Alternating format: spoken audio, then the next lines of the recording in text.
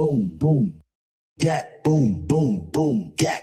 They wonder how I dance like that. Two steps forward, then I'll be right back. Pop it, lock it, drop it, pop it, lock it, drop it. Boom, boom, gat, boom, boom, gat. They wonder how I dance like that. Two steps forward, then I'll be right back. Pop it, lock it, drop it, pop it, lock it, drop it, pop it, lock it, drop it, pop it, lock it, drop it, pop it, lock it, drop it, pop it, lock it, drop it, pop it, lock it, drop it, pop it, lock it, drop it.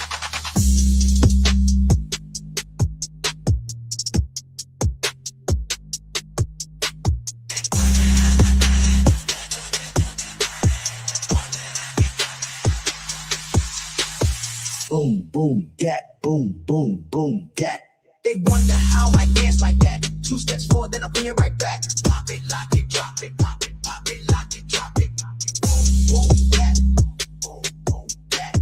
They wonder how I dance like that. Two steps forward, then I'll be right back. Pop it, lock it, drop it, pop it, lock it, drop it, pop it, lock it, drop it, pop it, lock it, drop it, pop it, lock it, drop it, pop it, lock it, drop it, pop it, lock it, drop it, pop it, lock it, drop it.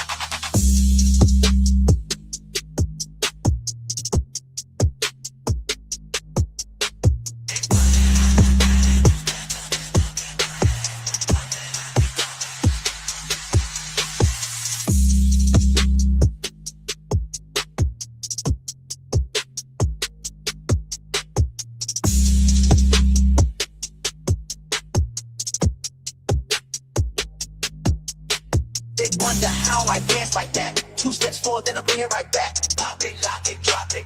Pop it, lock it, drop it. Boom, boom, yeah. Yeah.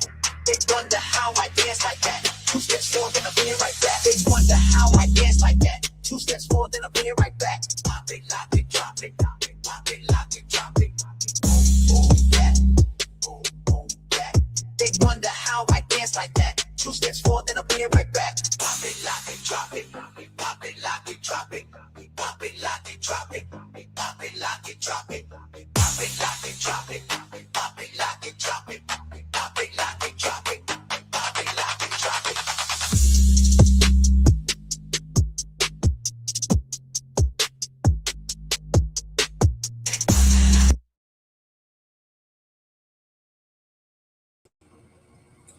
One minute early. I wrote that, by the way, just so you know. I know it's like a real bass thing. My thoughts on it was I was trying to get like that bass sound from the 90s that you used to bump in the car. Alright, I can't move like that no more either, but I'll fucking try, dude. I embarrass myself. I dance and sing everywhere, even though I can't do neither. Okay, so let me apologize for my lie earlier. My cat knocked out my fucking electric while I was live.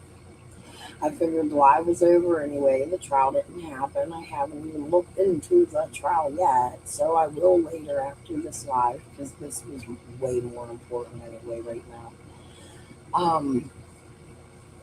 So many things I want to talk about. I apologize for this afternoon. My live was a whole ass fucking conundrum. It says it's blocked, but everybody's telling me, like my husband and people told me they can still see it. So, I don't know. But anyways, there were a few things I wanted to talk about. We're going to, before this live ends, can somebody please remind me to talk about Hatfield and McQuaid?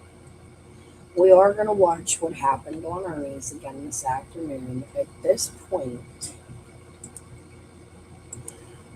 I invited Ernie earlier today to come to my panel and talk further about this. I really have no fucking care about what they said after. However, when we get to Hatfield and McCoy, we may go back and listen to a little bit of Ernie because that's what his live is about. Let me make sure I'm closing out tabs so I don't get confused. We're going to go to my appearance on Ernie's this morning. I shared it in my earlier live only because he tends to take a lot of lives down when I come up on his panel. So I gotta grab him as quickly as possible when I was about to go live. So I shared it this morning too. I don't think with any commentary. So now we're gonna give you a little bit of fucking commentary. I don't maybe not. I might just listen to it and come back to it later. Beautiful and such a kind person. She is a beautiful person. She is. Well, hello, Crystal. Hey. Sorry, I don't mean to bombard you. I really don't. I'm getting ready to go live about 2 o'clock at 10, so I'm going to have to make this snappy. First off, what are your thoughts on the Tupac trial? What do you think about TPD? I've not kept up with Tupac. You can't fuck with Tupac? No, I've not kept up with it. I don't know anything about the trial. I've been too busy with the Summer Well stuff. I know, but what are your thoughts? You ain't seen nothing on the trial or nothing on his arrest? Or Okay, so Sweet Katie, I literally have a live that I have shared, that I have been on his live, and he took that live down. There have been a few. Ernie and I don't have a hate relationship, but I catch Ernie in bullshit often.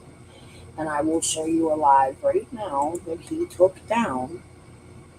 I promise you, you cannot find it.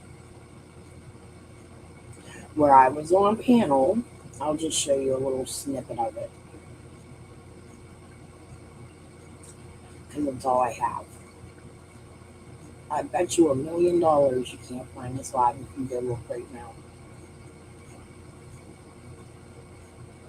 I'm so tired of this shit. Ernie wouldn't do that. Yeah, well, I don't know what to tell you. He has. And there's been a few times. Where are you, clown Ernie? I don't think it was this long ago. Hold up, let me go back up.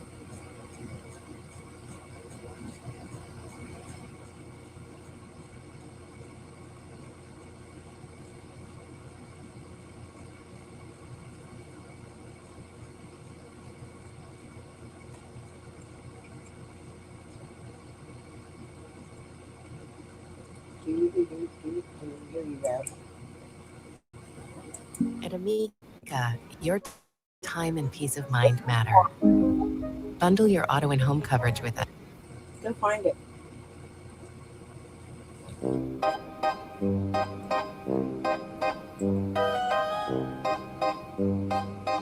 It's on the it's on the reality.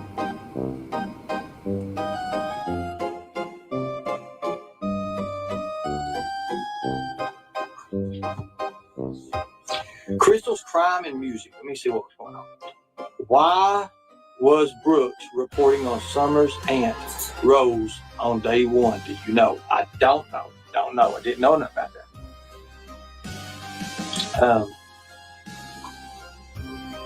The thought of fake Katie and Bird sleeping together makes me want to throw up.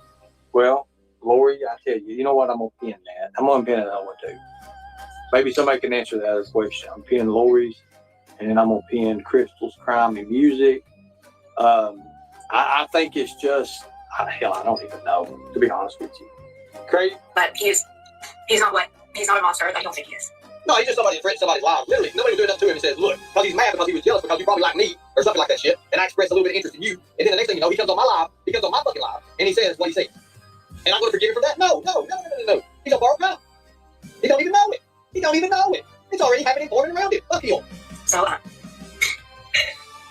just leave Bird out of it. Come after me. I was the one that is responsible for this whole situation. Well, my question is, what about the money? What about people? Or did you all split it? That right there makes you both accessories. Put it back. Brenda, okay, so Brenda is my dad's sister, or was my dad's. I don't know if she passed away or not. In Warsaw, Indiana, next to Ziggy or near her. Oh, God. Fuck. She lives next to Ziggy.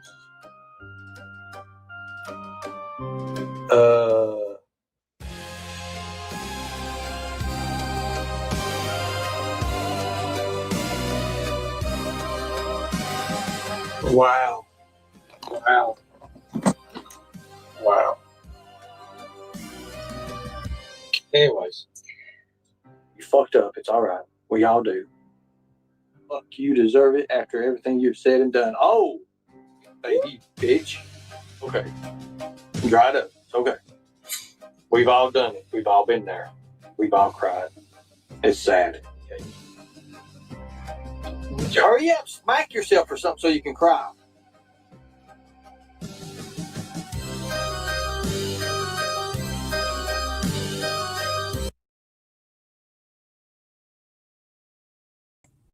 He literally said, "Oh shit, I'm gonna have to take this down." So, sweet Katie, I'm sorry to burst your damn bubble. You're wrong. Okay, now back to Ernie's live from today. When I'm working something, I tune everything else out. I don't watch TV. I don't watch stuff on other things. Now, if it's got something to do with Summer Wells or something, I'll watch it. But I don't watch nothing else. That's one of the things. That's one of the things I was trained to do. Dang it. I was hoping to get other creators' thoughts on the Tupac trial this week. So, anybody, if you want to watch the Tupac trial, come over to my channel. But anyways, the other reason I wanted to come up and talk to you was, what the hell? You went to the cemetery? We did. Huh? Yes. Yes, twice. 2 or 3 times, yes. So that recent video you had, you were just there recently? Yes, we had just literally left the area when I went live. Oh, I didn't see the live yet. I just shared a little bit of it the other day. And I don't think that he should be, sweet Katie. Do you know that Ernie told me that he is relatives with people I know in real life? And do you know that Ernie has pictures in my city around the time he was saying that? I'm going to be honest with you. I don't know if they're not relatives, people relative to my life. Let's put it that way. I don't know if Ernie was telling me the truth. He does resemble the same people. I could see him being related to them since I know they come from another state that makes moonshine back in the day because they used to make moonshine. I drank it at a very young age. Another one, Equal Justice. You gotta be fucking shitting me.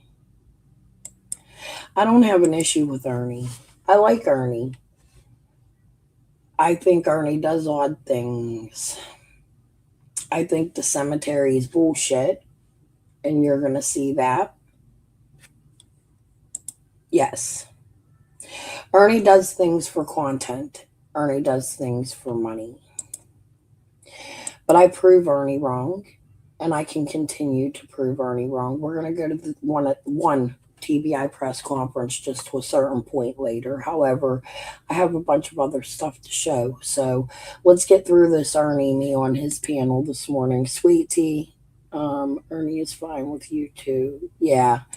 No, I don't have issues with Ernie. Now, do I have issues on his commentary? Yeah. Do I review commentary? Yeah. Do I have questions for Ernie all the time? Yeah. Do I think things Ernie do could be sus? Yeah. Do I think it's for show? Yeah. Do I think Ernie's out here to make money? Yeah. Do I think he has good intentions? I don't know. I hope so. I hope we all do. He does like to get a rise out of people.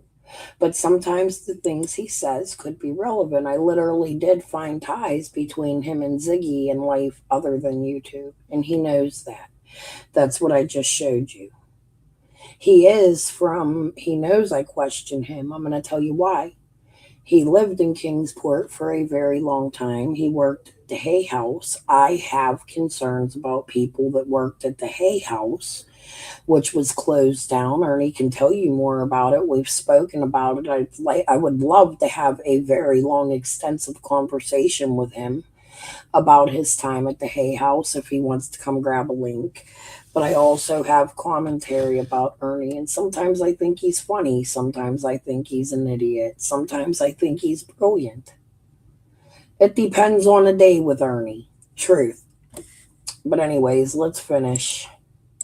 So I went on and looked up the headstone that you didn't show, and it doesn't say anything about anybody being buried behind it. It sounded like your recording with that guy you spoke to was really chopped up, like edited. So can you play the whole bit of that clip unedited for everybody where he's talking about somebody's buried on top? I'm just curious if that would be okay. Not right now because I'm getting off and going live, but at some point, can you clip it and make a whole video of that whole phone conversation clip part unedited? Yeah, I mean, I can do that. I'll do that eventually. Yes, when I get my intro back. Yes. Okay. I'm just putting it out there. That was very, very, very clipped. So I just want to That one segment was clipped. Nothing was edited. That one section was clipped. Yes. So here's Ernie telling us he clipped what I showed you guys the other day, where the guy's talking about, oh, on top. You could clearly hear the clip where he clipped it, where he edited. I'm an editor. I also hear other edits. I think he's lying to me. He is. He is. He told You told me he wants to sleep. He told Boo in his sleep he's lying. All right. Find me the link and I'll go look it up. Equal Justice. Okay. And you didn't get no pictures of the front of the cemetery or around it because Benny stated there was cameras all through the cemetery. And I know fact that... Wait a minute. Benny stated that there were cameras all through the cemetery, huh? I believe. That's interesting. There's no cameras all through the cemetery. No, there's not. Okay, well, and then the other thing a question I have for you is across the street, Blue Roof Dawn, his wife, if Benny wants to grab the link, he can. Benny did a video on this. However, I'd rather Benny come tell us his findings himself. I don't always want to share people's content, and I do often. I cut my content into their content, and I'm going to share, but I do share a lot of people's content, but I share a lot of Benny's content, and that's not what my boo's dying from the bull. Right, But, man. oh man. But I would rather sometimes just talk to people about a situation. So, Benny, if you're out there and want to grab the fucking link, did I put it up there? I did. Here you go. We can talk about cameras, what we think about cameras in the cemetery. But here we go. Where somebody had come out, an elderly lady came out one time when JLR was there and pointed to a camera that was directly pointed to the cemetery. Did you It's know on that? the house. We showed that. Okay, so they would have seen anybody coming in and out from that entrance anyway, correct? I agree with you. Somebody could have come out from the back end of the woods, but how would that be possible? And also, did you know that Karen Renfro, her son, was on Light Hauler Road that day? And he had posted... I see no evidence that Karen Renfro or her son was on Ben Hill that day. However, I know they were in the area on Light Hauler. Karen and her son Joseph Renfro posted a ton of pictures on their Facebook of the whole ordeal the whole time Summer was gone, while Joseph Renfro came in the chats like mine, like Michelle Walks, probably several others. I've seen him in Michelle Walks, telling people stay out of Beach Creek. Now, I agree with him. I'm not attacking him for that. Let me tell you why I agree with him. He didn't say why. He wanted people to stay out of Beach Creek, but it felt threatening in the comments section. I never intended to go to Beach Creek. I never said I was going to go to Beach Creek. I never. Actually, I'm one of the creators, probably the only creator that says, fuck no, don't go there. And I'm going to tell you why I don't think people should go there. There was a situation with chasing Duchess. I don't know. I think it was a separate situation with chasing others in the car where there was a chase up to Van Hill Road. Isn't that fucking funny? Let me go see if I have that cut.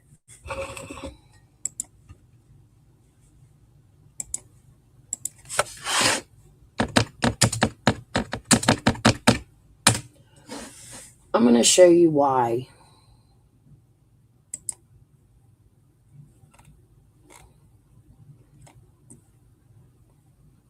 What is this?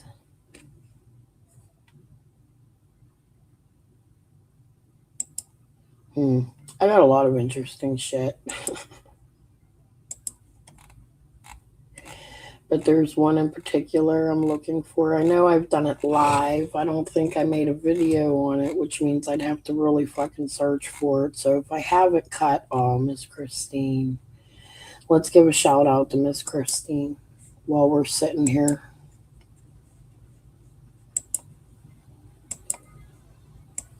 We've lost so many creators. Nana.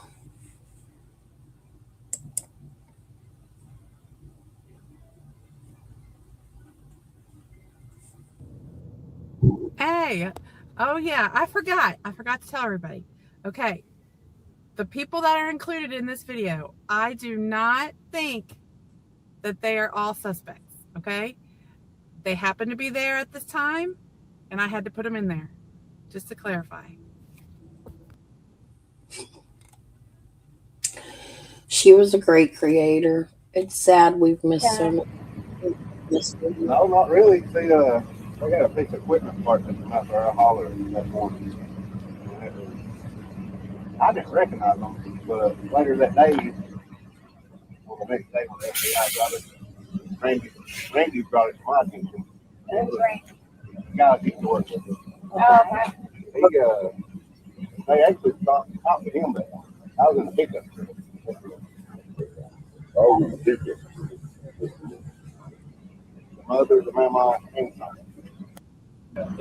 Yeah, did you see anything like No, I want to watch. No, not really. See, I got a piece of equipment part that come out there. I hollered that morning. I didn't recognize them, but later that day, well, the next day when the FBI got it,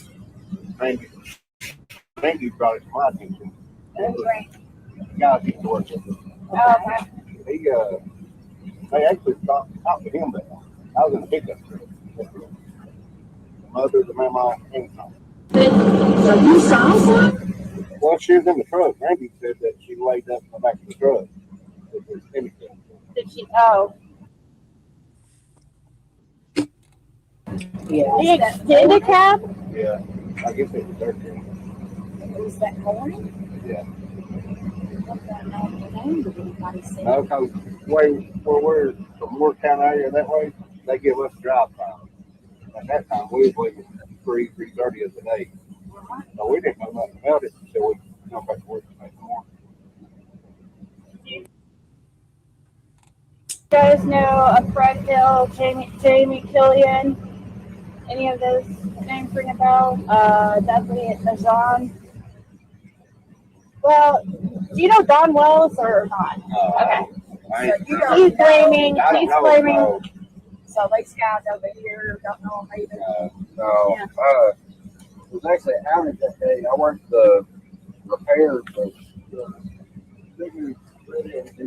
beard. He was one working over there most of the day. I think it was like later part, like after lunch or something. So your guys' work crew saw some of the morning. Yeah. I was over there like 5. That's before you started, wasn't it? No, I worked that out. When he hit that guy work, that was the same day. So Fucking time. Yeah, we was up to holler the day y'all was So why did they stop and talk to the? We had the roadblock for a big piece of wood. Oh, so back here. but did they talk to the Randy? You said that Randy, they yeah, talked to Randy spoke to him. and she was No, he's back in North Carolina. Randy. What's his last name? Do you know? Do you think he would talk to me? I can't know what Randy. Randy. You all what, Davey? Yeah, You Davey. what? Yeah, we're gonna have to. I'm gonna try to clean that up in a minute. We're gonna have to re-listen to that. Was they talking about Randy on Van Hill? That's not what I was looking for, but I'm gonna leave that there. We might actually come back to that because that's a little longer than I intended. I'm trying to find. I want you to hear about this chase.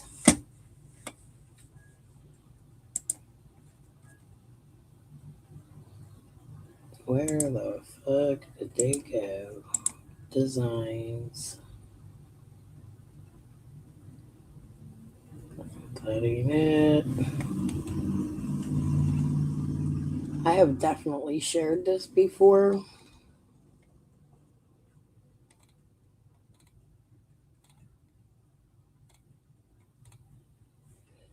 Was it on Squalls?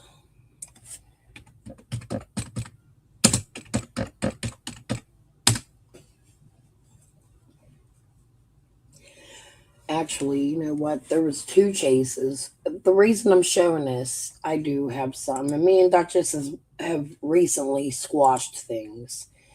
However, this is one of the chases. There were 2 of the chases. I'm not sure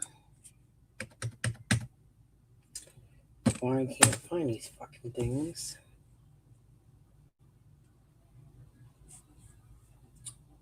This was when Duchess came on. Give me a minute. I may have. This is ridiculous. Every time I go to look for something, I can never fucking find it. I swear I am the world's most disorganized human on the earth.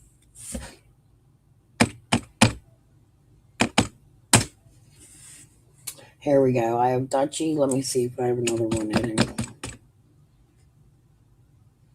Just for you, Chasing Boo. Let me see if I can find this. I did. I had it privated. I don't private many videos, so must have been a reason.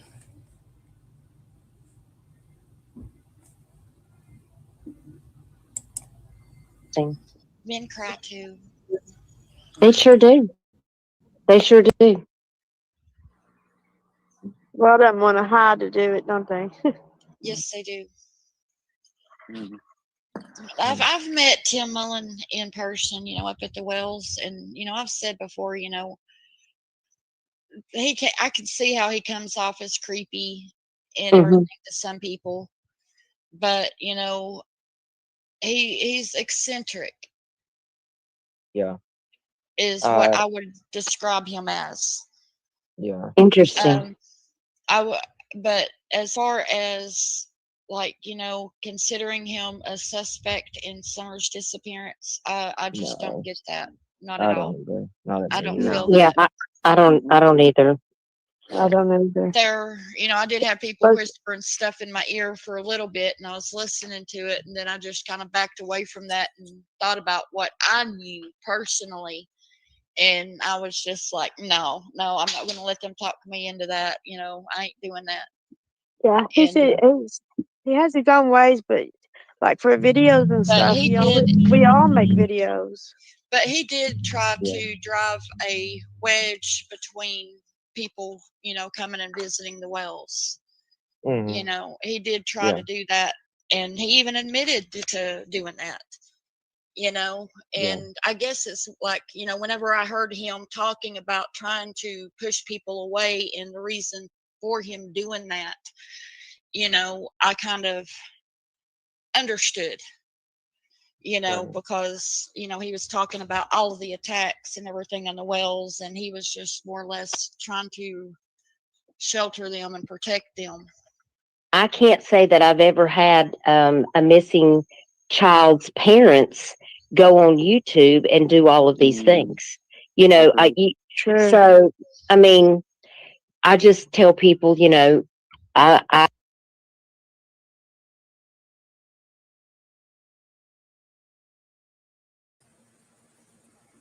Okay.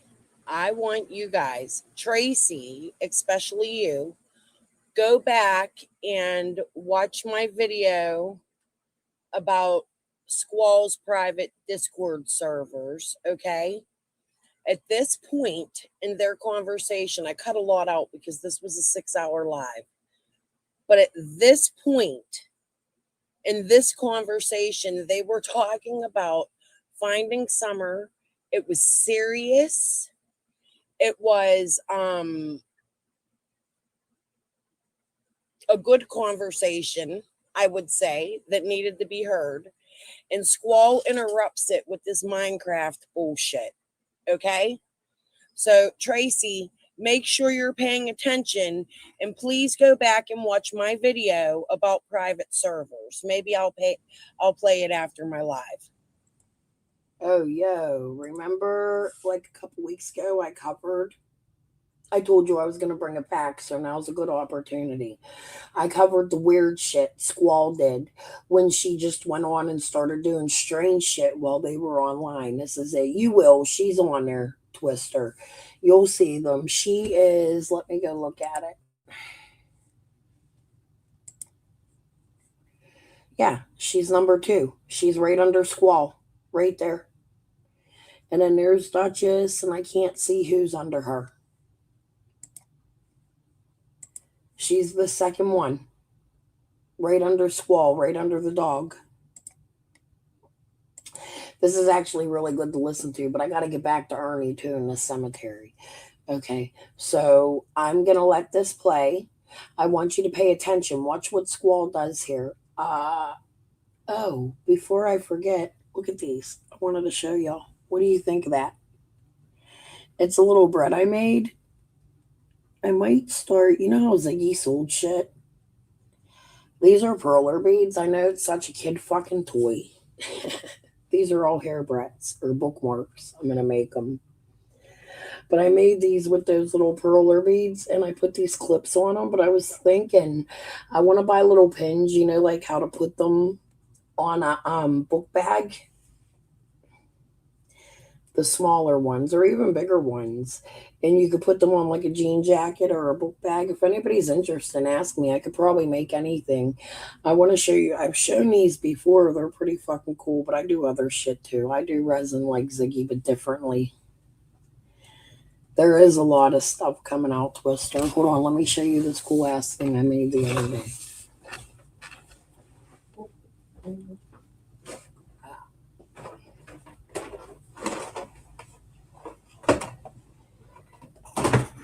Check his shit out. I'm proud of this motherfucker.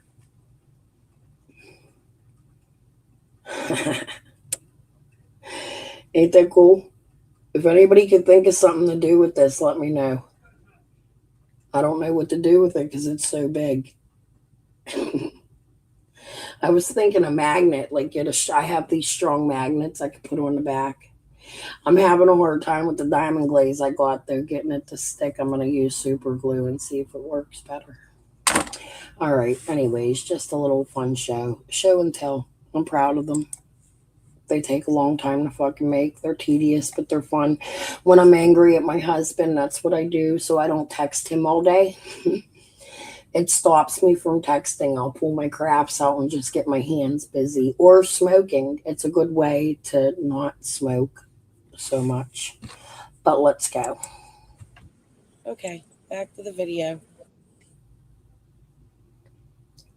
Ooh. I have my opinions, and you guys are entitled to your opinion. And we just have to really watch and see how things are going to play out, because I know that TBI has information that they're not going to tell anybody, because what's the misinformation is what is really bogging this case down. And I'm glad that they're not putting anything else out. And I don't think they should, because Me too. I want them to focus on doing their job and making sure that I do hope that they will go search other areas. I do hope that they will bring diapers in. I do hope that they will utilize every resource that they have possibly available to continue to expand. You know, if it's not this, well, then we've got to move on to do this. We've got to, you know, you've got to delineate and start going through all the different possibilities and where to search, so that you can check off those boxes, because you can't just go, okay, well, we searched 5 miles from the house, so, you know, we don't know where to go next. I mean, that's not going to be satisfactory to me. No, Right. like the Mara Murray case that Gray and I are doing. I mean, they searched at least 10 miles in all directions. And then there were more searches after that. Additionally, the family, different search dog teams, different rescue teams, all searched different areas. So to me, I was like, 5 miles circumference. That's just simply not enough. And I know that it's a small area and a small team, but at the time you had all of those agencies, 1,118 people searching for her. Real quick, And everybody it's still keeps, small to me. sorry to interrupt. Everybody talks about the hide and seek, and you know, because everybody's like, well, they were supposed to be playing Minecraft, and now it's not that they were playing hide and seek. Hide and seek Who is said they were a playing type hide of and game seek? in Minecraft. Who Chris said that? Chris McDonough. Yeah, in that No, they interview. weren't playing hide and seek. It's Nobody part ever of said a that. Minecraft. No, but It's a type of, I think Don told Chris that sometime or something about the game. Oh my gosh. I know that was in some interview that he. Yeah. If I'm not mistaken, Chris McDonough alleged that a TBI agent or one of the officers told him that the boys were playing hide and seek. No. Yeah, that's what when I heard that, I was like, No. Hide and seek is a Minecraft thing. Sure, yeah. I mean, just type in your Google, YouTube search Minecraft hide and seek. And I mean, right But here, I don't think it's that just, that's even what he was saying, Squall. I don't even think that that's that's how I took it. I didn't even understand that it was related to Minecraft, you know, at all, the way that I heard it. So, because first they said the kids were on the internet. Then they said the kids were watching at some point they said they were watching YouTube. When asked in one of the interviews what the kids like to do, one of the things was hide and seek. And he said, yeah, Summer would hide in this refrigerator. And then months later, when Jose came out, he did say that the kids would play hide and seek and Summer would hide in there. But they weren't playing hide and seek that day. The kids were in the house and Summer went to the basement. Right? Or am I crazy that is now being mixed together? Yeah. Somebody just asked me in the chat why I would be up here with Scott, who calls women bad names. Because Scott is. All right, guys. Another part I want you to pay attention to. Yeah, Squall in the gaming. Let's talk about that for a little bit. I woke up, Nico. I woke up at like 10 o'clock, 10:30 last night. So I'm up. I'm up probably for a majority of the day. I started this video yesterday when I did the other one. But I was frustrated yesterday. And, you know, it's time to just stop this shit. I just want to get out there why I feel like I do about these people. Because I don't know. To me, it seems like Chasing never paid any attention to anything. and just followed the crowd and followed Penny. I do not know why that is, and even more so at the beginning of this than Penny, it was Squall and Scott. And then you add Adrian and Jenny and all of their antics, okay? And she never paid attention. She was accusing me of doing things I have later on in the video, because it's a very long video. It's 29 minutes. But later on in the video, I start showing lots of receipts. So hold your britches, Chasing. Let's take a listen. Very familiar with this area. And somebody asked me today, who would I say? I don't even know what the question was exactly. Well, let me put an end to this right quick, Chasing. Sure. Why would Scott call women bad names? Scott does not or has not ever called a woman a bad name just willy-nilly out of his mouth. Is it the correct thing to call women bad names? Probably, yeah. But do I just do it on a whim, just out of the blue? No. I normally do it because the woman that gets called the bad name is being the bad name or acting like the bad name that I'm calling her. I've called a couple bad Quit names. Quit saying. You can go listen to these same women that you talk about me calling bad names, use the exact same terms or worse that I've ever called any woman. And they call women that and men that. The very same women.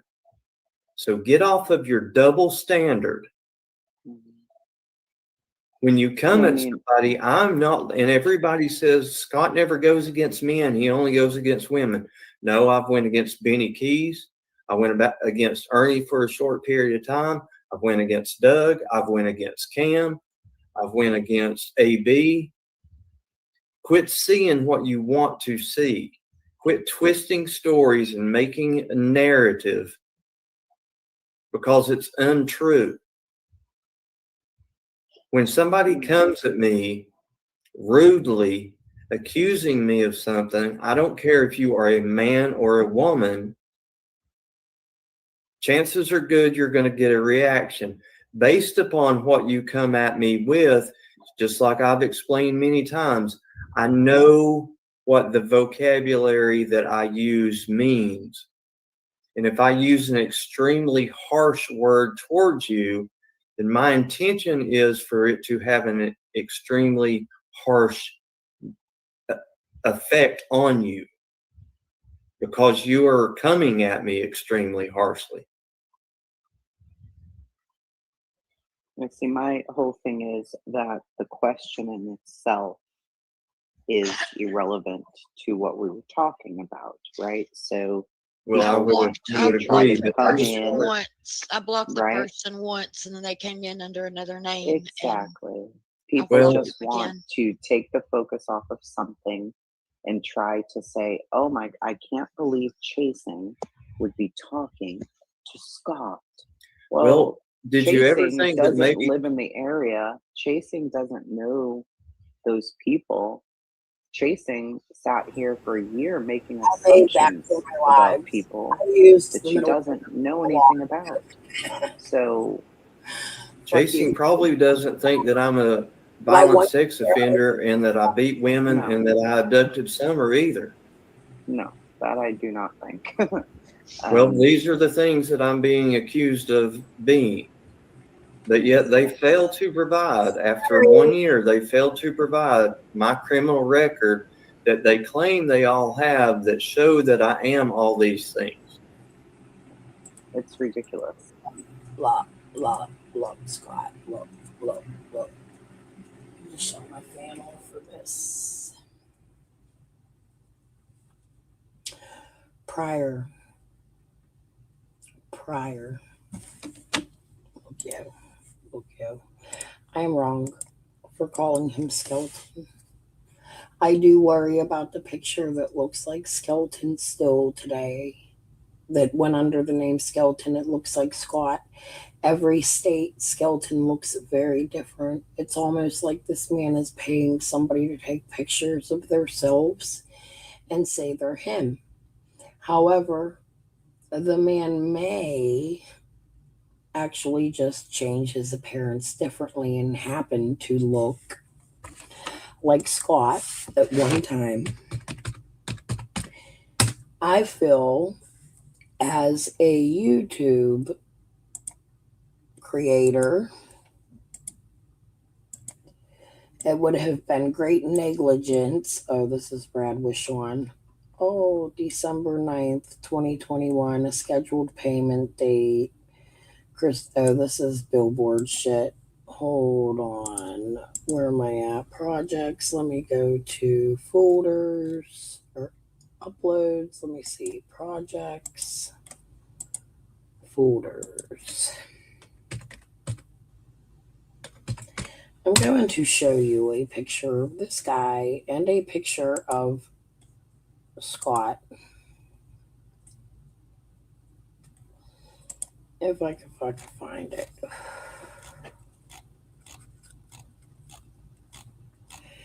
His charges were extremely horrible, and I owed Scott an apology for what I did. It was wrong.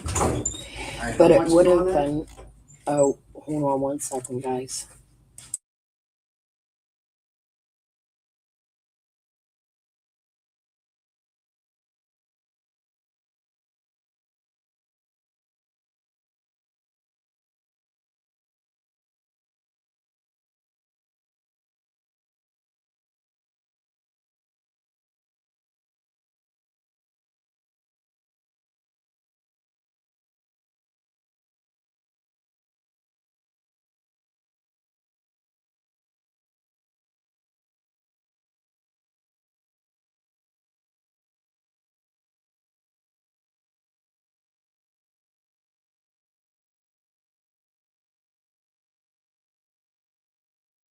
He's going to Coco Wawa for me. They're like this big. They're not real big. It's macaroni and Nashville style chicken. Mixed together. Yeah, they're good. I shouldn't eat them, but I'm going to today. Alright. The kid that lives with the other kid that lives with me gave me $25 how to rent today.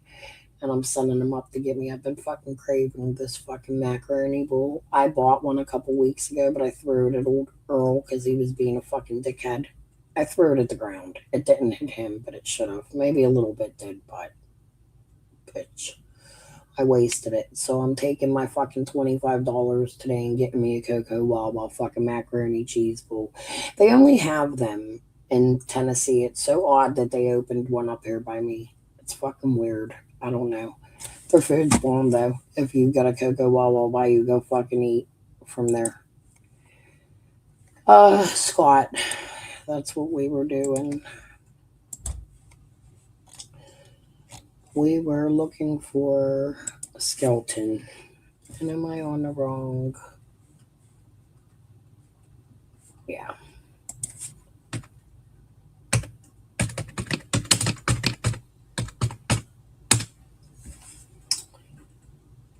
Let's see.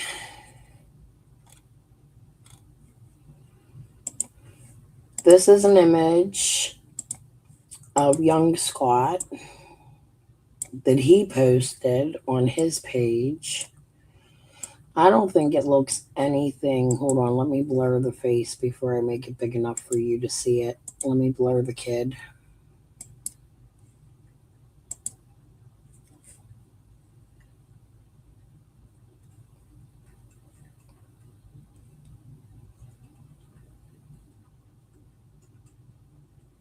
We'll just grab the face. There you go. No face. Jody Sue and I talked about this in the phone calls I shared with y'all the other day. This picture in particular. This was a picture of young Scott. Jody told me that it doesn't look like Scott, but that it looked like Chicken on a Stick's husband. Scott shared it on one of his very first lives. Now I'm trying to find, here we go. This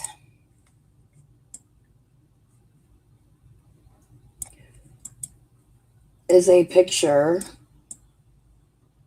of a man who lived by the horse pond and worked across the street on Moreland Drive from Dyke's Towing on the way to the grocery store. There was very early rumors that Candace had stopped at a storage shelter. There is a nursery, a like hardware store type nursery and storage shelter on Moreland Drive. And this guy works there. He's registered there as an offender for working there. He also is registered 3 minutes walking distance from the horse pond in a condominium duplex where he lives, but above him, there's a lot of people with the last name Vincent, like Christy Vincent. Christy Vincent has told me she is not related to any of them people. However, she also told me that a woman named Honeycutt, who is James Skelton's sister, who lives directly across the street from Andy Bernard and Chicken on a Stick, even growing up, went to school with her, worked for her family, cleaning, and James Skelton is registered at these condominiums in a 3-minute walking distance to the horse pond. Now, James was arrested. He was not keeping up with his Megan's Law registry. He has charges both in Texas and Tennessee. Very sick charges against children. However, this is a picture of James Skelton. Benny Gavel and I, violent against children refers to a violent sexual offender whose victims were 12 years of age or under, sexual exploitation of a minor, injury to child, bodily injury. This one's in Sullivan. There's Johnson City. He has a red Toyota RAV4 sport utility sedan 4-door, tag 17 BCNG, Tennessee. However, he has other charges. He was registered in Texas. Now, at the time that I was accusing Scott H. of being this person, we had all seen Scott H. briefly. Well, me and Benny had seen Scott H. briefly. Let's see. Can I find an image? Scott then, after Benny, after months of Scott saying we never seen him and that it didn't happen, and Benny agreeing with Scott that it didn't happen, which was really fucking odd to me. I'd like to ask Benny about that. This guy's a fucking devil. We'll put him right here. Okay.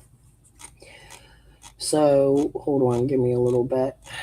These are all my AI pictures. I made these when AI was hard. Let's go here.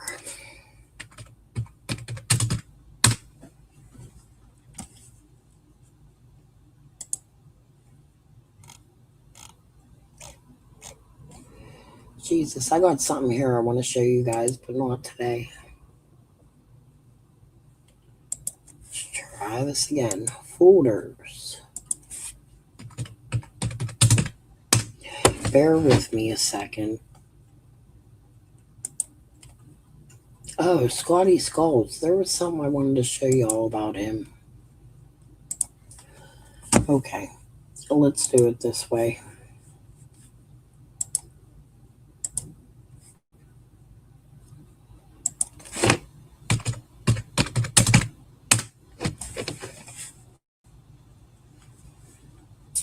Oh. I'm going to look for a current picture of Scott H. I'm going to show you what he looks like compared to this picture. Some people did not look. Do I have his name? Enter the Shell sweepstakes for the chance to win $100,000 or free fuel for a year.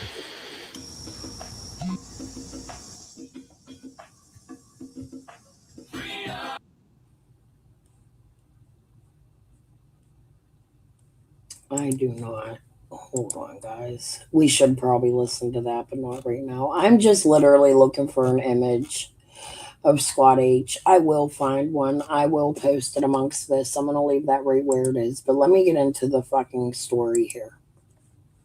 So, I accused Scott of being this skeleton dude because, in my opinion, he looked extremely like Skeleton, and he still does, and I find it curious. I'll come back another day and show you all the many pictures of Skeleton throughout the different states, the 2 states at least, I think. But he was on the list of where Summer was that day that she went missing, which would have been the Horse Pond and Moreland Drive. So it made me really curious when I seen this guy that looked like Scott, and I accused Scott of being him. However, that was very, very, very wrong of me if it's not him. I apologize for that.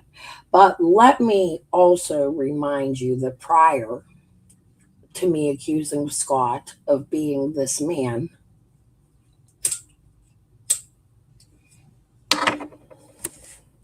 let me see if I can find this one.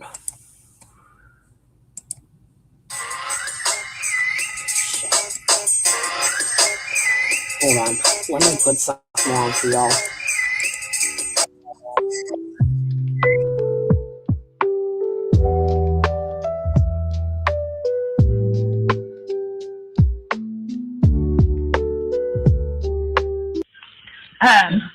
Cause I don't like them. Our horse got loose one night, and well, I ran into her and Andy as I was going out walking on a holler looking for him, looking for that little horse lad. And they told everybody that I was walking in and out of the holler. Okay, we're going to watch that. I'm going to be on for quite some time today because that's not what we were watching at the moment. Okay, so anyway, Scott H.,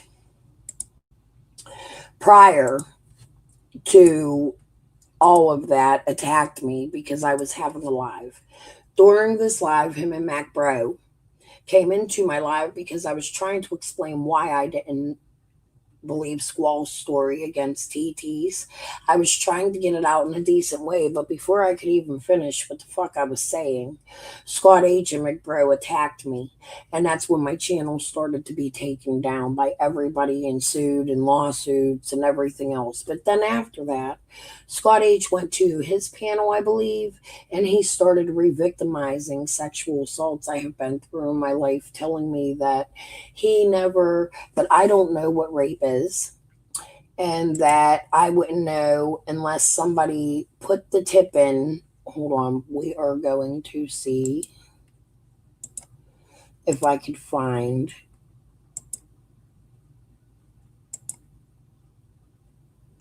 Oh. Then after that live stream, he had the damn audacity to go to Ziggy's live stream and bash me for 4 motherfucking hours. The live stream had a big caution. That might be it. Hold on.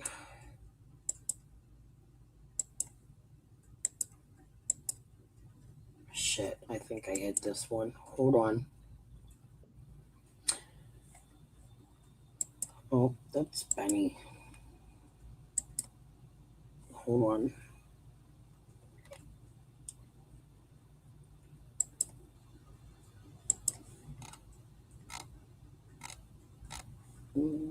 Folders.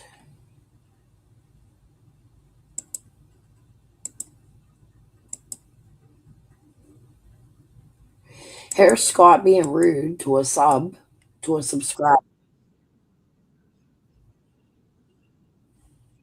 That's in our private Discord room that is not an asset.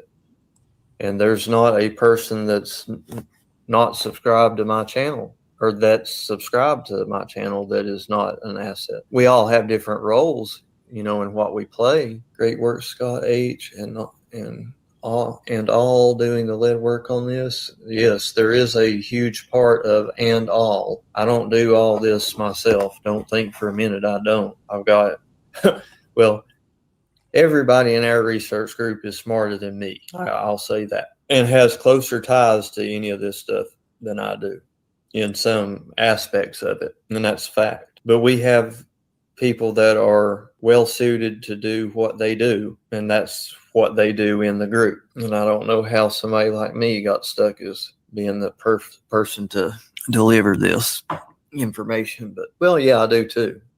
He's talking about Carol Johnson. He's talking about Linda, the one that sued me. These are the people he's talking about. But I'm deeply looking for this other live. I wanted to because I saw people were getting inaccurate information. Somebody left me a comment on one of our videos the other day and asked me if I would quit slurping my drink. I told them no, just the way I am. I'll sit here, it's my channel. You don't come into my house and tell me to stop drinking my coffee. You didn't buy my house, my computer. You don't pay for my internet service or my water or my coffee. So shut up. This is how he speaks to people. It's just not in women. There was a live stream with Tiffany Marie one night and Penny. And even though I don't agree with the live stream, Scott H got very, very upset with them. It was while Chase was going on the hoax call night after. And Scott had gotten up on the panel and like degraded all the women on the panel. There have been so many times Scott has reoffended women and said things to them. And the way he attacked me was just grotesque. I can't find this video right now. I know I have it. I don't know which one it is. They're not labeled. But when I find it, I'm going to fucking share it with you along with what he did to me on Ziggy's. It was grotesque to say the least, and it's what took my channel down. I lost over 2,000 subs because of him. I was attacked like no fucking other lady or told me at one time I should unalive myself. I don't belong in Summer's case. And I'm just going to let people out here know that I don't get intimidated very easily. And I'm not somebody who will ever give up. You should know that about me. And I have locals coming to my chats now talking to me. You can ask Boo when he comes in. He'll tell you that himself. I always been a fighter since birth. So I've had to fight to survive life. I will fight you tooth and nail in any way I possibly can, Scott. So you could go fuck yourself. I do know what it's like to be raped. And you're a very disgusting fucking human. You should know when they stick the tip in the ass, well, one day you're sitting in fucking prison. I hope Bubba fucking tears your ass apart. You know, we're having So that's conversation is about probably these people. And it's like, why, you know? And this is why, can I just be bold? This is why we don't get anywhere as a community. Because it's more important for people to have the question, why would so-and-so talk to so-and-so? Well, you know, this isn't about me. This isn't about Scott. It's not about Squall. It's about Summer, right? So if he has insight that can ease my mind or make me think more, then I want to hear it. because this isn't about creator versus creator for me. This case is about Summer. That's all it's ever been about. And whatever side arguments people are having, that is their business. It's none of my business. Well, it's all drama crap. I appreciated that until she starts talking shit on me. Now, you know what? Duchess has apologized to me. I don't even know if she comes on during this. This was a very long live that they did. But I do believe that story about them driving down Van Hill is in this, and that's really why we're here listening. But I think this is we're only 16 minutes in of 117 minutes and 37 seconds. I don't plan on going nowhere today. My live this morning was a flop. I'm out here. I do have my monetization on. As you all know, my husband's not living here. He's helping me the best he can, but he needs money too, and I've been pretty much taking everything from him, and that's not fair to him. I had to borrow money from Cash App today. That's ridiculous. So I'm going to stay live as long as I can and try to make as much money as I can till I got to pay my bills. I was actually able to pay some of my apps today, like Canva. I'm not sitting here grifting. I'm not complaining about money. I am, but it's not for that reason. I just want to let you guys know that I'm going to start doing longer lives so that I can get the commercials. So I hope you guys will stay for a little while. And if you want to send a super chat, hey, I put my Cash App up like last week. That's not something I'm going to do all the time. I might do it once a month as long as Earl's not here. We're trying to work through things. It's not really going extremely well. But at the meantime, we are helping. He is helping me more than I am helping him. So I don't want to leave him broke and struggling with nothing either. So that's where I'm at, and I'm going to try to do like as long as lives as I can while my StreamYard's paid. I hope you will stay with me and visit, whatever. But let's listen. Let's just continue this. I'll be here a while is what I mean. Chasing, it's bullshit. It's coming from the people that in the very beginning, and I don't have Facebook, but I've been shown on that. Scott Skulls came out here with him and Cracking, the PIs. Twister could probably tell us about Scott Skulls. But you know what I recently found? The same thing I found with Ryan and the PIs. Now the PI, the drone guy, started a Summer Wells channel. Ryan is a regular. He's had like 2 lives. I posted it on my community post the other day with "You've got to be fucking kidding me." And then I also found Scott Skulls going under a different name, but still sharing his story about being in Rogersville when Summer went missing. It's quite fucking disgusting, and I'd like to have a fucking conversation with him about the very dark drawings he drew about Summer Wells and sold on Etsy. Now that is fucking grifting. Okay. all the stuff and told all the stuff, and you probably know because you have Facebook. The creators that all this stuff are coming from are creators that hate Squall. It's just up the street to get food with that money you gave me. Up the street where? To Chicken Wawa. Chicken Wawa. Yeah, I'm getting macaroni and chicken bowl, and then he's going to the weed store. Man, you need to hurry up. I'm trying to put like $50 in his pocket. Oh, he's trying to. I heard you ask him about that job. Hold on, I'm live. I'm going to let this play. Let me talk to my roommate. You want to say hi, Keon? He's the one that raps. Look, I'm going to show you a video. What's up? No, you got to come close. What's up? Let me stop. These are my peoples. Okay, hold on. I'm going to show you a fucking video, dude. I hope it's in here. I hope it wasn't in my old phone. Keon, it might have been.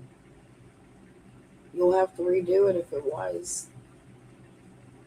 Hold on, I might have it in my gallery. Y'all know that song Bikes Up I was sharing with y'all? Ah, it's Boo. Hold on. I'm live, Boo, and we're listening, so what are you saying? What's up? Hold on, let me put my mic on. Just absurd at this point. Hate her if you want They to, see or me whatever. working with Squall. So therefore, in order to tear me and to tear Squall down, because they don't like Squall telling what she's telling, they have to come up with these ridiculous things and make all this kind of noise and all this kind of stuff. Listen, I said clearly the other day, and everybody says, oh, you were defending Squall, you were defending Squall. I said clearly in my video, I said it did not matter if it was Squall or not.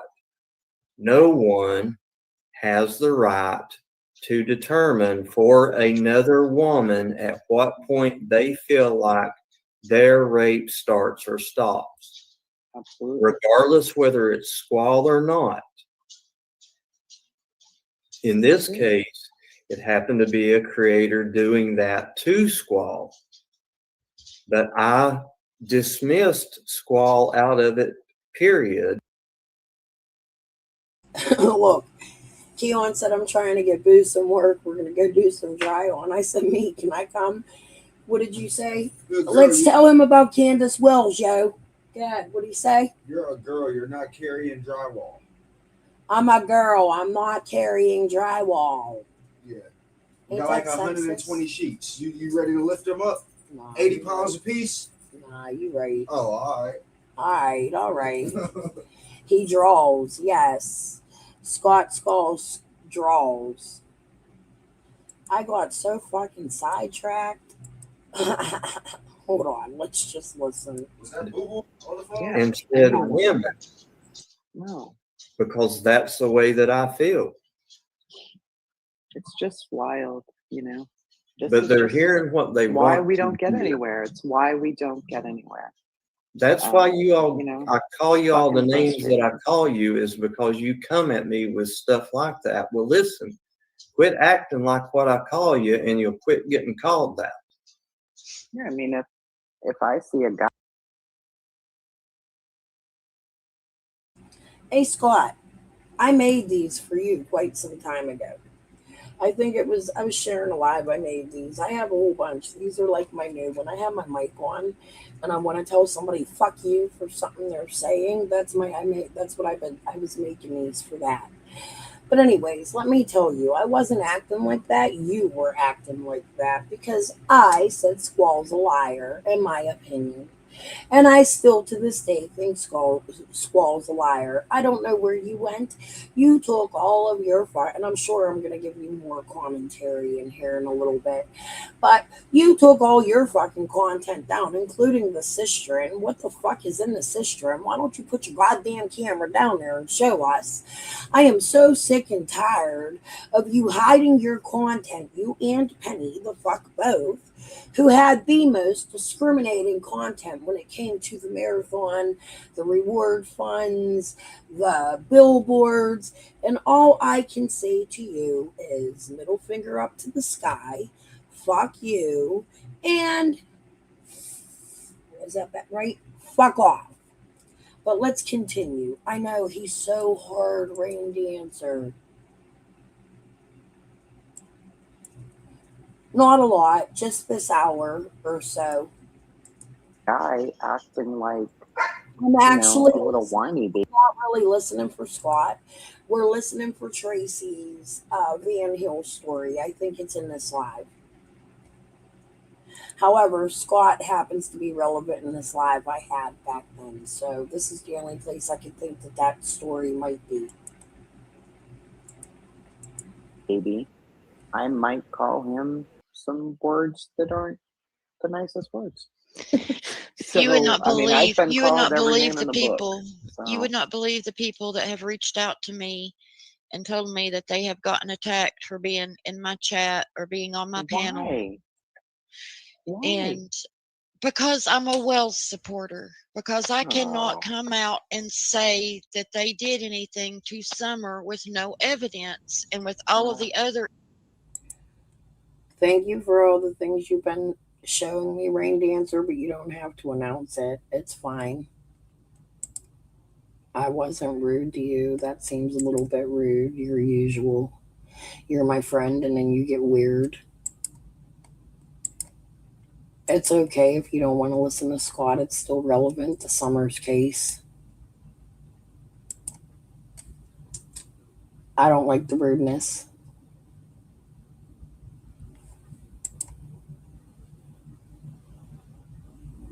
I don't know if you mean that to be rude or not, but I'm taking it rude. You are welcome to leave. You never have to announce when you're here and when you leave. Please understand that. I don't roll that way, and I'll block you my fucking self. For evil people in that community, I cannot say that We they don't are know who did what. exactly. And, the more you try to fish out the things that are there, like I didn't know about the different personalities or traits or whatever of Beach Creek, like the incestuous stuff and the drugs. Scott E. Skulls is still alive.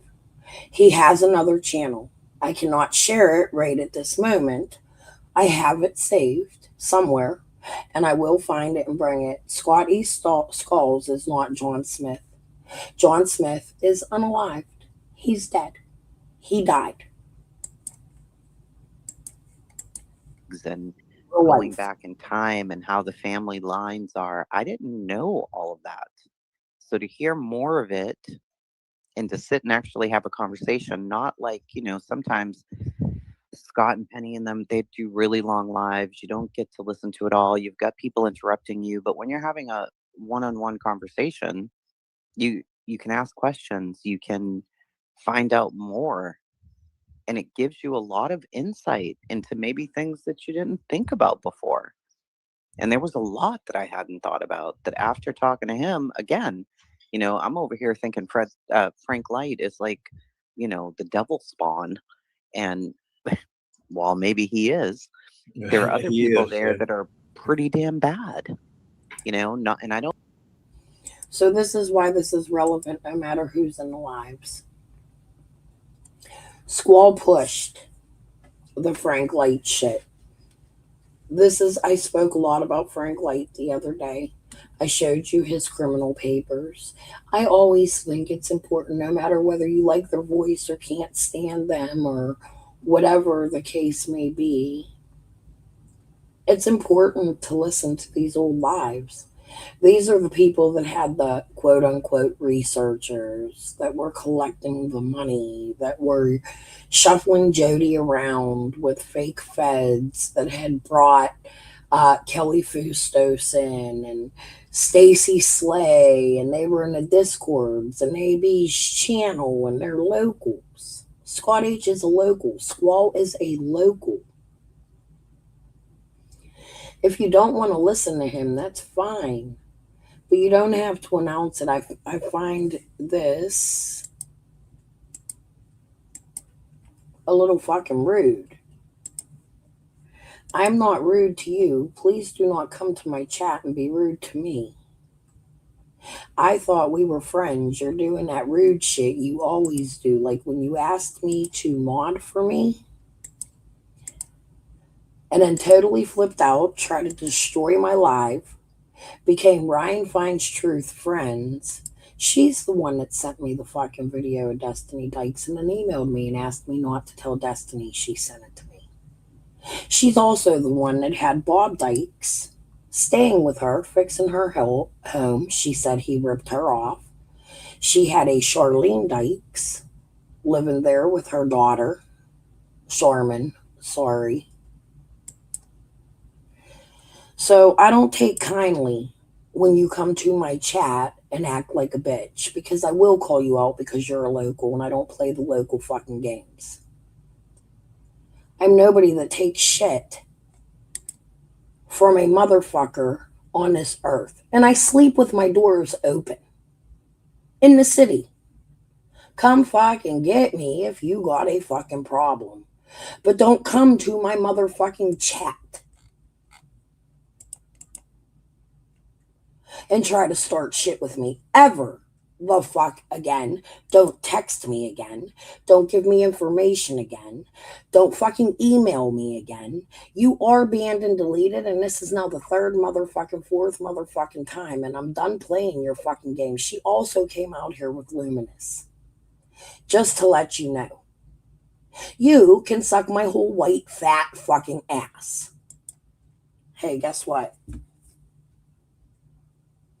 Now I'm going to continue to what I was doing that you just tried to motherfucking derail. I don't mean the RSOs that we all looked up. I mean people that we never looked up. So it just gives you a lot of perspective. And it's not going to solve the case, you know, but this is what we do. And all right, guys, I'm back. I wanted to address a few things they were talking about in this, and I can't remember. But I also want to apologize to you. I think I messed this video up. I don't know. We'll see, because my receipts go at the end, and I swear it was the things they're saying now. Some of it. Sky Purple, I still want to know what Squall did to her children, too, but I have an idea. I'm not going to say it because, you know, I'll get attacked, but we'll leave it at that. When I can prove it, I got to go research what I'm thinking. I just think Scott and Squall knew each other prior for a reason. I'll just leave it at that. What were they talking about? That's okay. We'll just play the video. I'll let it play again and give real commentary. I kind of just came on, let people get on, because it's only 5:23 in the morning. You know, so I figured it would take a little bit for people to see this, and I want to make sure it gets to chasing. But I'm just going to let this play, then we'll do it again. Okay. I got to see if I messed it up. I think I did, which means I left a lot out. That makes me mad. Okay. Hold on. whatever this is, true crime, you discuss these cases, you have a discussion, you move on with your life. Not to mention all the other ones. And everybody that has talked to Squall has said this as well. Everybody talks about Frank Light. And yeah, Frank Light is a horrible human being. I wish he was buried under the jail for a multitude of reasons. But Frank Light is not the only one down there in Beach Creek that is a danger to children and women. I'm sorry, he's just not. There's other ones. Frank Light has brothers. Frank Light has cousins. Frank Light has stepbrothers. Is a word. Fred Hill has brothers and sons and cousins and stepbrothers. Fred Hill don't have brothers. Frank Hill is not the only one. You know, there's another RSO, Cam covered him, that used to, another one that worked at the sheriff's department. It's an RSO that lives just like 7 miles away. Frank lives like 2 miles away. So, Scott, you were mad at me for doing the whole skeleton thing, but listen to you. You're pointing out all the RSOs. Am I not doing my due diligence if you look like this man? And I did reach out to a member of Scott Hunt, which is the name people call him. Tristan Hunt got back to me and told me that this is Scott Hunt and that Scott would have never taken Summer. I still find a lot of shit funny with him when it comes to money. The searches, the search parties. He may not have taken Summer, however, he had a hand. A big hand. Thank you, Lorianne, with collecting money. He was a very big, huge part of the marathon. He actually ran it with Q Carlock and John Q Carlock. So, hey, the Basement Jesus is back. Thank you. Yay. I'm happy to have you back. So, but what I'm saying is he was in my live earlier about Tupac. Everybody say hi. He's a new sub. I love to cheer on my new subs. I hope you stay. What I'm saying is that Scott had a very huge hand. and a lot of the money that was passed around. And with the people setting it up to me, like organizing it, AB, he's very into Bitcoin. Even now, I think, if you go to his channel,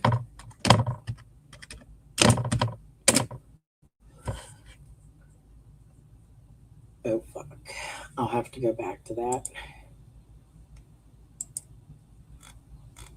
Oh, he took it down. I have the screenshots. We're going to do a Scott H night. And I'm going to show you where he has The only one. posts about Bitcoin and his live streams running the whole time.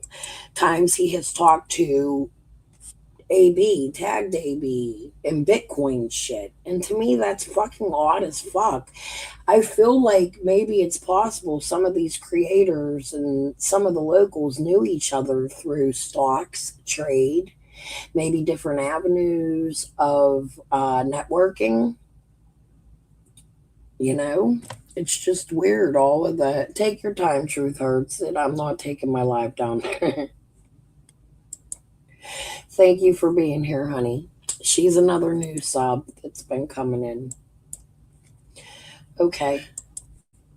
I really do appreciate all the new people subbing up to me and following Summer's case. Yay, my food's here. Let's listen while I eat. You know, there's another RSO. Cam covered him. Another one that worked at the sheriff's department. It's an RSO that lives just like 7 miles away. Frank lives like 2 miles away. I mean, are we really tossing up? You know, I mean, that's a 5 mile difference, but still, if you took Frank Light completely out of the picture, everybody would be freaking the hell out on Chandler, the one that lives 7 miles away. Why? Because he's registered. But there's tons of them down there. Squall's talk to them. I've talked to them. There's lots of other offenders down there that aren't registered because they've committed the acts, and it's all been swept under the rug. Yeah, after hearing from you what many of the people were like, and that, you know, me thinking probably Frank Light is the scariest person I'd ever heard of, and knowing that he probably isn't. And there are far scarier people in that area. That was something. That was really something to hear. Somebody asked me that I've heard. Doesn't. I mean, now, if I was Jody, would I hate a lot of people who are talking about me? Absolutely. I wouldn't want to be thrown into the middle of being, you know, felt like people think that I had something to do with it. No, I'd be calling everybody names too. You know, I wouldn't stand by and let that go. I'd be like, oh, fuck you, fuck your mom, your sister, your dog, everybody you know. But at the same time, she's come out and talked a lot. Nico, let me address that. It gets stressful, but this is YouTube. I have a real life, and I'm not as stressed as you people think. I'm just not. I just want people to see what they've missed for the last year while ignoring me. I have people watching me now. My stuff is getting around, and I just want people to see it. I promise you, I'm not stressed out where I am hurt in any manner. If anything, this is freeing. Okay? Promise you.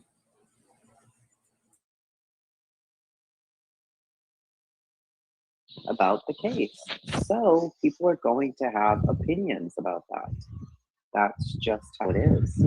And with those opinions, sometimes come unreasonable things or factual things. So you don't know. You can choose to listen to it and throw the rest out. Nobody's forcing anybody to believe anything, you know? You believe it or you don't, and you move on. But people don't know how to do that. They don't know how to hear, well, I'm suspicious of Squall. I'm suspicious of Jody. I'm suspicious of Andy, and just move on with their day. No, it doesn't work like that. This is Frank Luck's Facebook. Anyway, this is Frank Luck. This is his Facebook page. Whenever I went to see Frank in 2013, we had reconnected on Facebook, and we had been talking for several months. And I did go over there with the intentions of having a few beers. And, you know, the intention was that I was going to spend the night so I wouldn't have to drink and drive. I didn't go over there with the intentions of being tied to his bed. I did not go over there with the intentions of things happening the way that they happened. I feel like I was drugged, and it's hard to talk about. I never thought that it would be like really, really hard to talk about, but it is. It's super hard to talk about. I sit here and I practice saying it out loud and everything when I'm home alone, and then it's like I get on here live and my brain just starts wanting to tear me up on it. But I don't know if you can see. I believe this is like an old photo of Frank's family. This is the exact video I was shown when Scott took me down. This is only part of it. This is what I was shown. Benny came on my live the next day, or maybe even that night. Queen B was on panel. I know I have that. I'm going to fucking find it. His brothers and sisters, all of them, you know, they're a big family and they're very tight knit. If I'm not mistaken, there's like 4 girls and 3 boys in all. I'm not absolutely positive. But just to show you real quick what really freaked me out on his profile right here, that made me throw up. Looking at that face that he was making just absolutely made me sick to my stomach and made me throw up. I don't know about anybody else, how they feel about it. This is his son, and right here, I don't get a good vibe from that. But at the same time that I don't get a good vibe from that, just because I don't get a good vibe, it does not mean that Frank is guilty. Everything that Frank did to me, yeah, I thought I had put it in my past. I thought I had moved on. I had not thought about it in years. I was fine. I was dandy. Nothing in my heart. You know, it didn't bother me anymore after that. You know, I went to a friend's house, spent a couple of days there. It was like during the holidays, and then I went back home, and my best friend, I told her about it, and like, oh my God, you know, that was a freak, and you know, at least you're still alive. And I think the only thing that saved me was he lived in a trailer court, and when I got loud and everything, you know, he stopped. People will then go into their chat, accuse them of things, call them names, look them up, dox their children. It's ridiculous. Okay, guys, I want to read this, but I gotta pause it. Hold on. I'm not really gonna read it. It's on my wall. A lot of this is just, Eric, thank you so very much. I'm very appreciative of you. It'll help. So they had just got done saying you shouldn't be doxing people, but before I started to even attempt to dox Squall, Grandma Mama and Scott were trying to look up everything they could about me. Everything, okay? So they have this girl, Baton Rouge, who has since changed her picture, okay? She doesn't even look like the picture she is in here, and it's because I showed that she looks identical. This picture is an identical picture to my ex's new, very young trophy wife, okay? And I pulled her card. She disappeared for a while, and then she changed her picture, and she looks nothing like this picture. So when you look at Baton Rouge, make sure you look at the picture, because this was definitely somebody setting me up between Scott, Grandma Mama, and Gavel. I have other proof of that on my wall in a video. I had a morning where I had some crazy shit happen on my Facebook, and I came on crying, and then right after that, the police were called to my house not long after, you know? So...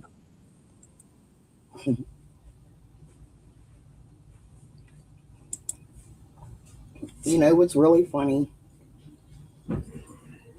I have found since then not since then, I didn't put it together.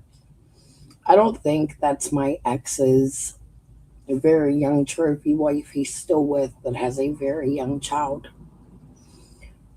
There was a woman that came out here under the name of Janine Murrell. Does anybody remember her? She was from Britain. However, that woman, I knew in my life that name, not the woman, but the name. This woman was writing me.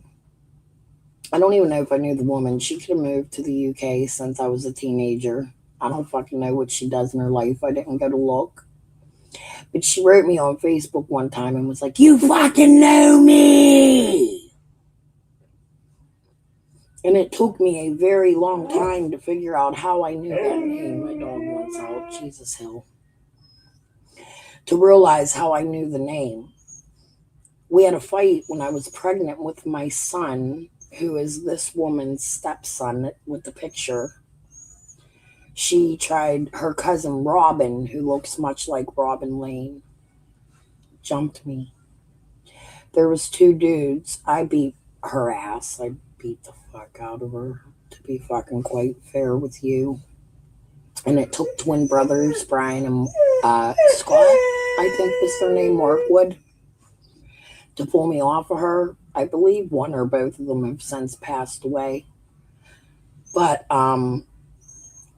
Robin would connect to Paco's wife. And I really want to dig into Robin and find out when the fuck this bitch made it to Tennessee and if she's stealing somebody's fucking identity. She looks just like Janine Murrell's cousin Robin that I know from McKeesport, who would have been like neighbors with Paco, the guy my brother unalived. Probably the wife, too, that I caught out here catching money with Robin at the vigil. I don't know what else to tell you, but Robin, if you're that Robin, you can go fucking suck a big, huge dick. And since I found Lenny Vargo out here too with Tragedy Pimps Exposed, I have to wonder, did you bring her out here? Lenny Vargo would be Robin's other cousin. It is what it is, but there's this and there's another screenshot. I don't got to read it for you. Y'all can go find it. This is just my shit to chasing. How dare her get on there and say, oh, when people dox people's children.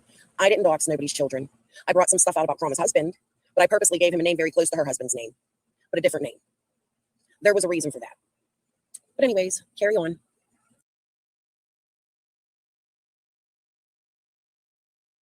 Squally and I probably will. I went on a rant one time. Probably So at even farther distance on what we think than you and I ever have. Yeah. But Squall and I could not tell you the number of hours that not only have Squall and I talked on panel, on lives, online, that we've talked offline, discussing our differences and things like that. But not one time have either of us had a harsh word to say against each other, even though we agree completely 100% opposite on certain things. Now, do you guys not find it funny the way he said that? Just saying. Yeah. That's what I'm saying. But this is why I don't get on panels. So he's telling people he talks to Squall also offline. Often. Keep listening. I'm really hoping that car story is in here. I'll be mad if it ain't. People that come at me in a different fashion, I don't care that their view is different. It's the way that you come at me. Yeah. But I've never, ever. As you see, chasing, I never, ever, ever came at this douche nozzle. He came at me defending Squall.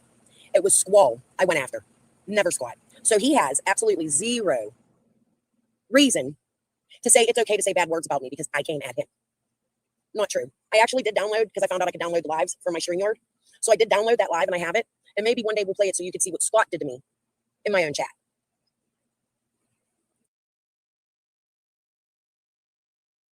Yeah. But I've never, ever had what I felt like was a big enough reason to have to email her and say, listen, woman, we don't have to talk about this. Ever. Do you know why Scott said that? Nobody was paying attention to my receipts. So I was emailing just a little bit back and forth with Scott at the beginning of this. You'll see it's real emails. I couldn't fit them all on there, so I copy and pasted some of the words so that I could fit them on the screen to read them to you. So I'm going to read this to you, and then you'll see it's our words as it plays along. You'll see it's him and me in an email. There's receipts. Okay. This is me. One of my email addresses. Shit, I should have taken it out of there. That's my private email. It's okay. You can send me shit. Attachments. This was before I made the email for my channel. Attachment, Sunday, January 23rd, 2022 at 4:44 p.m. to Circle Send Scott. Hey, Scott, this is Crystal. Crystal's Crime Time. I need your help. So I did a Ben Verified on Will's email address for tips. Nothing comes up because it is too new. I also did the same on Prayer Garden of America because at that time everybody was trying to find Prayer Garden. I didn't go deep into it. This was the only day I did it. The same on Prayer Garden of America's email and got the same result. Okay, then I put the tip email into Google and got a Twitter address that shows a picture of Ryan Upchurch's face and a photo of a kid's drawing of Charmander, Pokemon cartoon. I attached it as a file for you to see. Please help me dig. Something is wrong here. We need to figure out who is running this tip line and who PGA is because she refuses to give any real info about herself. So at that time, I was thinking Prayer Garden and Dawn, like they seemed like they knew each other forever and ever, and Prayer Garden blocked me for absolutely no reason other than I came in her chat and asked Allie a question. Okay? I'm finding it funny. Anyways, what are your thoughts on this? Krama Mama's friend this is the first time I had him reach out to Krama for me.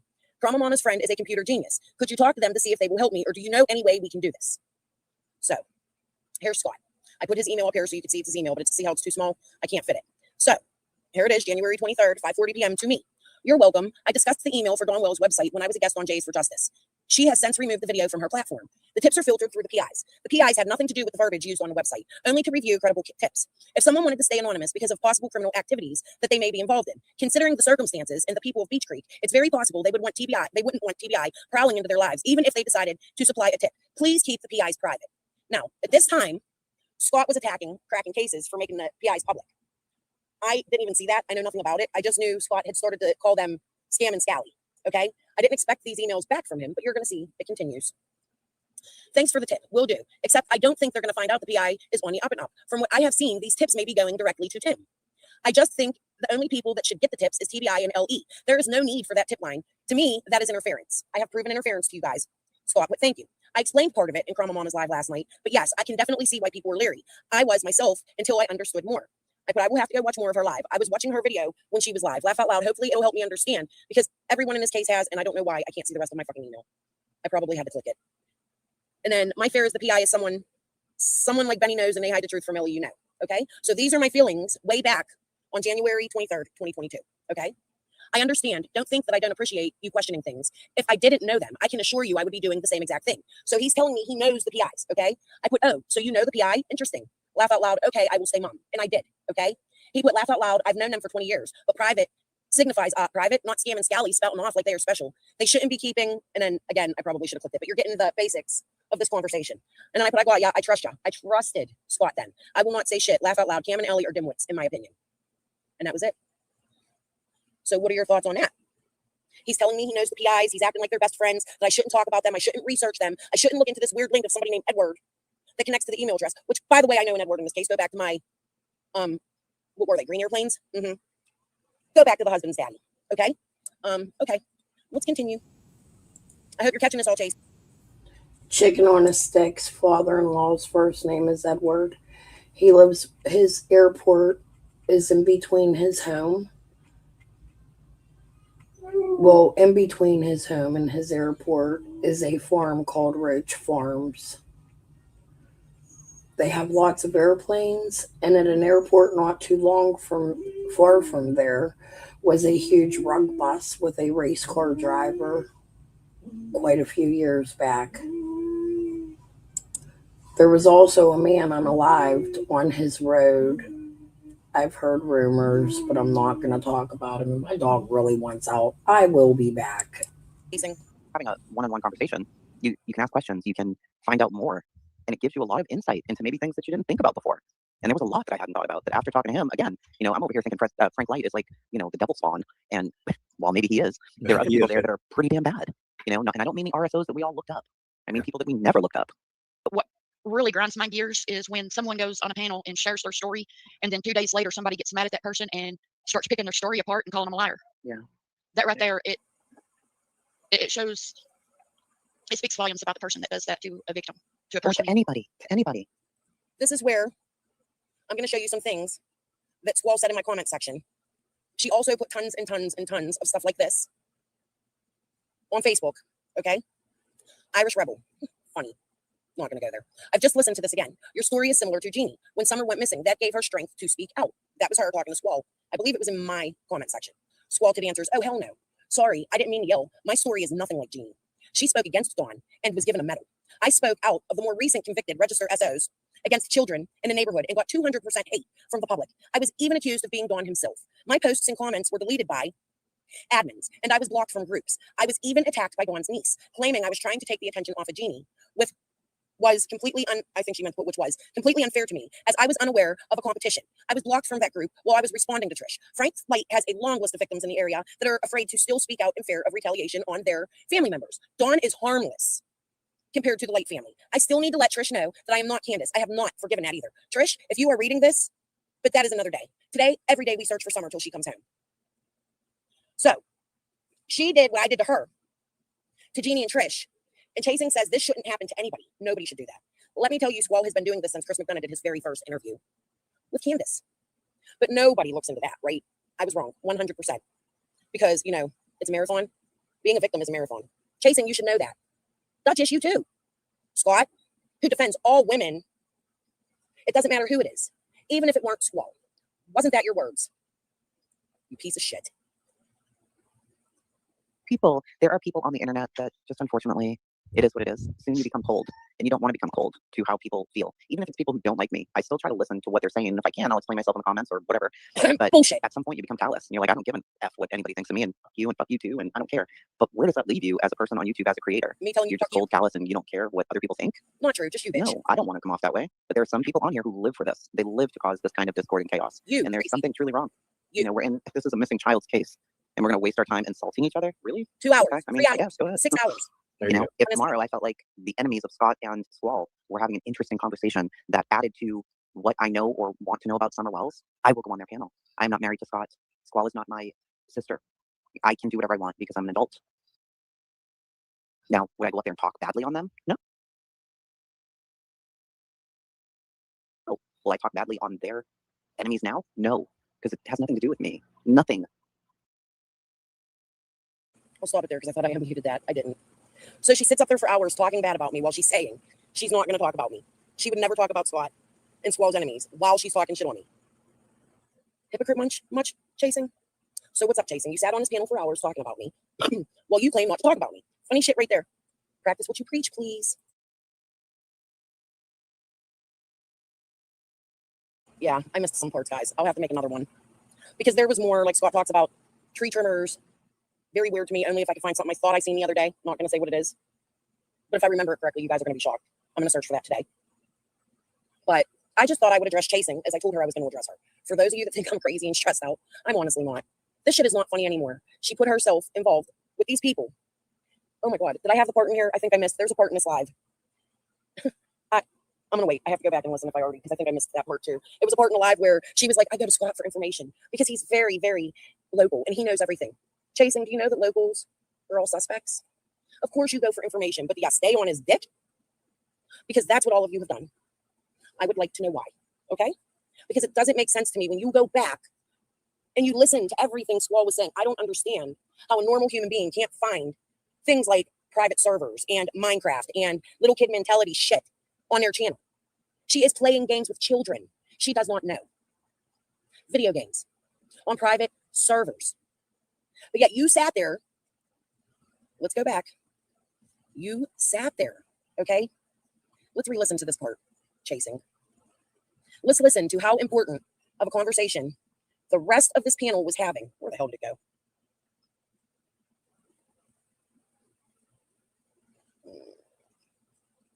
It was definitely before that. Hold on, guys. Oh, yeah, it was with all y'all on panel. So it might have been. Let me skip through. Here it is. Let's go back and listen to this, okay? Just common sense, weird ass shit that you were okay with. Maybe there is a reason Chris McDonough said hide and seek. I can't say that I've ever had a missing child's parents go on YouTube and do all of these things. You know, so, I mean, I just tell people, you know, I have my opinions and you guys are entitled to your opinion. And we just have to really watch and see how things are going to play out because I know that TBI has information that they're not going to tell anybody because what's the misinformation is what is really bogging this case down. And I'm glad that they're not putting anything else out. And I don't think they could because I want them to focus on doing their job and making sure that I do hope that they will go search other areas. I do hope that they will bring diapers in. I do hope that they will utilize every resource that they have possibly available to continue to expand. You know, if it's not this, well, then we've got to move on to do this. We've got to, you know, you got to delineate and start going through all the different possibilities and where to search so that you can check off those boxes because you can't just go, okay, well, we searched 5 miles from the house, so, you know, we don't know where to go next. I mean, that's not going to be satisfactory to me. No, like the Maura Murray case that Gray and I are doing. I mean, they searched at least 10 miles in all directions. And then there were more searches after that. Additionally, the family, different search dog teams, different rescue teams, all searched different areas. So to me, I was like 5 miles circumference. That's just simply not enough. And I know that it's a small area and a small team, but at the time you had all of those agencies, 1,118 people searching for her. Real quick, and it's everybody still small to me. Sorry to interrupt. Everybody talks about the hide and seek, and you know, because everybody's like, well, they were supposed to be playing Minecraft, and now it's not that they were playing hide and seek. Hide Yeah. and seek is said they were playing a hide type and of game seek? in Minecraft. Who Yeah, Chris McDonough. Yeah, in that No, they interview. weren't playing hide and seek. It's Nobody part ever of a said that. Minecraft. No, but It's a type of. I think Don told Chris that sometime or something about the game. Oh my gosh. I know that was in some interview that he. Yeah. If I'm not mistaken, Chris McDonough alleged that a TBI agent or one of the officers told him that the boys were playing hide and seek. No. Yeah, that's what when I heard that I was like, no. Hide and seek is a Minecraft thing. Sure, yeah. I mean, just type in your Google, YouTube search Minecraft hide and seek, and I mean, right But I here, don't think that that's even what he was saying as well. I don't even think that that's how I took it. I didn't even understand that it was related to Minecraft, you know, at all, the way that I heard it. So, because first they said the kids were on the internet. Then they said the kids were watching at some point they said they were watching YouTube. When asked in one of the interviews what the kids liked was hide and seek. And he said, yeah, Summer would hide in this refrigerator. And then months later when Jose came out, he did say that the kids would play hide and seek and Summer would hide in there. But they weren't playing hide and seek that day. The kids were in the house and Summer went to the basement. Right? Or am I crazy that is now being mixed together? I believe. Yeah, somebody just asked me in the chat why I would be up here with Scott, who calls women bad names. Okay, guys, I'm going to remove this a minute. We're just going to show Tracy, okay? Hopefully, she will watch this video.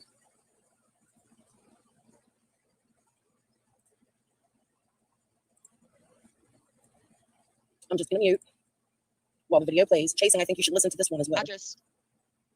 I can do game coding on private game servers because it's like copy and paste. People will be like, well, if you can do that, you can do anything. Well, all it is copy and paste. You know, I've got, you know, my Discord that I follow, the ones that are really tech savvy in game coding, and, you know, they drop the cheats, and all I do is I copy those and I paste it over, you know, one of the current codes in the game. And that's all there is to it. I mean, it's really easy. And I do that, you know, I started doing it for the grandbabies because, you know, I would game with them. And one evening we were online gaming, and, you know, it was their bedtime, you know, time for them to get ready for bed so they could go to school the next morning. So, as we started this video, I showed you how she oddly came in. Sheila from Hatfield. Are you fucking serious? God, I pray she's no relation to me. That's my maiden name. I doubted him from Pittsburgh. I don't know. I'm finding my cousin. Who the fuck knows? But there's a lot of Stanleys from Tennessee, Rogersville area too. But they're not my cousins. It's so odd. Okay. Anyways, they are my cousins, but my cousins are related through Morlock and Elliot, not Stanley. But our name through my uncle is Stanley. You never know. It's a small fucking world here, boo. Her dad's the owner of Stanley Tolls. Yeah, right. I wish. I'd be fucking rich as fuck. What's the other one? Stanley Steamer, Carpet Cleaner. Remember y'all used to make fun of me, dude? Yeah. You hear this?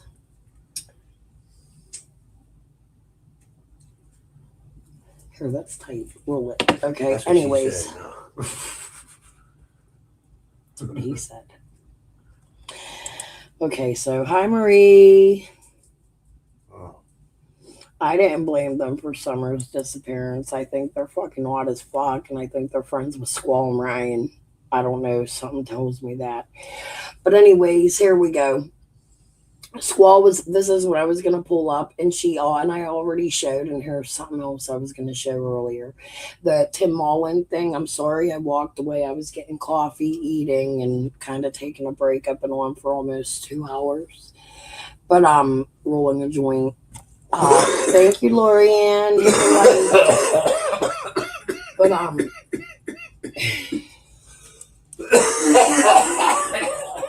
he chokes every time I smoke. He's dying. He can't handle it. Anyways, you hear her talking about these servers. I was going to come on and show you all this, and I wanted you to see the Edward information with Tim Mullen and all that we watched a little bit ago. So if you're just coming in, rewind to that part where we talk about the Twitter and me and Scott H's emails. I think they're rather important. And when we are done with this, if I don't show it in this video, which I doubt, and I can't find that story about Van Hill, I'll have to find that again. But I'm going to play the PI phone call again, because this played. Morning, I stayed on playing, and I ran into a couple of other online gamers, and, you know, I turned my mic on and spoke to them for a minute, and then I went back on mute, and they were like following me, and they were telling me, you know, that my voice was sexy and everything, and I was like, what the crap, you know, and and it was just like, you know, I was just like moving along and everything, killing zombies and stuff, and they were following me, and one of them said, how old are you? And the other one was like, oh, she's not an adult. You can tell with that voice, she's not even an adult. And I was like, what the heck? You know, I'm pushing 50, and like, just listening to him in my headset, you know, and then they said, you know, well, she's probably a virgin, and the guy's like, oh, be quiet, you know, she probably don't even know what the word virgin means, you know, and I am just sitting there like, goodness. It's dangerous out there. I mean, the Yes, chills, it is. I mean, the hairs on my arms and my neck stood up, and I was like, I logged off, and I was like, you know, it's time for some changes, you know, with the grandbabies. I don't want them hearing that kind of language, and I got to looking, and, you know, online gaming is a high, very high human trafficking organization. For online gaming, and I looked up how to rent a private game server for just, you know, select people that you want to game with and nobody else, no strangers, and it's only like $13 a month, and you can rent a game server, you know, and you can switch your game over. You know, it's like we were playing DayZ, and, you know, we got the games Conan Exiles, and they were wanting to play that, and so I switched the game over. You know, I took off the DayZ and I put up Conan Exiles. We played that for a month, and they was wanting to go back to DayZ, and I was able to reinstall our DayZ game right where we left off, so it didn't even wipe that data, and I was like, heck yeah. You know, and I've told friends about it, and they kind of hired me, you know, to help them with their children's game servers. And I charge them, you know, what I do is I've rented them for a year, and then ever how much, you know, they can afford to pay at a time, you know, I charge them the actual price of the game server, and if they want to donate me any extra money for doing the settings and everything and controlling it, and I teach the parents. So what she's doing is she's going to one parent that she convinces to set up this game server, and then she doesn't ask the other parents of the other 8 to 10 children that can come into the game server and speak with her as she runs a fucking game server. This is actually very illegal, Squall. And it's a really good way to human traffic children. And I don't know if that's what you're doing, but it's funny as fuck the way you did this. Just pulled up the Minecraft with the hide and seek. The boys are apparently playing Minecraft while Summer has disappeared. You're doing all this crazy shit with the PI. Something is fucking wrong here. Yeah, Something is too wrong. much attention on it. Yeah. I teach them how to download the gaming apps on their phones, and they can log in on their phone at any time and listen to what their kids are talking about in game. And I do it for donations. I don't charge. I do it. I charge them for the cost of the server, of course, because I can't afford that. Right. But for all the other services and stuff, I just they give me donations. And it's something, if you're a parent or a grandparent or an aunt or uncle out there and your child is into online gaming, I highly, highly, highly recommend. For $13 a month, you and a couple of other parents of your child's friends can get together and pitch in on that, and it's even cheaper than $13 a month. And that's for a 10-person server. 10 gamers can get on there, usually for that price. Sometimes it's less depending on the game. And you can protect your child. They can get on there and play with their friends, and it's stress-free. You don't have to worry about them learning bad language or being sought after for human trafficking. And that's every person. Funny she mentions is that right after she says they don't have to worry about the game. DayZ is like the worst game on the fucking earth. The games she mentions are like M from fucking Mature. And she's playing them with 8-year-olds. With 10 people, only one child knows, only one child's parents know the other 9 children are in there. Like, it's fucking insanity. Person's worst fear when it comes to their child or to a loved one that's a minor. Yes. And certain person wants to call me immature for doing that, for gaming with the kids. Go ahead, I'll take that. Yeah, I'm immature because I protect Hey, man. the minors in my I'm family. telling you what, they can call me immature too, overprotective, everything else, but I am with my grandkids.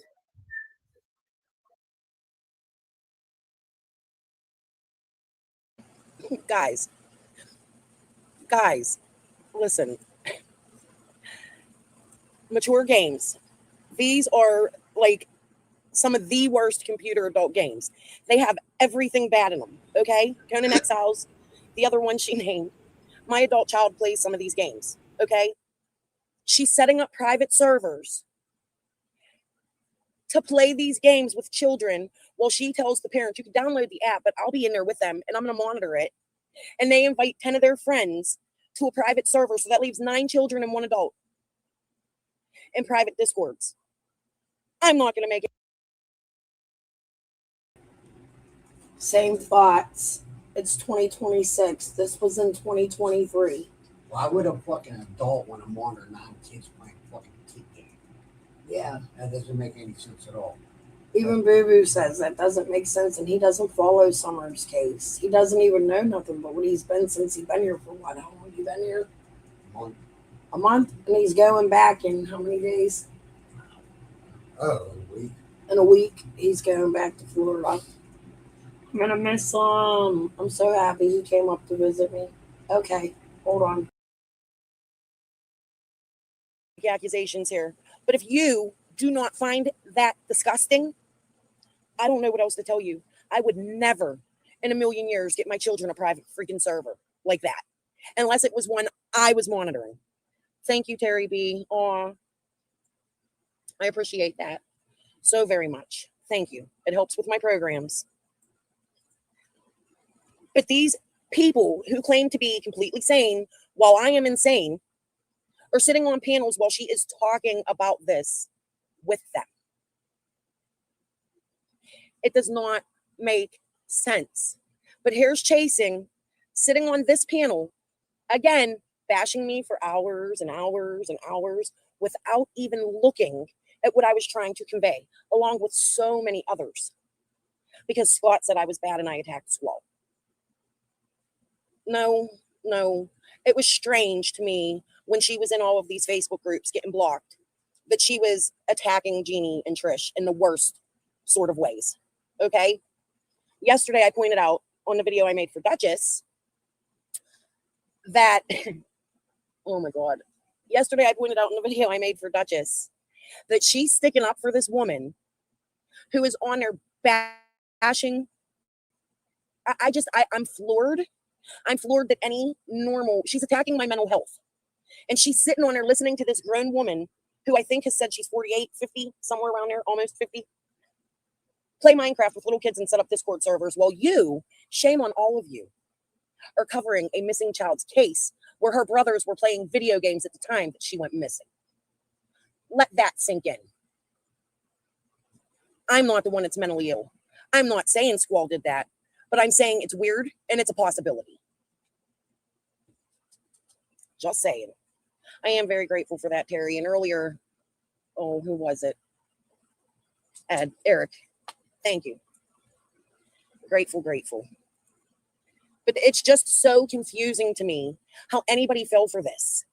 For them. Why are her and Scott? Did anybody know until last May that Scott and Squall were even friends?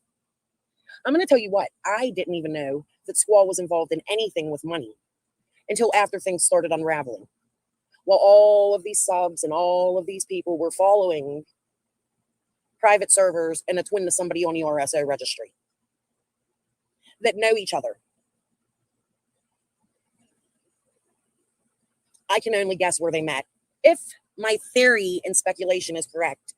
Now, I'm not saying Scott's this guy. What I'm saying is I will eventually get back to researching Mr. James Skelton. I haven't seen Scott public since I brought that out.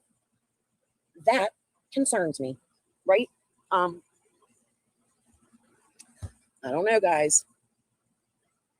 I'm just saying. Agree, disagree. It makes sense. Right. It's the same thing.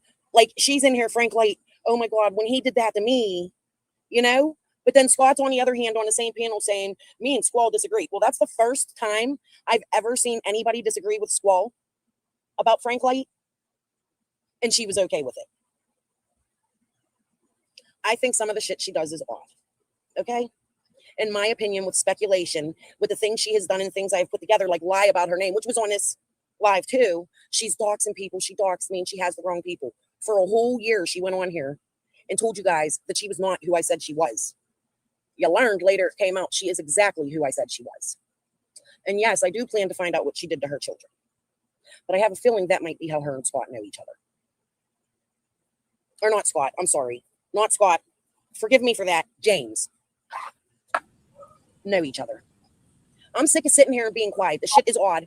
You don't see this in other cases where locals come up and they defend the family and they have people come up on the hill and there's a creepy Tim Mullins that she also turns all these people on the panel to say, yeah, Tim's cool. I seen him crying. So sad. Tim Mullins was crying. Bullshit. Tim Mullins is human and men cry. Are you kidding me? Well, he has a mental illness. Okay, well, I'm not going to attack his mental illness. But if that's the case, he shouldn't be a missing child's media manager, right? Like, if you're mental, you should not hire that person to help you in the case of your missing child. Another thing that does not make sense. I swear one time I heard a story. I think it came from Benny. I think it was the whole phone thing. I have that video. I'll go back and look. But I think it came from Benny where Candace was like, Tim's been in a mental ward and he was trying to get Dawn to go into the mental ward. These are the people you have around you, surrounding yourself to find your missing child. I'm flabbergasted. But anyways, I'm going to make this a short live. Again, thank you to those of you that sent me super stickers tonight.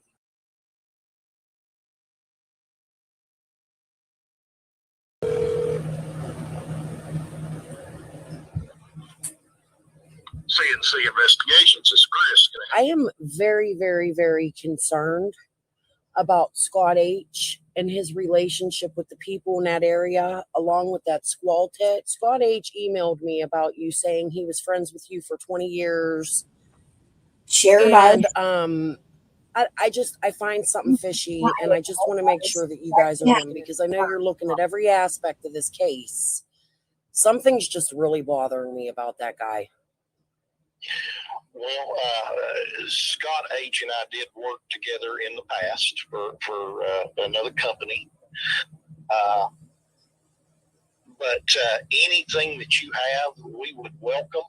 Can I ask you a question? Is Scott H in the crime, like his work? Is it, because I've seen him personally on a secret meeting they did, and he doesn't look like. So Scott had everybody very convinced in his Southern voice that he was this very sexy, cool cat, Southern boy. He had lots of women falling over him in his chat as I sat there and watched Krama Mama. Krama Mama was one of them until she seen his face.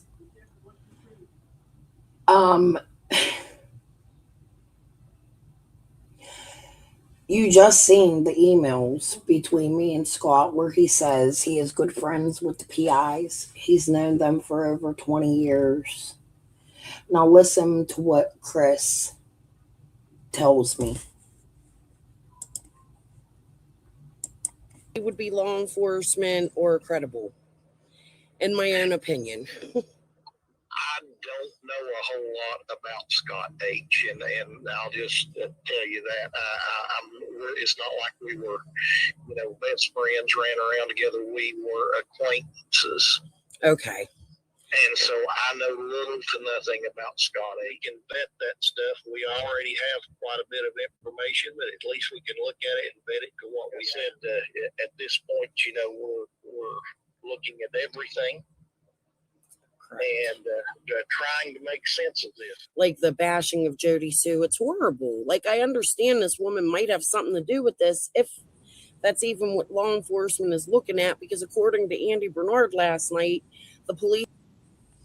You know what's really funny about that, Marie, is that Dawn and Candace have had public fights about Tim Mullen. When Dawn was in jail, Candace had the news up. Grandma wrote the letter. Candace was complaining to Benny. Let me see if I can find it. Candace was complaining to Benny about Tim Mullen being up on the hill and running everything with the media, and she didn't want nothing to do with him, and her and Dawn were fighting about him. There was a phone call with Candace and Benny, and then there was a phone call with Tim and Benny where Tim was talking about how Dawn would be home abusing them. I'm going to be honest with you. Candace was the last to see Summer. Candace was seen walking off of Fred's property. Candace was seen walking around the hill. Could it be that Summer went missing much earlier and that Candace spent a few hours looking for her daughter prior to Summer going missing, prior to calling the police? And that she panicked and started telling Josie, "What did you do? What did you do?" To me, it sounds like Josie had Summer in the woods and was playing with them, and that they maybe left the kid's sister in the fucking woods and came home and was unable to find her. We don't know the truth behind what Dawn and Candace have been interrogated about. We only know what they come out here and tell us, and they could be lying to us about what they told TBI. Jody heard Candace screaming at Josie, "What did you do? What did you do?" That is extremely concerning to me. Could it be somebody snatched Summer while they were playing down by the creek near Beach Creek, a very busy road? Jody comes out. She sees the kids. They're playing with something in the creek. Dawn pulls up. He sees his boys with his neighbor, but it's not Jody. He mentioned a guy. It's just odd to me that Dawn has never, not one single fucking time, went against Tim Mullen. It's just like Candace with Cher. Or let's vice versa it. Let's say Candace is worried because she don't want Tim getting too close to the truth or the PIs. However, with the McCoy and Hatfield the other day that it's different. I don't believe that. Candace hasn't left the PI side. They're always the first one she calls. Even listening back to Benny in that call again, I think, talking about Penny and the PIs. Candace was like, I'm sorry, I had to go to the uppers. The uppers are the PIs. The question is, are the PIs good or bad? To me, it points to bad. Things Twister said, other locals have said, it points to bad. I absolutely do not fucking like the way Tim Mullen has a mental health history. He took Dawn to a mental health clinic to try to dump Dawn off. Dawn tried to say bye, but then never went in, right? We hear Candace tell the story of Tim being in a mental ward 3 different fucking times. Tim's stories have changed. He met Robin Bacon Bread, then he met her at a parade. He met her at where he worked, the newsstand, I think I heard one time. It's Tim that doesn't have straight stories. Dawn gives the phone to Tim as if he trusts Tim more than Candace, but could that be because Dawn doesn't trust Candace? There's so many points that this can go. It's hard. You can't just accuse and say, hey, this happened, that happened. That's for the TBI. What we can do is come out here and speculate and hope the TBI picks up on it and says, hey, that's a great fucking idea. Let me look into that angle. Even if it ain't a tip, there's always different angles. And when you have 1 million people's heads put together and for the right reason, you're going to come up with answers eventually.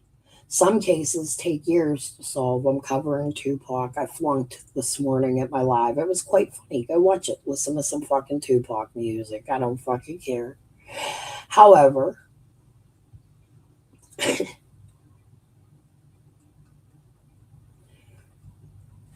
mental health is important.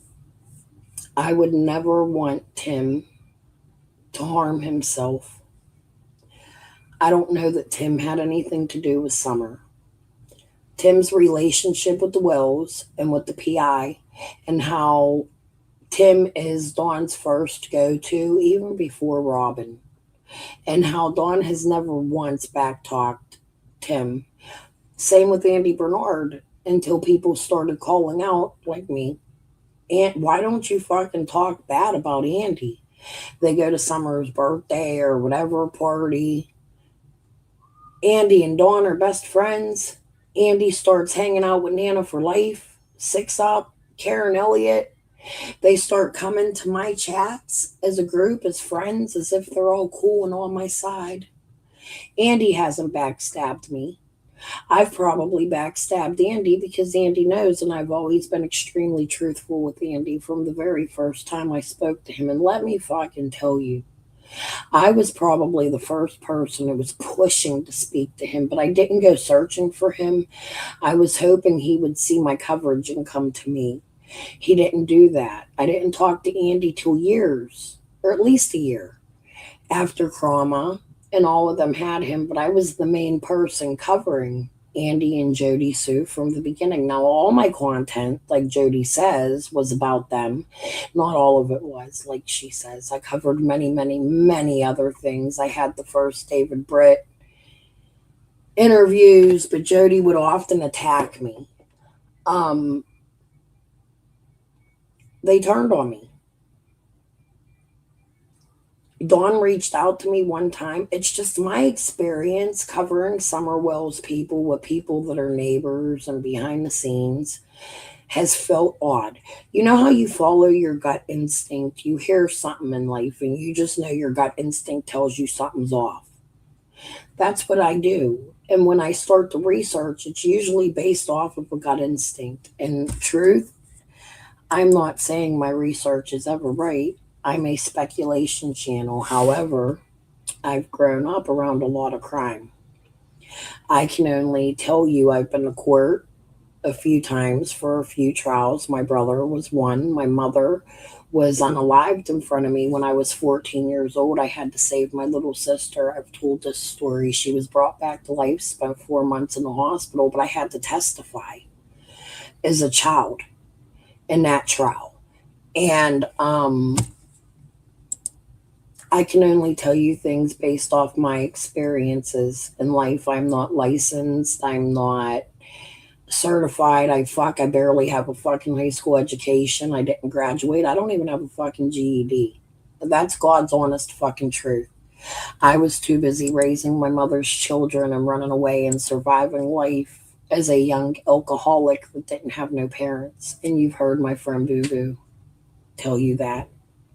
You've seen my locals come in the last few days, which I'm fucking grateful because I've been crying for my locals to come in, writing people, and people even where I live now are opening their eyes and seeing what I'm saying and starting to come forward. My friend Angie, she talked about the boat shop with you guys, which may lead to Lisa, which also I think may lead to Summer. I don't know that for fact, but I know I'm on the path for my friend fucking Lisa, and I don't mean to say fucking.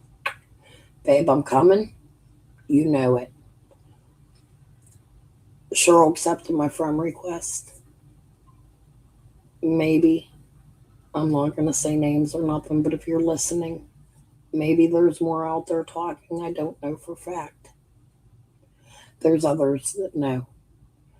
And it's sort of like a Jeff Epstein situation in a very small town that I grew up in, that I'm very well aware of as I was a child, with these girls that grew up doing this sort of thing. But anyways, let's get back to this. I'm probably off topic. Tim Mullins definitely needs to be looked at, and I think we need to share a little clip of Tim after this. There was a few other things I keep saying we're going to share. I'm just going with the flow today. Haven't even questioned him. So that makes me believe that they don't suspect them. And it's so, like, you teach your kids, don't bully. You know what I mean?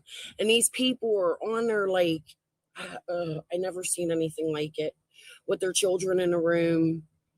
I'm saddened by what has transpired because of this missing little girl, and she needs to be found.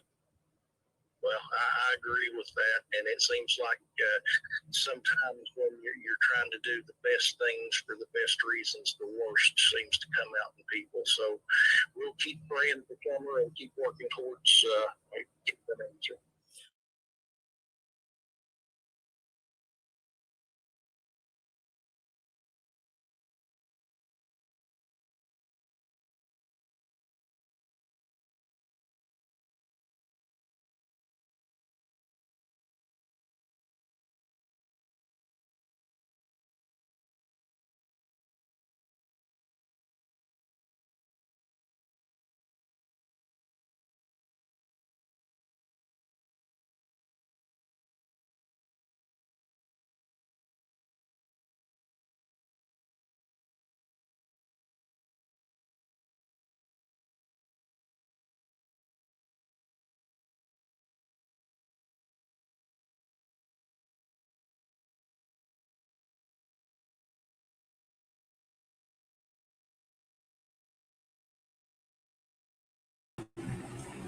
Hit that like button, guys. We are going to go to, I want to show you something. God, I have so much pulled up I didn't even get to, and I'm not going nowhere. I'm going to try to pull an 8-hour stream. You think I can do it? They used to, right? All right. Hold on. I really have nothing to do in fucking life, so why not sit here and talk to y'all? Plus, it helps me later in the month, which is amazing. I don't want to click out of this. Hold on.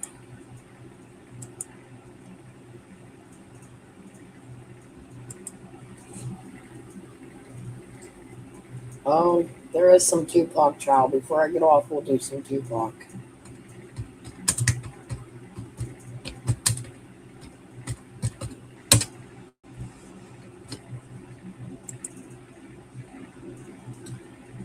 This is Tim Mullins' page. Tim has videos. This right here, Freak the Fuck, out of TT. She left me some messages about it. Another day we'll talk about it again. This flyer and the very first one. I want you to listen to part one a little bit. We're not going to listen to the whole thing. I actually think I'm probably safe. Hold on. Went on up Ben Hill as far as I felt that I should. It was obvious I know these counties and these backwoods and roads, and there is a privacy factor there. And I knew there'd been a lot of media, so I didn't want to disturb the neighbors too much. So I just went to a certain spot and then turned around. Then came back, just slowly looking at the landscape again.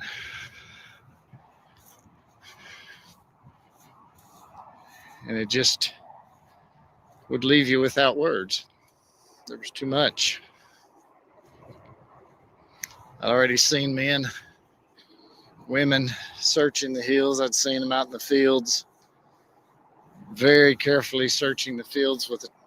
They were cutting the first cut of the season, I think, where they make their bales of hay for the animals and stuff. But they had to have people in the front, either in walking or like a golf cart or something, four-wheeler, searching the ground first before they brought the big, like a combine that cut. And just watching that was pretty tender, because you realize the impact of such a small little person not seeing him in the grass and then hitting him with a tractor, pulling a grass cutter. Not exactly what you would want to have happened.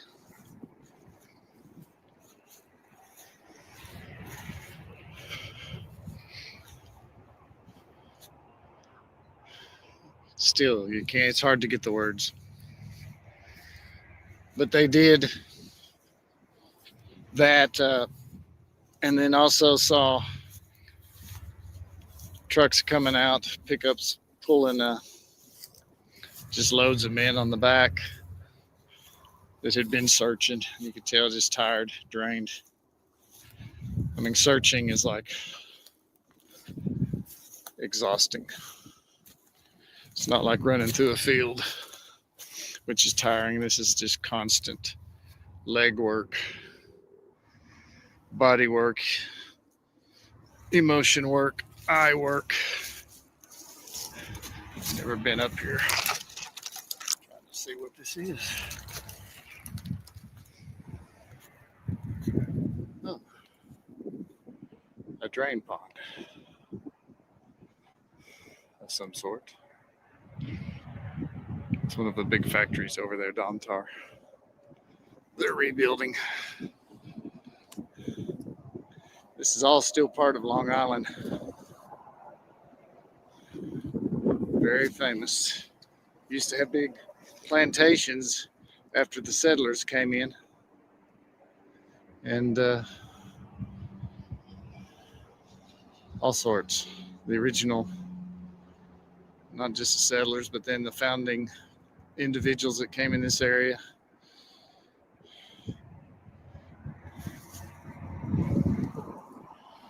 Things didn't always go good with our Native American friends.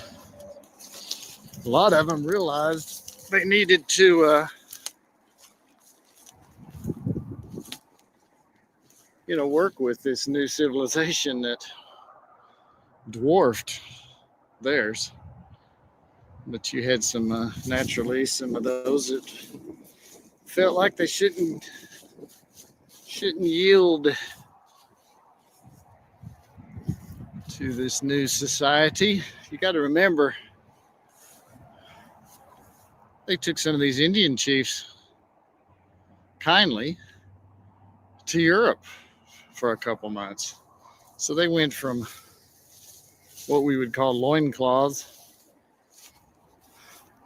and tomahawks and bows. And some were more advanced, of course. But basically, that was it. to seeing the civilizations of Europe.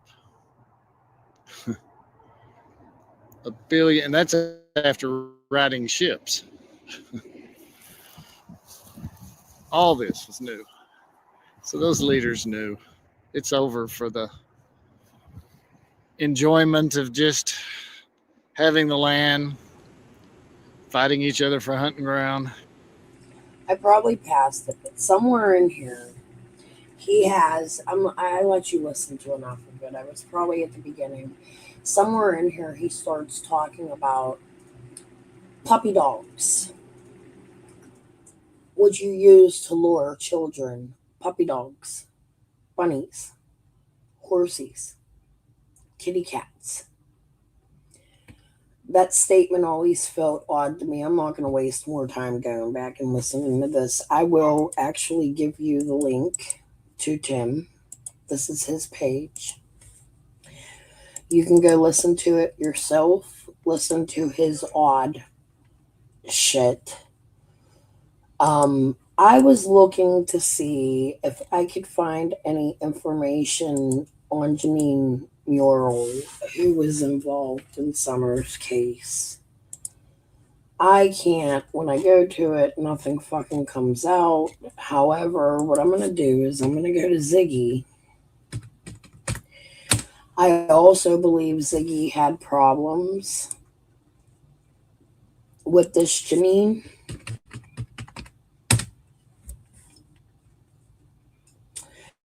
Here we go. This is a 4-hour live. Hold on, let me see.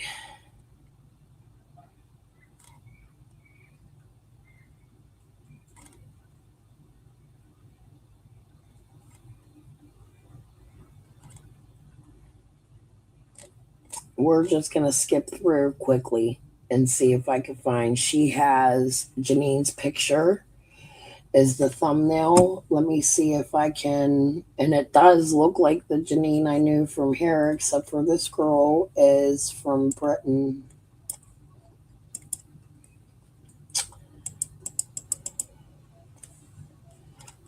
If you could see, this is a live. She has Chris McDonough versus Benny and Ziggy versus Janine. So I'm going to assume Janine's at the end or maybe at the beginning. Let's give it a listen.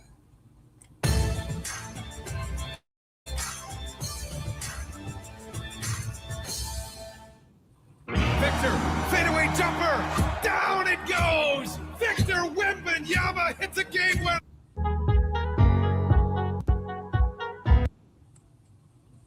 If you have the link to his Twitter, you're able to pull up this screenshot that I have, which you can get that link if you go to his Twitter, which is 187. Maybe I should take the whole next 5 fucking hours and let this play. This is when Benny's channel was taken down by Chris McDonough. Or maybe Benny had Chris's channel terminated. Do y'all remember that?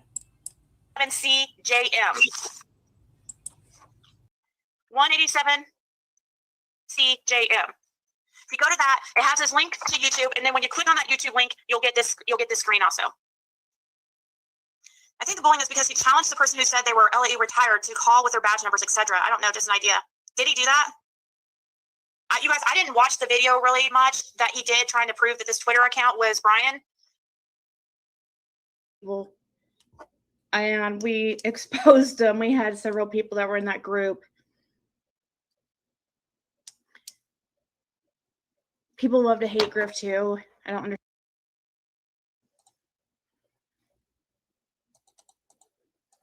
Let's see here. Yeah, I'm gonna have to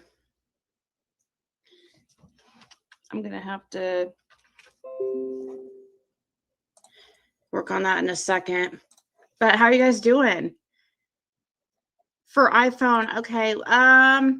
Hey Doodle, can you drop that link for the membership that works with iPhones?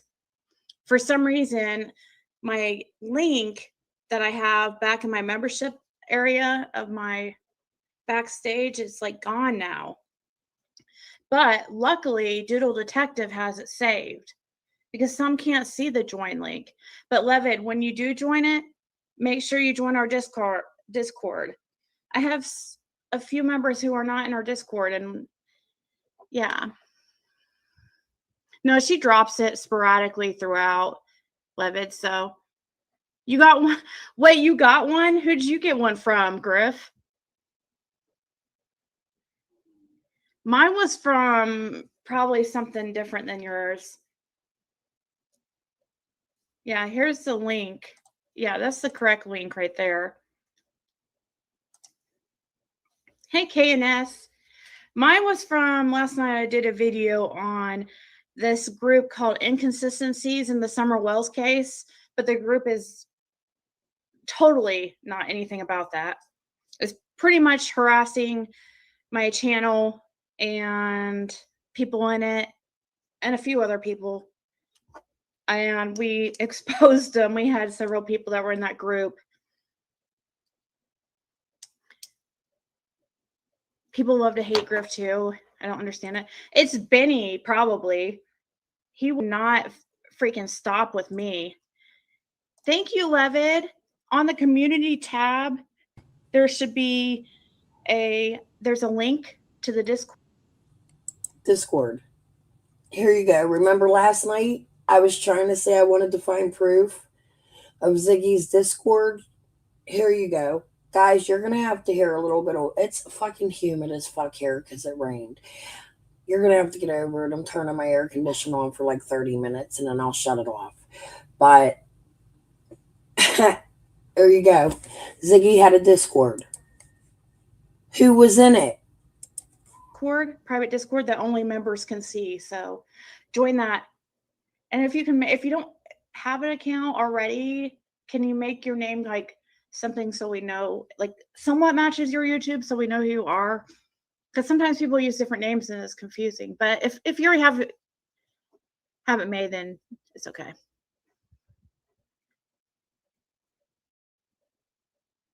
So where's haven't vetted yours yet? Whose was you don't know who's yours from? How can is there a way you can show what she had to say about me? I'm so curious. Oh, it's just on the all it is, it's on that screenshot. Or on the thumbnail, that's it. I would have to go through and look, and can you email me, Savannah? And I'll look through all the pictures I have later on and see if I can find it. I posted it in here. You were in here that one time. You were in here when we talked about it. Benny hates anyone who don't bully like he does or don't agree with him being a bully. Yeah, so what about this morning? Today's been an eventful day. Unfortunately, not the chain of events I would have liked to see. Actually, the complete opposite of what I would have liked to have seen. But it was eventful, to say the least. But you know what? I liked Chris made a really good point, and it was either the lab or the Tiffany's. I think it was the labs live. He was up there on panel with just a little bit ago with the lab and Doug from No Thanks. And he said, because the lab, Josh asked him if he had a chance to do things over, would he or whatever. And Chris was like, well, yeah, but you know, how can you harass somebody or something that's anonymous that you don't know who it is?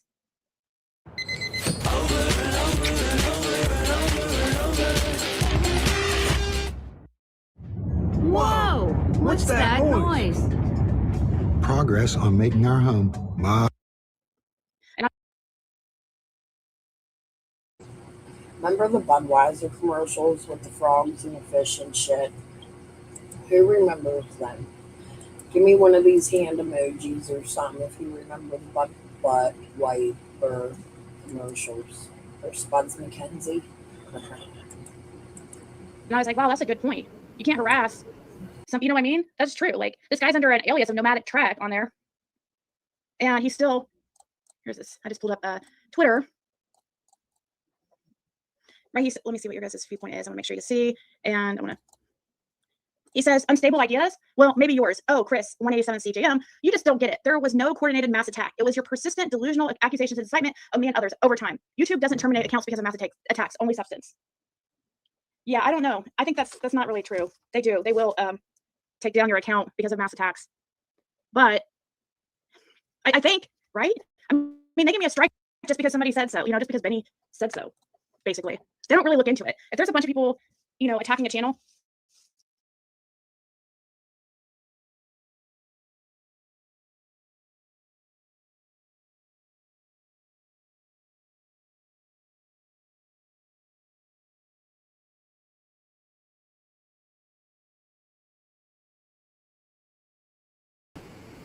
Can you hear?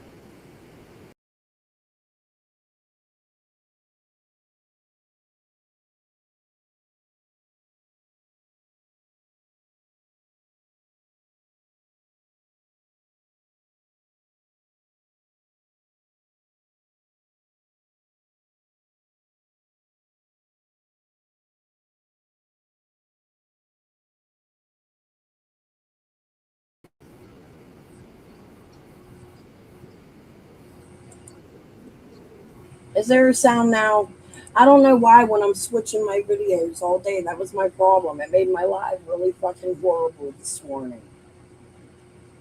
Can you hear Ziggy now when I play it? Let me try again. It's so fucking hot here.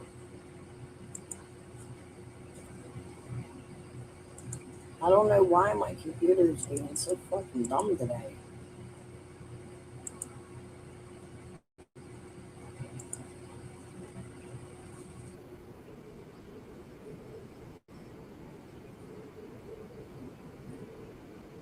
Hold on.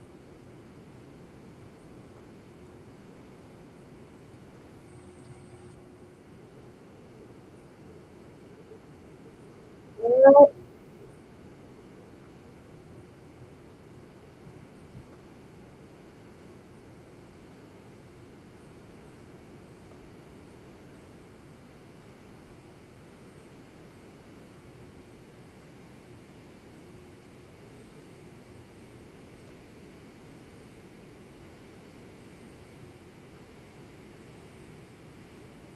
okay. Hold on. I hope you were able to hear that. Let me know. Let me know if you can't hear this either.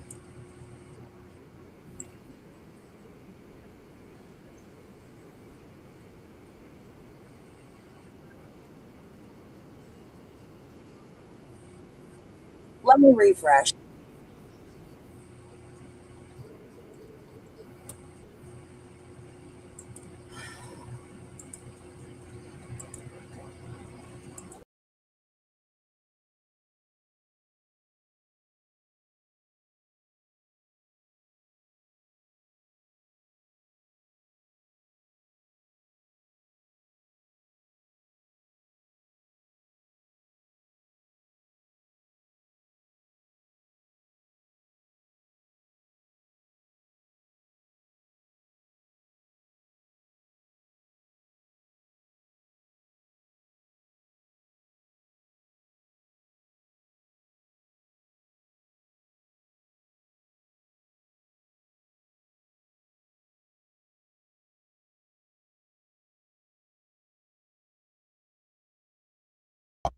but if Benny, there's no way that this Nomadic Trek on Twitter is Benny. He talks to proper. There is no way. I haven't seen Benny. Well, let's look here. It might be. So I haven't seen how he types or spells.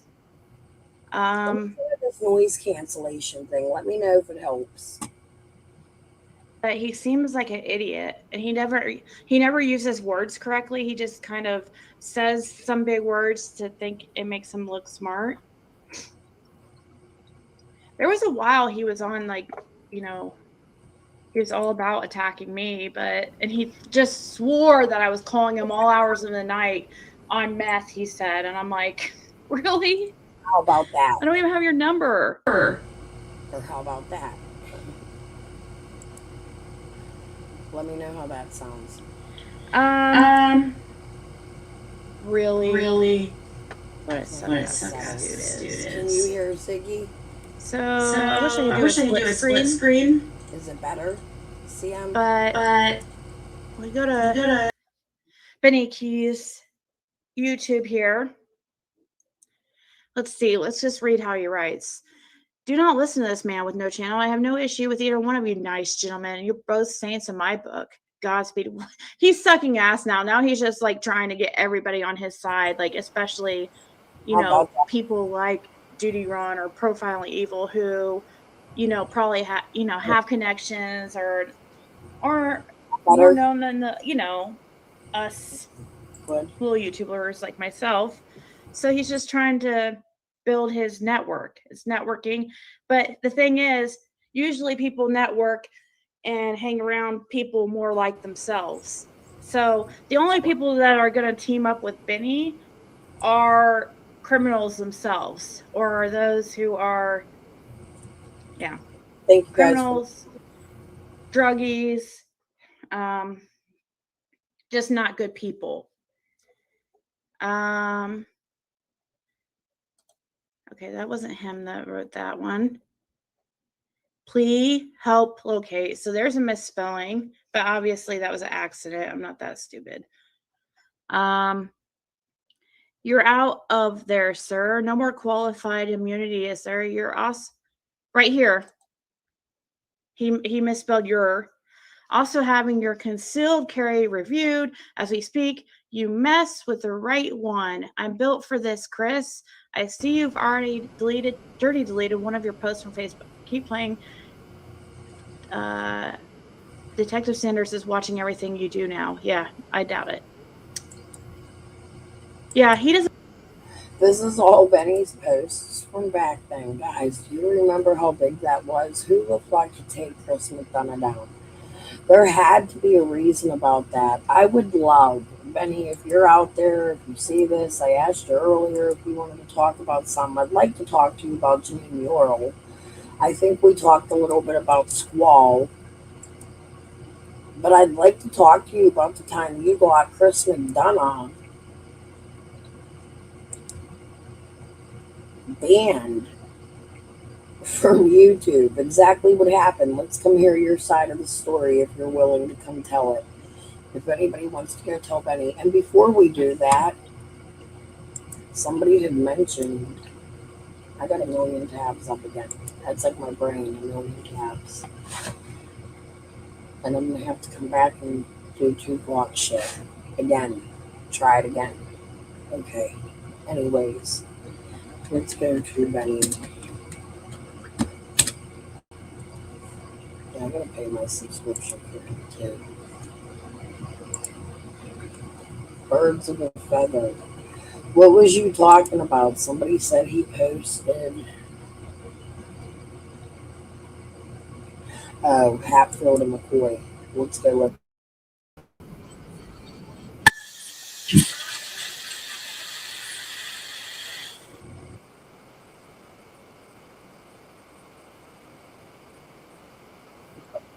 Find Summer Wells.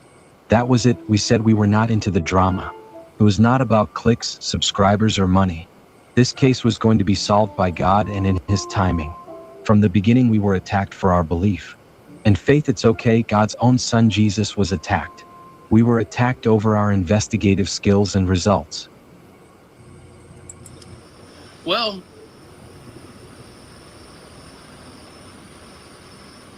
weird change of events.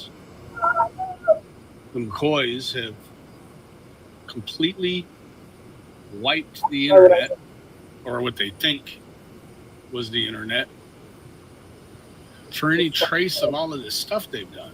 Attacked. We were attacked over our investigative skills and results. Well,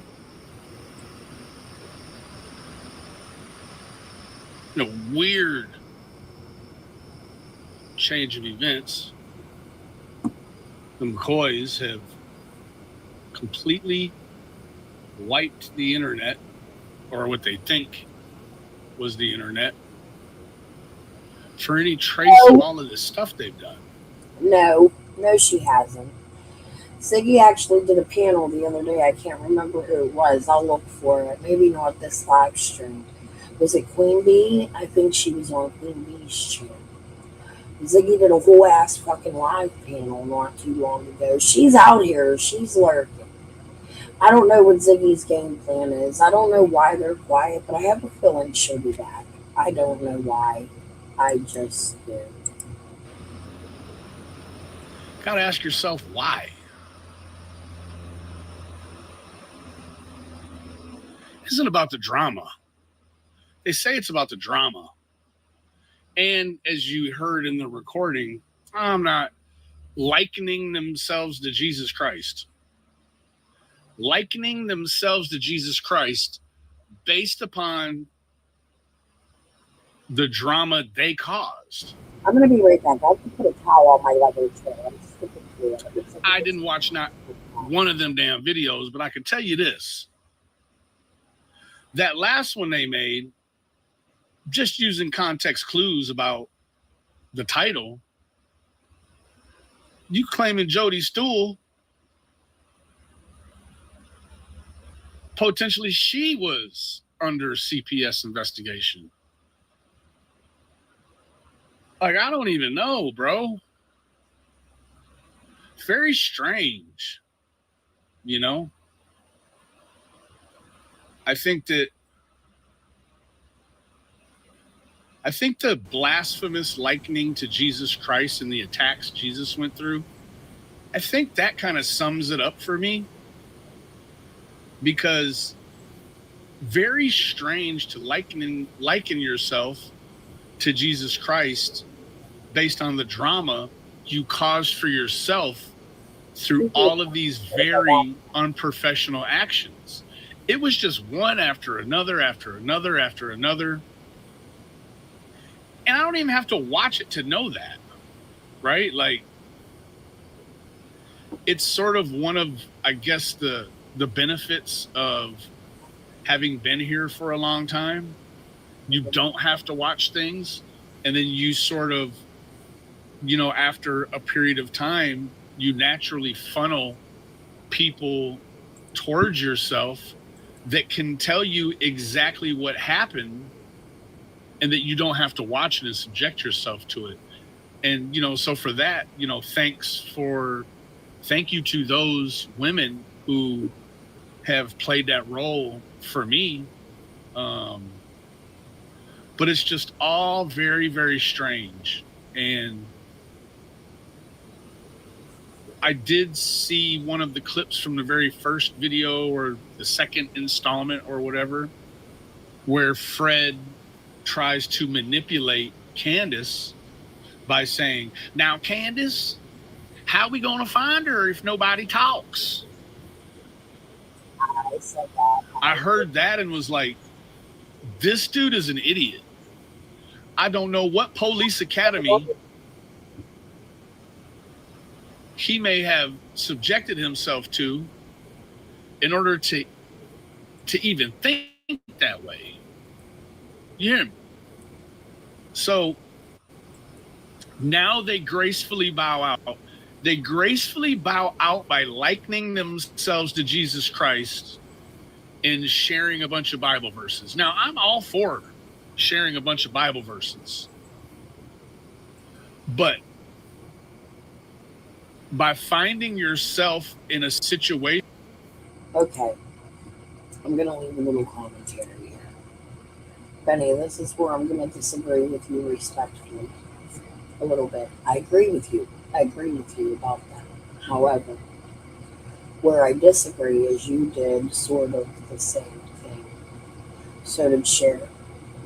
You, two people who never pray online, came on with Dawn on your panels and cracking cases is another one, but they always used to pray. I think their prayers were fake, and I hope they burn in hell for it. But you and Cher, I'm not saying nobody shouldn't pray. I'll say a prayer for all of you. right now and mean it for everyone. However, you and Cher both have had moments where you come up on panel and say, okay, let's pray. They went on for a week or so, round tables, I think it was on Cher's around that time. But then the prayers went away. Now, I'm a praying person. I usually pray by myself. I don't pray in public. I don't know why. I'm embarrassed to pray in public, and you shouldn't be. I have a very strong belief in God. Now, my God, the God I believe in may be different from a lot of people, but that comes from my struggles. I don't believe you have to go to church to love God. I don't think you have to give money to love God. I believe churches are greedy. There's not a separation in state and church. They use church a lot of times through the government, even though they're not supposed to. I'm not an atheist. I believe deeply. I grew up going to the Glassport Assembly of God, which is a Christian church. I've also been involved in Catholic. I was baptized Catholic. I've gone to a church up the street that was very racist. I think, what the fuck is it? Oh, got baptized through them with my friend Carl drunk. It was quite amazing. I might have the video, I'll show it. But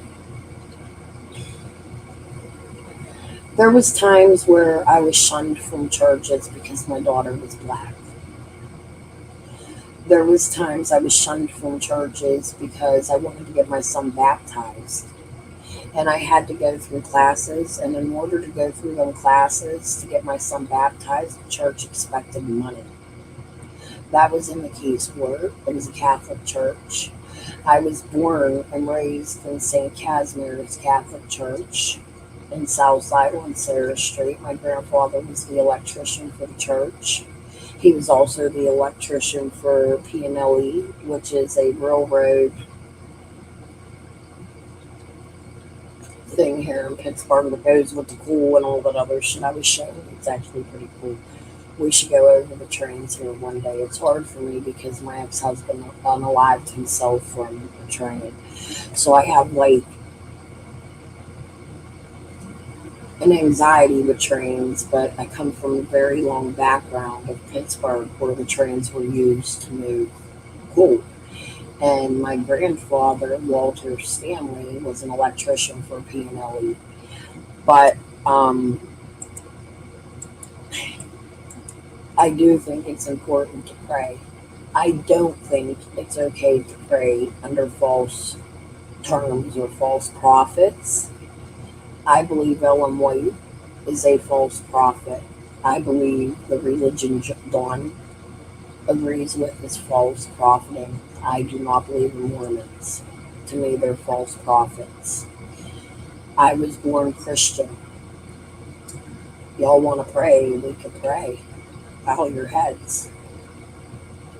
Dear Lord, today I come to you and I ask you to look over every single human in my chat, the creators, the people that are out there looking for summer wells, those who have been there for summer, but more importantly, all missing children all over the earth. I pray that nobody struggles that comes into my chats and on YouTube.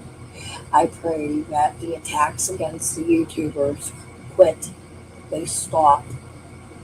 And I pray for guidance for the TBI and law enforcement officials to solve this case. I also pray for Benny and the Hatfields and the Coys and Prayer Garden, who definitely needs prayer. Lord, please raise her up because she is, in my opinion, touched by the devil. With that said, I would like to say in the name of the Father, the Son, the Holy Spirit, amen. We can also say the Our Father. Our Father, who art in heaven, hallowed be thy name. Thy kingdom come, thy will be done on earth as we... I forget my first. Our Father who art in heaven, hallowed be thy name. Thy kingdom come, thy will be done on earth as it is in heaven. Give us this day our daily bread, and forgive us our trespasses, as we forgive those who trespass against us. Please lead us not into temptation, but deliver us from evil. In the name of the Father, the Son, the Holy Spirit. Amen. I can give you the whole rosary. Holy Mary, Mother of God, the Lord is with thee. Blessed art thou amongst women. Blessed is the fruit of thy womb. I can pray all day with you. It doesn't mean I know all the Bible verses. I believe the Bible was man-written. I don't believe in church. I believe if there's a God up there that you can pray to God and he will forgive you. I believe in sin. I know that we all sin. I don't think it's okay to come out here and use prayer in Summer's name, even for her parents, as Dawn talks about. Maybe Summer was in the resurrection. To me, that's grotesque and it's evil. It's not how I was brought up, believing in God. But anyways, amen. Let's finish, Benny.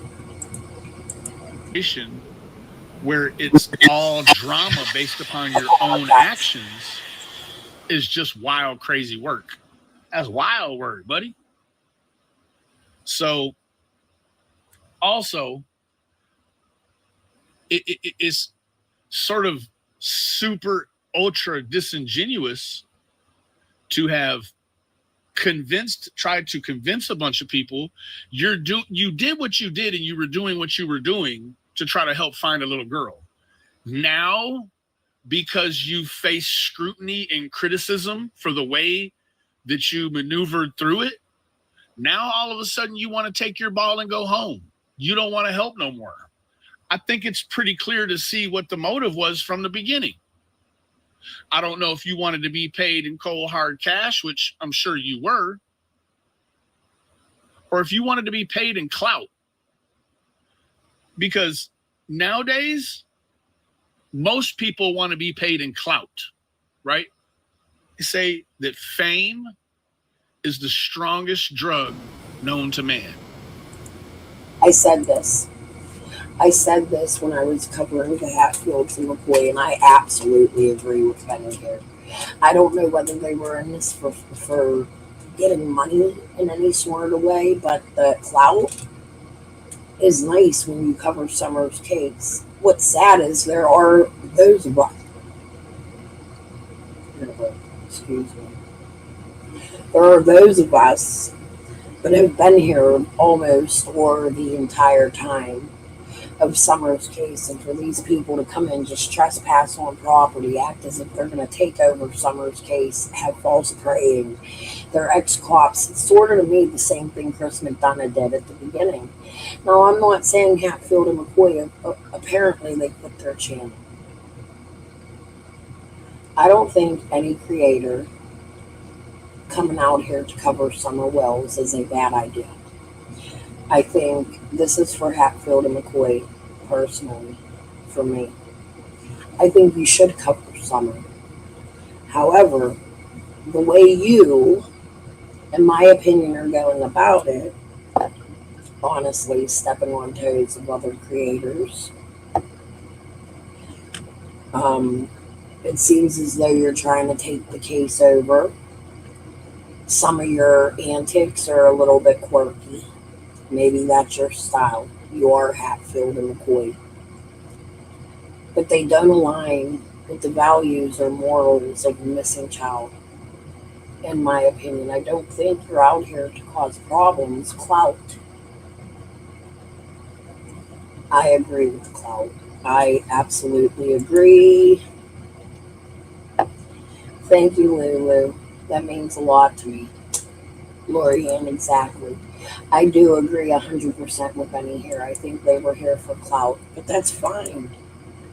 As long as you're going about it the right way and not trespassing on property and trying to take over a case, stepping on toes, trying to do better than the investigators that are already, like, you really need to bring the TBI information out, like I did with Ernie today. When we're done watching Benny, I'm skipping all over the place. That's what we're going to fucking do today. I'll close the tabs out while we're done. But I want to go back and replay the little bit I played of me on Ernie's, but then I want to play the rest about the cemetery. And I also want to see if I can find, I think Benny did a short video on the cemetery. So, and we still got to find a Janine Yorl shit in the Ziggy Live. But that's 4 hours. I put it on 2-speed. I'm trying, guys. Anyways, shame on you. That's all I got. It's over. That's all I got to. Let's go to this one. And I look awful. I know it. I don't give a fuck. I'm missing teeth and all kinds of shit. Who gives a fuck anymore at this point? It's been a ride. When he scored with Alley Cat, she's beautiful and such a kind person. She is a beautiful person. She is. Well, hello, Crystal. Hey. Sorry, I don't mean to bombard you. I really don't. I'm getting ready to go live about 2 o'clock at 10, so I'm going to have to make this snappy. First off, what are your thoughts on the Tupac trial? What do you think about TPD? I've not kept up with Tupac. You can't fuck with Tupac? No, I've not kept up with it. I don't know anything about the trial. I've been too busy with the Summer Wells stuff. I know, but what are your thoughts? You ain't seen nothing on the trial or nothing on his arrest? Or Okay, so when I'm working something, I tune everything else out. I don't watch TV. I don't watch stuff on other things. Now, if it's got something to do with Summer Wells or something, I watch it. But I don't watch nothing else. That's one of the things, that's one of the things I was trained to do. How many times? Man, I don't think my air conditioner turned on. How many times? Yeah, it's on. How many times has Ernie said he quit the Summer Wells? He can't talk about that. They're investigating him. He refuses to talk about the Summer Wells case. That was me and Ernie's last, several conversations together. Today, Ernie's like, unless it has to do with the Summer Wells, I don't really look into it. Huh? Which is it, Ern?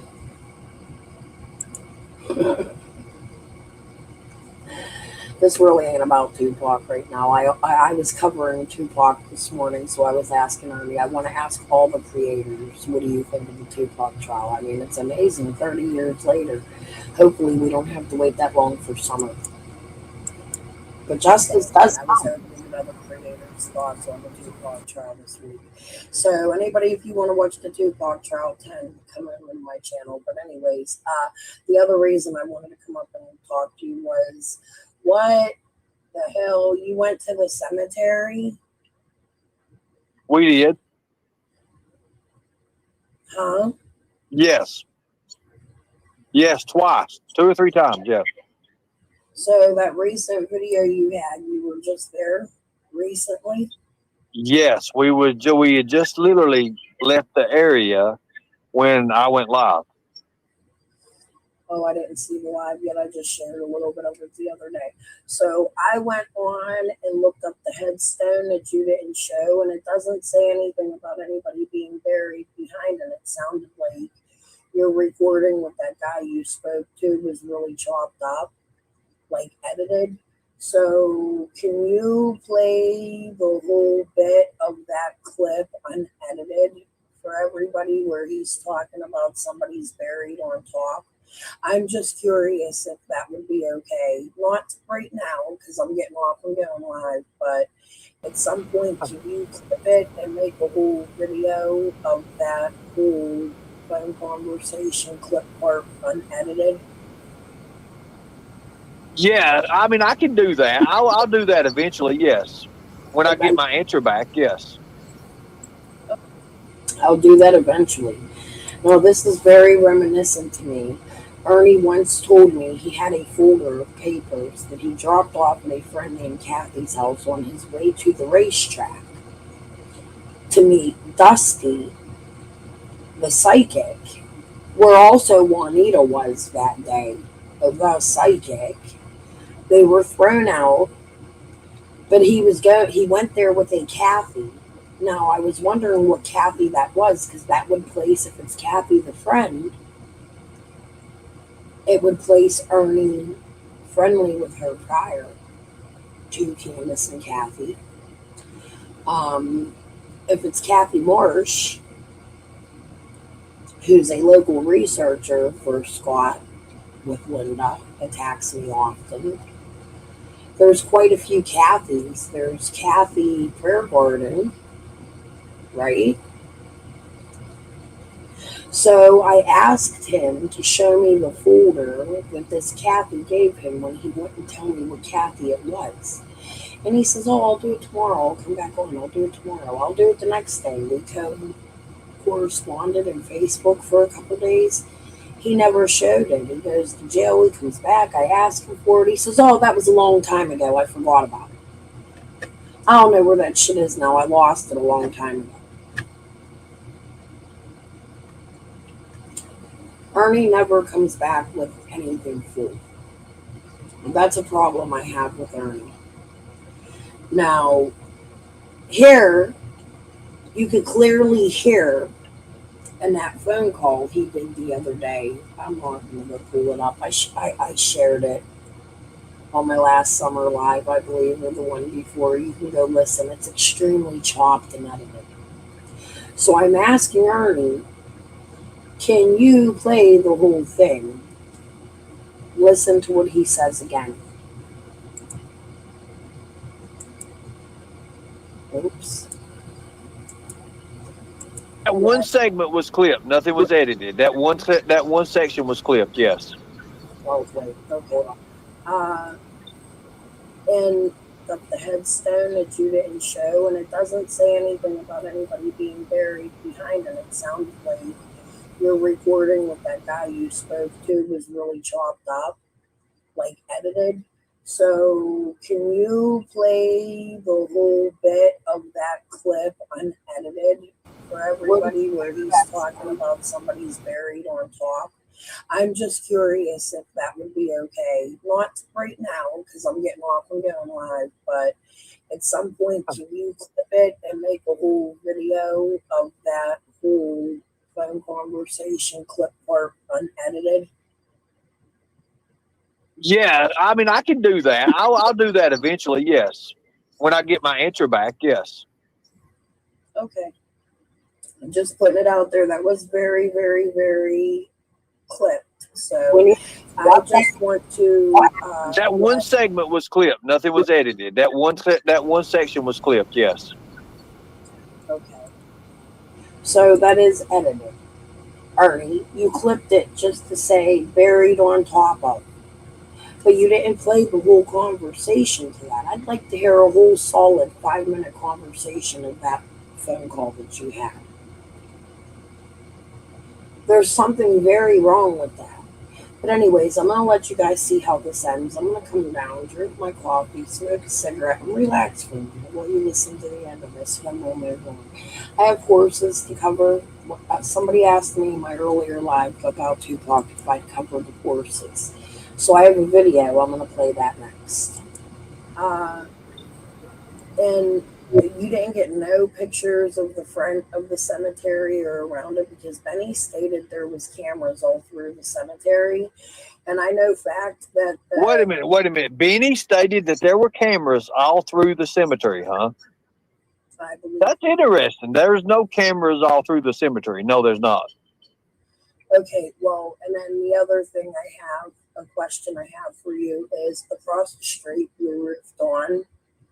His wife or somebody had come out, an elderly lady came out one time when JLR was there and pointed to a camera that was directly pointed to the cemetery. It's on the house. We showed that. Okay, so they would have seen anybody coming in and out from that entrance anyway, correct? I agree with you. Somebody could have come out from the back end of the woods, but how would that be possible? And also, did you know that Karen Renfro, her son, was on Lighthauler Road that day? And he had posted pictures of Ben Hill for days. And there was 1 million cop cars out there. And they had a pavilion tent set up right at the entrance of the cemetery. And if listen to the press conferences in Summer's case, They state that they used the ground penetrating radar and GP. What is it called? That you spoke. You called it seismic. Wait a minute. Who used GPR? Who did? 119 agencies that searched the cemetery and all the land around Somerton. You know, here's the part where I've got to cut you off on that. There is nowhere where it says law enforcement ever used ground penetrating radar. There's not. And I'm going to tell you why. Because you have to have special qualified people to do it. And guess what? They don't have stuff like that in Hawkins County, Tennessee at the time. They don't. No, but the TBI and the FBI did, and the CLERT team was involved in. The only thing they used was on the helicopters, and the helicopters was flying above. The tent would have covered that up. They already said that. The tent would have covered that up. Okay. There's no way. Do you want to come on my panel for Summer's Live I'm doing later tonight, and I can show you what the TBI said many times during their press conferences? I mean, you can do whatever you want to with the TBI. The thing about it is law enforcement, including the TBI, has dropped the ball on this case. All we're doing is what is asked of us to do. That's it. Nothing more. Listen, Act Right saying you need heavy foliage, but we're talking about a cemetery whose foliage is not heavy. It's cut at all times. Well, I mean, you do the live and show us out there the exact documentation where they say that, and we'll go with it. That's it. I actually already have videos taken apart. They're labeled 1 through like 19 or something. It's a whole series on it, and I show you how a lot of that stuff works that they talked about. So you're welcome to go watch any single one of them videos from front to back. I'm actually looking for a press conference right now. Ernie, let me add a page here. This is where, if you're out there, I would ask you told me you would come on my panel in this right here, what we're watching this evening.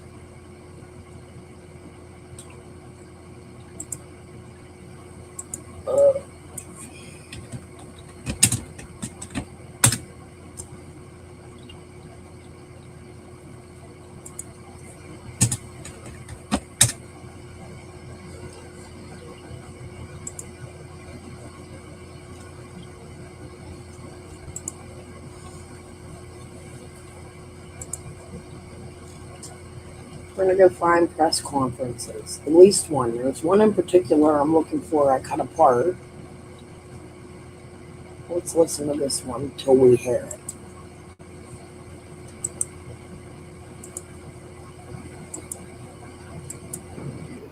Good afternoon, everyone. I'm Leslie Earhart, a public information officer with the Tennessee Bureau of Investigation. Thank you for being here and continuing to cover the search for 5-year-old Summer Wells.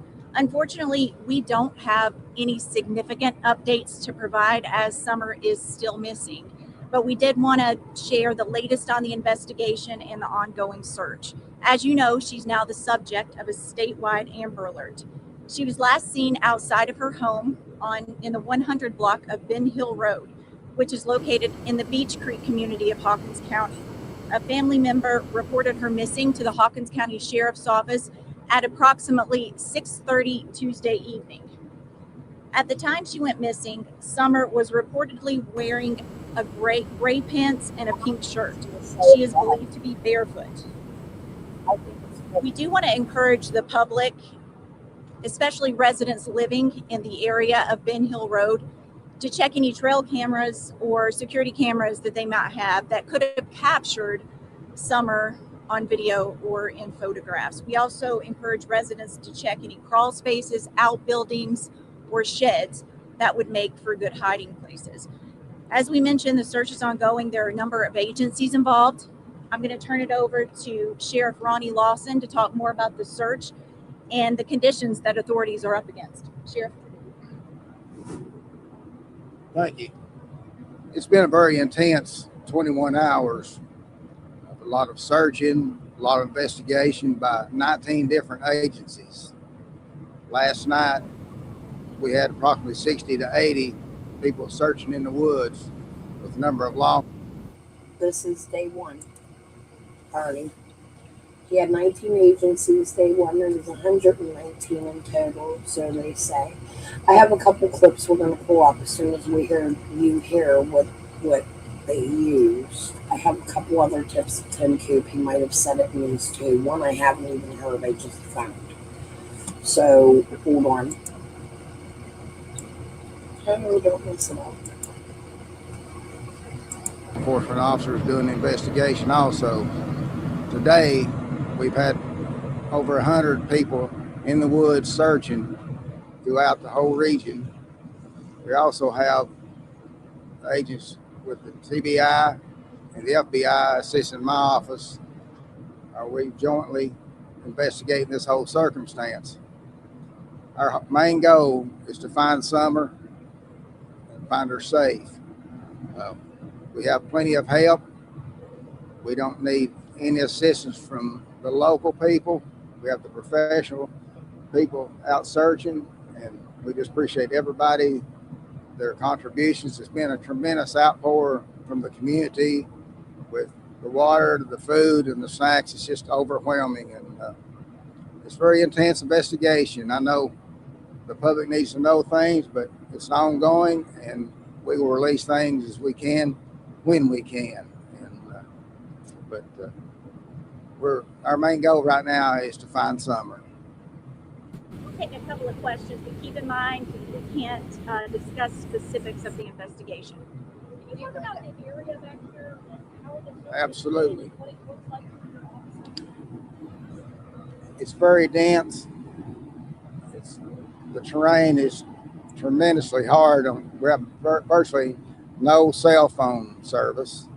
The radio systems we use, which is not that good, we have very little radio communication. We do have several command posts setting up, but what makes it so hard is the communication between the boots on the ground, searching the woods, and the different agencies and officers, and it's very hard to communicate. And we're not like we're in these small towns or in towns where you got a lot of cell service, and just for instance, when we get texts from the media, you may text and we may get it an hour later, and we have no way to reply to it. And the same way with the officers, and the ECOM Central Dispatch has done an excellent job. TBI has their command post.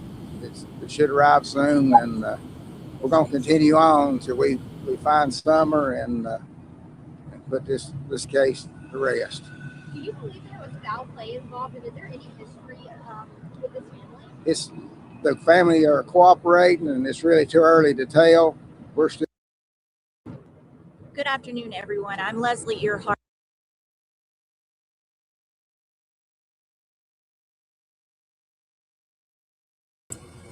I be hitting all kinds of buttons I shouldn't hit. Hopefully I'm there where we were. I messed that all up.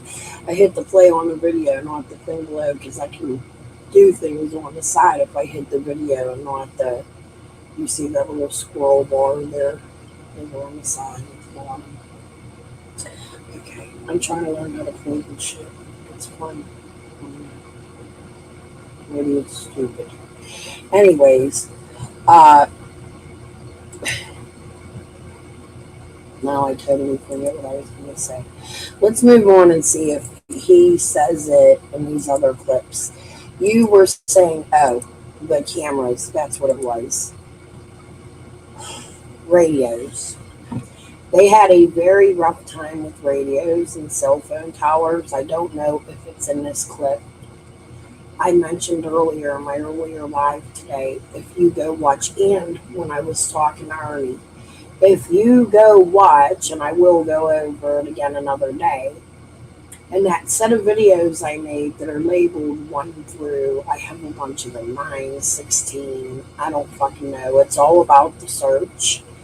A lot of the equipment they use some of the things they may have done the search, the K9s, the ATVs, the what are they called? The bigger ATVs, I can't remember. I haven't been able to remember all day. I want to fucking ride one of the motherfuckers, no fucking joke. I've never been in one. That would be a fucking hoot. But anyways, let's listen to this clip. This might talk a little bit, but this is about when they scaled back operations. But I have, you know what, actually, before we do this, I didn't finish this. Let's see if Tim Coop gets up here. This is not a clip I want. So we're going to take this down. I did find one with Tim Coop. He may talk about the GDR in here, or it may be a later, I feel like it was a later press conference where he spoke about all of the different things they used. But it's in those set of videos. Definitely. So if we don't find it right now, I will find it another day. But if Ernie comes up and grabs the link, I will be determined to find it right the fuck now. So, let's go. In speaking with dive teams, what are you guys actually doing with them? Is that searching ponds, creeks, lakes? Could you just elaborate a little bit more on what that search looks like? You talked about ground.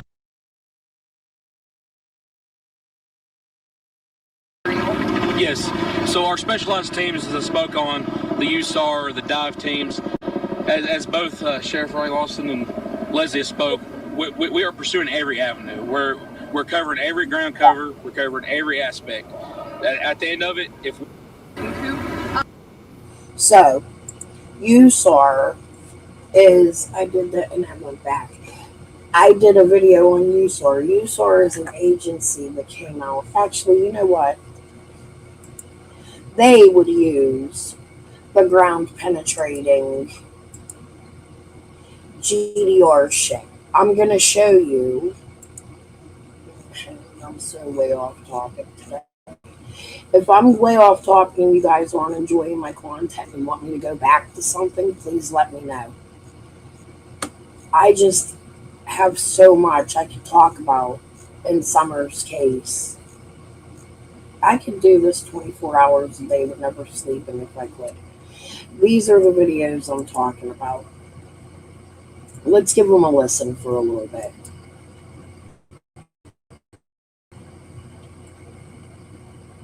Communicate with me.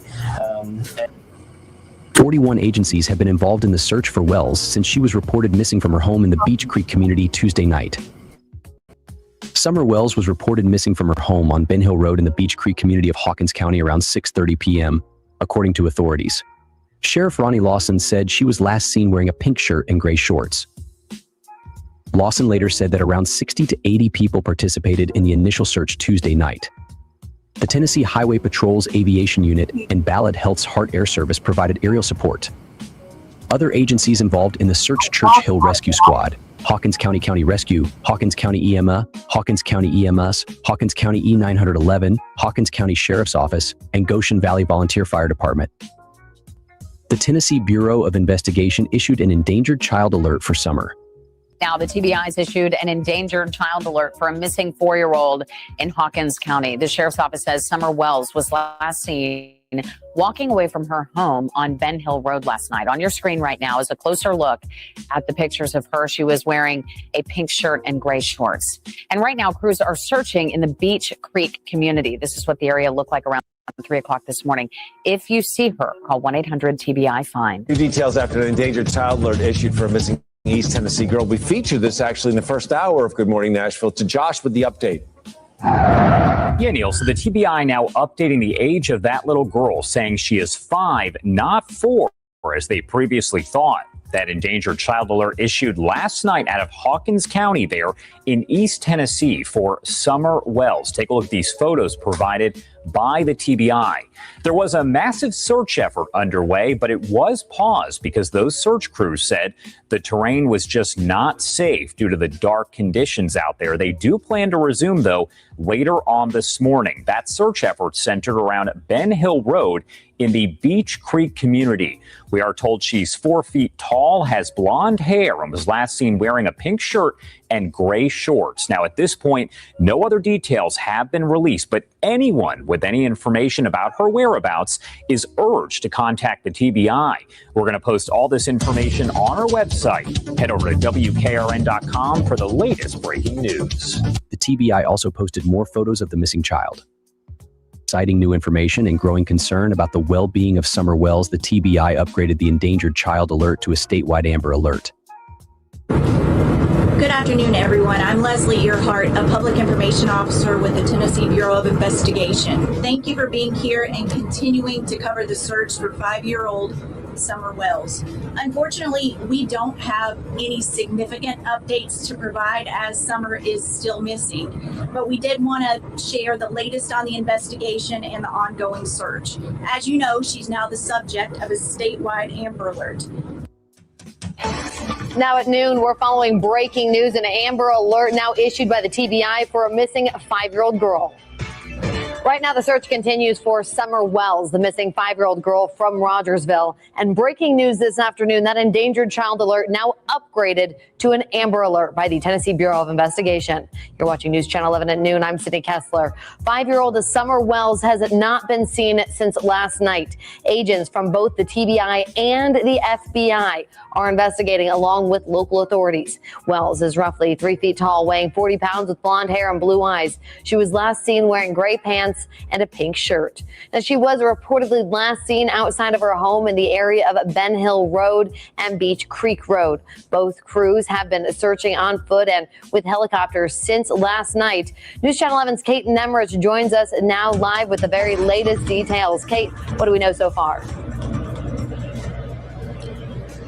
Sydney, an Amber Alert was issued for 5-year-old Summer Wells just about an hour ago. Around that time, we started seeing helicopters circling once again, searching for her. Now, the road, Ben Hill Road, where she lives and was reportedly last seen, remains closed at this time. Ainsley Daniels is also on scene with me, and she just drove past that scene a few minutes ago, where there are plenty of emergency responders present. The TBI, FBI, Hawkins Sheriff's Office, Hawkins Emergency Rescue, Kingsport Life Saving Crew, Bristol Fire, and many more. We're a few miles down the road at Solomon's Temple Baptist, where they have placed balloons in their prayer garden for Summer. They say Summer and her family used to attend this church, and she and her siblings did programs here.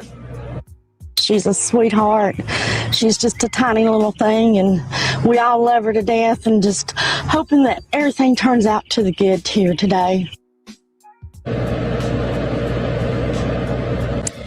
Daughtry hopes to release the balloons when Summer is found. They are planning a prayer vigil for later this afternoon, but at this time they have not released the details.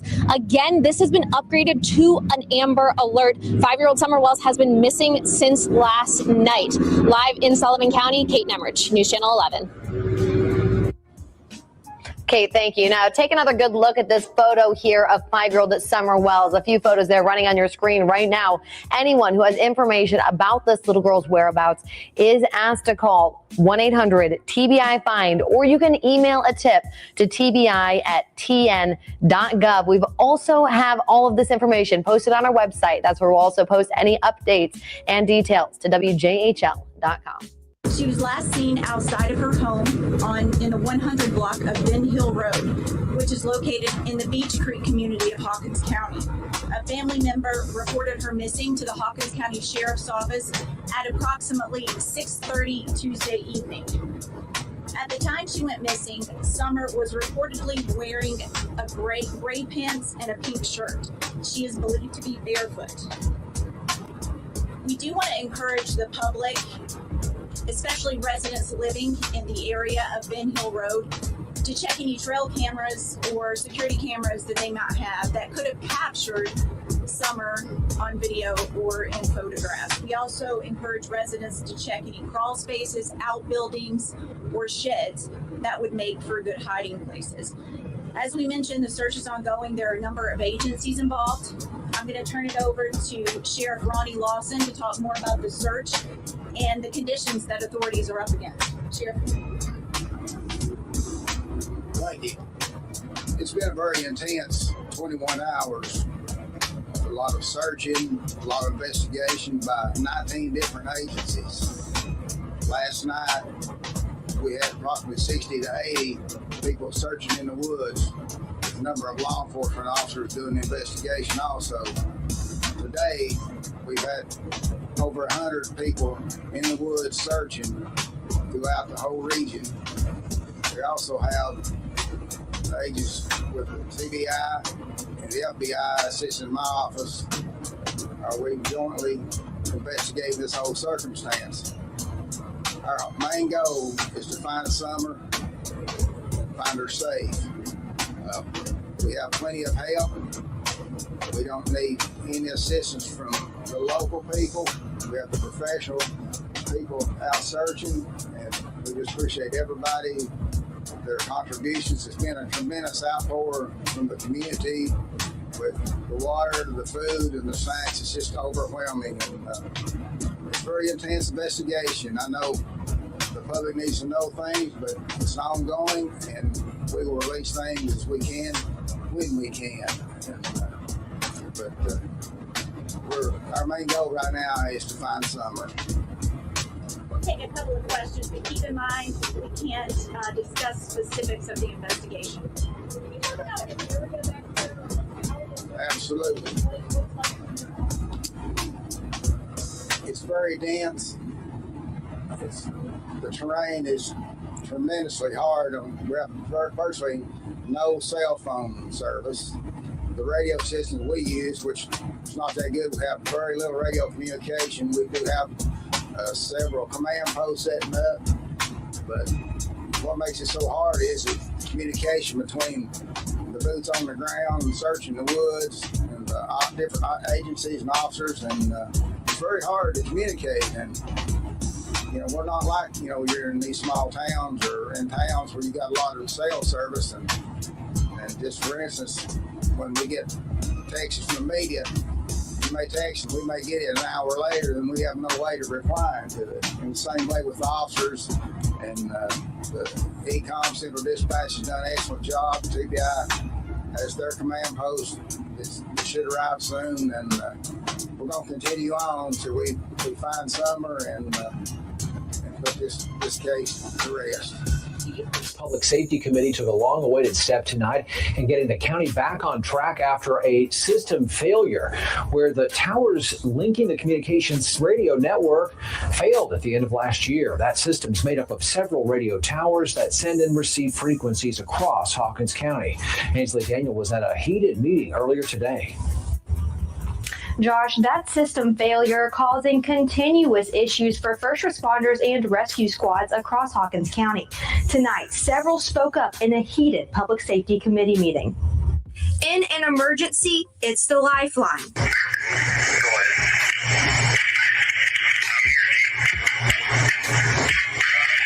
That 911 call coming from a plane crash in Sir Gowensville just last month. You can hear right there the member is trying to, he was actually trying to communicate with me and tell me, what he's seen and stuff. The clicking noises and static, a constant issue for first responders in Hawkins County after their system failed in December, disconnecting the towers that transmit the calls. Talking about something you don't know about. Here you go. How about out of order? Don't talk anymore. So don't bust me, son. Don't bust me. You know nothing about it. You know what I know, but we've been waiting for 6 months to find somebody about it. Wednesday, that issue coming to a head where the Public Safety Committee approved spending up to $30,000 to restore the system with the original provider, AMK, while also exploring other options. One, a digital system costing more than $900,000. The other, a state-operated radio system with a price tag of over $4.5 million. The licensing, we were just told, could take anywhere from a couple of months to a couple of years. So we just was looking at it to go back like it was, prior November, so that we can get people at least back as safe as they were then. Emergency Management Director Jamie Miller says now the issue is countywide with all first responders. Our goal with fixing this system was not to take the system to where it was in November. Our goal with this was to take communications in this county to a place it's never been. Those working the front lines worry today's vote for a temporary solution could become the permanent fix. No matter what, we have to be able to talk. That's our lifeline to dispatch, to be able to talk. And so, we've got to have a reliable communications everywhere that we cover throughout the county. Today's vote will go to the full commission at their meeting next Monday, June 22nd at 6 p.m. at the Hawkins County Courthouse. Sarah?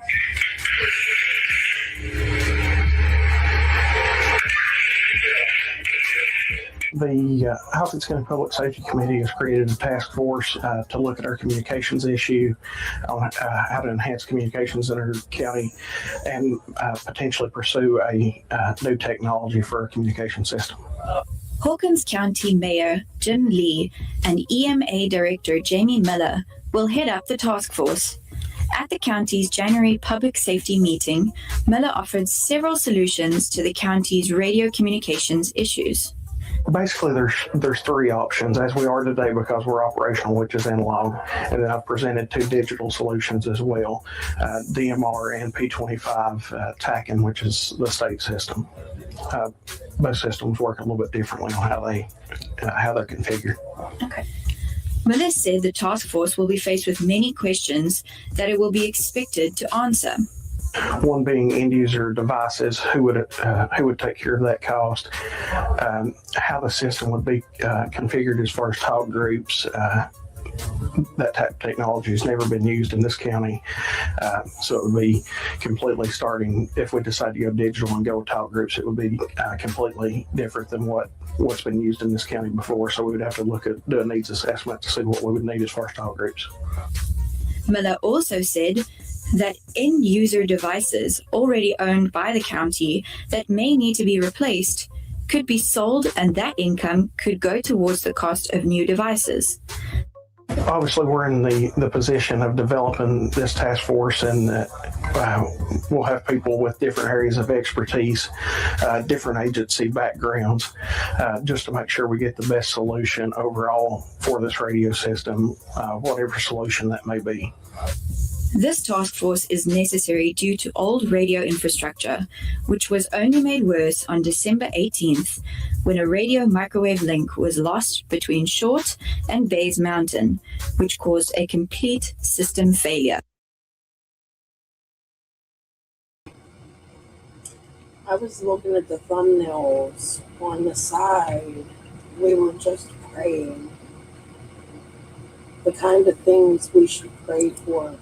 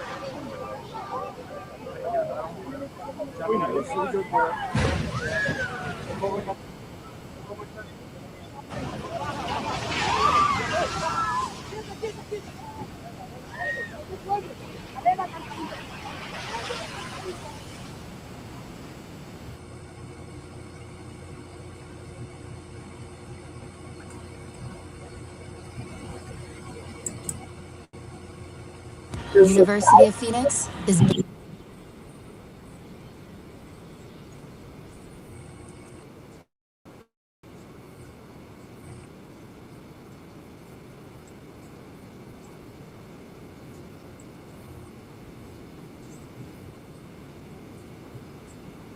A 7.4 magnitude earthquake rocked the country. In Manizales, about 160 miles outside the country's capital of Bogota, smoke filled the air as pieces of this building came crashing down. A woman stumbled as she ran for safety, strangers quickly rushing in to help her. Outside the city's famed Cathedral Basilica of Our Lady of the Rosary, strangers clung to one another as the ground beneath them shook.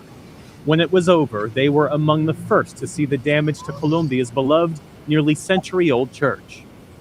In the city of Pereira, rescue workers searched the rubble for survivors.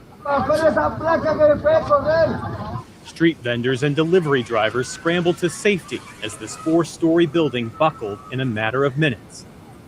Ay, Dios mío, ya no más, por favor, Dios. Ay, Dios. And outside this apartment building, a woman prayed for the shaking to stop as people watched helplessly while the structure swayed. The quake was centered near San Jose del Palmar, south of Medellin, but stretched across western Colombia, including the country's famed coffee-growing region.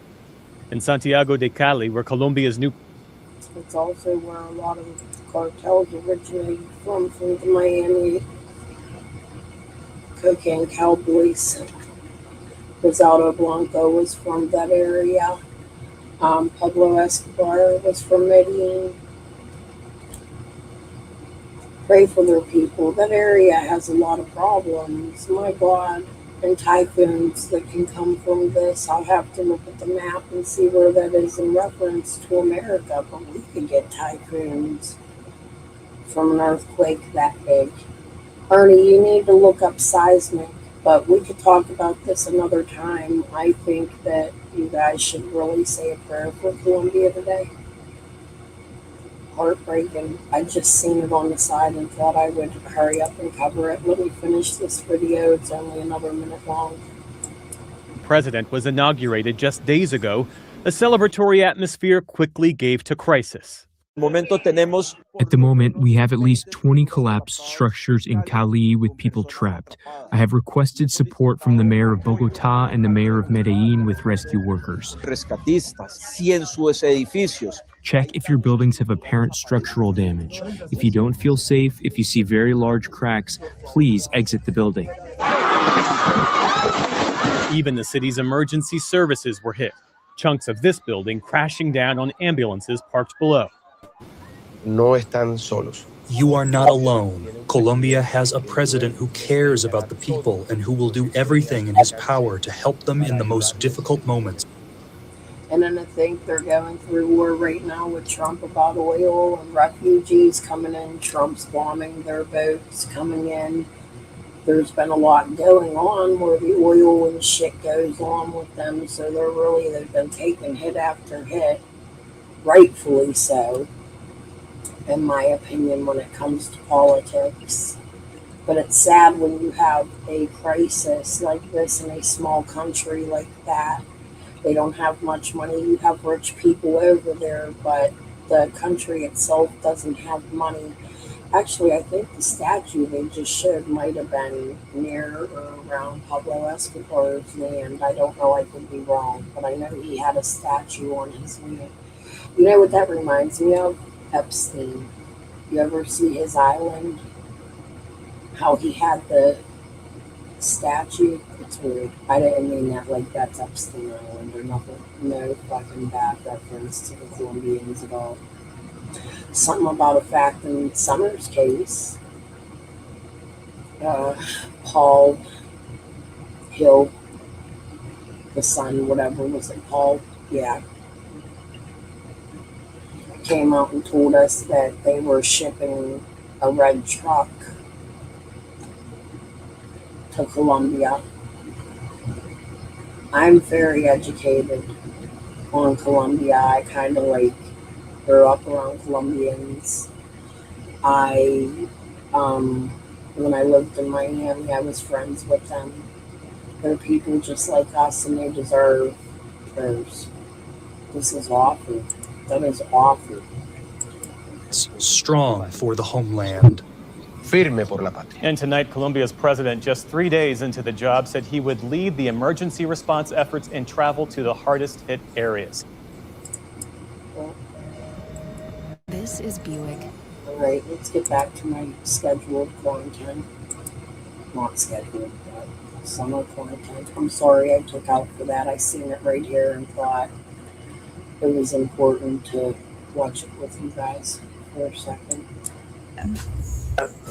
We are functional with 3 independent repeater sites that are not linked together at this point. The system is functional independently for those 3 sites. Our county typically has a link system that responders in the lower end of our county and the upper end of our county have common audio from one device to another. When the system's broke apart, as it is right now, those officers are unable to hear each other if they're separated by enough distance.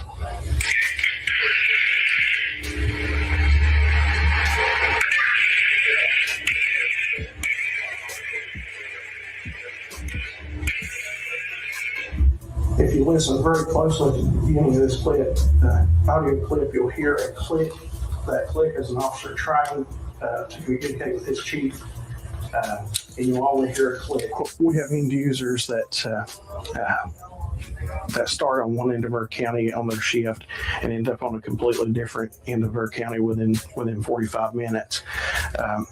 Those officers, ambulances, fire vehicles, they're commonly moving back and forth across the county. So we definitely need to come up with some kind of solution where they're able to hear audio from one end of the county to the other. Without a common problem we have now is they cover one another up because they can't hear one another, and they'll both try to talk at the same time on different repeater sites. So what they're explaining to you is a lot of the problems they had with radio communications prior. That's what I'm showing you. Prior to Summer going missing, all of this shit was going on with the radios.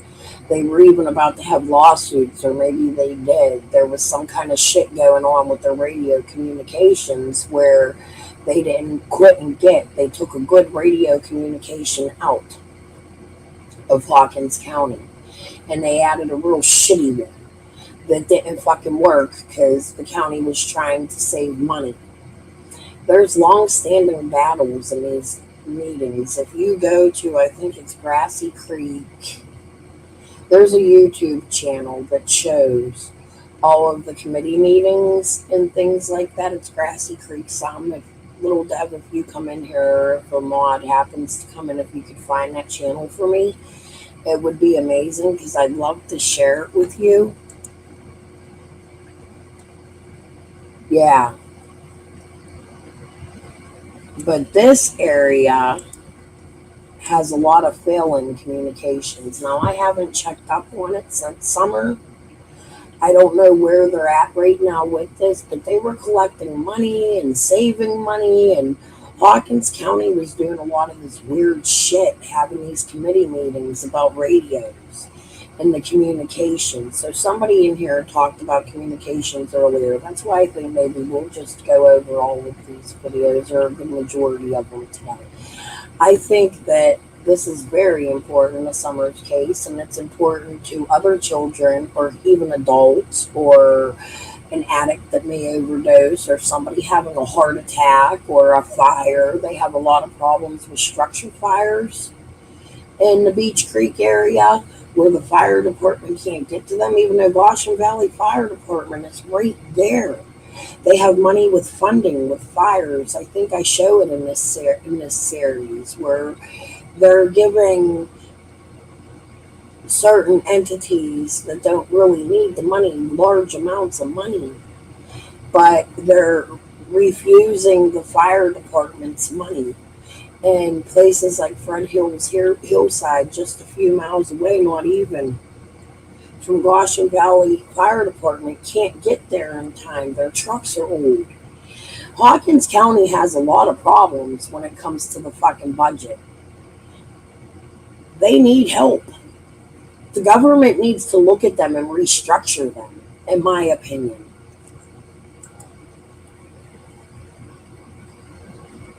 Yes. Are there federal grants? I don't know. Yes, it's very greedy. Very greedy.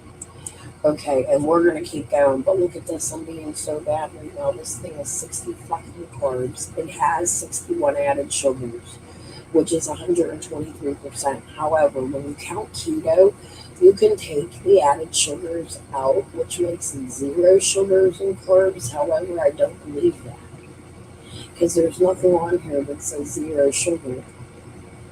And there's no caffeine in it, so it's even worth it. But let me tell you, my husband working at the convenience store sometimes comes in handy. I was up there the other night with him. We had stopped up, and the Coke guy was there. That was the night I had to pay for the date. He was supposed to have money.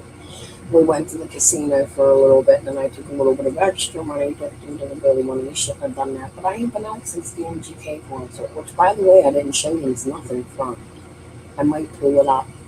But the Coke guy was in there, and he was playing the fucking machines, and we were sitting there bullshitting. He gave me like 27 bottles of this fucking Sprite plus tea shit. Everybody's been drinking it. I can't have any. I'm stealing. Look. 61 carbs, total sugar 61, included 61 added sugars, 123%.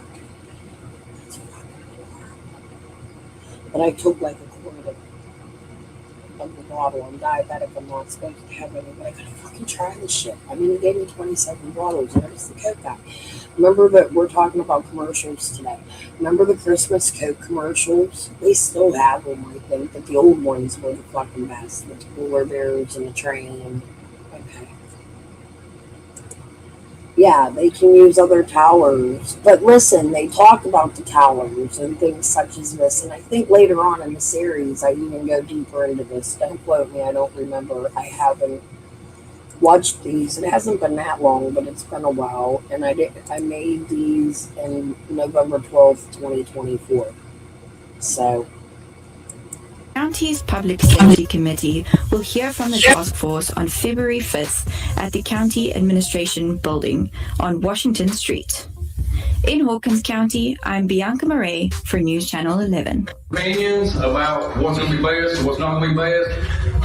I just ask everybody to keep an open mind. There are things that are better than others, and there are things that cost money that we're not sure how we're going to pay for just yet. So I'll say that. The Hawkins County Public Safety Committee met at a special called meeting Wednesday to find the best solution for the county's failing emergency radio system. In the last meeting of the Hawkins County Public Safety Committee, we were asked to develop a task force to look at the different options for our radio system. That task force came back with a recommendation, which was TACAN as the number one choice. The number 2 and number 3 choices were full replacement of our system or DMR, which tied. Today's meeting, the different vendors come in and talk to the county and ask for a full quote to be put in with coverage studies for the county of the exact cost of what it would be as a quote instead of an estimate. The task force was necessary due to the failing of radio systems in December. A sheriff's deputy might start out in Mooresburg and go all the way to a call in Mount Carmel. So now currently you have to switch to 3 different channels to do that. And if you're in the upper end of Hawkins County, you can't be heard in the lower part of Hawkins County. So it's a big officer safety issue as far as being able to hear each other. And if you need additional backup and whatnot, as far as the rescue squad, our communication system has always had issues as far as dead spots, especially over in the Clinch area, in the Mooresburg area. We have 2 sites now that we transmit on, Town Knob and Short Mountain, so that helps a little bit, but there's still a lot of dead areas now. The task force's number one choice was TACAN, which stands for Tennessee Advanced Communication Network. TACAN was number 1. It's a system that I currently use now with one of my agencies that I work with. We love it. We love the interoperability of it, being able to talk to the other counties around us. You've got Greene County, Greenville City, Kingsport, Sullivan County, Washington County, all those guys, the Highway Patrol, TBI, several different agencies that are going to that system. The Public Safety Committee will again meet once vendors of different radio service providers offer their specific quotations. I just think it's hard to put a price on a first responder's life, and I hope the county commissioners do the right thing and get the system and the equipment that we need. Listen, I only got 270 views on this one particular video.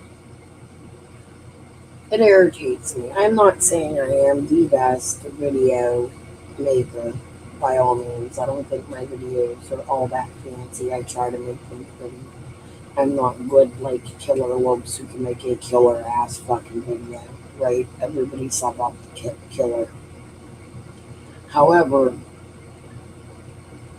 what I try to do is put these videos together in a factual manner, of factual things going on around Summer's case, and factual things the police officers have said, and factual information like the things they used and the radio tower news. And that way it kind of refrains from the speculation, but it also gives a reason to speculate. Bad and good. However, it puts attention on communities like Hawkins County that don't have the funding or may have a lot of corruption, because the rescue squad, which I don't think is in these set of videos, has had a lot of corruption in the past with somebody with the last name of Dykes. Did y'all know that? She stole a lot of money. But here we are, not long after that, the rescue squad is collecting reward money for Summer Wells. Is that something they should have been in charge of after all the controversy they had in their area? It's proven corruption. It went to court.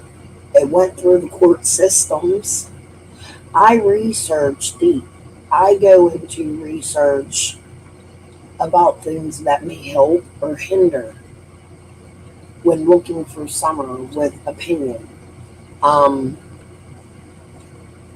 Maybe some Crystal. What was that date on that last video on the screen? Let me go see if I can see it. I don't know offhand. I cannot. But if you look in radio communications and WJHL and different channels, you can find all these videos. They are extremely easy to find. And look up, do a search, or if you have ChatGPT, look up Grassy Creek. Look for a YouTube channel it's called Grassy Creek something, and it shows all of this information. If you go to WJHL, you can just put in Hawkins County Communication, and you can see all this shit for yourself, and it's factual information. So it's better than speculating all the time. I get it, speculating is fun, trashing each other is fun, going after Fred is fun, so that you think. It's also a way to get the suspects out and things they say, but you can put sometimes those things these suspects say, and even if they're not suspects, even if they are just really neighbors, we have heard people in the communities complain about these same, if you look in YouTube, Rogersville and Hawkins County has their own Facebook pages. I have joined them in the past. I'm not in them now because I got a new Facebook, and I really don't feel the need. If I know to search something, I'll just go look for it. Now I'm that well in tune with Summer's case. I don't need to be joined to all of them unless I'm looking for something specific. There is, what is that? 911. Oh, fuck. What is the name of it? They aren't always on target. They had a really weird moment, I think, in Summer's case or a different case, where you can get all the 911 calls. It has a little character with a police hat, something feeder or something. I'll remember it. But there is a lot of Facebook pages and news sources and things like that you can actually look at. This video is just about done. We got like 18 seconds. I'm going to go to the next one. That would potentially save somebody's life.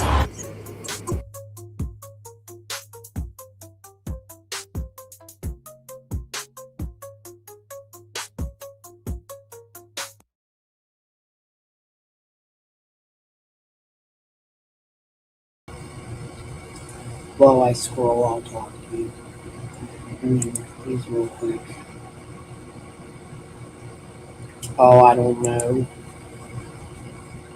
Would it? See, I don't know much. I didn't research the actual communications. I'm just showing you what they have said and what they've been going through. in Hawkins County. But let me go, let's go scroll. And then I got a video too. And Ernie, when I get to the part, because it's definitely in these videos where Coop says,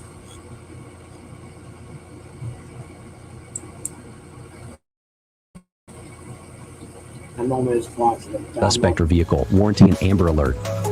Timeline gaps or new evidence by June 16th. Investigators might have encountered gaps in the timeline, suggesting higher risks than initially thought. Physical and geographic vulnerability. Summer Wells was a Scanner Food. That's the name of it. Scanner Food has a lot of information on Facebook. young child in a rural, secluded area, which could indicate that she was vulnerable to exploitation, increasing urgency. Media and public pressure, heightened media attention, and community concerns may have influenced authorities to amplify the alert status to ensure extensive public engagement.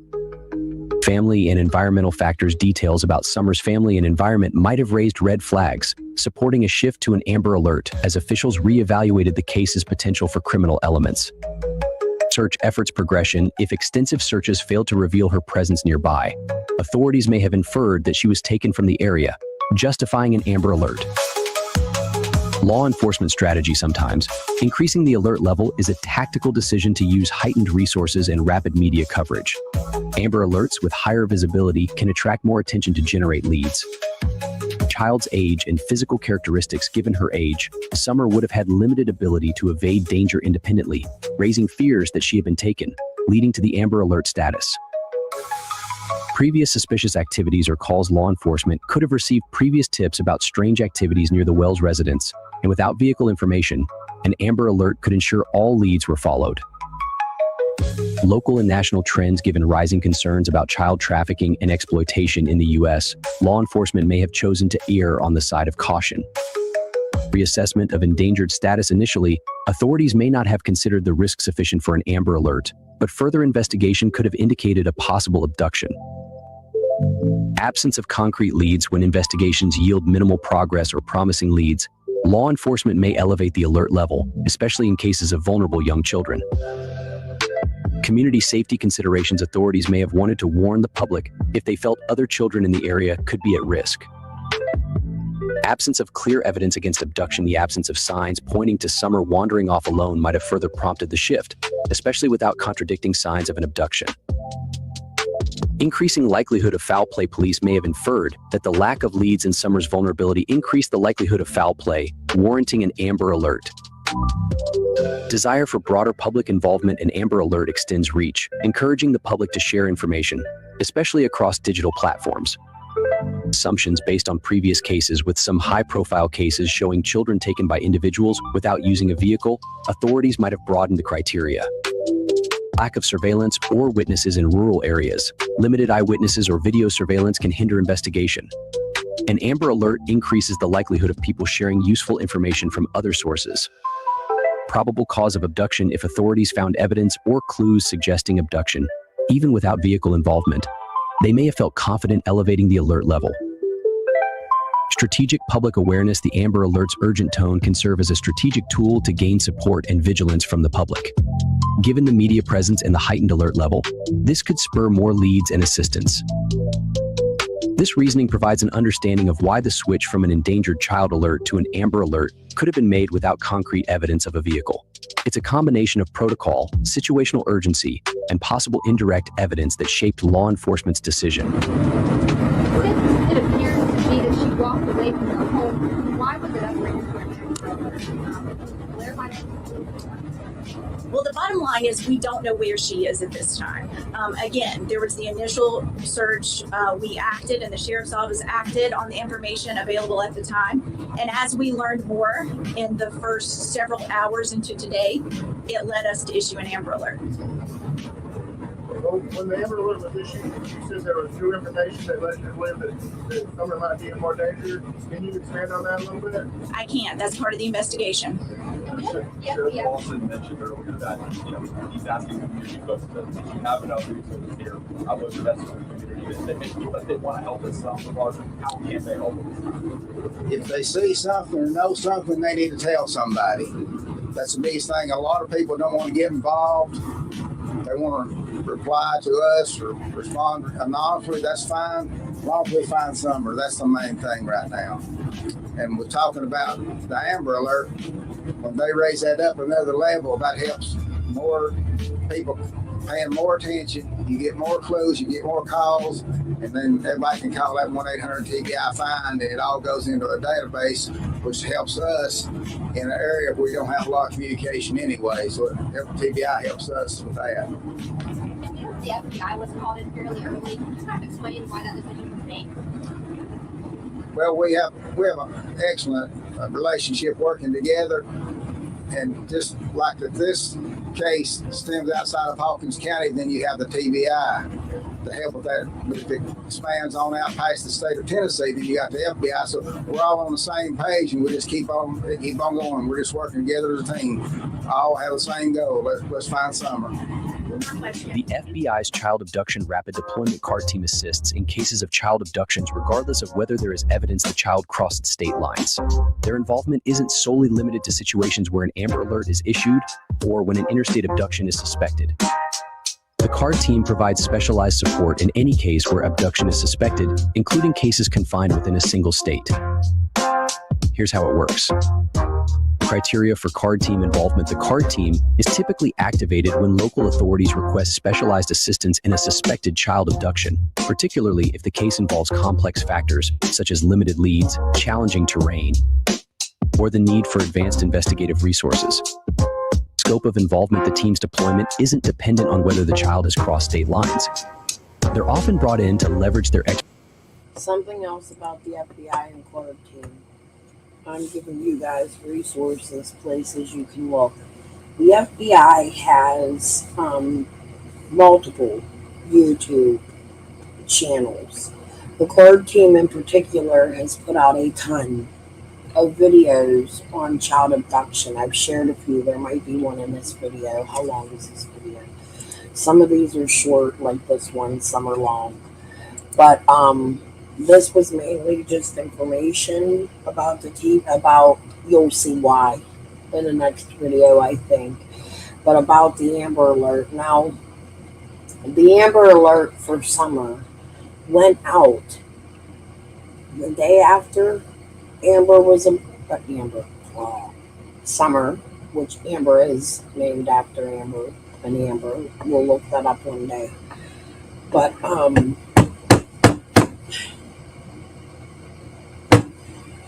the truck wasn't mentioned in the original Amber Alert. The truck didn't come out till the Saturday after that, or like the 17th. It was like a long time later, and I think I show that in the series. If not, I have shown it before. But if you pay attention, something set that Amber Alert off that had nothing to do with the truck. Now, is the truck important? Yes. But I also think even for the TBI, it could have been a false tip or a red herring. Maybe a tip that came in that really didn't mean nothing, or it did mean something and they just didn't find it until way later looking at a different. I would like to know. I think they told us somebody gave them the tip. But the way Ronnie said it to me, like I told you guys earlier, I follow my guide. I don't think I have that in here, but we need to listen to Ronnie talk. It might be in here. It might be in here in the press conferences. We need to listen to Ronnie talk about the red truck. And Jody too, because Jody gives a really strange description. And in that description, she claims that she is somebody who may have called in the red truck. She called in a red truck, but she didn't call in the red truck, is what she claimed. Tim Mullen has a red truck. Did anybody know that? A Tacoma, the same years they're looking for. I just think a lot of people in that area have the same red truck. It could have been somebody who lived there that doesn't even realize it was them. I don't know what that is, but what I do know is that that Amber Alert went out without the truck. Expertise in handling high-stakes cases involving potential imminent danger, even if the investigation remains local. Amber Alert, not a requirement. The presence of an Amber Alert can coincide with the CARD team's involvement, but isn't a prerequisite. The team may be called in regardless of an Amber Alert if the situation warrants intensive investigation. Focus on immediate and critical threats. The CARD team specializes in quickly mobilizing resources and investigative techniques that are especially crucial in the early stages of a child abduction case, prioritizing any child believed to be in immediate danger. In essence, the FBI's CARD team steps in when their specialized support is deemed valuable, focusing on abductions with imminent danger or urgent, complex investigative needs, regardless of whether an Amber Alert is issued or there's suspicion of interstate travel. Can you expand on maybe just the area where you guys are searching, maybe if people see something in the I'm showing it a little bit here. However, there is two things about a red truck that bother me deeply. One is Amy, Jody Sue's sister. Her husband runs a Toyota. He has options. Maybe this truck, they caught it on camera and it didn't have a license plate. He has access to many Toyotas. The other one is Tim Mullins. Robin. Robin with Chris McDonough. Robin only giving out the We Can Bring You Hope posters. Robin Xing out them trucks like a fucking maniac on an interview with him has always been extremely disturbing to me.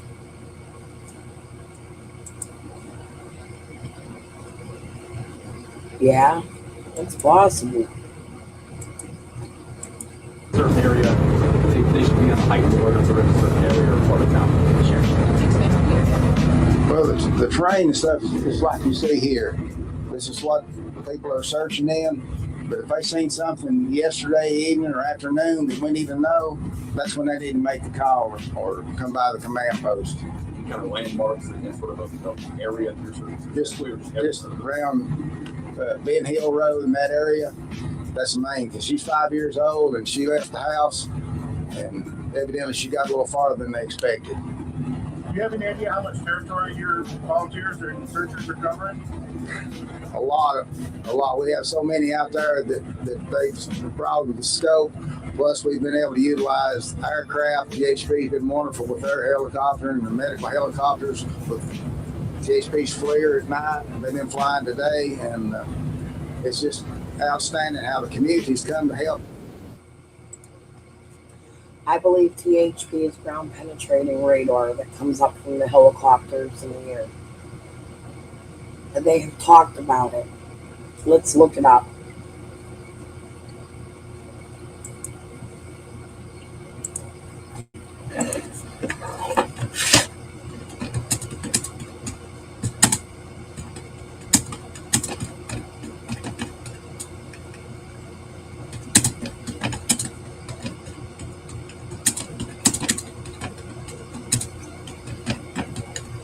My question is, what is THP in a helicopter when searching for a missing person? If you're asking THP, Tennessee Highway Patrol, aircraft, when used for searching for a missing person, their helicopters have some pretty sophisticated search equipment.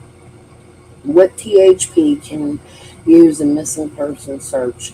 According to Tennessee Department of Safety and Homeland Security, THP aviation helicopters are equipped with EOIR sensors, electro-optical infrared cameras. Infrared portion can help detect heat signatures, partially used at night or when someone is difficult to see from the air. FLIR. We here at Tune use FLIR. Forward-looking infrared. Older THP documentation specially identifies FLIR cameras as aircraft equipment. High-powered searchlights used to illuminate areas being searched, radio direction, finding receivers, equipment that can help locate or determine the direction of radio transmission. Augmented reality mapping systems assists the crew in navigating and coordinating search. Microwave downlink allows imagery video from the aircraft to be transmitted to personnel on the ground. Tactical radio systems lets the flight crew coordinate with ground search teams and other agencies. And this isn't just theoretical. THP Aviation conducts criminal and non-criminal searches and search and rescue missions. In FY 23 and 24, the THP Aviation Unit reported it helped locate 20 missing persons. There is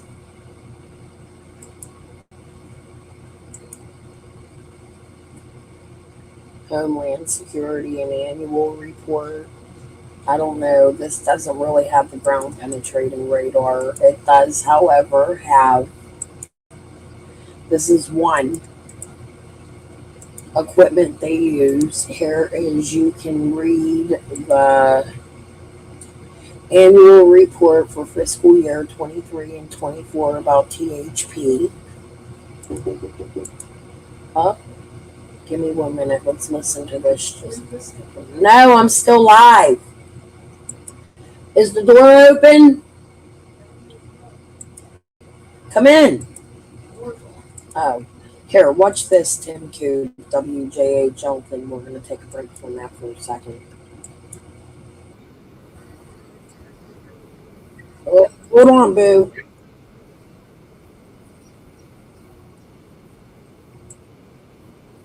Even if it's ground that has already been searched multiple times, being in contact with TBI, Hawkins County Sheriff's Department, if it's something they feel as though needs to be a credible search, needs to go back in and look over things again, we're right there with them, hand in hand, doing those things. You may not see the big fancy command vehicles. You may not see the 1,194 people trudging around in Beach Creek, but we are the Sheriff's Department, law enforcement, TBI, still following up on leads. And any credible lead that they have to, hey, we need to go out here and look and search this area, we will. I will have a team, whether I have to call in a team from out of state, we will have somebody there to search those areas. Mental stress, there's a difficult physical stress, going home, once everybody leaves over there, 20-minute drive from Beach Creek back to this station, takes a lot of time to think. Go home, go to bed, wake up in the middle of the night thinking, well, did I search that area? Did I search it well enough? Did I send enough people in? Is there places that I missed? So everybody takes it differently, and still yet now, waking up in the middle of the night, be doing something at work and just think, well, what about this? The simple fact of the family and other rescues is there has been no outcome. We as search operations, we know no more than we did the night she went missing. So that alone, psychologically, some of these searchers is, I put in all this time and I wasn't able to provide anything. So the national average value for one volunteer is $28.54 per hour per person. So just in the operations alone for Summer Wells, our agency put in 2,648 man hours. That equals $75,573.92 worth of time spent from a volunteer. I know just my agency along with other agencies, a lot of these volunteers cemetery, there's something were scheduled to work the following day if somewhere else was going missing on Tuesday night. They took their own PTO time out. They took comp time. They took whatever they had to do, knowing that they wanted to be there. They had to be there. That was a decision I knew going in that there was a possibility I was going to have to make, not knowing how many days, how many hours we were going to be out there searching for Summer. But I can honestly say that was the decision, speaking with command staff, speaking to subject matter experts that were involved from other agencies out of state, getting together every day. Hey, this is what we've covered. This is the probability. This is putting all these things together to make the decision. I can say made the decision easier, but it didn't. Still, at the end of the day, it was very difficult to make the decision of scaling back operations to only go off. Ground search for 5-year-old Summer Wells is not nearly as visible to the public as it was 1 month ago. But the Hawkins County Sheriff's Office describes the search for the child as active and intense. The Tennessee Bureau of Investigation says as of today, it's received 970 tips.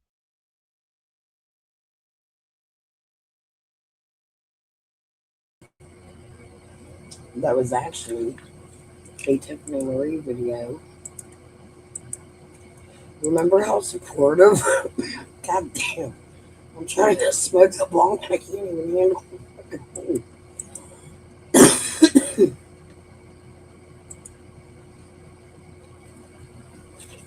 Remember how supportive Tiffany Marie used to be a goop? I want to re-listen to that if you guys don't mind. Since the scaling back, right now, in essence, all we're pretty much going off of, like I said, is anything credible leads, credible information, even if it's ground that has already been searched multiple times. Be in contact with TBI, Hawkins County Sheriff's Department, if it's something they feel as though needs to be a credible search, needs to go back in and look over things again.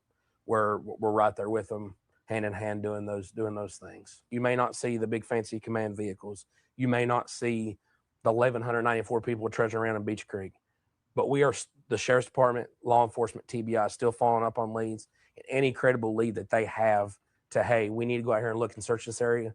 We will. I will have a team, whether I have to call in a team from out of state. We will have somebody there to search those areas. Mental stress. There's a difficult physical stress.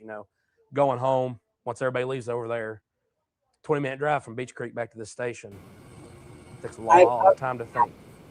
Go home, go to bed, wake up in the middle of the night thinking, well, did I search that area? Did I search it well enough? Did I send enough people in? Was there places that I missed? So everybody takes it differently, and still yet now, waking up in the middle of the night, be doing something at work and just think, well, what about this? I'm not even paying attention because I keep chatting. Yeah. Extremely active on YouTube, where she's not in the media, which is odd to me. She complains about the YouTubers. That's a problem, a huge problem. She cries when she gets on Dr. Phil. Every time she's somewhere, I feel like I'm being interrogated. I don't want to answer questions. I get it with the YouTubers. The ones attacking her, she'll talk to the ones that agree with her at the moment, and then she'll fight with them, and then she doesn't talk to them ever again, and then sometimes she'll become their friend again. Her and Squall in particular have a very tumultuous relationship. They have quit talking at times at the beginning of this and then talked again. Dill Terry was another one. Jenna, who called in the tip that in North Carolina she's seen Summer Wells while they were at Dr. Phil, and Dawn said that was the reason Candace was crying when the Mafia thing was mentioned. Cornbread Mafia. Right. She uses her voice to cause drama, in my opinion. She does have good lives on her channel where she talks about nice things. I do believe Candace misses her child. We don't know what capacity. Is it an accident? Did she see something? She still mourns and that's why she doesn't want to talk about it, or she knows she'll be in trouble. Is it some of the things I spoke about earlier? The options for us, we can only speculate. We're not police officers, and that is my job as a YouTuber, to speculate. No matter what Jody Sue says, yes, I believe her and Jenna set that up too, Glenn. And it's funny, I was going to pull that clip today, but I didn't. I was going to cover the psychics today. I second thought it. We are going to do that again soon, though. It's been a while, and I have I've done some lives on them. Go back and look. Dusty, Juanita, it's all very odd to me, especially when it comes to Ernie, because it seems like Ernie's the one that brought the psychics here, in my opinion, with Ziggy. I have reason to believe, because of Ziggy's location growing up in Miami Beach, proximity to my father, my step-aunt's psychic shop, Ziggy's father's condominiums, and Guy Schutzius's condominiums, all within a block or so. I have reason to believe there is very big possibility, I don't know if fact, but there's a possibility Ziggy knew members of my own family down in Miami. So she doesn't deny it. She doesn't agree with it. She has denied a little bit, but not really. She gets very angry when I talk about it. She has thrown fits about it. Tragedy Pimps Exposed has come out here damning me because I doxed my own fucking father. Things like that. She accused me of doxing Ziggy's father, which is really funny. It was about Ziggy, but it was my father. And I even put it on a post. It was my own fucking father that I doxed. And that's when red flags about my friend Lisa and all kinds of shit went up, because I flooded with memories. Like, if anybody from Miami's listening, and anybody knows this human, and it's possible she died, and I'm going to say this loud, burned in a closet, maybe beaten on the head. Trying to remember what my father said and what my mother said. It was a long time ago. Her name was Margie. I met her. Fuck, I hate talking about this shit. My dad was a bad person. I was told by my mother at one point, both my parents are dead, I can't call them and confirm it with you. Patricia Brito, if you're out here, hey, you can confirm or deny that Wood and may be a relative or friend to Amy Turner, Jody Sue's sister. She has ties to Brito in Miami. I've seen them myself on her Facebook.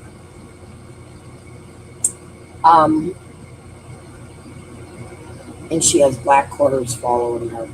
And her husband owns a Toyota shop. That's why I look at these people. Does it mean anything? No, but that's a connection to me. I don't know. I speculate. Doesn't mean Amy had anything to do with anything. However, I see some connections.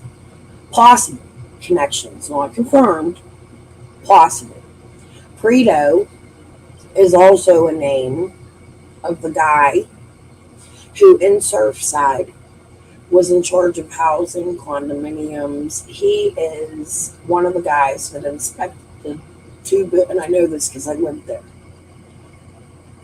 inspected the two buildings that fell, the Champlain Towers, that is next to the new building they built that my father used to work in when it was the old building, which was a Holiday Inn and the DeVille on 88th or 89th Street, between 87th and 89th Street.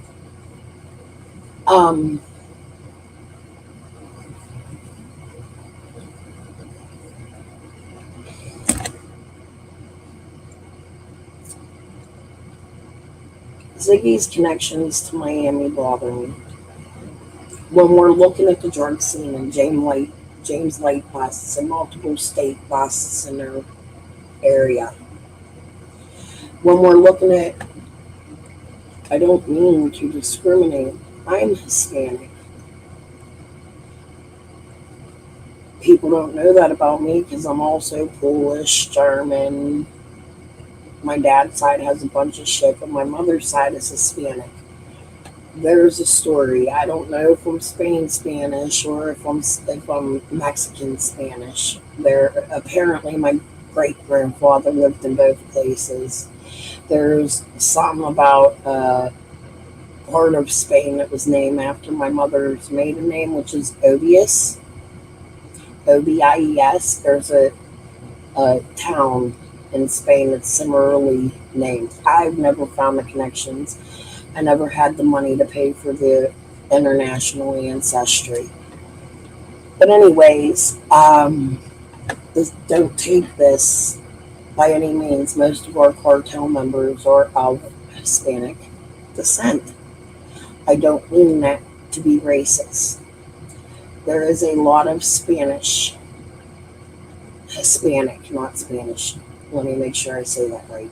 Hispanic people surrounding Summer's case. In my opinion, TT is one of them. We hear Fred talk about the mafia.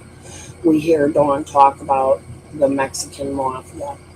We have the hoax call where they talk about the Mexican mafia.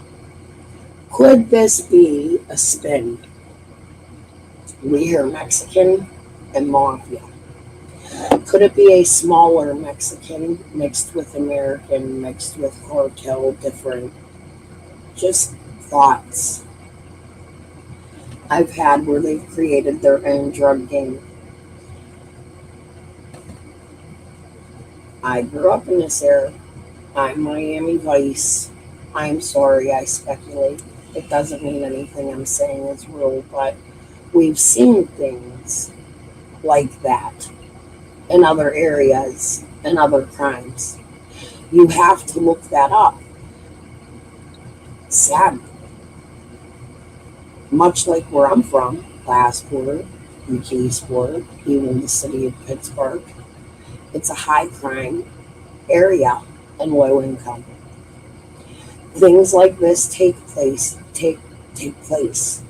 in places like where I'm from, places like Rogersville, the town I'm from. And Booger's confirmed a lot of it. I'm not going to give you names. You can go fucking research me in my life.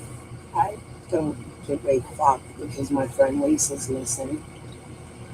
But in particular, the town I am from, grew up in most of my life. The town I associate with being from the most is Glassport, Pennsylvania.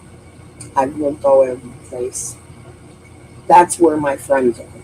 That's where the people I grew up with. That's where Boo's from.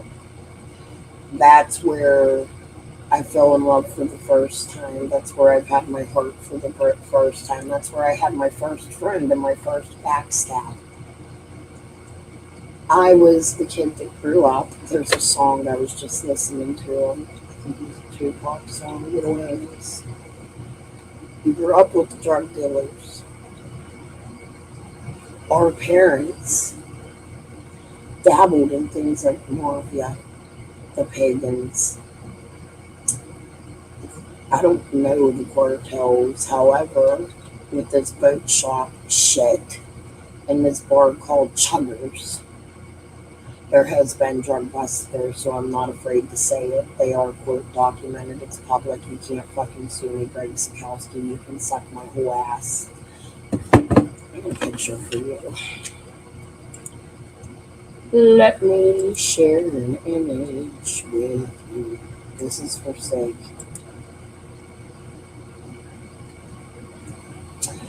You see, I have stories of Sig.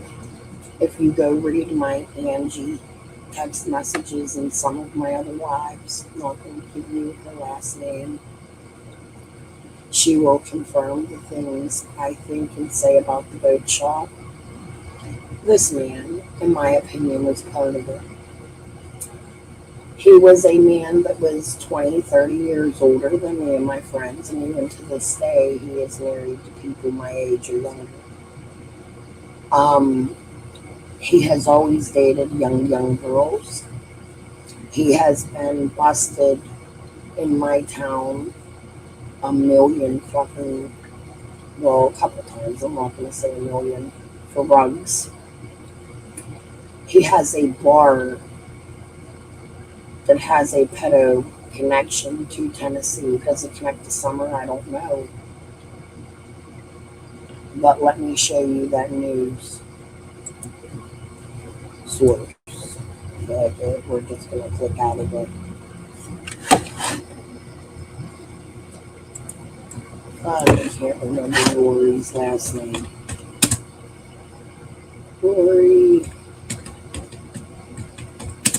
Glassport kidnapping. I don't know if it was Tennessee. It might have been Kentucky, but there was something with Tennessee. Jesus, hell. Lori Glassport kidnapping. WPXI. I've shared it before. Gosh darn it. Hold on, we're going to find it. I'm going to let you guys finish watching a little bit of mine. I'll be back with this information.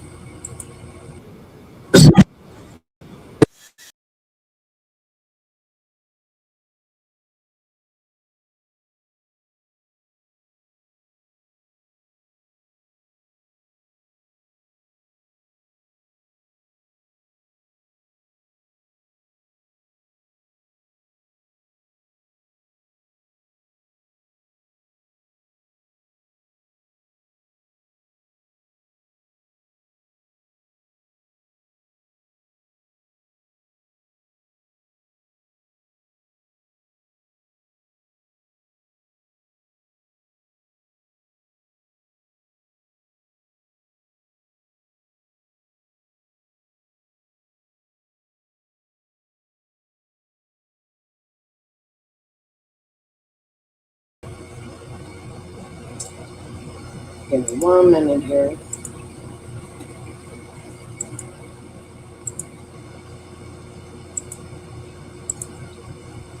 Did that work? Because I had an image up. It did. So this man rented rooms. Often at low-income men. Often to men that were drug addicted or alcoholic addicted. It's kind of like a YMCA where he would collect money.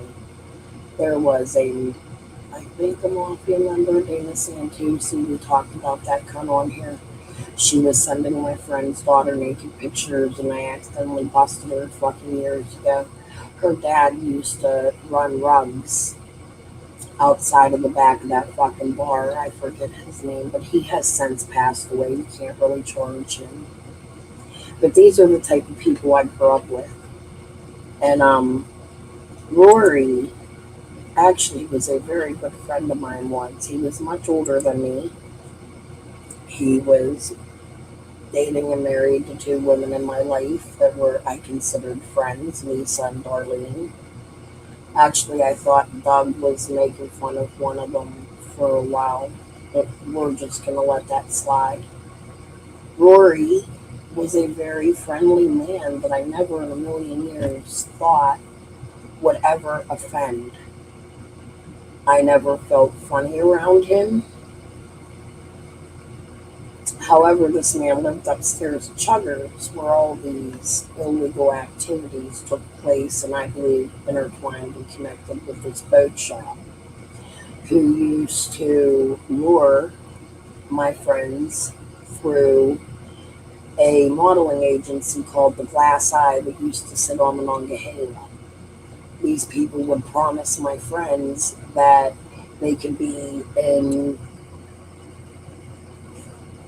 calendars or things of that nature. And the boat shop really wasn't a boat shop. It was a fiberglass shop that made boats or made, it's actually a thrift shop right now in Glassport. It's no longer a boat shop. But they would then use these boats to take the girls down to promote whatever. And they would tell them they were pretty enough to be models. Now, I'm not trying to be ignorant, but a lot of these girls were not. And I don't mean that rudely. I just mean they were not. You know what a model looks like. They were your average, like me, Glassportians. My ex used to sing, "Take me down to the Glassport city where the grass is brown and the girls look shitty."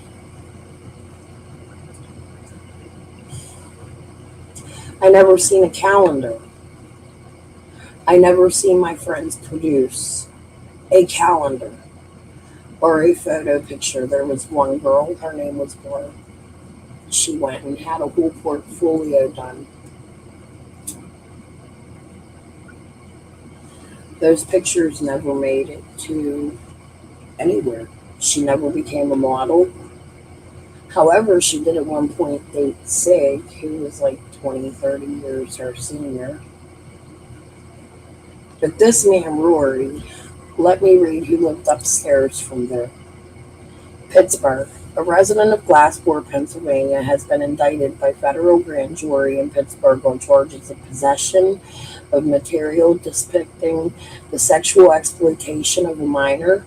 United States Attorney Scott W. Bradley announced today the one-count indictment named Rory Sheldon, that's his name, 57, as the sole defendant. According to the indictment, on or about May 7th, 2019, Shelton possessed images and video and depicted oh my God, this is so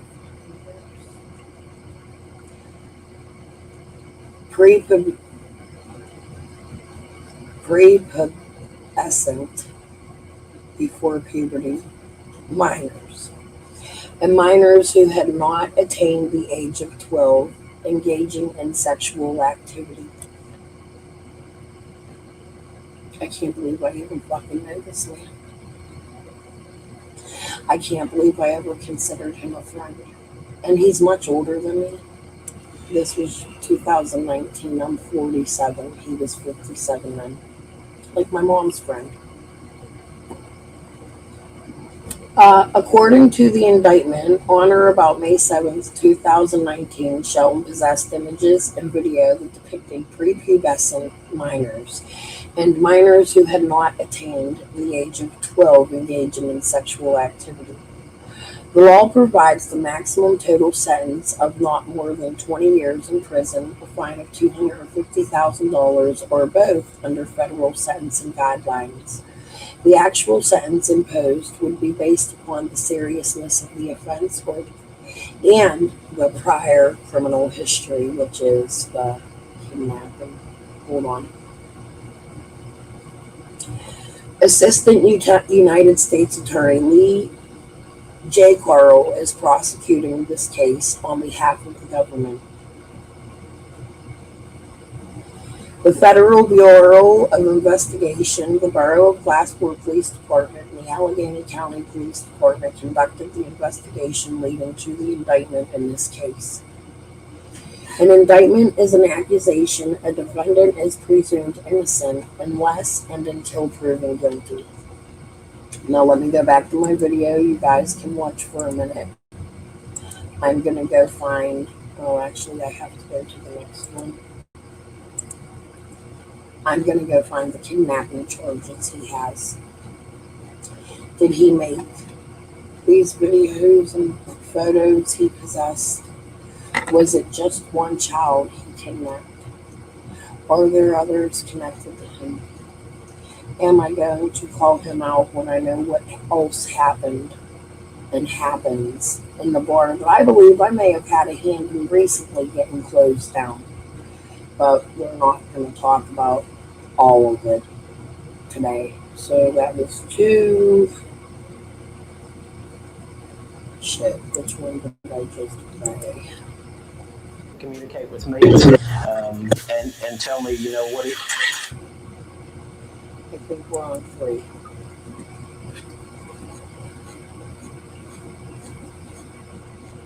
I truly think this shit needs to be looked into for both my friend Lisa and for Summer. I could be putting myself in a lot of danger and getting a lot of people that I love to hate me right now. And that's fine with me. I have a couple lanes that connect to Tennessee. And I personally am not leaving any fucking stone unturned. I don't give a fuck.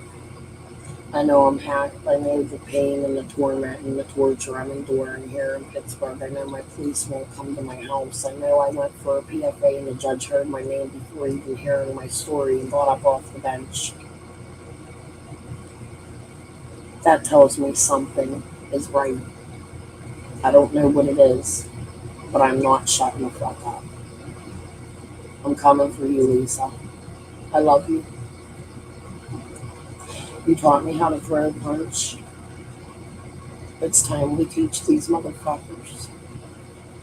I think enough of us have been victimized by these fucking people our entire lives.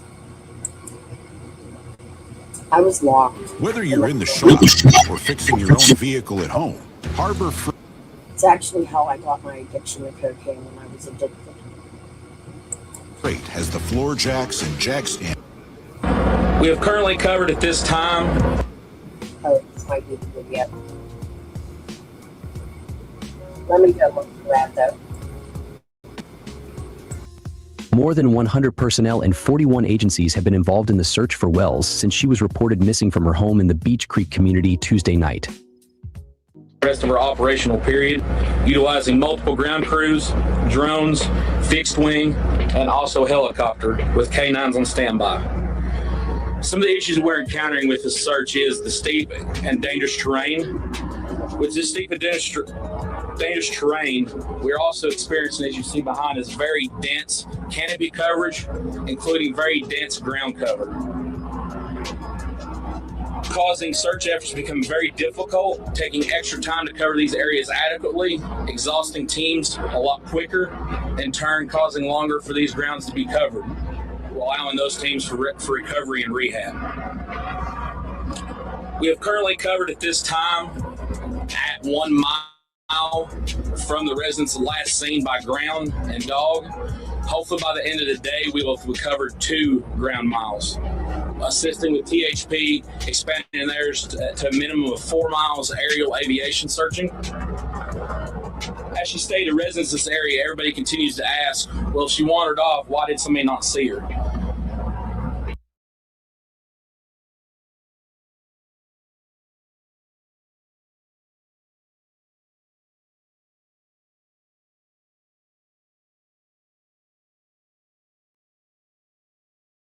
Hi, I'm Julie Bologna, and I used to bring you the weather forecast to help your family navigate your day.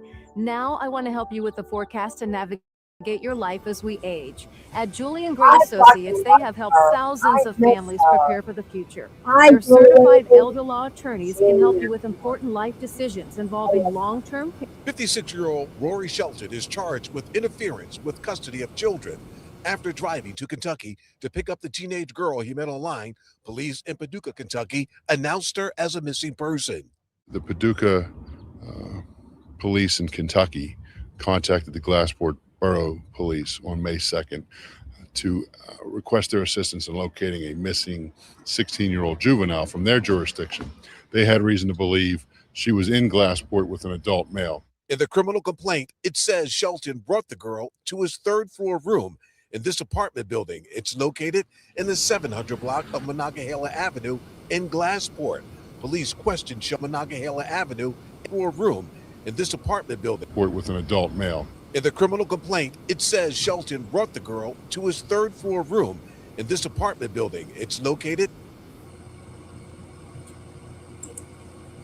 You see that first window right here on the 2nd floor?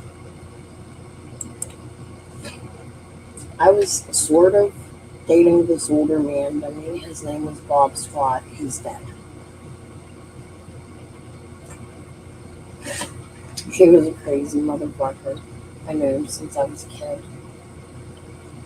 He has a son with the same name. Please don't dox him. It has nothing to do with him. His ex-wife was my grandmother's best friend's daughter, Leanne. Please, please, I beg you, don't harass these people. I love them deeply. They're all also connected to Lori. But in that first window, when I dated Bob Scott, who was a very bad addict as we got older, he never hurt me. He fed me cocaine. He locked me in that room. The men in that place would share a bathroom on that floor. You would have to come down to where I lived, the new building. I think there was only 1 bathroom. I'm not sure. I never went up to the 3rd floor, but on the side where you see that white car, in the back is another apartment where I was telling you Dana's dad lived. She was one of the ones in my comment section on my community post harassing me really fucking bad with eggplant penis head, and I really don't fucking sue me, bitch. You, number 1, don't got it, and 2, will fucking lose, because this is fact. So I don't give a fuck. Okay, fuck you and your fucking mama. However, her sister I love deeply, and she told me to please stop to Dana, but she didn't get real deep into it. And I'm sorry, Christy, you're like, girl, we all grew up together. Now that window. Bob told me I was too pretty to walk the main street of Monongahela. If you go behind this building, there's an alley. If you go down 3 blocks, we're walking past this like garage type thing, and he's pushing me under it, telling me I'm not allowed to walk Monongahela Avenue, and he's taking me right to his apartment. He pushed me through the alleys. We get to his apartment. He tells me I'll be right back. He gives me a fucking bucket and put a padlock on the outside of the door. I was young and stupid. I could have got out. I didn't think about it. As I got older and learned how to fix things, I wasn't that young. I was in my early 20s. I drank often in the bar. I gave Sig CDs. I want them to fuck back. I even went on his fucking page and put, I want my fucking shit back. John walked into the bar when I was sort of seeing him. I guess it was cheating on my husband, but not really. My husband had left me at the time, and I went to an old friend, and it felt like my husband pushed him to John. I hope that John is still my friend one day. I even called TBI on him because he gave me information about some hotels that I'm not going to get into. I don't know what hotels, about some people being taken to hotels. Anyways, I was locked in that room right there, the first room by the white car on the second floor, for 3 days. The owner, Sig, came out of that door. I would scream out the fucking window. I could have taken the door off the hinges had I been older and thought about it and left.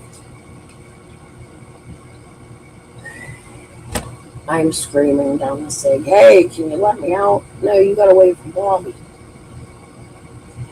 Bob never hurt me. I think we made out and didn't even have sex. I don't know what the whole is you're too pretty, but I know weird shit happened with the bartender, the owner, and the people who lived in this place. Rory is one of them. Let's start this over. I'm so sad. This guy was not anything what I ever thought. I never in a million years thought they would find this amount of porn of prepubescent children and somebody who would go to another state and do this. Corey Shelton is charged with interference with custody of children after driving to Kentucky to pick up the teenage girl he met online. Police in Paducah, Kentucky announced her as a missing person. The Paducah police in Kentucky contacted the Glassport Borough Police on May 2nd to request their assistance in locating a missing 16-year-old juvenile from their jurisdiction. They had reason to believe she was in Glassport with an adult male. In the criminal complaint, it says Shelton brought the girl to his third-floor room in this apartment building. It's located in the 700 block of Monongahela Avenue in Glassport. Police questioned Shelton twice about the girl, once on May 2nd. They say at first he denied seeing or knowing anything about her, but when surveillance cameras caught images of the girl, police did a second search on May 6th and found her naked. He apparently met the young lady on Instagram. They developed some type of relationship. He ultimately drove to Kentucky and brought her back to Glassport. Police say the girl was wearing an ankle monitor, but when Shelton showed up, he cut it off before coming back to Pennsylvania. He is now in the Allegheny County Jail awaiting his preliminary hearing.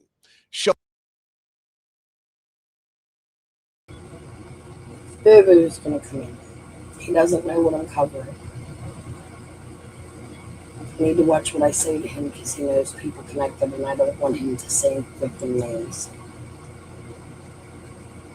Give me a minute. We are going to reread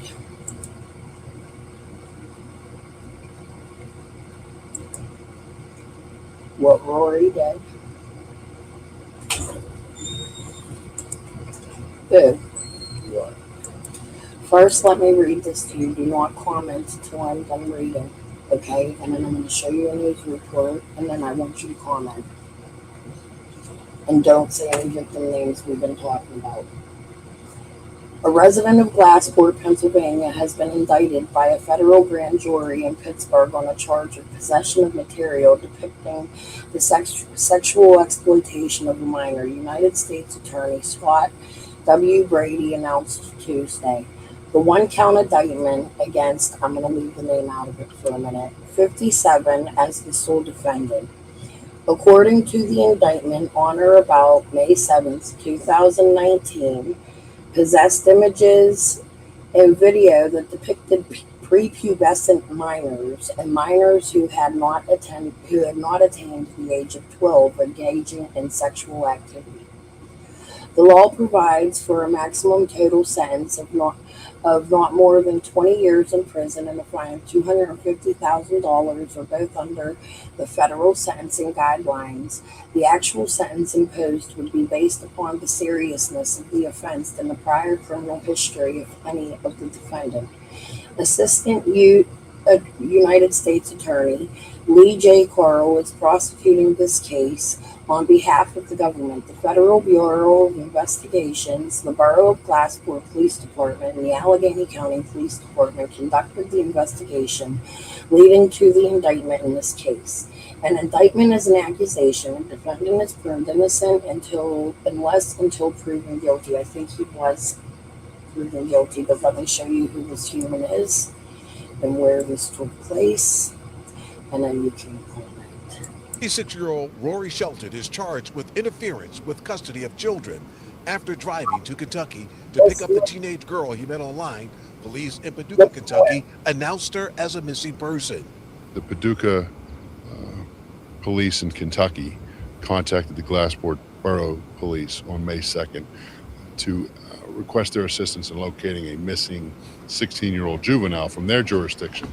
They had reason to believe she was in Glassport with an adult male. In the criminal complaint, it says Shelton brought the girl to his third-floor room in this apartment building. It's located in the 700 block of Monongahela Avenue in Glassport. Police questioned Shelton twice about the girl. Once on May 2nd, they say at first he denied seeing or knowing anything about her. But when surveillance cameras caught images of the girl, police did a second search on May 6th and found her naked. He apparently met the young lady on Instagram. They developed some type of relationship. He ultimately drove to Kentucky and brought her back to Glassport. Police say the girl was wearing an ankle monitor, but when Shelton showed up, he cut it off before coming back to Pennsylvania. He is now in the Allegheny County Jail awaiting his preliminary hearing. So much like Sig, don't say names. Somebody who lives above Chuggers. Let me put my picture back up here. Who is that? Who is that?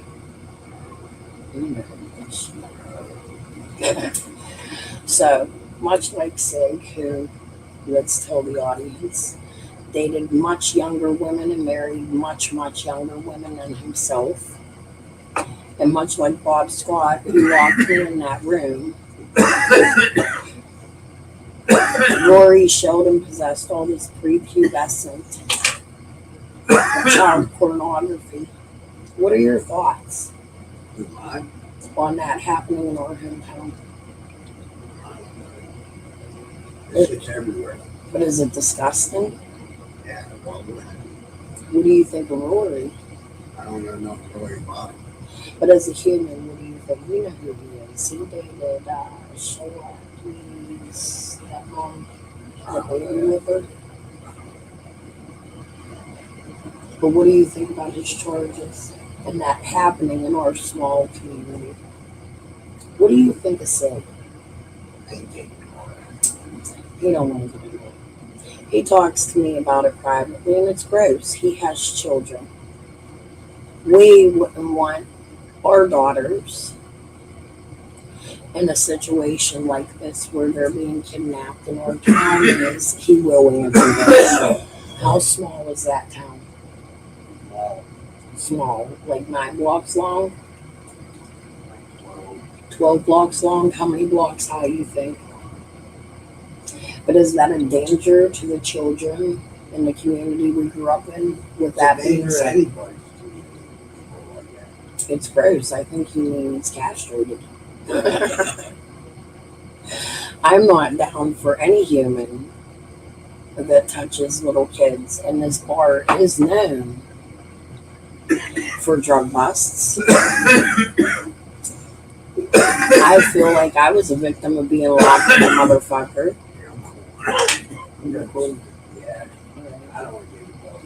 He don't want to get involved. I don't blame him. But that goes to show you that it's real.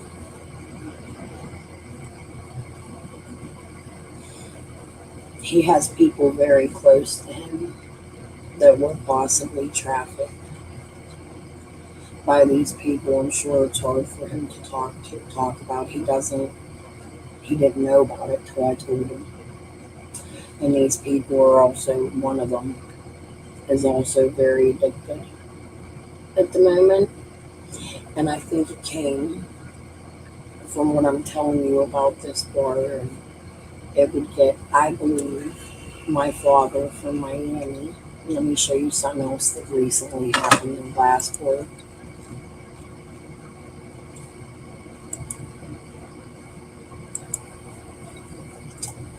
How do I do this?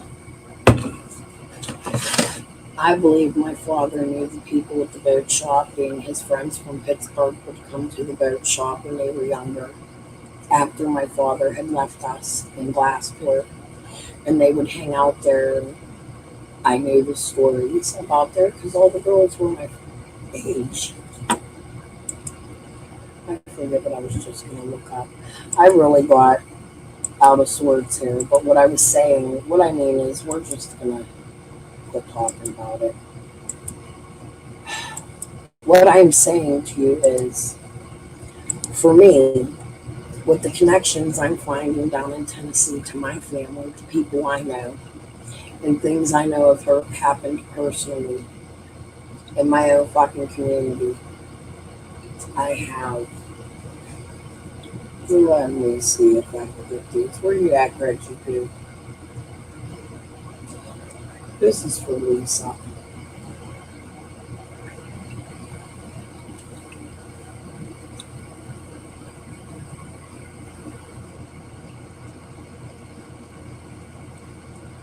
There's a girl named Gretchen. I talked about her. I'm not going to say her last name. There's a lot of things I haven't shown y'all. I'm asking my husband to send me these screenshots. I have threats to me from people from my own home community. One of them is this girl Gretchen, because I know too much. She showed up at me in her old domestic violence court hearing case. I asked her to, actually, on my community post. However, she didn't come and greet herself to me. She came in disguise like a fucking idiot and sat behind me in a blue sweater like she's a secretary with her hair pulled back and glasses, thinking I wouldn't fucking notice her with a white collar and a shirt. I keep telling people, go look at the fucking court cameras. I even told the victim advocate about it. I mean, it's fucking ridiculous, the amount of fucking harassment I did here. I didn't expect the girl to actually show up at the court hearing, but since she did, she must have something to be very fucking concerned about. Now, this is a girl, she didn't jump me for no fucking reason when I was a young kid. She tried to fight me, and I was winning, and she took her fucking shoe off and smacked me in the fucking face with it. Then she came back to me for my KKK cousins like a year or two later and said, I'm sorry, I'll never mess with you again. Your cousin Sean said he would kill me. I thought we were cool. I stayed out of her business. She stayed out of mine. I never talked about it. However, I know Lisa was part of that business with these fucking people. And my friend Lisa is fucking missing. And I showed you that within my messages from Angie, who confirmed all the boat shit for y'all, for me, because I fucking love her. I can squeeze you. Angie, one day that's going to be very helpful, I fucking promise, and we are going to go get our girl. Anyways, all of this is very true. I'm not even going to call it speculation. Fucking soon. I know it's true. So, with that said, back to this. I don't even remember how we got on that subject, but I think it's important for me to show you why I think the things I do. This part of the community and residents are very spread out. Some being from one hilltop to the other hilltop, or at the start of a road, and you may go a mile back before you ever get to another residence. It's making that very difficult for residents just to be able to be at home, outside working or something, and notice her leaving that area. As we continue, we will continually assist Hawkins County Sheriff's Department, TBI, and FBI with this search as long as they deem necessary. And as Leslie stated, at this time we are not asking for any public and or volunteers to assist in the search. A lot of people wonder why. Due to the extreme terrain and the nature of this, trying to locate her, trained professionals is what we need at this time to make sure that these residents don't become endangered and turn around and expand this issue with having to search for somebody else. Thank you. Here's an in-depth look at the challenging terrain around Summer Wells' home in Hawkins County, Tennessee, and the associated danger search teams faced in their efforts to locate her during that critical first week. Description of terrain. Rugged hills and steep slopes. The area around Summer Wells' home is marked by rugged hills and steep inclines, with some slopes nearly vertical. This made every step hazardous for searchers, who had to watch each footing to avoid slips and falls. When curiosity strikes about the everyday lives of your family. Thick underbrush and dense foliage. The woods surrounding her home are packed with thick underbrush, dense trees, and shrubs. The foliage is so dense in some places that visibility was reduced to mere feet ahead, making it easy for both Summer and the searchers to be hidden from view. Rocky and uneven ground. The ground itself is uneven, scattered with rocks of various sizes that can turn even flat surfaces into tripping hazards. Loose rocks added further challenges, especially on slopes where a misplaced step could lead to a dangerous fall. Narrow trails. While there are some trails in the area, many are narrow and not designed for heavy foot traffic.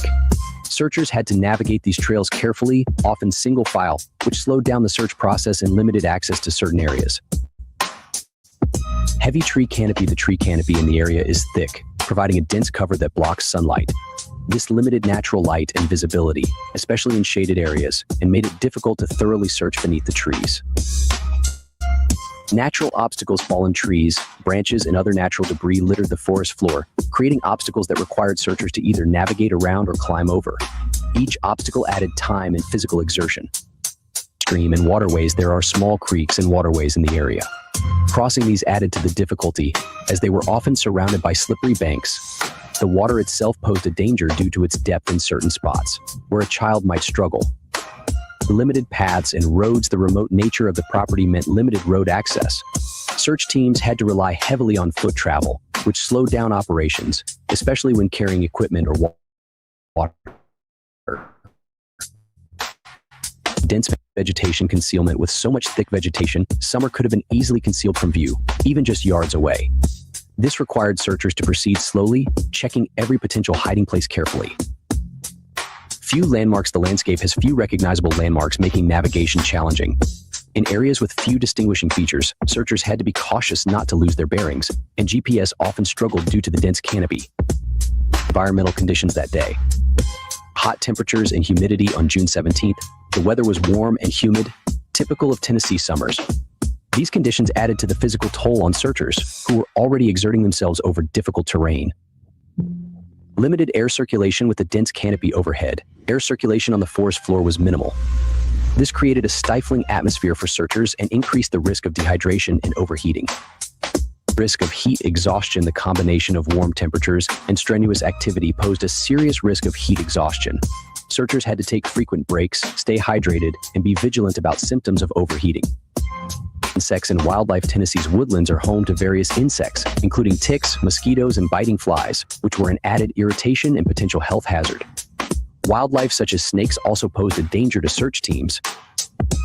Poisonous plants. The area is home to various poisonous plants, including poison ivy and poison oak. Searchers had to be aware of their surroundings to avoid these plants, as contact could lead to painful rashes. Mud and slippery terrain. The humidity and occasional rain led to muddy, slippery ground conditions in some places. This made walking treacherous, especially on inclines or near water sources, where footing was already precarious. Risks faced by searchers.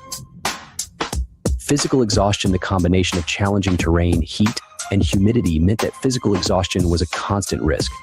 Searchers had to pace themselves carefully to avoid burnout and to maintain focus.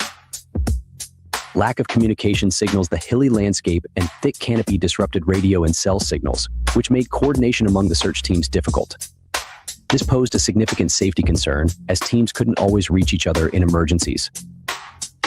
Limited daylight. Despite it being summer, the dense forest and heavy canopy limited daylight hours in the woods. The search had to be conducted efficiently during daylight, as visibility dropped drastically.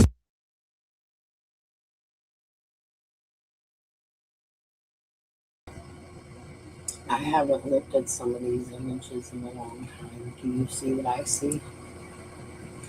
Fred was talking about this woodpile right here. Dawn was asking for wood. Fred had said that the woodpile disappeared, but he also had said prior to summer going missing, Dawn had stolen some lumber or a tree or something of that nature, a lot of lumber from his yard, and they were feuding over this lumber. Fred had tried to say, I had thought Summer was underneath that woodpile. No, because that woodpile wasn't there when Summer went missing. It was odd, it quickly disappeared. Dawn was asking for wood in the middle of the summer. We haven't seen another woodpile since. It's odd. Now, another thing is I want you to look at Nerdy Addict was doing this drone footage. I think the video I had taken from, he had taken a lot of footage down and a lot of footage out. That's because Squall and Candace were running through the yard with cubes, pointing them at Nerdy's drone. It was a big deal. I remember the video had one of my favorite songs playing by Future, Mask Off. I had to take the sound out of it. This was the re-edited video that Nerdy had put up. I would ask, I love Nerdy. I love Nerdy's channel. I love how he goes after JLR. I think it's the funniest shit on the fucking earth. I love Nerdy's wife. I like the way they approached Dawn and Candace after this. I like how they were invited up on a hill and then did more drone footage for them. They went to church with them. There was a whole interview where Nerdy stopped Candace at church. Do I agree with the tactics? No, I think church is off limits. I don't think anybody should harass anybody at church. However, everybody else has their own tactics. Other than that, I like Nerdy's footage. I just wish Nerdy would put the original video the fuck back out. I can't find it. I know I probably have it, and one day it'll pop up. I may not. I deleted a whole lot of shit while people were playing games with me. However, I really wish Nerdy would put that fucking video back out. Nerdy, if you see this or anybody frequents Nerdy or knows Nerdy Addict, please ask him to put the video with the pews back out. It would give us a good shot of SWAT. Anyways. In the evening. Danger of falls and... This is almost over, this video. I have 27 people. There's other people live. I understand people need a break. I do intend on being here for at least 4 to 5 more hours. I have a 20-minute music video coming up.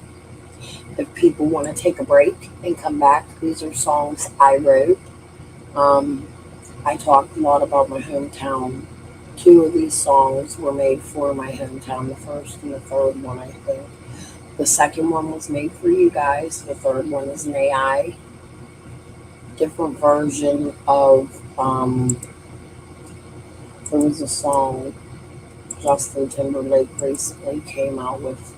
I can't remember if I named mine or named Selfish and something, I don't know. Anyways, that one was with a lot of help from AI. That's not originally mine. I will tell you when AI wrote my shit. And I'll tell you when I wrote my shit. Hey, Kylie. But if you guys want to give this video a like after the live and watch it and a share or whatever, it would help, because I do love writing. I haven't for a long time, since it's been like almost 2 years now since I've written. I've had a lot going on in my life and I just can't put my thoughts to paper anymore, but I love writing, and it helps my channel. That's why I like music. Do I use AI? Yeah, for the voice and the music. Wouldn't you? I can't fucking sing. Y'all hear me rap this morning? Holy fuck, they'd fucking cancel me. The shit would go up on fucking fire. Somebody wants to come sing my shit, come do it. Hey, I fucking will collect royalties any fucking day.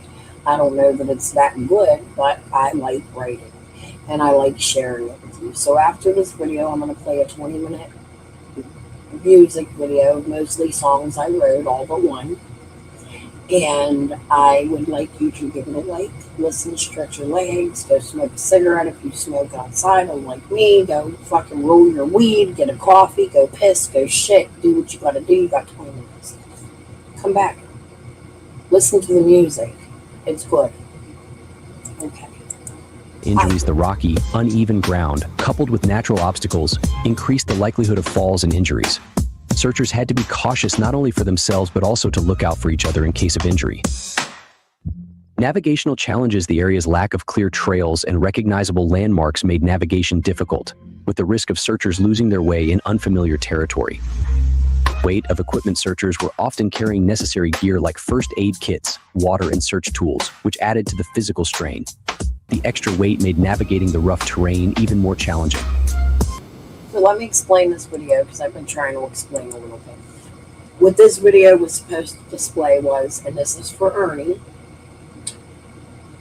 when they were searching, they were going through the woods through rough foliage. It was very tiring.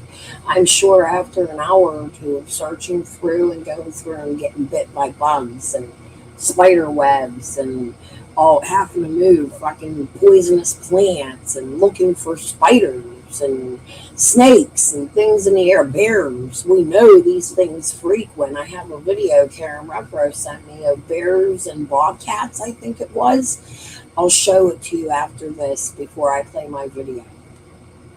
This is almost over. Psychological toll. The nature of the search, looking for a missing child, carried a heavy psychological toll. The searchers had to remain focused and thorough, but the stakes added to their mental and emotional burden. Fatigue and attention to detail, the strain and exhaustion made it difficult for searchers to remain attentive. They had to be meticulous in their efforts, as overlooking a small area could mean missing vital clues or evidence. Risk of injuring themselves or others. With searchers spread out and navigating narrow trails, there was a risk of accidentally causing injuries, whether through falling rocks or slipping. Every step had to be taken with extreme care, adding to the challenge. The search for Summer Wells around her home on June 17, 2021 was a grueling and hazardous operation due to the unique combination of environmental, physical, and psychological factors. This rugged terrain required resilience and determination from all searchers who faced dangers at every turn. As we we've stated before, the circumstances surrounding Summer's disappearance remain unclear. So if we do develop information that she was taken and we develop a suspect and a vehicle description, of course, we will share that with the public immediately. At this time, that's just not the case. So we'll take a couple of questions, and I'll offer Sheriff Lawson an opportunity to say anything if he wants to. Thursday, June 17th. That's what we're going to do. Don't forget to like and share. Thank you guys for being here. I always like to have that on the end of my videos. Let me show you this 20-second video. Karen Renfro sent this to me. This is 7/15/2024. This was something 10:32 a.m. It was 78 degrees, 25 Celsius. This is from a live cam. I don't even know that this was their forest. Was she trying to trick me? But this is a video that Karen Renfro sent me and said it was in Moorlock Mountain.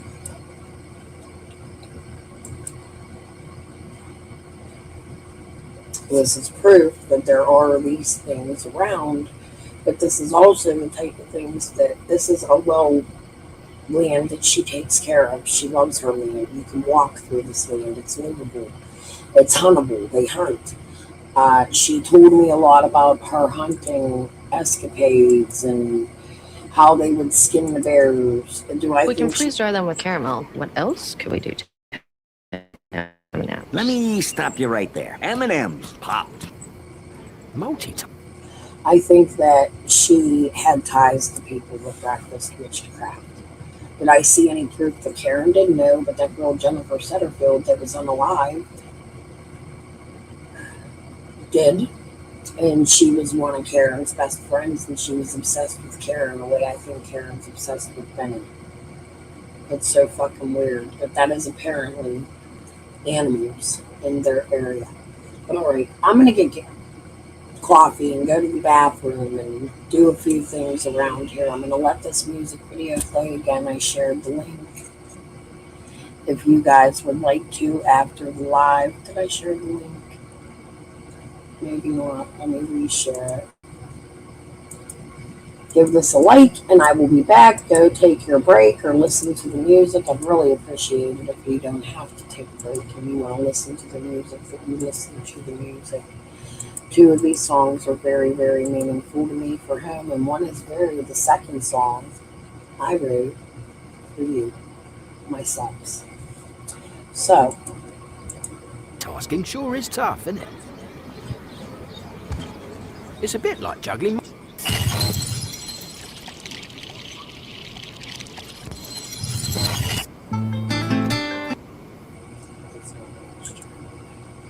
That's a good song. Here.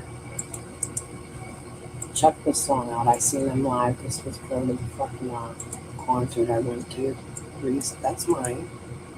I think I already shared it.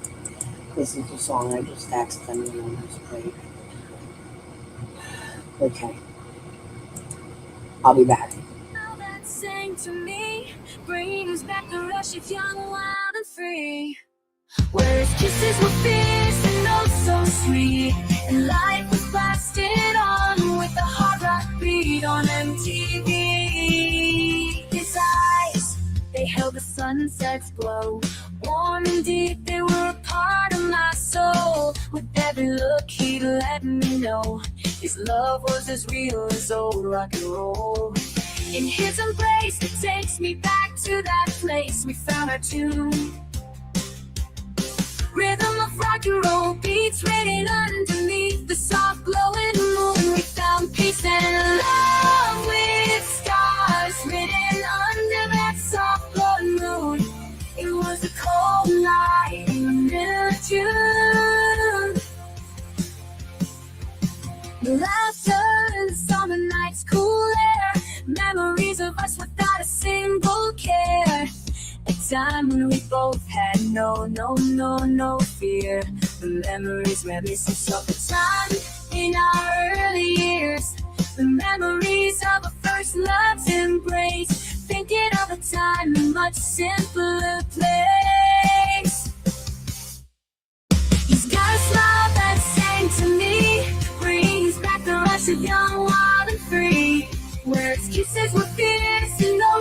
sweet.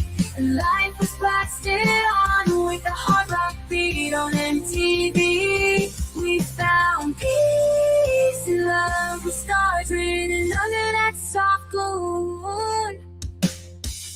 It was the coldest night in the middle of June. Under the silver glow of the moonlit stage, our hearts beat loud. Now the memory is refusing to age. In the rhythm of that night, we found escape. A melody of love in every mixtape. A dance of our dark shadows flooding my mind. A melody, a memory of the sweetest kind. With you, every song we rocked back then, it felt so right. Under the glowing moon's big spotlight, only you and I, with a melody, never said goodbye. I'll cherish that memory in the beat of my heart and keep it alive. Moon, it was the coldest night in the middle of June. Now it's the final notes of our melody begins to fade away in the quiet afterglow where our shadows used to play. All the music is ended in my heart, you'll forever stay. Moving forward with your memory leading the way. Let's spend love story, I sing this song. Moving forward but caring, never losing the memory of our bittersweet love journey along. A bridge between the past and what was left to come. In the melody of us, our hearts once beat is not stunned. He's got a smile that sings to me, brings back the rush of young wild and free, where his kisses words and oh so sweet. And life was blasted on with a hot love beat on MTV. Cause as they held the sunset glow, more than teeth, they were a part of my soul. With every look, he'd let me know his love was as real as old. Ordinary dish soaps can leave invisible grease behind. Dawn Platinum removes 99% of invisible grease. With Amiga Home Insurance, it's not just what's inside your home that matters, it's who you share it with. But we've turned the page to a brand new day. Your love's a melody that never fades away. Underneath the moon where we once danced free, I'll carry us forward, you'll always be part of me now. As we move this night into the melody lingers on. A soundtrack is so true through every verse. They say the world's a canvas, often veiled with pain, but I'll paint my path in vibrant tones. The sun shining and through rain, with every stroke of kindness a new shade comes alive. Against the canvas of the heartless, it's how we survive.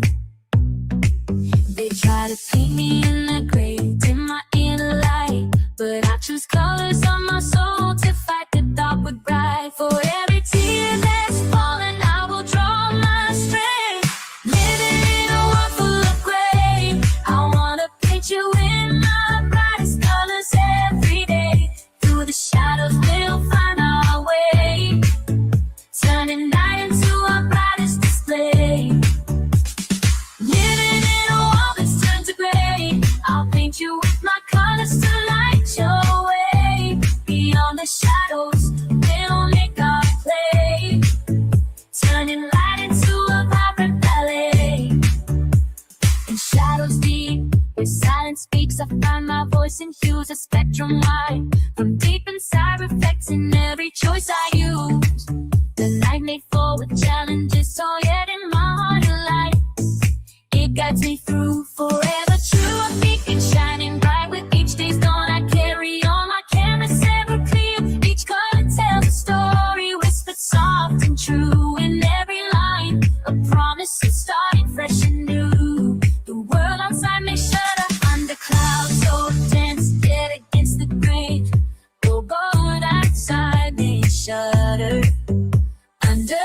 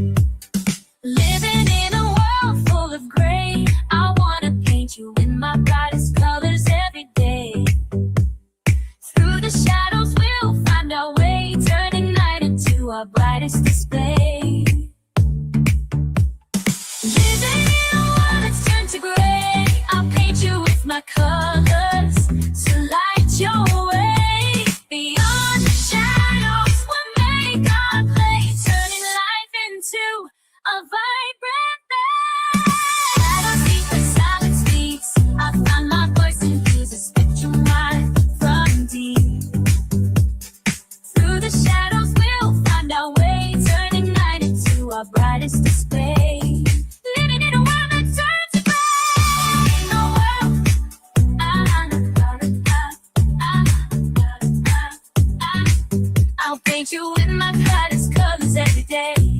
Through the shadows, you'll find our way. Turning right into a bright shine.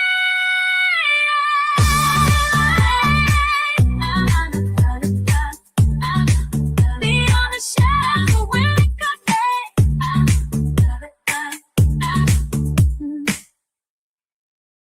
we were just kids running wild and free, misfits by the river, living our dream. Nights filled with laughter, under a moon so bright, falling hard for love in the cool evening light. Time keeps turning, seasons change. Memories of you, both sweet and strange. We promised forever, but life had other plans. Now I'm walking these streets, trying to understand. First taste of heartbreak, bitter and raw. Lessons in pain we never saw. We swore we'd stick together, come what may. But life's tides pulled us far away. Back home to find everything's changed.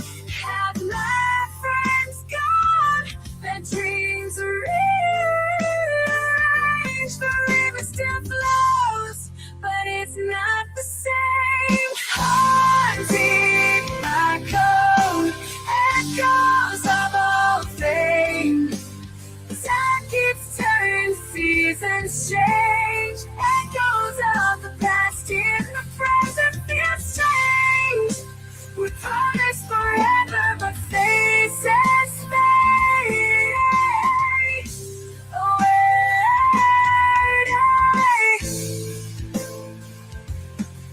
Now I'm holding on to dreams, watching them unfold. Holding on to dreams left in the past for tomorrow. As the mind whispers secrets of what used to be. I clutch at the hopes, the wild hearts running free. In the silence of the night where our echoes blend, I reach for the warmth of those days, wishing they never end. But time writes its own story in pages we can't turn. By the banks of the mind for those days I time keeps turning, seasons change. Echoes of the past, and the present feels strange. Now I'm holding on to dreams, watching them unfold. Holding on to dreams left in the past for tomorrow. As the mind whispers secrets of what used to be. I clutch at the hopes, the words running free. In the silence of the night, where our echoes blend, I reach for the warmth of days. I promise forever, faces fade away. Now I'm holding on to dreams like I lost in the fray.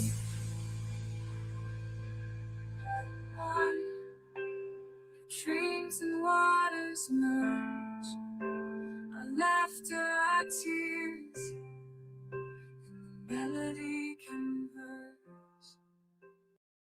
Downy Boutique Botanicals. Boutique fragrances for your laundry. Downy. I am stuck on Band-Aid brand cause Band-Aid's stuck on me cause they hold. If they saw what I see, they would fall as a falling. But they don't know your heart, and babe, I never stood. If they felt what I feel, they never set you free. So listen up, I'm never letting you leave. Cause your arms are my haven, and my heart would deceive.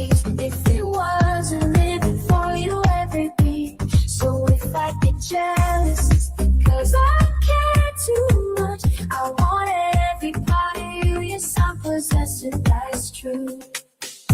It's a whirlwind for my thoughts, I can't hold back when you're out looking so fine. You can mask it, no, frame you in my life. Who wouldn't I?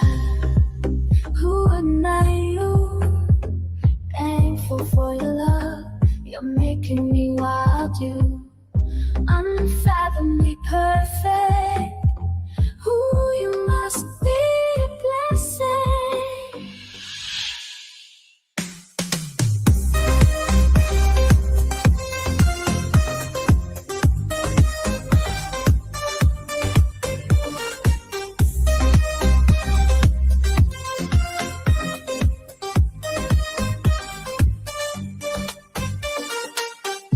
Every time the phone chimes, I hope it's your voice that I find.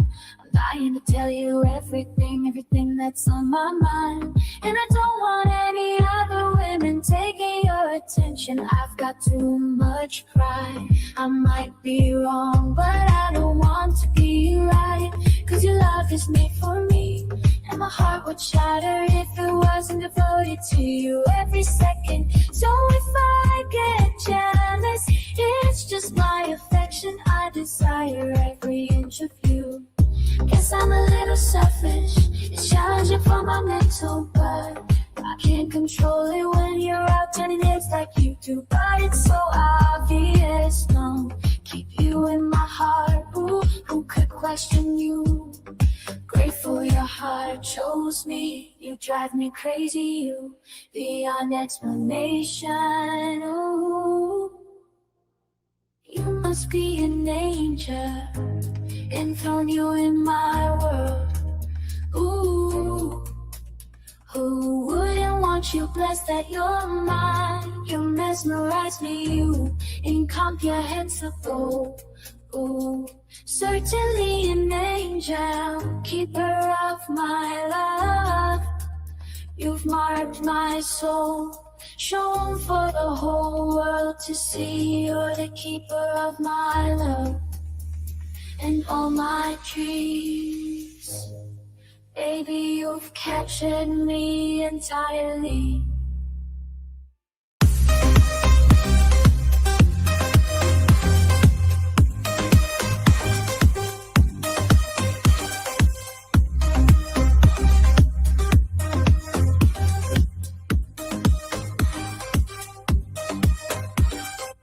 So if I get jealous, it's because I'm fervent. I crave every aspect of you. Yes, I'm a bit possessive. It's tough on my mind, but I can't resist it when you're out looking stunning. But it's undeniable, no.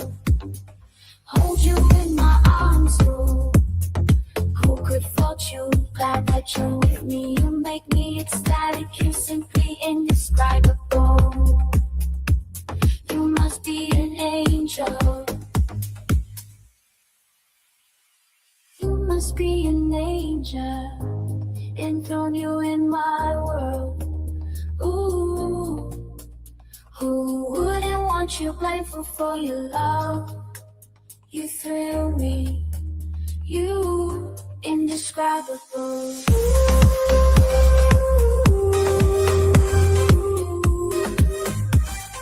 Definitely an angel, just but I can't help it. I long for every piece of you. Yes, I'm a bit egocentric.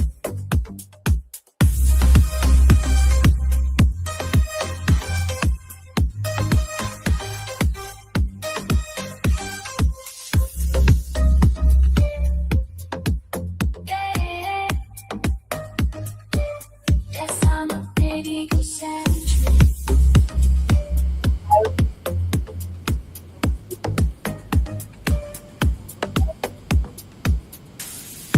Nothing's wrong with you, and that's because during that time, I was attacked. Just but I can't help it. I long for every piece of you. Yes, I'm a bit egocentric. fire up some for y'all. Guess, but I can't help it. I long for every piece of you. Yes, I'm a bit egocentric.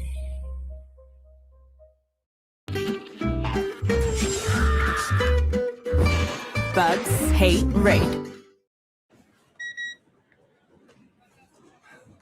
You make it through security so fast. Oh.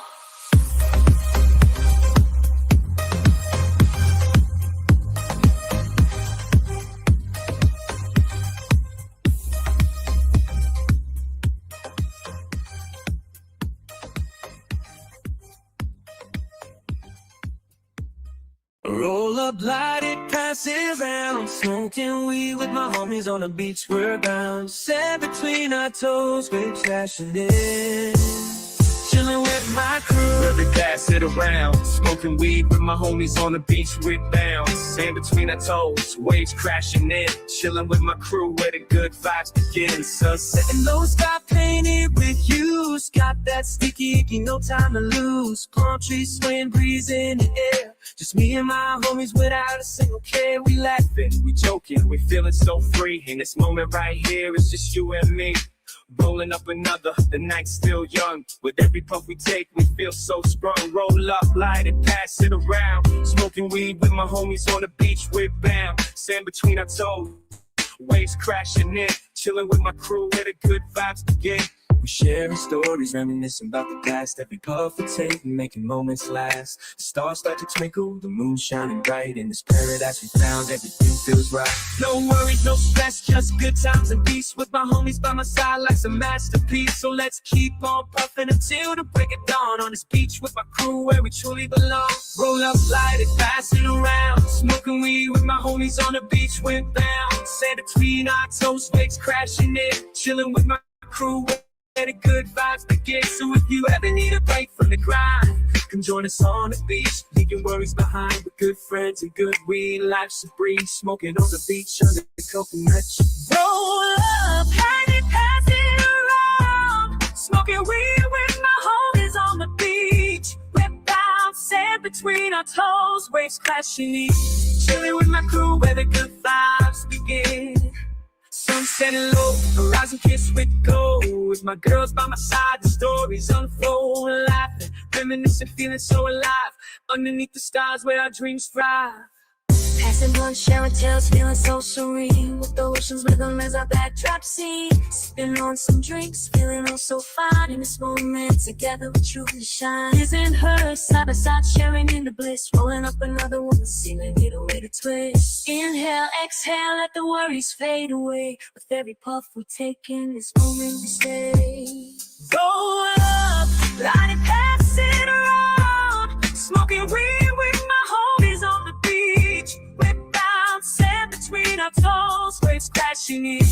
Chilling with my crew where the good vibes begin. Roll up, light it, pass it around. Smoking weed with my homies on the beach. We're bound, sand between our toes, waves crashing in. Chilling with my crew where the good vibes begin.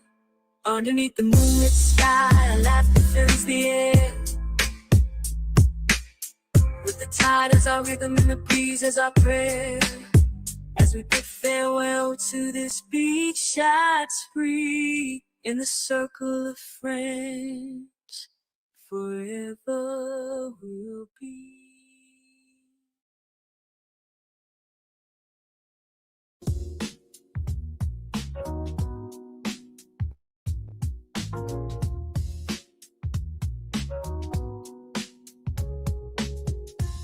More than 100 personnel and 41 agencies have been involved in the search for Wells since she was reported missing from her home in the Beach Creek community Tuesday night. What time was she last seen and who reported her missing in the family?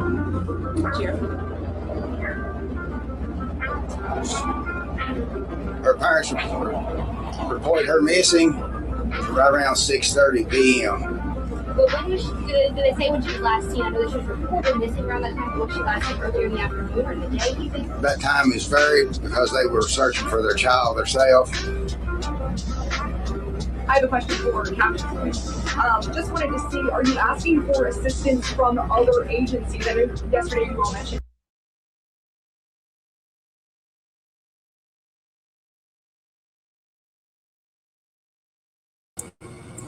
Of course, I went to ChatGPT and researched timing. So Leslie Earhart, I don't know if it was at the beginning of this one. I wasn't paying attention. I don't know if I'm going to cover it, but it might be this one. States Summer Wells left her home early afternoon hours. Now, I recently heard somebody else covering that, but they had the wrong fucking information. Early afternoon hours, I researched it by TBI. Any legal standards, they go by time slots for their crimes. Early afternoon hours were between 12 and 3 p.m. 2:30, 3 p.m. In legal terms, that's early afternoon. No, 12 and 2. And then late afternoon is 2 to 4 or something like that. I can't remember what the exact timing is. Now, if we go back to this, listen to what Lawson says about search times have varied. Around 6:30 p.m. But when was she, did they say when she was last seen? I know that she was reported missing around that time. Was she last seen earlier in the afternoon or in the day even? That time is varied because they were searching for their child themselves. I have a question for Captain. Now, what did I say just earlier in this live? Do we know that Candace wasn't out searching for Summer for hours before they reported Summer missing? Could it be there was a very delayed search for Summer? We hear Jody Sue and other points. I covered that earlier in the live, but if you go back, we hear Jody Sue talk about Dawn as extremely abusive to Candace. We talked about that earlier in the live. Benny saying, could it be Candace was scared to call Dawn or police because of the abuse? And Summer really did disappear. Was there a delayed reaction? Did Candace go to favorite spots of the boys to look for Summer? Because Jody states Candace was screaming at Josie, "What did you do? What did you do?"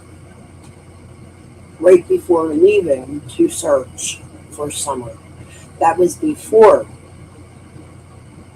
Candace came down the hill to go look in her vehicle for Summer. We hear Dawn state many times that TBI accused Candace of leaving the hill twice. I think Candace might have left once on foot to search for her child. Candace don't search in the woods. She's scared of bears and coyotes. Candace don't walk in the woods. However, if the boys are playing in the woods and they have Summer with them or near the woods and Summer disappears while with the boys, Candace can't use her car to travel the woods. She has to go by foot. Just a thought. Just wanted to see, are you asking for assistance from other agencies? I know yesterday you all mentioned 19 agencies helping out with the quick turnover in personnel. It sounds like that are searching. Are you all looking for other agencies in surrounding counties to help? And what is the hours that you all are searching? Yeah, so hours of operation at this time are 8 a.m. to 8 p.m. We have, like Leslie stated yesterday, we have utilized at this time 19 different agencies throughout the state of Tennessee. We also have multiple agencies outside of our jurisdiction in burning states, and also expanding to Middle Tennessee to having these teams on standby. You talked about getting tips. Can you give me an idea of the magnitude of tips that you've gotten so far, and with the amount of time that's passed? Is there concern that it's less likely to find? Of course, the longer this goes, the more concerned we get. At this stage, we've received nearly 50 leads. None have panned out so far. Yes, approximately 50 at this point. I can't understand if she's saying 50 or 15. You guys tell me what you think, but she called them leads, not tips. So they had at least 50 leads, which means these are things that possibly connect to the bigger picture early on. And some are going missing. Mind you, that verbiage is very important. That's number one. Number two, no red truck yet. Amber Alert issued June 17th, 1 p.m. news conference, no red truck. What did you hear? 15 or 50 leads, not tips. Just like when they searched Van Hill, leads. Those leads, they probably have crossed some off, but there's probably a few that connect that tell us if they have leads that they're lying to us when they say they believe Summer could have been taken by a bear. No bear is going to have a fucking lead unless they seen the bear with her. Correct? Could that be proof Ellie lied to us? Ellie is allowed to lie to the public to save the integrity of the case. Who does Summer live with? And is there any history with this family with law enforcement or anything that you're aware of? Sure. Summer lived with her parents and 3 siblings. Are these her biological parents, mother and father? Yes, ma'am. Is there any history of 1 second. Sorry. history of your office, going to their home or anyone in the home?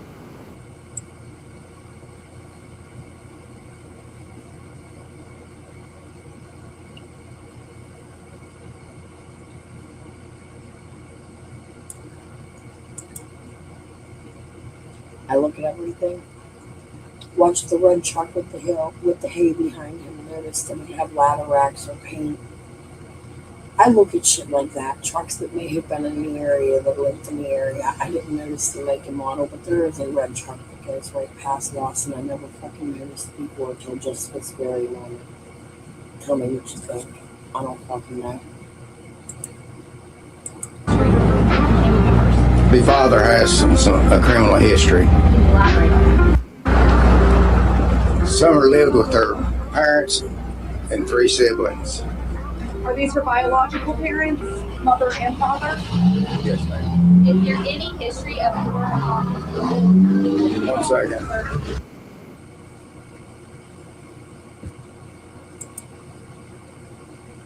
I don't know. Does it look like a Tacoma? I feel like this was the same. I think this was the same one where from the other direction a horse came from Knox Poke Road. It was David Bay's horse, according to Fred Black, my joints little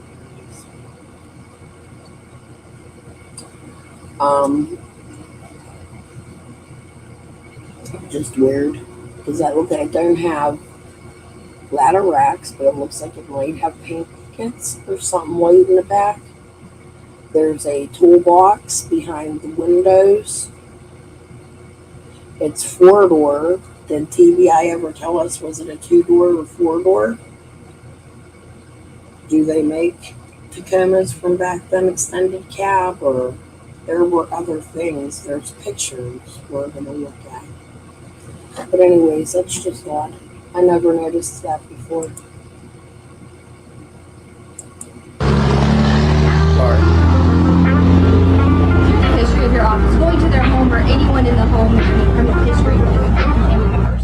The father has a criminal history. I don't have it with me. There are 2 aspects to this case: the search for Summer and the investigation into how she disappeared. Part of that investigation has involved looking into the family. As we reported earlier this week, Summer's father, Donald Wells, was arrested last year for domestic assault. News Channel 11's Amy Cockrum has been looking into Wells' criminal past and found he has also previously faced charges. Let me remind you, I missed a lot of Don's criminal charges. JLR, sometimes I like him, sometimes I don't. I don't quite understand why he was on my father's property and why he harasses people, why he went to Dobbs home. However, sometimes I think his content has clues as if everybody's, even like there's Benny's content I didn't like, but there's Benny's content I really loved. I look at everything for information. Now,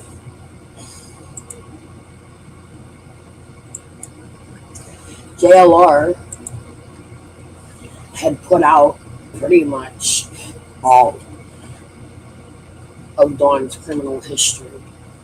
And JLR's never struck me, even though he knows I called him out. And we've had words even in Facebook. We've had a fight in Facebook one time over racism because he had a baby doll, a black baby doll. It was really fucking ignorant. It really upset me when I seen that on his Facebook. And as I started to research JLR, I found out about his lawsuits to the government, millions going to jail when he grew and went through a phase where he thought he was Muslim. JLR has these phases in life. Somebody like that can be schizophrenic, or he's abusive. We hear Benny's been covering a lot of him. I think this Ted shit connects to JLR because Benny's been putting it together. Benny did the most fucking stuff. I don't even know what the fucking video is about, but what the fuck is the glasses with the fucking butter knives? Could you please say here again? This has something to do with something with JLR I just don't quite understand. However, what I will fucking say, fuck, is that the wrong? What I will say is JLR does do extensive research when he does research. When he pays for it, JLR got the money for it. I don't. I rely on content. Does it mean JLR's content is always correct? No.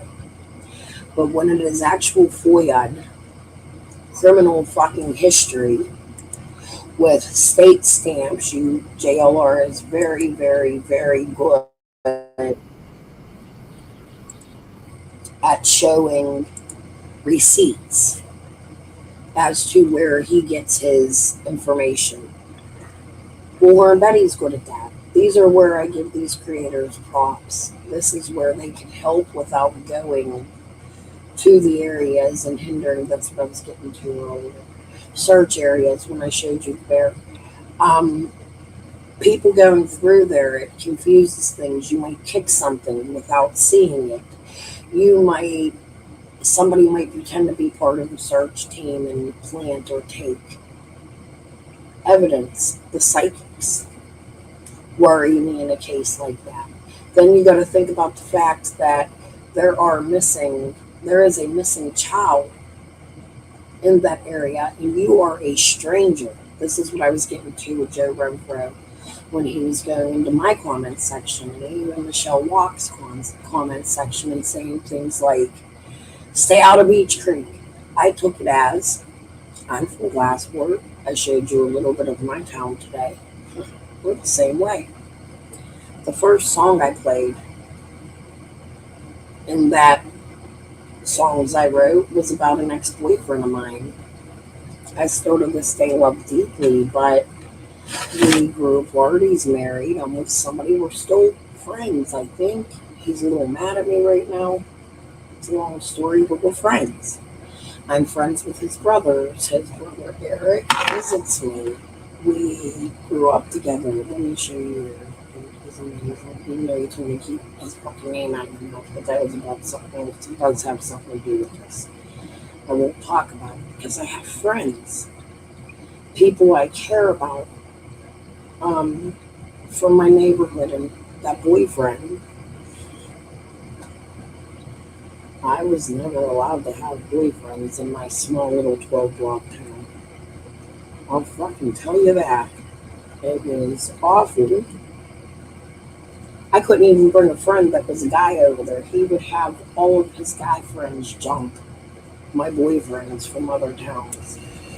So I know what it's like. I'm trying to find these motherfucking videos.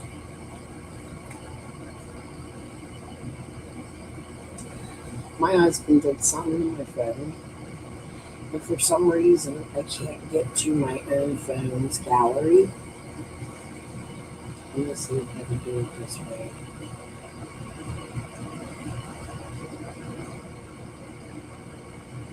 This is so fucking ridiculous. And why is that shitty? Look at all these things I made. Those donuts are coasters. Let me see if I can see. Remember the pins I had on earlier? Can't take the collection of this stuff. Anyway.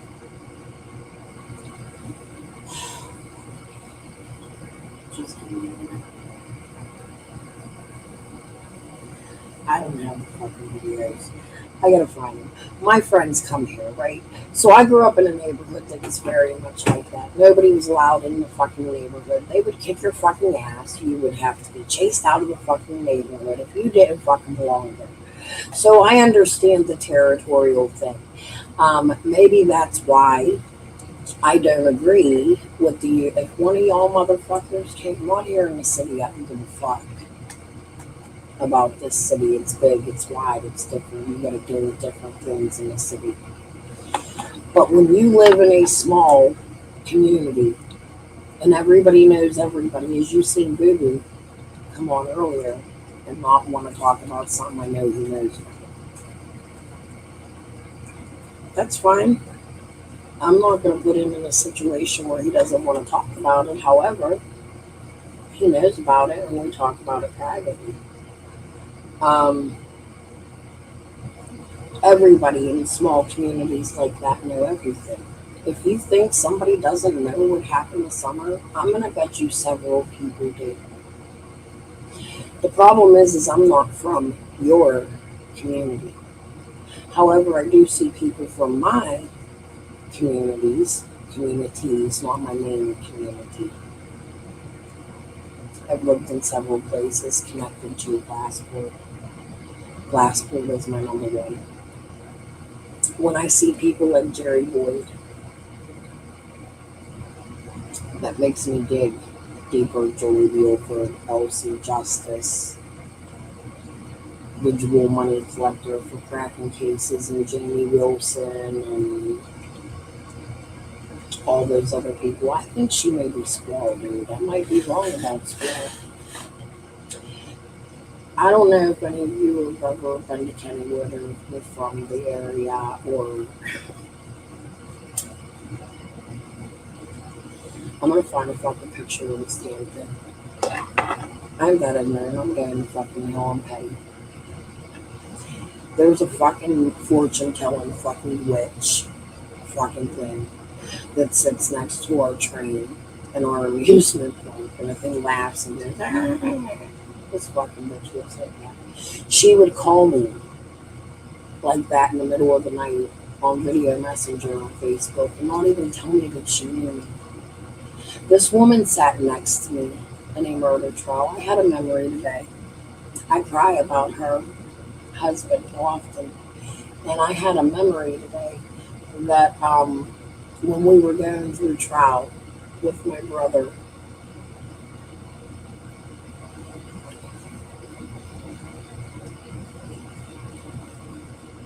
there were a couple really beautiful women with her, where she's ugly.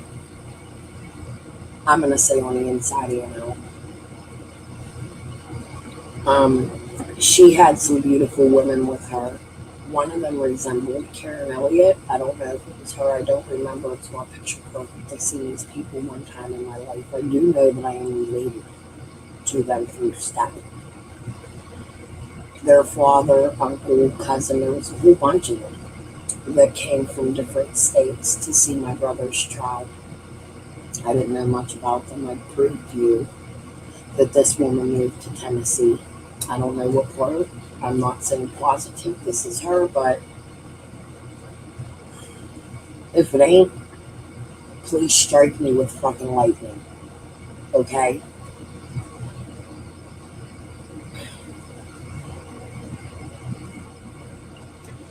One of them people resembled Karen Elliott. I know Karen is very intertwined and connected. This is where I was getting to earlier. I'm not a racist by any means. I grew up around many Hispanic people. I know how to act towards them. I know how not to be racist to them. My daughter, right now, probably will marry the man she's with. He's Guatemalan. They're legal.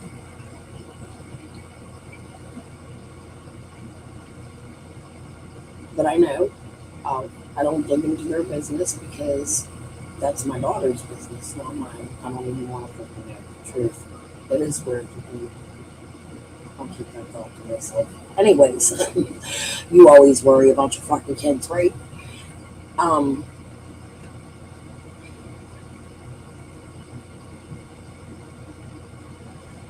not racist. I just recently put a community post where I had a thought today while thinking about this thing in particular. I truly believe I may have met Karen Elliott. I don't know if it was her, but Karen, if it is you, my memory. I was in a bathroom. I'd come out of the stall, and Selma Placos. We were told not to talk to each other. I was told by Paterini, my brother's defense attorney at the time, fucking rude ass. He wouldn't even talk to me. He was so rude. They offered my brother a deal to get out with pizza. They tried to bribe him with pizza and his family. My brother was 15 years old, and I remember going through that and thinking, wow, how shitty. Even though my brother was a shitty person for doing it, my mother was an even shittier person for the mother she was, for allowing it to happen at that age. And I did have a very rough upbringing, and my siblings had it even worse than me and my sister, because even though my father was really bad, their parents were completely fucking absent, and my mother was completely absent. Art started at 8 years old. My sister, no, we had abuse. We didn't have abandonment until we were 8. I was 8. My sister was 4. My other siblings, who carry 3 different fathers, and they're all like less than a year apart, a year to 18 months apart, 3 in a row. My mother was really sick at this point in her life with drug addiction and alcoholism. And she had these babies that we loved. We fucking loved them. Like, I still to this day, I'm so mad at Kelsey for reasons that might connect to this. I don't know. Brian, we made up. He molested my children when he was 10. It's court documented. And I'll talk about it. He was molested by a boyfriend of my mother's, and that may connect also to this, which would also help connect Earl's girlfriend. His name's Byers.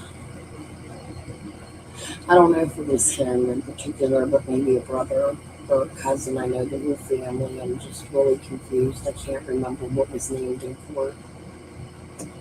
We've had many court cases within my family because of addiction. Not just drugs, but alcoholism. It's real. It's all fucking extremely documented. I've lived quite an extraordinary fucking life. I'm surprised I'm even still fucking living. But anyways, I ran into a woman that resembled Karen Elliott, in my opinion. And we weren't allowed to talk, but I remember she was washing her hands and there was a napkin involved. She was crying hard. And I wanted nothing in the world but to fucking hug the fuck out of her and explain my position because we're family. If I'm thinking you're related to Jolie Guilford, Jerry Boyd, Robbins, the Hispanic, I don't know. I know Julie's there. Jerry. How about we call her Jewelry? I don't fucking know. She ain't fucking jewelry. She got apples on me. I'm gonna look for her. But anyways, I've been through a lot, and I've been through where they don't want people in your neighborhood, and I've been through a lot of criminal things in my life. Does that mean I'm the criminal they are? No. I've done things in my past I'm not proud of. I've stolen. I've lied. I've cheated. Nobody on this life is perfect, but when I had my son, who is a 2-time heart transplant recipient, something changed in me. It turned me into a bigger alcoholic. I'm not gonna fucking lie. I would sneak out of the fucking hospital at night. I was horrible. But I would be there awake in the morning. I almost missed my son's first transplant because of alcoholism.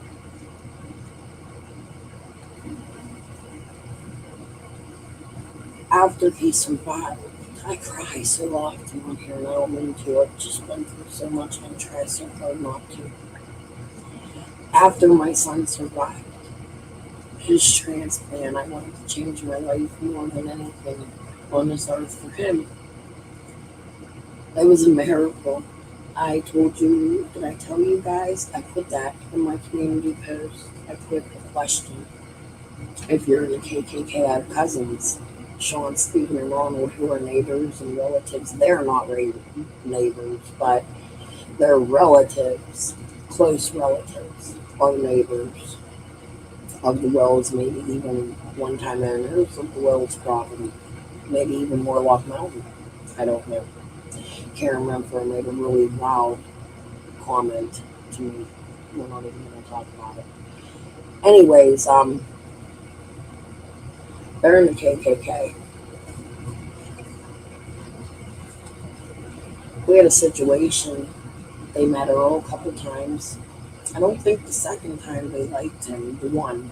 I think my cousin from Arizona, the one that moved there. 2 moved there, but 1 moved. No, 1. 3 moved there, but the younger ones I don't really know. The name in that picture. The 3 I know. 1 moved to Arizona. And he came up here with a girlfriend who was Guatemalan. And he changed, in my opinion. She was kind of gothic. I really liked her. I don't know if it's the mother of his kids. He dated another woman, or if it's the same woman years later. He has kids that are Guatemalan. His views have changed in life. I know this. As for Sean, he's in a band, Glass Protocol. I shared that he has a black man in the band. However, I still see signs of huge racism with him. And I have the Gretchen connection with him, and I'm confused. I'm very, very, very confused. I don't think that those cousins would ever in a million years take Summer Wills or hurt Summer Wills. Actually, I hope they would be the kind of people that would fuck the people up that took or hurt Summer Wills. However, there is a connection to my father with both of these people that concerns me when I see Ziggy, Fred, and Karen. My pros and cons start weighing itself. I have to look at my mother's side of the family that my father knows their father, who is also named Cecil Potter, who was involved in things like this, I think. I don't know for a fact. Him and my aunt's relationship is extremely strange. We would go there to swim. They always had the nicest pools, but 7 kids and no money, no real job. It was odd. And we would go, they didn't have the most beautiful house. They lived in the Keysport, but they had nice things inside their house, but their kids were all fucking whack jobs. truth. Fuck you, Matthew. I'll show you our fucking... I'm gonna show you me and Matthew's fucking conversations. By the way, Uncle Cecil, their father, Matthew and Holly's father, would always be in the basement. My mother would make accusations like, oh, he's locked down there. But I don't think that's the case growing up and finding out things and finding out about this family. I don't know much about them. My cousin Holly made a really weird comment to me recently that makes me want to fucking box the fuck out of Holly Potter. Because I don't quite understand what the comment fucking meant. That you've known all along something. My whole life you've had to keep something secret. I'm going to show you these. Wow, I really get fucking off topic, but it all does connect, in my opinion. Speculating. Ooh, speaking of which, this goes for everything on my channel.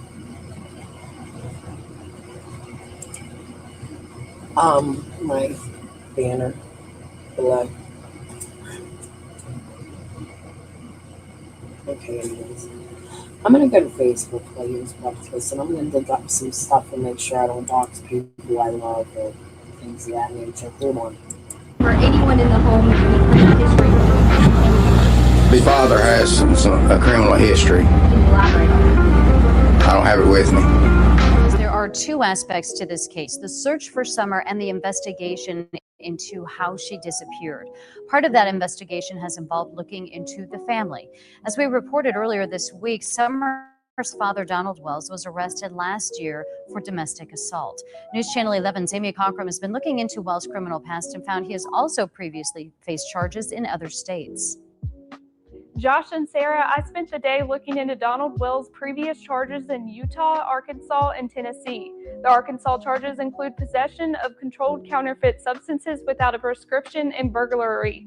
Those charges occurred between 2006 and 2007. In Utah, Wells faced multiple charges from 1990 to 2001. He pled guilty to attempted aggravated assault, interfering with a public servant, forgery, burglary of a dwelling, and theft.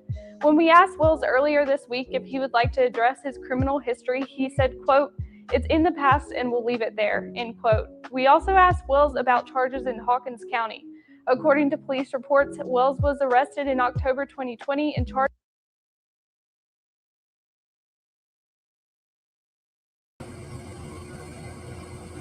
Hold on a minute, because I'm going to send my cousin a fucking link.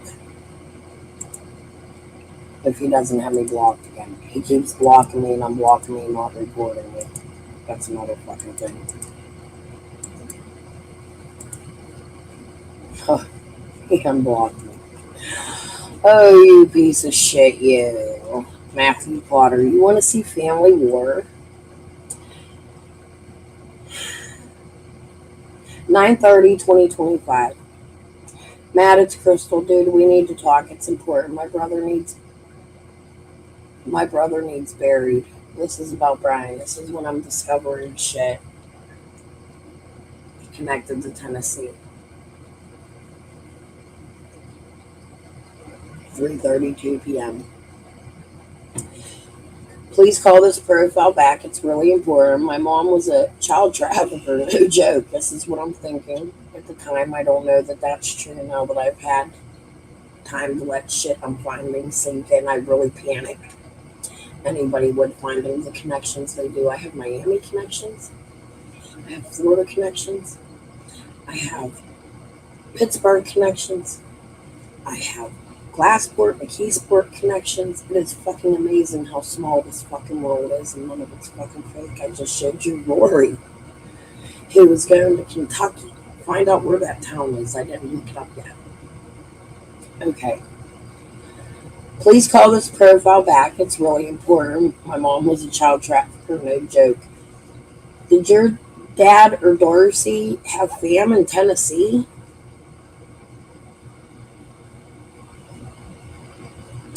You talked to Lenny Vargo?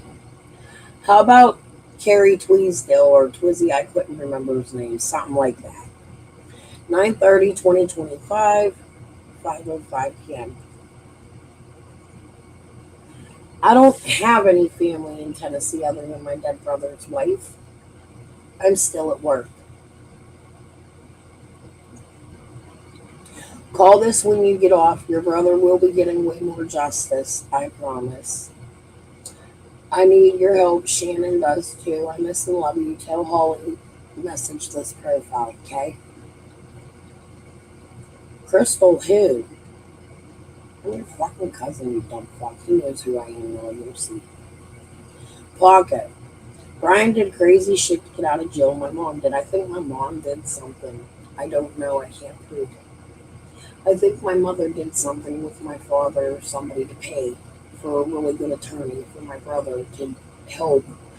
They had a new law passed in Philadelphia or all over. I don't know if it was a federal law,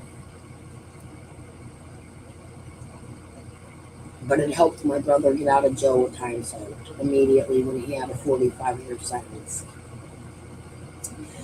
Paco, Brian did, this is how serious I am about Summer's case. Paco did crazy shit to get out of jail. My mom did too. Matt, it's really bad. I would rather talk to you by voice. Sarah's kids were molested, put on a dark web. She was arrested. There's charges. Shit is really bad. Shannon is so fucked up. I really need help. Please believe me. We need to talk. I spoke to Eric, but he blew me off. That's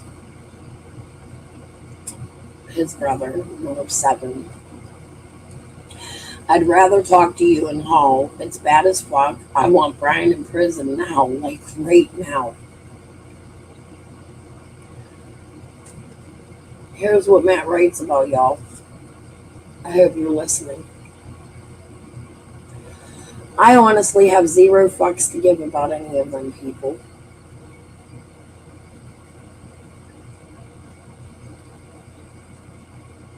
Not denying.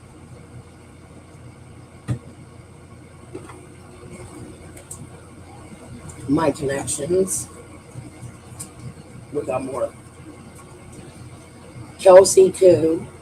I know, but dude, please don't blow me off. At least reach out to Holly. Have her call me. My life is in danger. The police aren't answering my calls. Shannon's too. Our moms are gone, Matt. We are still family. And this shit has gone way too far. I started a YouTube. It got a decent size. I found some shit in another state that connected all of this. Life has been hell. It's truth. Please call me after work. I do love you. Uncle Marty is a nut. That's my dad. I have a ton to tell you. I wanted to tell Matt about the borderland, but I have a feeling he already fucking knew.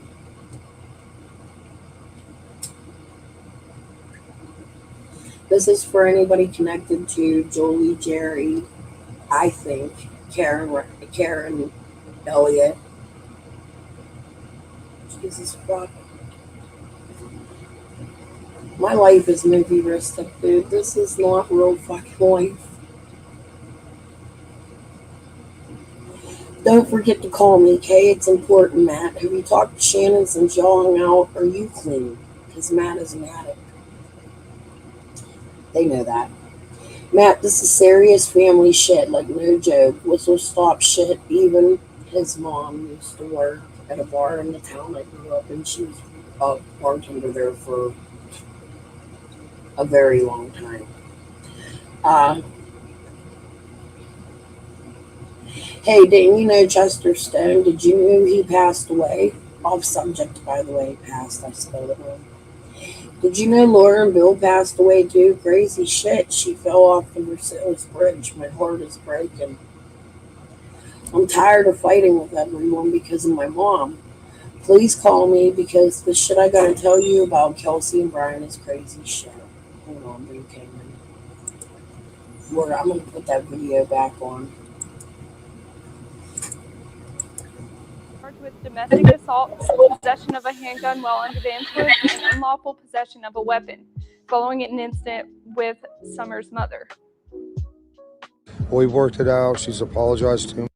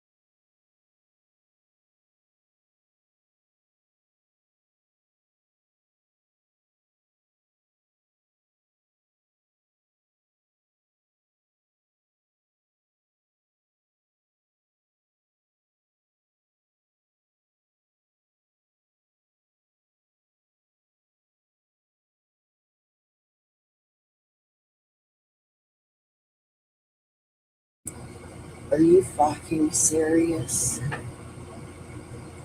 I have to start this all over. How long have I been muted? This is so fucking important. I cannot believe I'm fucking muted. Can you tell me what you heard last? Was you listening? Was you listening to the video? I was muted. Yeah, I don't know how long. How long ago were you listening? I came from the room and I left. I wasn't listening to the damn video. I'm just gonna tell you real quick what I'm fucking doing. This is fucking nuts. You don't understand all the shit I just told you. How long have I been muted? Please tell me, like, not a half hour. Tell me it's just been since that video I played. Oh, thank fucking God. Okay, so you know what I'm doing. I'm reading my cousin's text messages that connects to this Julie Beautiful, right? You heard that, you know. So I get fucking through it. My hair turned brown as an adult. I have literal fucking proof I was born a bald fucking blonde. I was bald till I was fucking 2. Look, here's my baby picture. Look at that. Ooh. I was the ugliest fucking baby. My sister gets so fucking offended. Hand me that on. This is Shannon. This is who we're talking about, and it's sad, and I'm going to have to go all over this again. I love you, Shan, and I'm going to keep showing it to you, sober the fuck up. How about this? The whole world's going to see it. I'll take it off when you're sober.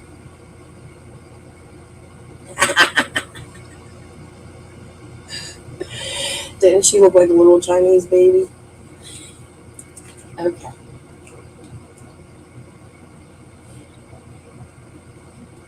I'm glad you can hear me now and you know what I'm talking about. Let's start this the fuck over. I cannot believe that was fucking me. This is my cousin Matt Potter. This is who would be related if Jerry Boyd is Jerry Boyd. This is the man who is my personal blood relative, who is personally blood brothers with Paco, who is my step cousin. They have the same father, different mothers.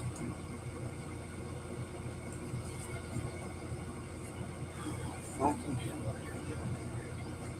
Can I drink my coffee and light a joint?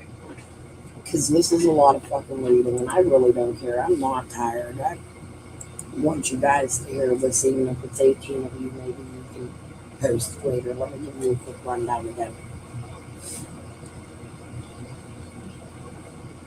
You're going to see exactly what I'm talking about by the end of this conversation. I really don't have to show you nothing more.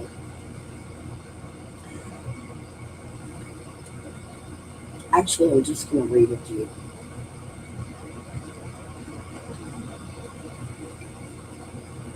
I'm going to have to give you all the fucking theatrics again and all the sad stories. And before I get started, I get to a point where I talked about Tiffany Marie and y'all missed it.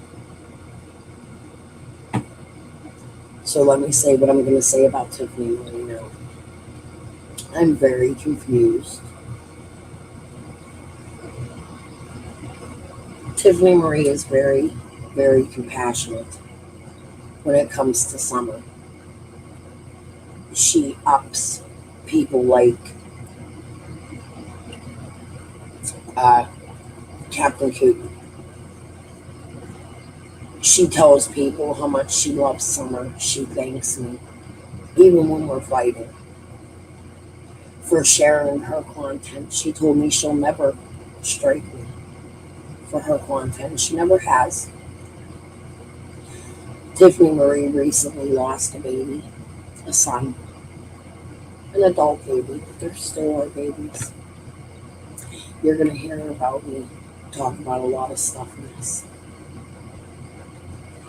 I'm very confused about the role Tiffany Marie plays because Tiffany was out here with Benny. I just want to get this out now so I don't stop to give you the biggest portion of what I was saying. Tiffany was out here with Benny being his girlfriend. Benny seemed to be shunned, in my opinion, from the Hill. Tiffany picked up the role of Penny. But Benny didn't come here with Penny. Benny came here with himself. I didn't see Benny ganged up with anybody when he started Summer's case. I seen him reach out to the Wells. I'm just giving you my observation, even going through the hell with these motherfuckers. Right? Lawsuits and all kinds of shit. Secret Google Meets. The whole Jody Sue theatrics. Oh, you're a Jody Sue supporter. No, I'm trying to stay as unbiased as I can. That's hard to do. People judge. We're not supposed to. It's a sin. We talked about praying earlier with Benny. And I still got that funny video to show you all of him. I don't hate Benny. I have problems about this lawsuit. I have had problems with Benny. Benny has made my YouTube hell at times. However, that's not been the case since he came back sober. I'm really enjoying Benny's content. In truth, I've always agreed with him and both Tiffany. However, right before Benny went to jail, or got thrown off YouTube, I'm not sure which, Benny came out with a new girlfriend, Autumn. Who remembers Autumn? Autumn looks extremely familiar lately. I have an inkling. I know where Autumn is from. Who she's connected to, that's connected to me. Kind of happy that it's muted. The shit I was saying before, because I said it wrong. Autumn may be connected to a woman named Chrissy. I'm not going to give the last name. Maybe two women named Chrissy. I don't want to give them last names right now. I don't think one is bad. I actually don't think both are bad, but I can't fucking stand her. She plays games on my Facebook all the time. Shit, do any of you have somebody that will come to your Facebook for years as long as you fucking know them? She connects to these other people, pays over in the Facebook to connect to these other people, that also connect to the KKK, that connect back to their cousins. It's so fucking awkward. Everybody connects to everybody when you do research, and when you know the people, the research gets really fucking deep. You're like, oh, that's why that happened when I was 14. You get it? A lot of memories from like the age of 12 to like early 20s that I feel are really relevant to the things I remember today. But back to Tiffany and Benny. I got a Chrissy out here. Not the second one, the first one. But the other one kind of sort of connects in a different way. But not a relation way to the other. It's weird. Okay, anyway, so Chrissy is neighbors with somebody who is very disgusting. In life, he was connected to a church I went to earlier. He molested kids at a food bank in the same town. You can look it up, passport, food bank molester. I don't know what the fuck you're going to look out. His name's Dominic Mascani. I don't care. But I have reason to believe he may be connected to something that happened to my sister's children with the Black Web. I'm going to talk about all this in here. But I think it's relevant because these people also would connect to the 501c3. However, I don't think that's why they're out here. And it's so fucking weird. This is like a fucking movie because I don't quite understand it. And people won't come to me and tell me what it is. And I'm even fighting with people who I care deeply about it, that are connected to them people. Like somebody I spoke about earlier in my life, we talked about a song that I wrote. Or maybe even my live earlier today. And it's not that my husband thinks that I dwell past relationships. But that's not exactly it. I tried to explain to you Boo Boo a few times, and Kevin the other day when he was in my chat. Glassport was set up much like Rogers was. It seemed like the parents were involved with the dealings, like Fred and Karen. And the kids suffered a lot of the damage, and a lot of those kids grew up to do the same things the parents did. Worse, in my opinion. Truth, I think I can connect organized crime all over fucking America and bring everybody down. I know that sounds fucking psycho, but when you know the people I've grown up with and I've taken the time the last month to bring you proof of my life and the things that have happened in my life that are really real, I'm hoping you'll believe me. However, back to Tiffany. The Autumn thing. It was extremely wild to me how Tiffany introduced us to Benny's new girlfriend, Autumn. And then Benny gets kicked off and Autumn disappears. There's no more Autumn, and I don't quite understand the story behind this Autumn woman. I do think that she connects to a lot of shit down there, and I did find connections to Kelly Fusco's team, which is my husband's ex-cop from a T-Sport. Best friend, I don't fucking know, but he would have connections to that. I believe the prostitute sister. I know the prostitute sister at work that was connected to Brian O'Toole, that I can't really explain all the connections. They're going to have to come slowly because there's so many of them. But I can connect human trafficking at least to my friend fucking Lisa, and somebody better start fucking listening because I'm not scared to fucking say it. Come get me. My doors are unlocked. My husband's refusing me fucking cameras. My videos are on YouTube and other people who've seen them. If something happens to me, even heart failure, if they tell you it's heart failure, push. I don't care if I sound fucking crazy and schizophrenic. I'm gonna read this to you. This is in connection to Jerry Boyd, Jolie Bulford. You'll understand why. Maybe you won't understand why I said that, but I want to get that out there about Tiffany and Benny and Autumn and Chrissy's. Matt, it's Crystal, dude. We need to talk. It's important. My brother needs buried. I don't mean because he died. Please call this profile back. It's really important. My mom, at this time, still maybe possibly, was a child trafficker. This was at the beginning of me discovering everything. This was 9/30/2025. Right before my husband and I started having a lot of problems, and around the time the harassment started with the guy sitting in front of my house and a lot of odd shit. You're going to see a threat. That's where I left off before when I was reading a native.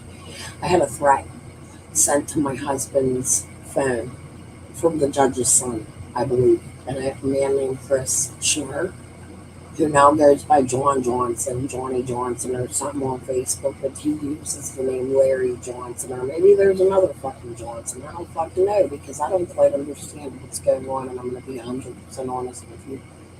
It's weird, and it's telling me something connects to Summer, so I'm going all fucking routes. Fuck everyone. I want Lisa found. That's first and foremost for me. Because we were the kind of neighborhood that kicked people the fuck out. And if I find out Rogersville had a fucking problem with Glassport because Chester, I'm just going to shut up about that. I'm Glassport yet. Please fucking keep that first and foremost forever in your fucking mind. Matt, it's Crystal, dude. We need to talk. It's important. My brother needs buried. Please call this profile back. It's really important. My mom was a child trafficker. No joke. Did your dad or Darcy have family in Tennessee? You talked to Lenny Vargo. Lenny Vargo is the guy caught with tragedy pimps. a guy named, he looks like Andy Bernard, to be fucking quite honest with you, his twin. He's from Kingsport. He went by Boogeyman. I'll remember the name. Did your dad or Darcy have family in Tennessee? You talked to Lenny Vargo. How about Gary Twizzle or whatever? I couldn't remember the name. Something like that. He writes, I don't have any family in Tennessee other than my dead brother's wife. I'm at work still. Okay, let me finish this. Call when you get off. Your brother will be getting way more justice, I promise. I need your help. Shannon does too. I miss you and love you. Tell Holly message this profile, okay? Now, after my brother unalived, my cousin's brother, half-brother, Shannon and Matt became very close at one time, but we're going to hear some really disgusting things about another sister of mine in a minute.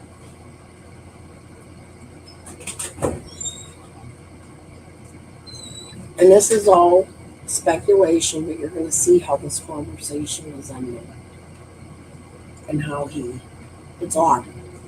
And then I'm going to show you Holly, his sister. I don't have any family in Tennessee other than my dead brother's wife. I'm at work still. Call this when you get off. Your brother will be getting way more justice. I promise. I need your help. Shannon does too. I miss and love you, Holly. Tell Holly message this profile, okay? Crystal who? He's so full of fuck. You're gonna see.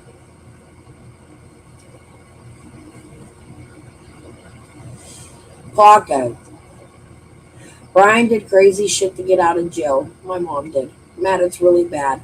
I would rather talk to you by voice. Sarah's kids were essayed. Put on the dirty web. She was arrested. There's charges. Shit is really bad. Shannon is so fucked up. Oh, I'll tell you why I talked about Tiffany in a minute. I really need help. Please believe me. We need to talk. I spoke to Eric. He blew me off. I'd rather talk to you and Hall. It's bad as fuck. I want Brian in prison now. Like right now. Here's where I'm going to take a pause.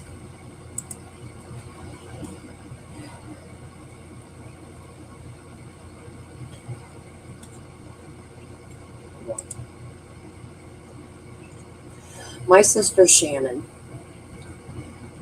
did something really, I'm going to go into two different conversations here. My sister Shannon did something really fucking bad. Tiffany Marie attacked me in a way that really hate myself. I try very hard for my sister. We communicate through music. I never know where she is. I know she's somewhere in near Des Moines, Iowa. I've showed you Eggplant, Penis Head, and Stacy, and we're going to talk about all of this in a minute.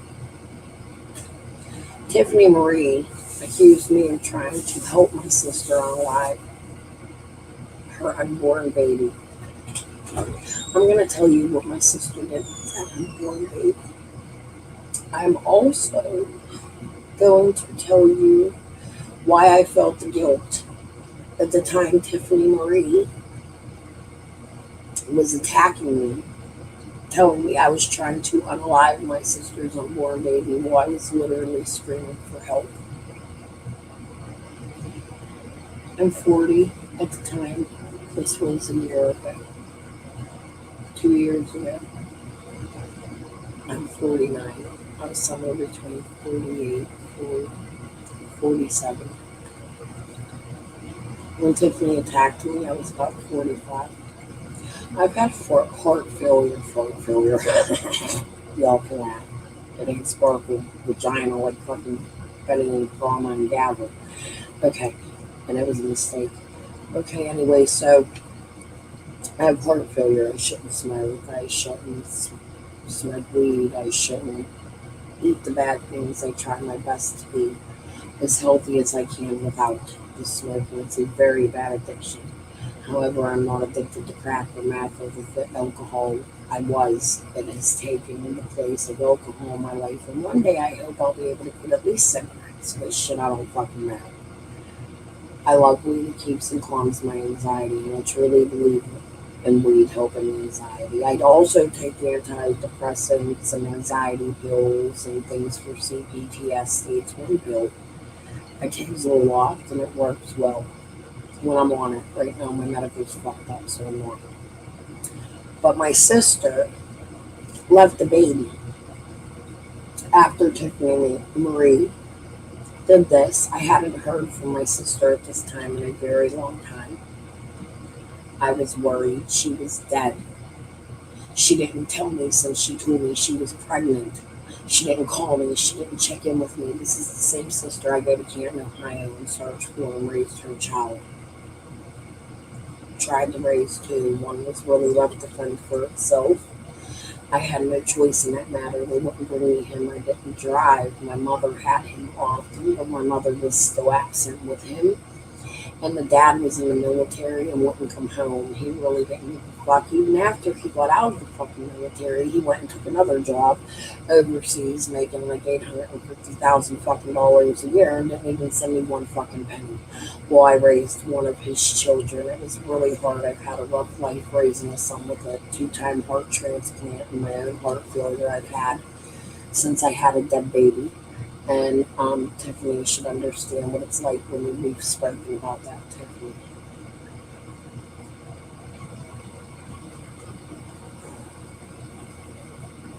I'm not mentally stable to raise any more children, and I know that about myself. Nor am I financially stable to raise any more children. It would have been a detriment to that child if I would have taken my sister's child. However, what my sister did after I couldn't find her was quite fucking disturbing. And you're going to hear a lot of private information about my family in here. I would ask you forgive and that you pray, because I'm not them. And we're going to talk deeply about Karen Elliott and Fred in a second here, especially Corey, when I think I ran into Karen Elliott. I think I physically met Karen Elliott or family members that look very similar to her. Yeah.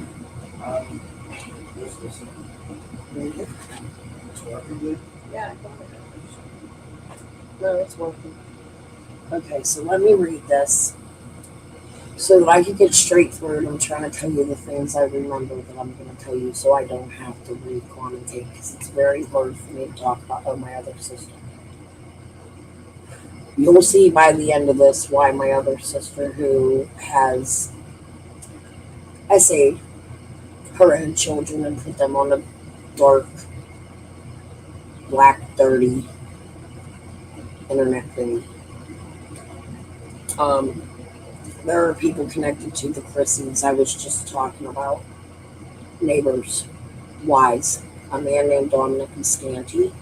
He actually SA'd children at a food bank and at a church in Glasgow. However, I'm not going to get deep into that because that would hurt a lot of people, and I'm hoping I've turned the information in. But there is a man named Brian Ketterman. I would love you all to go fucking research that motherfucker from here to fucking tomorrow.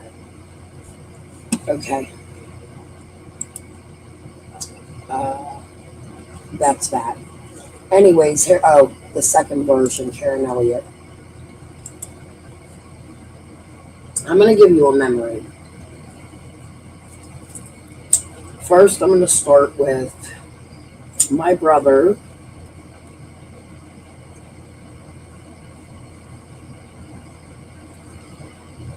He personally SA'd my own children when he was 10 years old.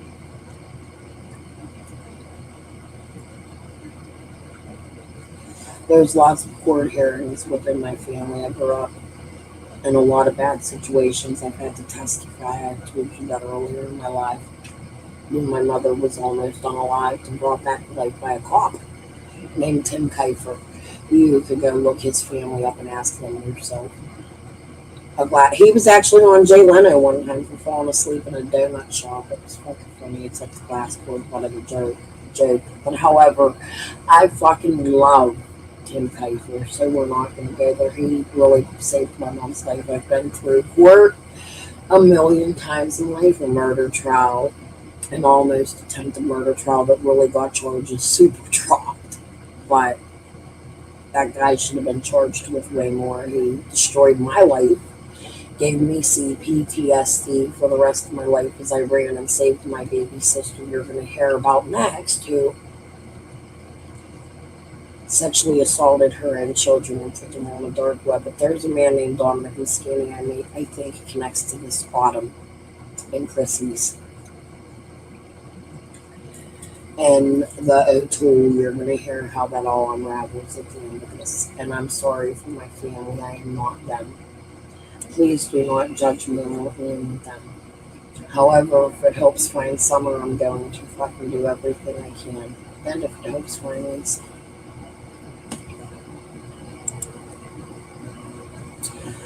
Anyways, Karen Elliott, you resemble, let me start with my memory. You resemble a woman. My brother was bribed by a lot of people for the prosecution. They would bribe him as if they would bribe a teenager, things teenagers would want when you've been in prison awaiting trial for a long time. Pizza. A regular pizza from your favorite pizza shop. A visit with your family for an hour before court. I can't remember what the reason was they were bribing him. But we all got to go sit in this office while we were there. Do you want to come here and tell them about the experience? Well, they were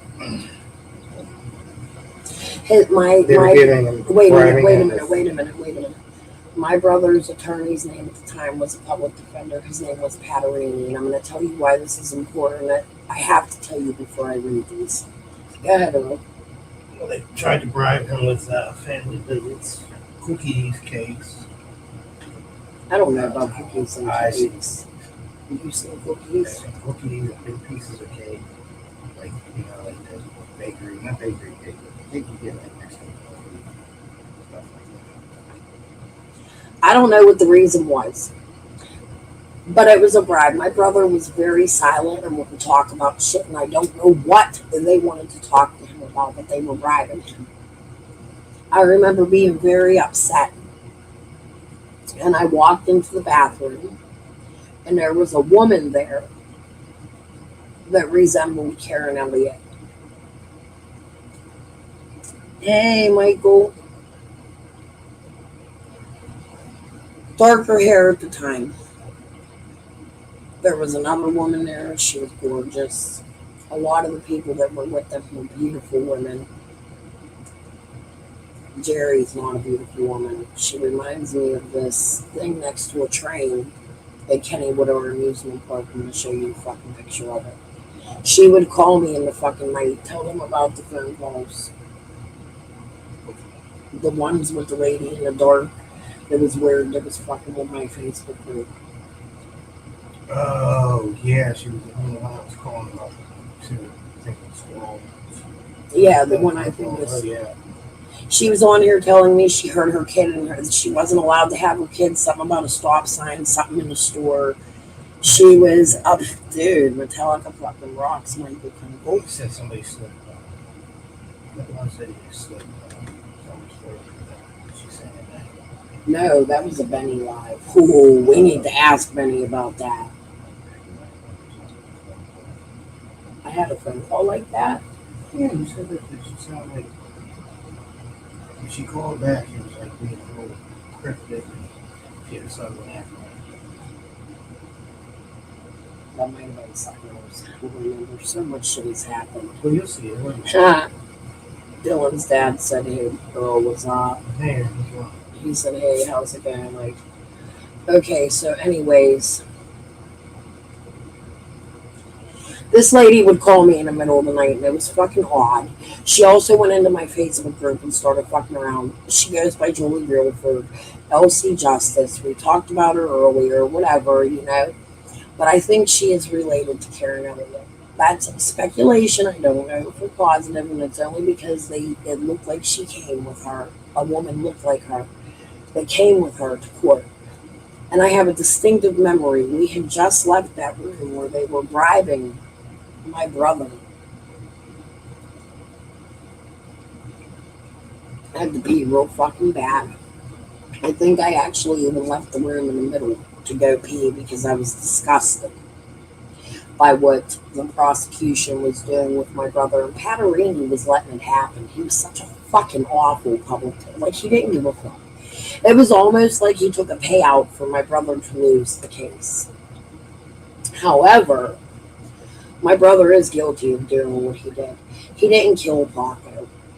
He shot Paco in the leg. However, he did hold a cue to Jerry Boyd's as she opened the door. The story goes, Paco grabbed Brian's gun and was shot in the leg. This is the story I was told before trial. I don't remember the whole trial. I was in such a daze. But Paco said, "Are you going to let him do you like that?" And Paco took out his sawed off. If you get the sign language, we're going to keep it a little friendly. I think my brother's a shitty ass fucking person. He molested my kids when he was 10 years old by a man named Byers. I don't remember Byers' first fucking name. However, I do know the whole Byers family, and I don't know which Byers it was. And we also had a court hearing concerning that. Now, there is a Byers that I think is connected to that Byers, or maybe even that Byers, that worked with my husband. Definitely connected.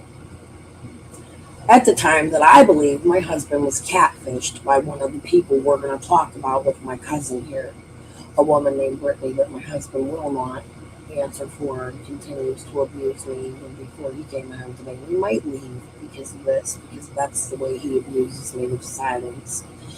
And he will not, one of the ways I've been strangled. I hit too. He says I don't say that. I do. I am enraged at the fact that these people could be responsible for my friend Lisa and Summer and the way they connect. I am fucking enraged. So what I have been doing is removing my husband from my home because I own my home and he will never try to motherfucking 302 me again. And I say these sort of things to him. He doesn't want to answer publicly. How he met Brittany, how they became best friends, how they're closest, coolest, bestest, how she was on Facebook behind my back in my face in plain sight for 3 years. How he asked her for drinks and chill on our wedding anniversary month after leaving me. He says it's my fault because of John. And because I went to the bar and lost teeth and did really crazy things sexually that I think I was even roofied that night. We'll get into that another day. That goes in with the Clarity Mirror shit I was showing you all the other day. I want to talk to Kevin first. I'm going out to coffee with him and his girlfriend.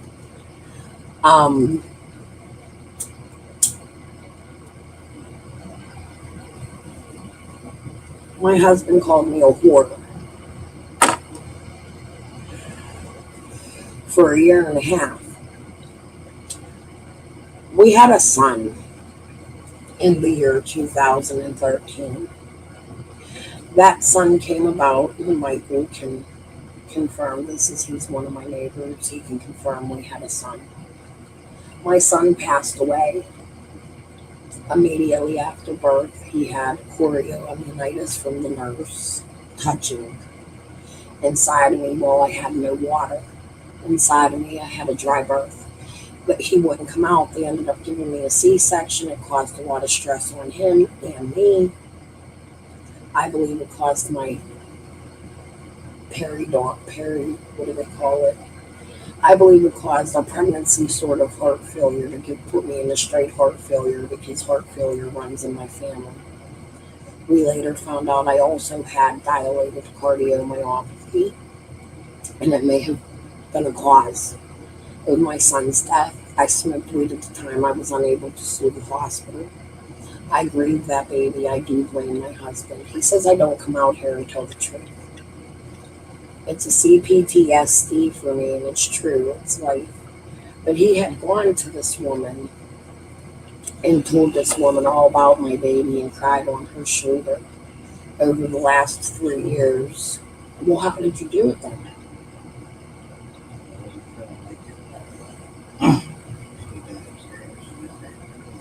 Okay, this is the first story you told me, but this is the story that has changed a million times. He has told me that it was this girl and this boss and this, that, and the other, but let me tell you that this is bullshit, and let me tell you why it is. After I found out about this girl, Brittany, I'm just going to put my fucking business out here with my husband here since he doesn't want to answer and I got him cornered a little. I'm going to be honest. I want your thoughts. I'm trying to fix my marriage. It's very hard. I don't know whether to move on because I'm financially strapped. And I'm going to be the bitch that tells you I grew up in a rough town and I never used him. Actually, I paid for him. I own my home. My children got SSI. My son's heart transplant. I paid the bills. I did have a gambling habit for about 5 years. I repaid him for that. I've apologized. I've stopped. It was a very bad habit to stop, and I picked this up even worse. That's the truth. Michael knows me well. I'm a fucking nut job. Through and through. People come out here and tell you I'm crazy. I am. But I'm treated. Not lately. He won't help me get my medical insurance. All he has to do is call this old job of his and get a letter, and he's refusing to do it for like 3 months now. You are refusing. You've had 3 months. Okay, anyways. So, we're going to fight online today. Since he abused me on earnings too, remember? Well, we're going to talk. He usually walks out of me and screams at me and lunges at me, which is why he gets hit a majority of the time. I fight. I just told you that I have video of it, but I just told you that my mother was almost unalived by a man, and that's another CPTSD. These are things that trigger my life because of the shitty life I lived, and that's why I'm out here. And I've been so beat up on out here that I'm at the point where I really don't give a fuck, and I'm just fucking at the point where fuck everybody, you know? I really love Diggy Graves. Y'all need to fucking look him up. I turned the injury on him and he'll stop playing it. Okay, anyway, so neither of us are innocent, but Michael, for the majority of the time, our house has been quiet. My husband went to this woman, complained about, I accuse him of our dead baby, and I do have a PTSD and mental health for that. I've never been able to get correct grief counseling. Because that baby came from him cheating on me prior. That's why we had the baby, and I developed heart failure at the age of 36. I've been on medication. I'm in the hospital often. I was dealing with heart failure while my son was dealing with transplants, and my brother was killing people. My husband was unaliving himself, my first husband, because Earl and I weren't married at this point. Earl actually got on YouTube with the prime suspect in my comment section and left the comment that he could cheat on me back then because we weren't married, but we had a baby, which I believe. I love my daughter. I love my daughter more than life. I wanted to be close to her. More than anything, I babied her. We have some problems there I'm not going to talk about, but my husband has turned my children against me through all of this while he refused me cameras in my home. Please don't interrupt yet. I'm giving you time to talk. I promise, okay? He refused me cameras on my home. Well, I believe somebody was breaking into my home. I found my marijuana. It had a pill crushed in it. I heard 2 women break into my home. Please stop. Please stop. Yes, you did. Please stop. You can say it after. I heard 2 women breaking into my home while all this summer shit was going on, laughing, coming up my fucking steps, and I tried to tell the police, and he stopped me several times, and he told them I was crazy and my life wasn't real. And you see my brother-in-law like clamping his head out here doing the same thing with him. So I've been doing nothing for the past year but trying to get my friends, my neighbors, my family to message me, write me, prove to you my life is real, because it's been hell trying to prove to police and to hospitals that I am not schizophrenic and my life is real. That is why Boo Boo is here. That is why I invited him up from Florida. He thinks I am Muto G Play. Yeah, that was an act. What for what? What is it? It's nothing. Yeah, I'm sure that's something. Or whatever. He keeps secrets from me. Earl and I have been fighting for the last year and a half and ending up abusing each other and have become extremely toxic. He says I don't admit to these things. What else can I admit to? I'm giving him an opportunity. What else can I admit to? Let's do this right here in public. No, not a fight, a conversation.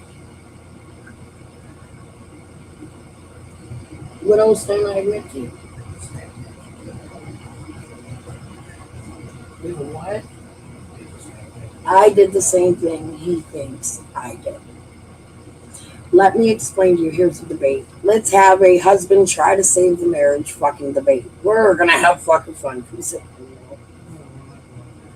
Come on. I don't know about that. I think he's going to put a facade on Michael. I think no, I didn't make you look horrible. Okay, so he's saying it's my fault joining the bar happened. Here's where we're going to have this debate. He had this girl in the office in 2023. After my baby died, this is where I was getting to. After my baby died, 5 days after my son's burial, these are things I've never been allowed to deal with because he's refused therapy in our marriage. Very dysfunctional, Glenn. It's very dysfunctional. So, I was dying. I was white. They didn't even know if I was going to live because I went into heart failure the very day of my son's funeral. That's when they discovered that I myself might need a heart transplant. I'm not going to be able to get that heart transplant if I don't stop doing this and these when that time comes. I couldn't breathe. Anybody out here have heart failure? Is there any nurses, doctors? When you lay down and you're in active heart failure, you can't breathe. You turn completely white. And we were sitting in a hallway waiting for a test. My husband begged me, please live, don't die. I'll never fucking cheat on you again. I'll never even make a friend with a female, please. Because of my abandonment issues. I have mental health issues. I'm not going to lie to you. I know what they are. I've dealt with them my whole life. Because of my abandonment issues, I have a hard time with trust. It causes aggression. It's a trigger for me for CPTSD. And I took him at his word and I married him. We had our daughter. That's what I was saying earlier. He got on her with crime suspect and said, we weren't married, but my son needed a heart transplant and was sick. I don't care if you said it's not something you say to your wife, there's more. He said to me, let's wait, please wait. And it was public. It's defamation. All of it. By my own husband and lying about my own life. However, he's saying back in 2023, or he's saying it's my fault in 2025 for 2 incidents that happened once, twice. In 2023, he invited this woman into the office with him. Oh, yes. He was her boss. He's 40 at the time, 5 years old, and she's 31. Okay, then tell them what happened because you won't tell me. So how did she get into the office every single day to spend an hour with a woman named Heather that ends up being a lie? And I'll tell you why in a minute. Oh, okay, it ain't. Then what is it? Come tell me. Okay. She's Heather's friend more than him, but Heather's never involved in a room as big as my room, which is not really big in any of the conversations that they're having only about me. He has no other thing they talk about except for the funny, cute things at work. But he has no conversations about Brittany's life. He has nothing. He knows nothing about. This is the prostitute's fucking sister. I was told how to find the E, triple stack E, girlfriend, who passed away from a drug overdose. This is who this man is best friends with. The judge's fucking pimp. The judge, huh? No, he said she didn't catfish her, no possibility or anything, right? He's refusing me cameras, trying to 302 me. I have to convince not only you guys, but the motherfucking police and hospitals. Nothing's wrong. I'm your husband. That's what. No, you do. Okay, so why, if you think something's wrong, why wouldn't you put cameras on my head? Because we're fighting over where to put them. 12 hours. You're saying I refuse. Ask them, tell them what happened that day. You tell the story of that day. And the day after. I didn't want you putting it in your window. Everybody get mad. No, they were in the front of the house on the porch. We were fighting about the ones in the dining room. Go ahead. Everybody are fools to cameras. You're just. I wanted 2 cameras on the front of my house. Wow, this is going to get fun. No, it's not. I wanted 2 cameras on the front of my house, and he was refusing to put them there because they weren't weatherized. However, they were like baby cameras you can use for security cameras, and you can plug them in inside and I can cut the shit. So I was telling him to plug them in right below the window and stick them the fuck up with these things I had. 12 hours. This motherfucker walked around my house acting like he didn't know how to plug something in. Telling me no. 2 women snuck into my motherfucking home that week. I heard them giggling coming up my steps. When I called the police to tell the police, somebody had broken. There was weed in my motherfucking marijuana and something green in my motherfucking rolling tobacco. As I slept, I woke up, felt funny. He refused to let me tell the police. That was when I came home. That night about the cameras, we fought. I went to my aunt's house. He caused a fight between me and my aunt. I got an Uber home. Yes, he did, but we're not going to go there. I'll tell you. Yes. No, Justin got mad at me. I had to leave. It's a long story. They were mad I was there, and I was angry while I was there. And it was just chill. Because you caused me to fucking go there.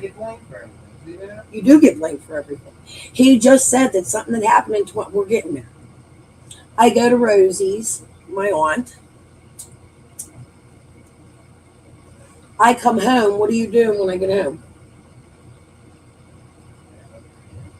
Say it louder. Packing them up in what? A box for what? To come what? He was packing up the cameras and sending them back to Amazon. Amazon was on the way here. He had the fucking kids. They were on their way here. Tell me that's not refusing me fucking cameras. I do need a therapist. You're right, but this is all very true. And how would you be if your husband refused you cameras on your home while he's dating a woman who absolutely is the sister of a prostitute? You'll get the more of it, Rachel. Huh? For 12 hours, and I only wanted them in one spot. And then you're packing them up and sending them back the next day when I get home. Well, what do you call that? I don't call it a diabolical plan, but I want to know why you're doing it, why you're seeing this woman that I don't know about yet. At this point, John did not happen yet. The bar did not happen yet. You guys know about that. I'll show it to you. I have it live. Huh? And he's telling the police as they come here to take me away, my life is fake. He's seeing this girl in the office for 3 years behind my back. And it's my fault. We're actually going to court because he strangled me and I had a lump on the side of my head this big. I didn't hit him that night. There was nothing. I could show you the charges. Dylan could have hooked them up for me. I'm going to have Dylan come do that, Mike. Could you? I tell Dylan we'll pay him to do it correctly. Anyways, for the next 3 months, from January 28th till the beginning of April, the first day or two of April, maybe even March 30th, my husband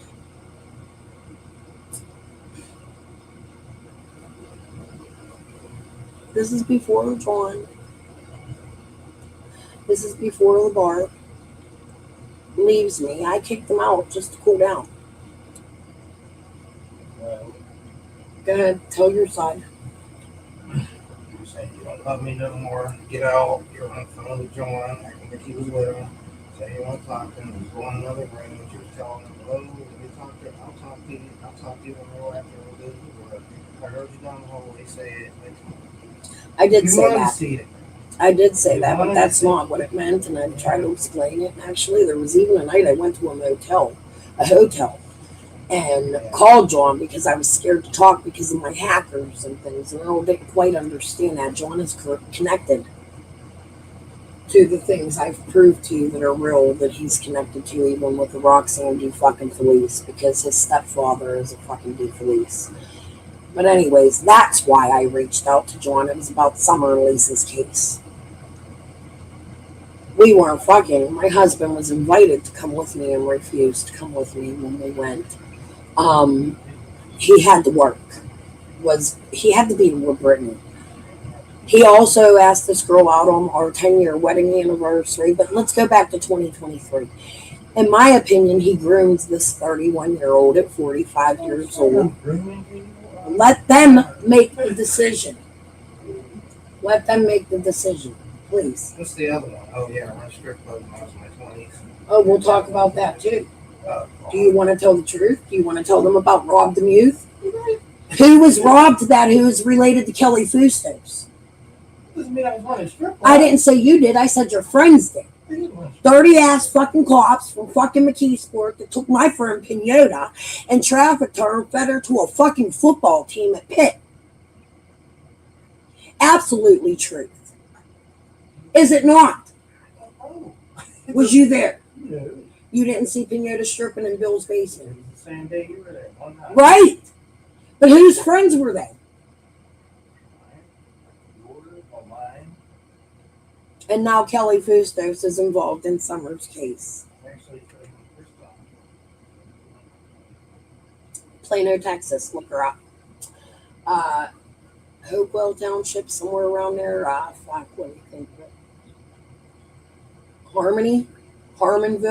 Harmonville, whatever, Pennsylvania. That's where she's from. Go look her up. Kelly Fustos, Robert Demuth. Kelly Demuth Fustos. However the fuck you want to. Go fucking look her up. It is a lot of trust issues, you're right, but I've never cheated on him, ever. He calls what I did cheating, but I don't because he left me. Not only did he leave me prior to me doing one damn thing, he sent me no money. He starved me. He didn't pay no bills. He paid no taxes. I'm 2 years behind on my taxes. He paid none of my apps. He came on here in my comment section with my brother-in-law agreeing my life was fake and that Cregan is fake. So you thought I had another boyfriend, so the police had to take me away 3 years before, 3 years prior to you ever even hearing any of those people's names. Stop flipping. when I was over at my mom's. That's what Why I was thought. Brittany in the And office it with didn't you? work out between them two, and she called me to come home. So she left me for it. Tired of you saying it. Okay, let me tell you who Brittany's husband You called is. me after it didn't work out with you two and asked me to come home. And I was Boyfriend. pissed off and I refused. because Who's you Black did that. James? Her man. He asked her out on my 10-year wedding anniversary, telling me her man was getting out of prison for unaliving. Lots of people in the Pittsburgh South Side. We call him Black James. Earl grew up with him. What do you want me to He's do? our age. Brittany was like 15 when he met her. What do you want me to do? That's what I'm Brittany's 31 years old and best friends with friends of ours' children. Her sister was 14 years old when she was prostituted by Chris Cologne and Brian O'Toole. He didn't put two and two together, but he knew Deanna was her sister and she was raising Deanna's baby. Well, I have a Kylie out here telling me that she's having my husband's baby, and my husband's telling prime suspect he can cheat on me anytime he wants. We weren't married back then, and I'm a whore bag. And I was angry. I don't. That's not anger. Anger is not okay to abuse. Put your hand on people. Tell the cops and hospitals and police that your wife's life is a fucking lie. It's not okay to allow your girlfriend's friends to break into my motherfucking home. You were friends with Kicker on Facebook, telling me it's his mother's fucking friend's daughter. While this bitch is faking pictures of her man in fucking prison, kissing him. The day I made Earl quit his job after he gave her a fucking promotion, his job, a promotion, wouldn't go in the office and turn her in for not doing her job and writing her up because he is her boss. Also hanging out with her in a private room, an acupuncture doctor's office. Earl never did his fucking job. He called me from that job the whole fucking time he was in that room. Yes. I talked to you most of the time. The girl was calling me. We were talking. She was telling me my husband was telling her about our dead baby years ago. She was calling me crazy and telling me she was on my YouTube. I'm missing a tooth. You're out here fucking people, you goddamn fucking whore. And my husband's going, look, even she said you're crazy. The day I found out about Brittany around my 10-year motherfucking wedding anniversary. By the way, this month I tried marriage counseling. He refuses, Rachel. 10-year wedding anniversary. He's never bought me a wedding anniversary gift. Never, not one motherfucking time. Not a birthday gift, nothing. A card maybe once there and there with words, you're my best friend. But here's what I'm getting ready to tell you. They're all fake, generic, the same fucking shit every year. Then what is it? Because I asked you for our wedding vows now, why you were friends with her, or why you chose to lie to my face. But let me finish this. So,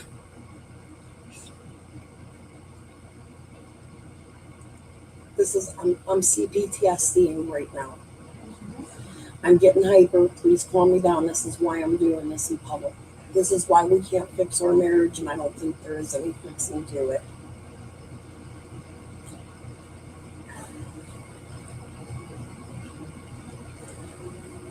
He has been hanging out with this girl. The day I find out about her, he tells me, I wanted you to find out.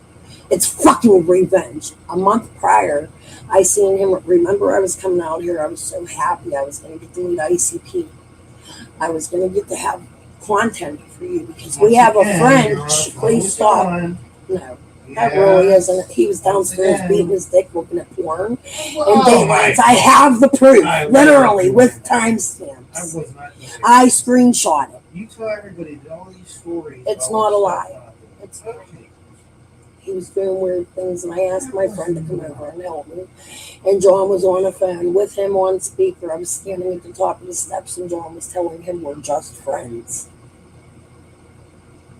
Earl was down there beating his fucking dick, looking at talking on Daylines, porn. He raped this girl named Pam. That's what I'm saying. This That is is true. not me, dude. Like, you got people thinking I'm some kind of crazy criminal. Like, Crystal, He's a come pervert. on. It's true. These are things you did, Earl. What do you Nobody's need beating help? your dick on the couch. You're scaring me. Nobody's doing Why am I not allowed to Yeah, have I'm trying- Why do you gotta pack the cameras back and Because say I'm pissed off at you. We just got into a fight. about I'm not mad. plugging them in? Why would you send them back? I didn't even call Amazon. Yes, you did. I The box literally wasn't seen even it. closed Yes, no, you were closing it. And they were on their way down the street. No, they were there on the table. When you got in the door. I have no income. That's my problem. Anyway, so Don't worry, everybody. I'm not getting away from. Don't worry. no, about don't it. get I'm them. not Just gonna wait. be Let's there, do but this. Everybody thinks I'm gonna do That's it. not what everybody's saying. And I Though. Some came in here people are mad sticking up because for I get you. online. That day I came in yelling because I get online. People are saying stuff. Oh, but there's saying more to stuff. that, too. Yeah. I'm gonna be mad. Anybody who's mad, he loses it. He'd be pissed if he seen that online. He can't get it. That's what I'm saying. I'm gonna read his text messages from today. Yeah, I'm Okay, gonna read anyways. your text messages. You want to tell him Oh, what I you've been threaten writing him me? all the time. I say mean ass shit because that's who I am, and it's Yeah? CPTSD. Oh yeah. Oh, Tell I me- do. tell I don't myself. mean any of Go it. ahead. I don't mean any of it, and he knows that. And It's I don't only mean after things he I say either. abuses. That's what I'm telling you. Like, Okay, so then tell me why you and Brittany. Okay, wait, let me finish my story. So I find out 3 years later, he's telling me this woman on his Facebook is his mother's best friend. The very day he ends up quitting his job, she erases this dude from her fucking life, her profile, everything. Nothing. There's no fucking trace in. None whatsoever. That same day, well, the day I found out about him, that's a couple weeks before. Let's go, there's a little more. He tells me, I want you to tell me what you think of this. He tells me in the bedroom, we're standing in there and crying literally in his face after the whole Bob fiasco, which was I asked him to defend me and he defended Bob, deleted it. Bob ended up coming out here on Facebook and putting out text messages. I had no clue. Earl wrote the words, I'm trying to get her off of there. I'm trying to 302 and I'm trying to kill her. So he would leave me alone. Killing me. They were on their harass. No cameras, the prostitute's sister, connection to the drug dealer. Okay. Byers is his boss. That's where this started. Byers is his boss. The one I was in court about with my brother when my brother did things to my kids and the name came up is his boss. The prostitute. Okay. Anyways, for real, they survived this. He beat me for a retired cop at this hospital. He pulled me out of my sleep.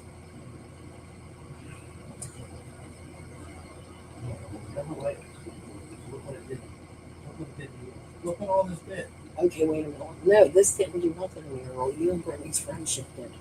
Okay, so anyway, so let's go back to 2023. He becomes friends with this girl in the office, puts her on a fucking Facebook, hides her from me behind my back after promising me on my deathbed he would never do something like that to me before because that resulted in a lot of stress and anxiety and I believe caused my death of my baby. Actually, I know it did, along with chorioamnitis, and then it caused me to have heart failure. Broken heart syndrome is real, and it brought out something I had, but I probably wouldn't have developed it till my 60s. I was healthier back then. You're right. That's PTSD, Rachel. I know how to start to control it. It's when he lunges at me. I don't need disability. Chill the fuck out. I'm cool. I'm about to go put some job applications in, actually. You guys are going to be surprised. Anyways, I'm ready to sell my house. Anyways, so I'm telling you how this connects to me, last or possibly summer. Y'all need to listen. I'm going to read these messages from my cousin. It's very relevant. Yes, I've seen somebody. I've never cheated on him. He left me. He starved me for 3.5 weeks. He sent me no money. He sent me nothing before I went out on a date with John. Before I brought John home. Before I went to the bar on his birthday. I called him. No, yeah, as a friend, bro. As a friend. And you knew that he was speaking with you as well, and you was perfectly fine with it for like a month. Yeah, until it started. So there's no excuse. No, it didn't. He's making it started getting deeper. So he had to date the woman. He's keeping a secret from me, not only at work, but on Facebook as well for 3 years. In my opinion, that's a fucking affair. What do you girls think? He says to me that day I find out about her, I didn't finish. I can't call her. I asked him to call her and prove to me he wasn't having sex with her. To ask her to sleep in her house if I kicked him out. Since they are, because this is what he said to me. This is why I asked him to say this to her. Without using, I was very suspicious. Do not approach her like you're at work. Approach her like you did when you were out on a date. Prove to your wife you did not have sex with this woman. You want to know what he does? After he tells me, I can't get rid of her. She's bestest. I did not say that. Yeah, I can't fire her. I can't go to the boss. I said, say that why? either. I got close to her. She's closest to me. She's bestest. I didn't say that. Yes, that's exactly what you said. No, I didn't. Then what did you say? I said as a work friend. Not as close. That's not closest. that's not what at I all mean. what Like, you I didn't said. know how to explain it. Because you were busy. She's my best friend. I'm closest to her. She's closest to me. She's closest to me. He was so fucking proud of it. Like I was sitting there breaking down. Truth. I fucking swear to God to you. She's my best, and she's coolest. Dude, that's horrible. What the? That's what you did, right? Yes, you did. That is exactly. Could you imagine your husband saying them words to you about a secret woman? Not like that. Well, why is she a secret if she's best? What makes her best? Here comes the abuse. Of course I'd be angry about it. We had a baby that died. I told you I would divorce you if it ever happened again, and you promised me on my deathbed. It wasn't even a friendship like you think. Then why are you asking? He asked her for advice about our marriage. It's just a work friend. Has her on Facebook, having private conversations, asked her for drinks and chill while he's at his mother right after leaving me, right after my daughter graduated high school, by the way, and moved out of the fucking I wasn't home. home when that happened. What would y'all think? Would you leave him? Here either. You were. I know. He had her number at his mother's house. Then he sent me, I said, go in there, get her written up. Prove to me you love me. Go in there, getting her written up. Tell them she doesn't work. Her schedule, you're her boss. She's 31, 35, 34. This is 3 years after. I said, go in there and tell them you want her written up for never being at post. She doesn't go where she's supposed to be. How big is the room? It's as big as this room. And he's never working himself. He's always in this acupuncture room. One time he called me and it looked like he was getting his dick sucked. No fucking kidding. It's truth. Then tell me why this woman is your best friend. What makes her best? She was just nice enough. I asked him every day, do you have a woman? Because he would tell me good morning's a fantasy in a marriage. And nobody says good morning to their wife every day, and he shouldn't have to say good morning to me. Do you know for 10 years, he's asking this 30-some-year-old fucking woman out. And for 10 years in bed, he told me I give him anxiety. That is also a sign of a man who rapes children and women. It is. Go look it up. He's done. Usually this turns into abuse. He won't talk to you about it neither. Then just tell these people what makes Brittany best. Why is she your best? Why does she have to be on Facebook and you not tell me? And every day I ask you, do you have any female friends at work? You always tell me stories about the guy friends you work with. She sees that. But I don't see she's there. It's not her business to see that. It's my business to see her. I am your wife. I get that. I know. So why do you do it? No, you didn't. Okay. Okay, so I asked you, do you have female friends at work every day? How come you didn't show me her Facebook? Did you ask her ultimately, as soon as leaving me, ask her out on our anniversary to fuck and chill and date and drink? You didn't do that.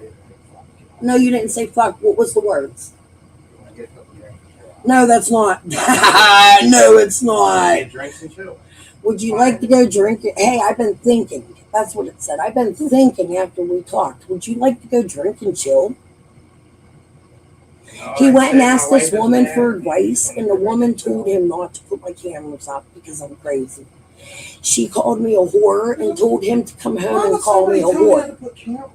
That's what I'm saying. Then why? I'm telling you, there's women breaking. Why am I not allowed to tell the police? What would you think? Why am I not allowed to tell the police people broke into my home and show them the poison in my tobacco and weed? You should. No, I didn't. You wouldn't let me. You told them to take me. They handcuffed me and sat me on my porch. And now they won't come to my home. They came to my house sometimes 2-3 times a day for 90 days. Go listen to the 911 calls to my home. It's not a fucking joke. U.S. Marshals came here and asked my granddaughter if my husband was touching my granddaughter.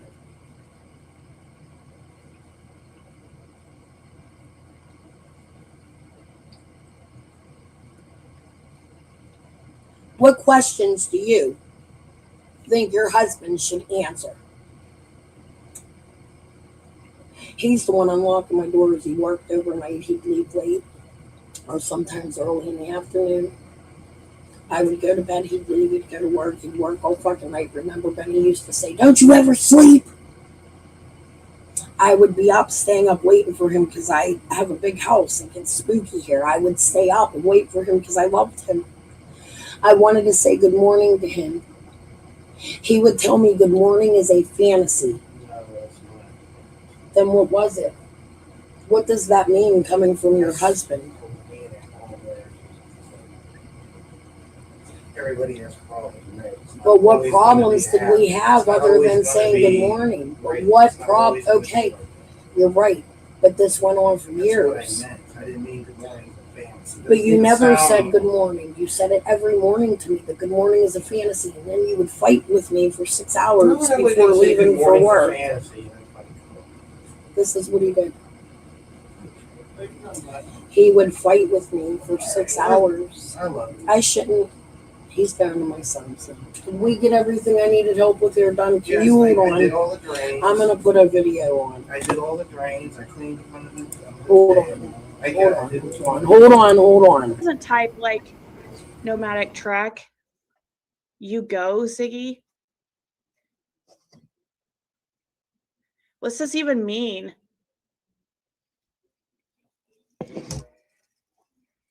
Go, you Ziggy. All right, well, let's watch this because I want to see what this is. Chris McDonough. Oh. Okay, because I was the first one to report on the channel being, his channel being taken down because I just happened to be awake when it happened. Okay, and I went live. No, everybody else in the world was probably sleeping and had better things to do. But I just happened to be live, so. Bring your agent into Monday.com. Your Claude, ChatGPT, and Copilot agents working side by side where you already work. Let's see what this is real quick. This page got shut down. I'm not saying my husband isn't trying. I have the chair moved out because he's going to do a favor for me under my desk. Quickly while you guys watch this, I'm very sorry. I feel it's important to show you all what's been going on and why we're fighting and why I'm having problems. I want the courts and the judges to see this. I literally, let me try to tip this. I'm cutting half my head off. I literally went to get a PFA on him And he's hitting me. He's lunging at me, and I started hitting back. And it got to the point because of my CPTSD, I started hitting first. Sometimes it's out of anger when he would come home. So I learned my triggers. Today was a good technique. I told you. I thought about it. My CPTSD is kicking in. I'm getting loud. Rachel, thank you. I seen one comment. So funny. This is crazy. Look at all these. A man would say shit. And it's still like tall enough this camera so you can. You have to get it out. I feel like I use this as a way to get that out, but also show you how and why I think it can connect to my friend and why I'm not giving up. There's so much more to this story between me and Earl. That's only a portion of it. It's been hell.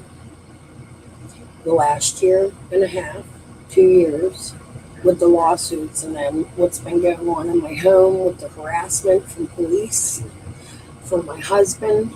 I'm showing you literal proof. We'll go back and listen to my 911 calls in a minute after I read these fucking messages. He's doing something. So hold on, I'll be right back. From the interview room. It is no longer there. I know, I'm so sad. It is not there. I just got the email. Hold on, guys. This is crazy. This is what I got when I went to his account from my phone. This account has been terminated due to multiple or severe violations of YouTube's policy prohibiting content designed to harass, bully, or threaten. Yeah, he's been terminated. So late, it's like 6 a.m. here. And I got an email, a notification about a membership being paused. And I'm like, that shouldn't be. I'm like, who stopped, I thought it was AB. And then I looked and I'm like, that's weird. I don't see the interview room. So I pulled up the interview room on my phone and I was able to get this screenshot really quick because now you can't even find it anywhere. It's not there. Yeah, it's just YouTube. And I would like to, I bet it's anything is probably to do with the Twitter. You guys think this has to do with the Brian Laundrie thing? This account has been terminated due to multiple or severe violations of the YouTube policy prohibiting content designed to harass, bully, or threaten. Oh, that's horrible. I hope he gets it back. He's not going to, I don't think he's going to get back, guys. Oh, you can pull up the link, guys. You can get the screen if you go to his Twitter. If you go to his Twitter, here. If you have the link to his Twitter, you're able to pull up this screenshot that I have, which you can get that link if you go to his Twitter, which is 187CJM. 187CJM. If you go to that, it has this link to YouTube, and then when you click on that YouTube link, you'll get this screen also. I think the bullying is because he challenged the person who said they were LAE retired to call with their badge numbers, etc. I don't know, just an idea. Did he do that?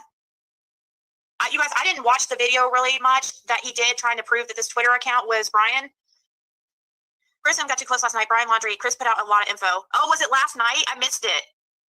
Now, that whole situation with the Brian Laundrie situation got a lot of attention, so it's very quite possible that that whole Twitter situation probably did it.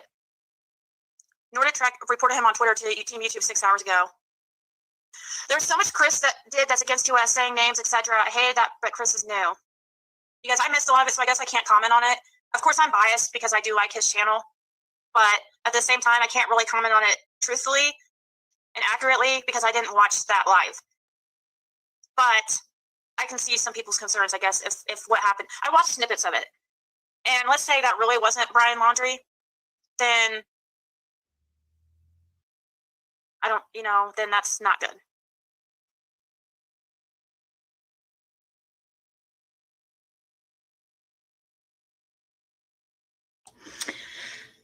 Okay. Well, I don't know. Go you, Ziggy. Go you, Ziggy. Benny never has anything nice to say about me, so I'm not going to take that as something, a compliment or anything, because I know it's probably him saying,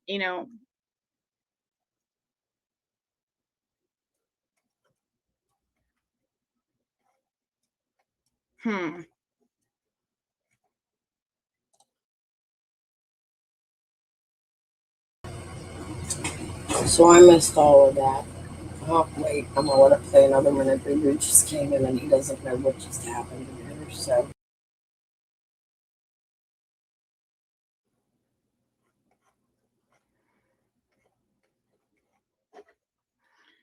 So I know a lot of people are divided on this.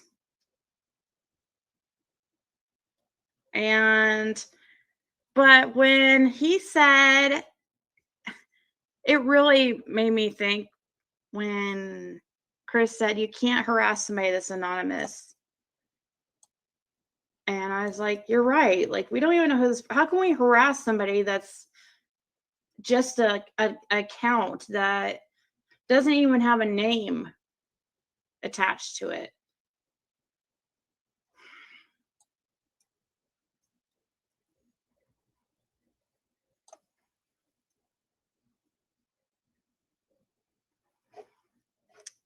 Let's see. He talks about you, but I have been taking up for you. Much love from Columbus, Ohio. Yeah. Well, and I mean, I talk about him too because I don't like people like him. I mean,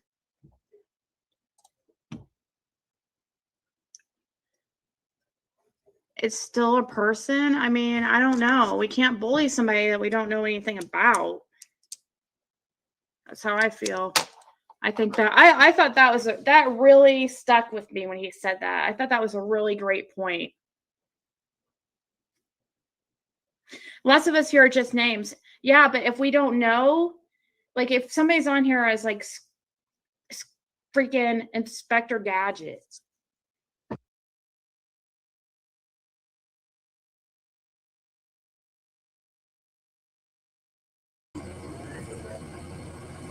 Earl's going to stay for a little while. He's not going to leave yet. He's going to help me. We are trying in marriage. I don't know where this is going. If we're going to end up friends, if we're going to end up enemies, if we're going to end up married.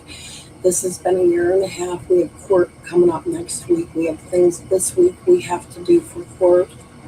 I have a big fine to pay, and I don't even know where I'm getting the fucking money because I threatened somebody over all this, and I did it. I said, Dorothy, I told you all about it. Jody Sue came out here. She got charges. Somebody else did. Yeah, I fucking did it. I know they have your seat back. Can you please leave me in just for a little bit? I'm going to end soon.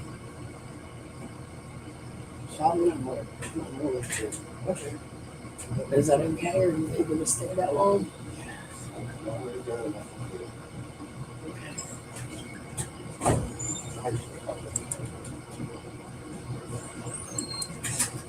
I want you guys to see what's been going on here because I do look absolutely fucking insane. So we're going to go start at the beginning of all of this and make comments, and I'm going to respond about it.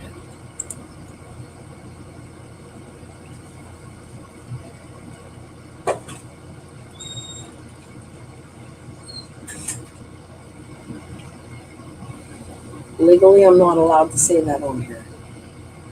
Good comment, though. No, see, that's the problem with me. All of my friends, just about, are of the opposite sex. Earl has friends that are of the opposite sex. I do not have a problem with person girls, Landy and Lonnie. His mother was actually friends with. They're fucking drop dead gorgeous. There's Quirk and Mandy. I don't fucking like them, but I allow. They even had a song about them. I'm dreaming of sex and candy. Quirk and Mandy. You remember that song? Sex and Candy by Morrissey's Playground.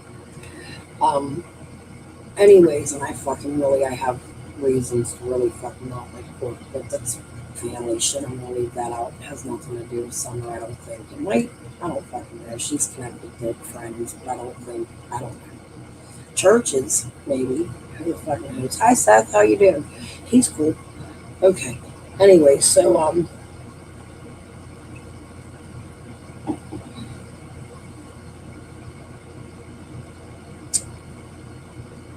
okay with my husband having friends of the opposite sex. What I'm not okay with is secrets. I've never had a problem with my husband being friends with the opposite sex, even pretty girls. Ones I know are prettier than me. But something I was trying to get out, he stopped me from telling me maybe, is that for 10 years, this man told me, 13 years. No, 15. I gave him, even before when he was cheating on me, I gave him anxiety in bed. Now, I was in my early 30s. He's taken my sex life away. I'm just going to be completely blunt with you. These are marital problems people have. They concern me. When I find out he's cheating on me with the people he's cheating on me with that connect to this brand new tool I've been talking about, and Stacy and Cregan, literal connections. I'm going to read them messages from my cousin the minute I've been derailed, and I haven't been, I derailed myself. I just like getting out here and chatting with you guys. And I like getting my problems up because it's something I've always in my life been blocked from doing by my mother. Like I was taught very early on of CYF comes in the whole community, really. The community parents would take care of each other's kids. When somebody was doing bad, another's parent would pick up slack. It's odd. It's an odd way of growing up, being the rats. I love the people I grew up with, good or bad. I hope I don't fuck some of them someday. I even love Cregan. He was extremely close to me growing up. I don't understand what he's doing in life right now. And I don't know why. And I don't understand why he's with Guy Schwitzius at my mother's fucking funeral. And I don't understand why my husband is doing these odd-ass things for people that know people, that know people, that know each other, that there's a Gretchen. And I've been all day today telling you, and tomorrow I'm going to come back. I'm going to just start trying to do a work day on YouTube every day, 8 hours. I'm at that 8 hours. I plan on staying another hour or two.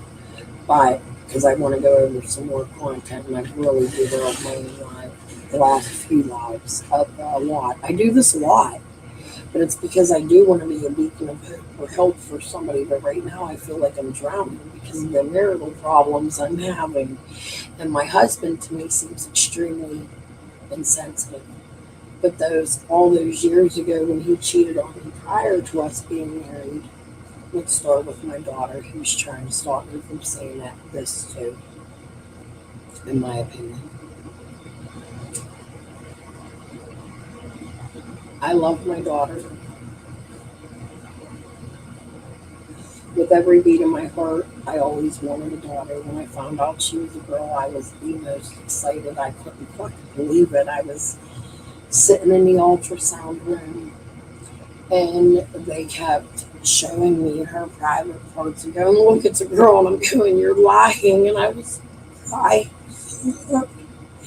because I had 3 boys and an abortion.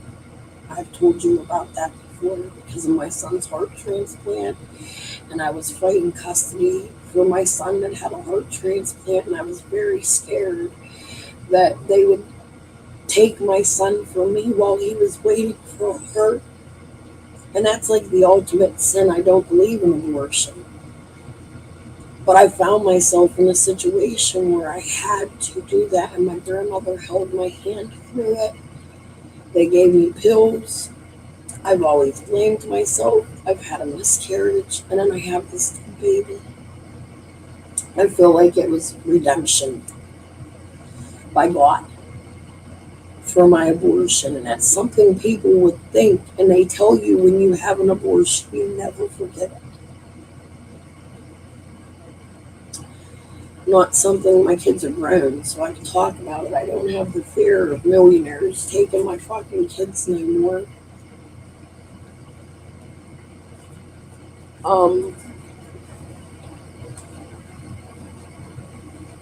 They were doctors.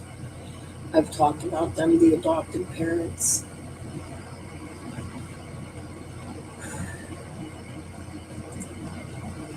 I love my daughter. Once I was pregnant with her, I was the happiest human when I knew she was a girl. Probably more happier than any person on this earth having a girl. However, when I got pregnant with her, my son was going through rejection and medicine problems, and we just had a heart transplant. He was only about 4 years old. He had his transplant at 10 months old. I wasn't prepared to have another child, nor did I want more children. I just wanted to stick with the 2 boys I had custody of because I had already given a child up. I have been pregnant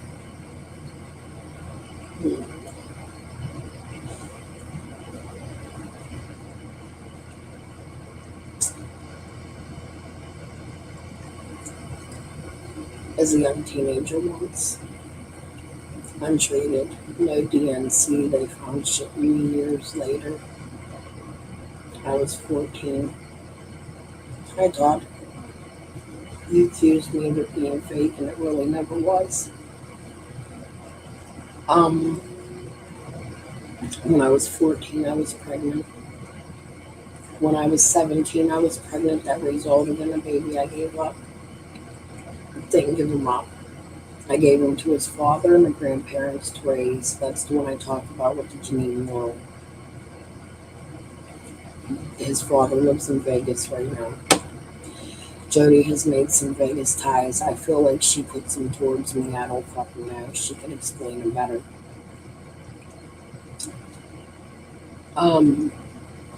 That would be a direct connection to Janine Rural. That's the baby we were fighting, and she wanted my boyfriend. It's so fucking ridiculous.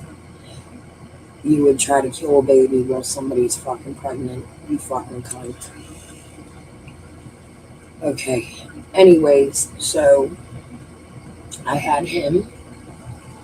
Then I had Bailey, who came into my chat yesterday and had a really cool conversation with you guys. Then I had Zach, that's my heart transplant. Then I had the abortion. Then I had a miscarriage. Then I had a death. I've had 7 pregnancies. I'm ashamed of that. I didn't have a lot of boyfriends. I didn't sleep with a lot of people.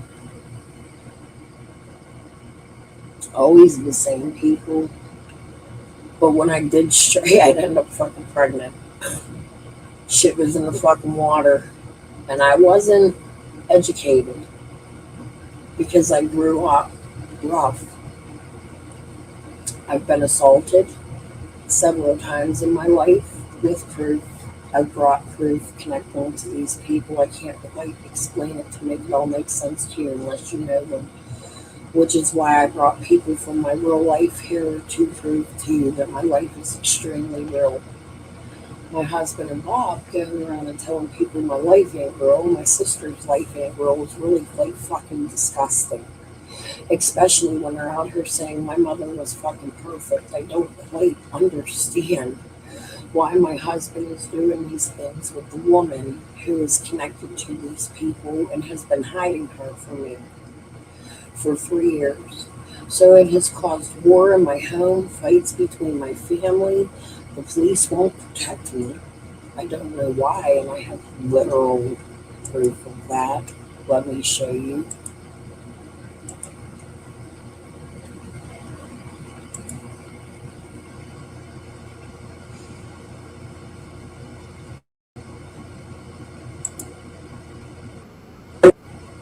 Watch this.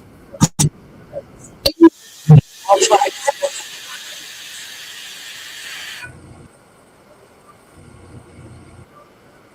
She's a critic, Rick. She misses her monthly payments, even though she might.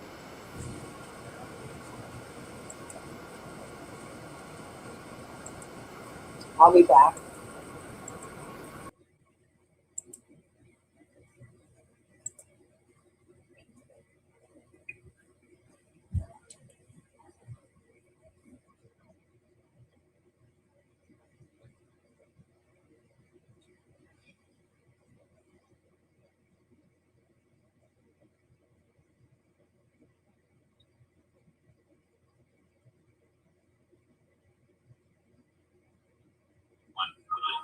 Experiencing a high call volume. Do not hang up. Stay in line for the next available 911 operator. You guys will understand in a moment. Look how good our 911 is. Currently experiencing a high call volume. Do not hang You up. can't even get through to them when they call. 911 operator. This is Zone 3 in Pittsburgh. I had a break-in. My neighbor broke in my house, and the police are refusing to come to my home because of my YouTube. This is now my third call on a different date to 911. One was for abuse from my husband, that I believe. I can't remember correctly, but this is the third call where 911 has refused to send the police to my home, and the police have refused to come. So we're going to start live streaming.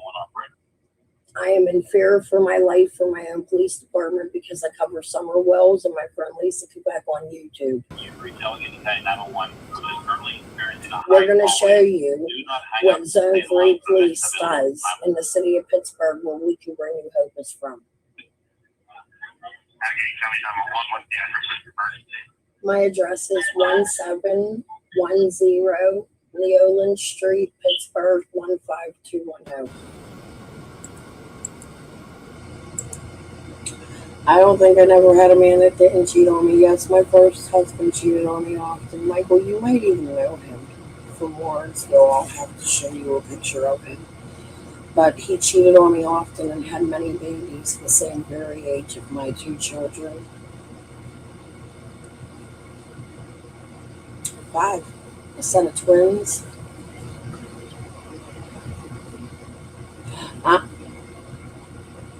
There's some other things I'll tell you guys later. Right now it's not the time. I don't think the time may ever come. Okay. Did you call in for a neighbor dispute?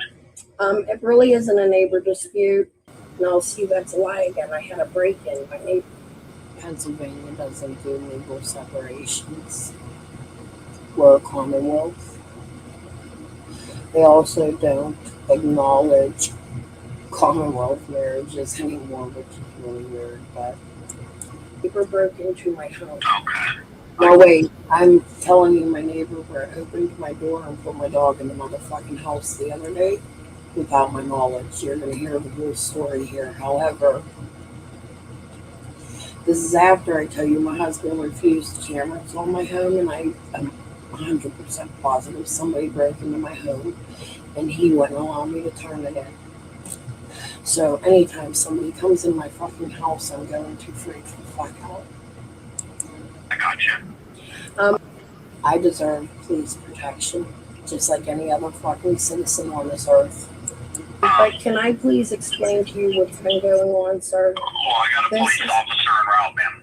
Okay, but please let me, I need you to understand that I had called 3 times. This is now my 4th call, and two other times within the last month I have called for one abuse and something to do with a missing child, and the police have absolutely refused to come to my home in the zone where I live because there's a domestic violence situation going on in my home, and they harassed me for the last year and a half. So every time I call them, they refuse to come. And the second 911 operator I spoke to today was rude as fuck. The third one I spoke to was very nice. However, I did let her know that this next call, which is to you, will be live streamed, and it was on a recorded call, and she understood. So I'm letting you know that. Now I'm just waiting for the police because I would like to talk to them while I'm live streaming, or record them and come back with the recording, because I am being completely ignored by my police and or harassed by them, and they need recorded themselves. So can I call 911? You're on a recorded line every time you call us, okay? But the police are en route. Okay, thank you very much. Bye-bye. So I'm going to leave when they get here, and I'm going to record them. I put a sign on my door. I'll show it to you in the recording when I come back. That sign says, all interactions on this property, it's only where I live, is subjected to being recorded and or live streamed. I'm a YouTube creator. This is my property. So Zone 3, when you come to look at this, if you do not have nice interaction with me once again, I will be showing it to the world. This has now become harassment, refusal to come to my home, even in what I think, I can't exactly remember why I called them. There was 2 calls in the last month to them, and they refused to call. I saw your guy. Yes, we were there, Michael. You were there? Why didn't you say hi to me? They didn't come, but they did call. I missed the call, and I'm going to call back tomorrow to my police station and find out who called me, and I'm going to speak to them because I do want charges pressed against my fucking neighbor immediately. I'm tired of her fucking harassment. To me, I was there with him. I'll tell you that story in a minute. He promised me a date and I had to pay. He was trying to make up to me. And he's still keeping his secrets. He won't tell me them. But yes, I was there with him. You should have come and seen me. Where was you at? I was playing China Shores in the middle, China Shores by the front door, and the money roll machine. Mom, Dad's been away working for a whole year. We finally get to see him today, right? That's right.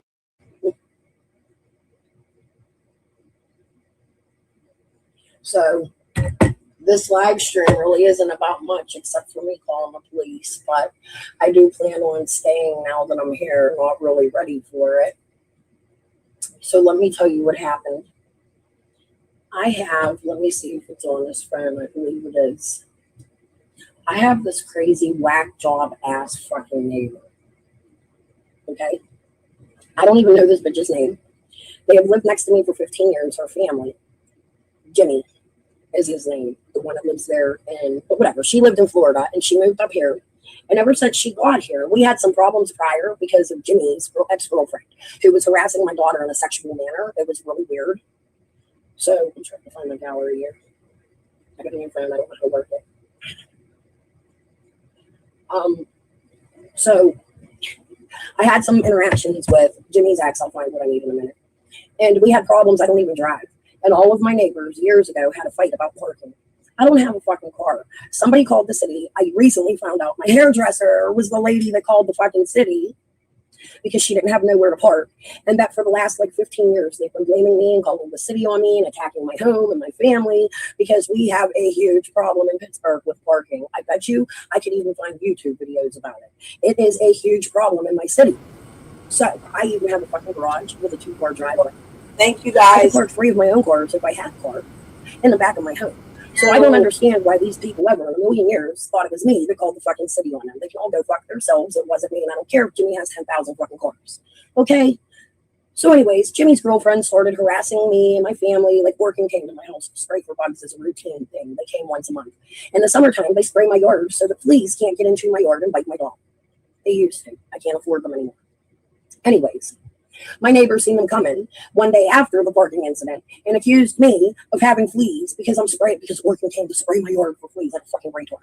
Then she started sexually assaulting my child, not in a way you touch her or anything, but my daughter would walk up the street and she's calling my daughter a lesbian. Or I have a garage in the back of my home and my daughter was laying on the garage. I caught her smoking fucking weed up there after. Big fucking deal. What are you going to do with her teenager? She should have got her ass whooped, the truth, but we talked about it. I'm a weed smoker. I get the parental thing. This woman next door tried to drag my daughter off the fucking roof and was calling her a lesbian and telling her she was up there licking pee and all kinds of stuff. So I wanted to beat her fucking ass. The fights ended. Nothing happened. I just started hermit crabbing and staying in my home, not bothering with these fucking crazy motherfuckers. And the sister I never met moves up from Florida. She's gorgeous.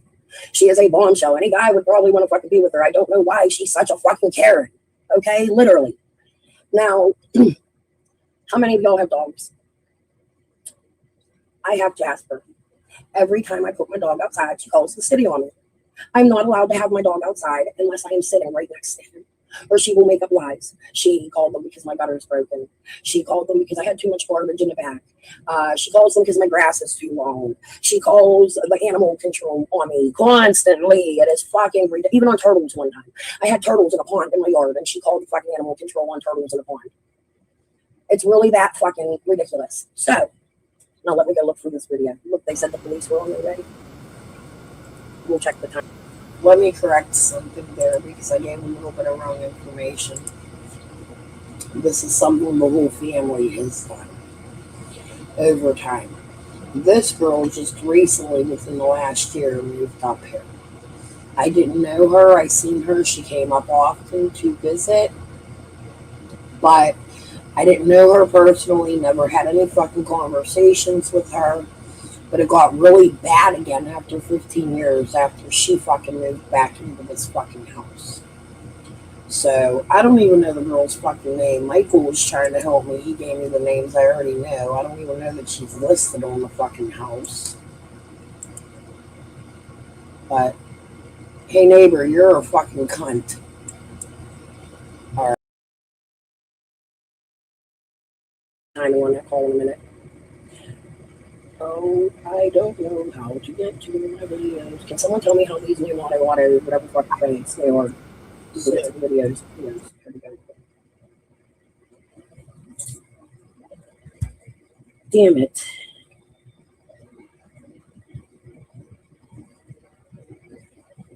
That's my university at graduation. Fuck, I wanted to show this to the police and I don't have it. It must have been on my old phone. However, I think I did save it in camp and I have to go look. I sent it to my husband. Ah, there we go. Hold on, I'll find it quickly. Mind you, in the first call I had with 911 as I got on, the guy told me twice, I think, that the police were en route to my home. This was after a big fight, and you heard me explain the fight with the last operator. Keep listening. I'm going to eat dinner while I'm sitting here. We're gushers. Call them dudes. I have a friend with benefits. 5% cashback rewards on gas, groceries, and internet. Credit One Bank for what's ahead. This almost feels illegal to know if you're a side sleeper. What I've discovered could save you from a massive mistake that's...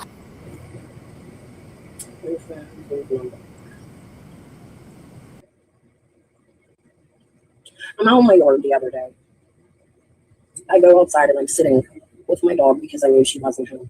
I do go out there and hang out with my dog when she's not home. I have a tent in my yard. I let my dog out there. I play with my dog inside the home. I don't have to be outside to play with my fucking dog. And the other day, you're celebrating. Woo-hoo, yay! Am I sub to you? I gotta make sure I am when I'm up. Anyway, so the other day, I'm outside in my yard. I'm sitting with Jasper and she comes up and she comes to the fence and she says, this is the first time I ever seen you sitting outside with Jasper. And I said, lady, I don't come out here because every time I do, you harass me. They have a camera on my home. Like, it is so fucking ridiculous. These people are so fucking crazy. I walked up the street one day, and this bitch is going to dart off her fucking porch at me behind my back like she was going to fucking come at me and hit me. I didn't see her till I walked away. I probably would have went to jail that day had I seen her 2 inches after she left, 2 inches from the back of my back flying by. And that's no fucking joke. If I'd have turned around and cool clocked her, shit, there wouldn't have been shit she could do. Like, it is really to the point every time she steps outside, she's recording my house. She comes in front of my house, in front of my yard, and records it. It is the most Karen fucking thing on the earth I ever fucking encountered in my whole entire fucking life. Let me also tell you that I've done some research on these people. They have a big laundry list of people in their family on a Megan's Law list that don't live with them, but I can show them to the people where they do live if they don't fucking stop it all the fucking way. Because that's the kind of channel I am, and that's what the fuck I'm going to do. Maryland, the state, we can go there.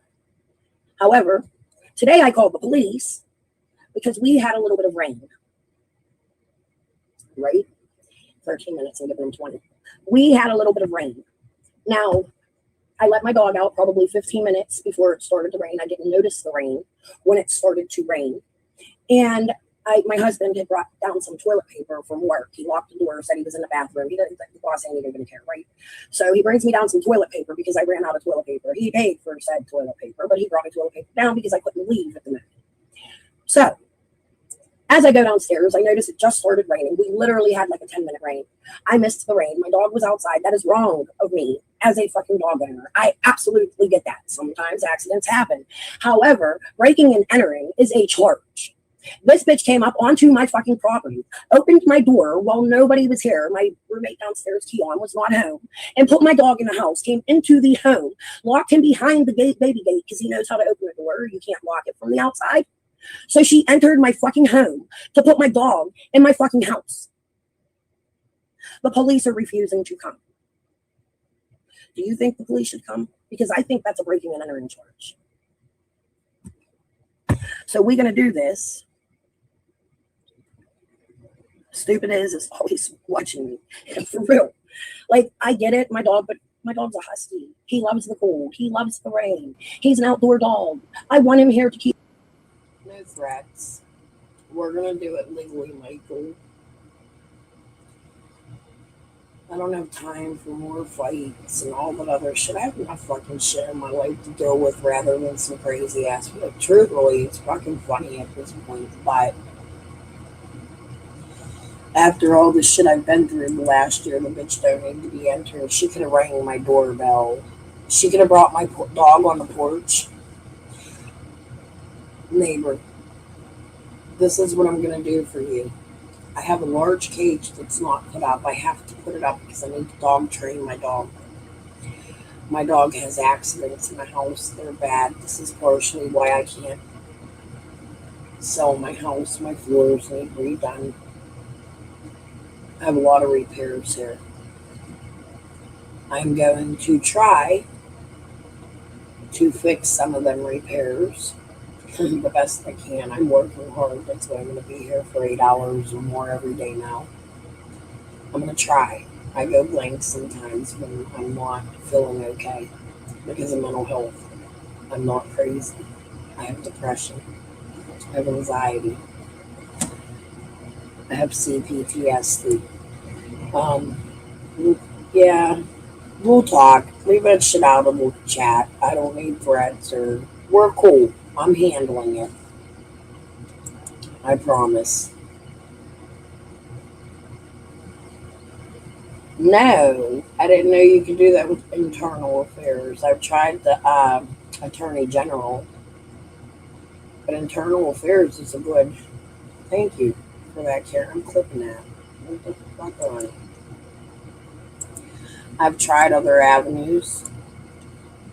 I'm really curious why when I went, even if my husband and I are together today, it's been a year, over a year, I went down to get a PFA on my husband. My husband didn't do this abuse, but the mental abuse led to it, as you guys just heard. I lost a tooth, had a black eye. My daughter-in-law and I were fist fighting. I have literal fucking videos on my YouTube of all the crazy shit that was going on in my home. I had a black eye, and because of the mental abuse, I went down to get a PFA on my husband. The judge didn't even read what I wrote on the paper. She grabbed the paper, she looked at them, she said, Crystal Sims. I said, yeah. She said, why are you here? I'm looking at this, I'm getting ready to read whatever the introduction was. I said, I'm a YouTube creator, I cover true crime, and I'm covering a case in Tennessee. The woman said, oh, Crystal, or something to that nature. She did something that was odd. I'm not going to go verbatim. I can't hear this case. I'm sorry. Bye. Got up and walked out the fucking courtroom. I couldn't fucking believe it.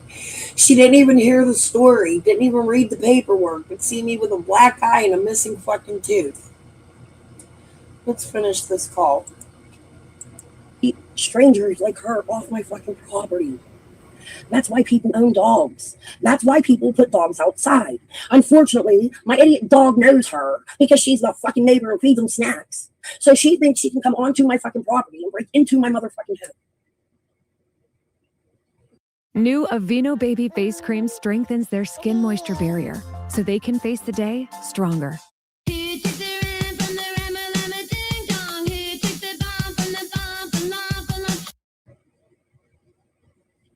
I'm done.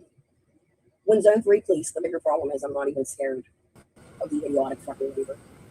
I think the bigger problem is this is now my third call to Zone 3 police in a month where they have absolutely refused to come to my home. Let me refresh this. It's been 16 minutes. The 20 minutes allowed it. We're going to call back. My live stream is going to watch them refuse and not show up to my home with me. Then we're going to post this all over everywhere media I can in the whole motherfucking city of Pittsburgh. Everybody's going to know about Summer if the police do not show up to my home today and take a goddamn police report about this bitch neighbor of mine breaking into my home. Y'all get it? I'm going to be right back. Why don't we watch some Perez Hilton shit for a second? I need to go get some water, and then we're going to call 911. Who's this guy? Nerd report. 2018 with the Turpin imputed Jalissa's parents. I first did the story for as much as some of the others. Her name is Jalissa Turpin, and again, you're going to hear her story in a minute, but Jalissa and her 12 siblings, they were in what I... That 911 call was crazy. However, it's time to call my 911 people.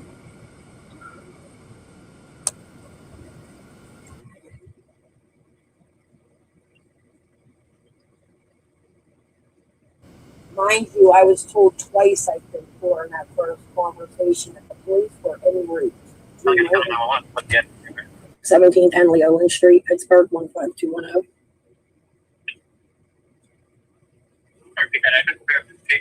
1710 Leolin Street, Pittsburgh, PA 15210.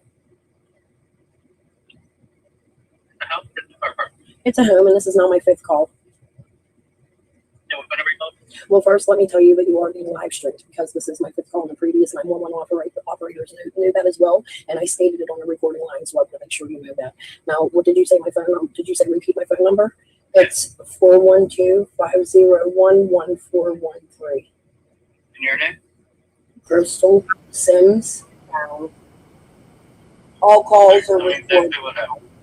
My neighbors broke into my home to let my dog in. They've been harassing me, and I want breaking and entering charges placed on them because I'm a YouTube creator and I cover a case in Tennessee, and I found connections here and I found corruption in Zone 3. The police have now refused on 3 different dates to come to my home. The 4th call I made to the 911 operator was live streamed, and the operator told me the police were en route. That was almost a half hour ago, sir. Over 20 minutes ago. They have not yet to show up. You said your neighbors broke in to do what? To let my dog into the home. They've been harassing me. Like when I walk up the street, they lunge off their porch after me. They record the front of my home, my yard. They don't like that I put my dog outside and I'm not the perfect pet owner and that I have an outdoor dog. They think that all dogs should be inside at all times and that I'm a bad dog owner. So now the lady, I don't even know her name, is now coming. They break in? How did they break? They didn't break nothing. My door was unlocked and they came into my yard and let my dog into the home as it rained. I came downstairs to let him down after the rain started, and it was daylight. I leave my door unlocked. I have a roommate. It's his room. I let my dog out through. In the daylight, you shouldn't be worried about somebody breaking into your fucking home. I don't care what the fucking situation is. Don't enter my motherfucking house. So, probably use monetization. Y'all hear that song by Jesse Howard, My House? I can't play it. I wish I could. I try not to lose monetization this way. I lose it almost every fucking night, and I still gotta read these cousin texts. But anyways, come on. And he was already in my home, and nobody was home at the time. And I called everybody who lives in my home. Everybody in my home said they did not let the dog into the house. So she was out there when I put my dog outside 15 minutes prior to that. It had to have been her that came into my yard and opened my door and put my dog in the house, entering my home because she put him behind a baby gate in my kitchen inside of another room.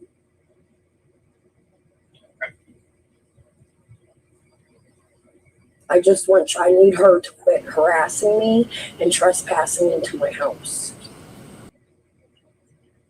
All right, when did this happen? How many minutes ago? This happened about, I called 2040,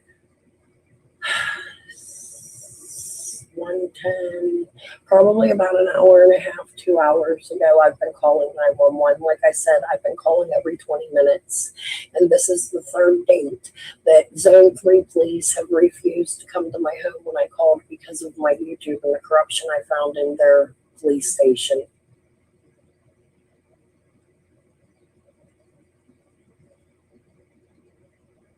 New Febreze Trash Odor Fighter reduces trash odors, replacing them with 40... I didn't find direct corruption. However, it is my opinion and speculation that Zone 3 is taking payoffs from Guy Schutz and Brian O'Toole. I don't know that to be true. The feds and them can go look it up, but the way I'm being harassed by them, the way they continuously try to take me to a hospital and say I'm fucking schizophrenic for my fucking true life. Real life. I have absolute fucking proof of my whole entire life. Court documented. Father's arrests. Addresses. Been motherfucking verified. I even had a time my father threw a fucking dead man's fucking calling card at me. And the FBI came for me because I used it. And because I ran away from home. I was an endangered child once. I was in Miami Beach and my mother lived in Pittsburgh. My grandmother and Lorraine Schutzius, my father's best friend, his mother, who is now running all my father's fucking companies, while my fucking stepmother's fucking sister has control of his fucking stocks. And they're all neighbors with Ziggy's dad.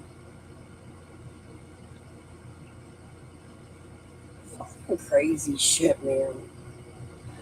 Maybe it's coincidence, but wouldn't y'all want to look into it if you found out this shit in your family and there's missing kids and missing friends? 35 days of freshness. Shop scents you'll love. When I walked in, I knew something was going to happen, but I didn't realize it was going to.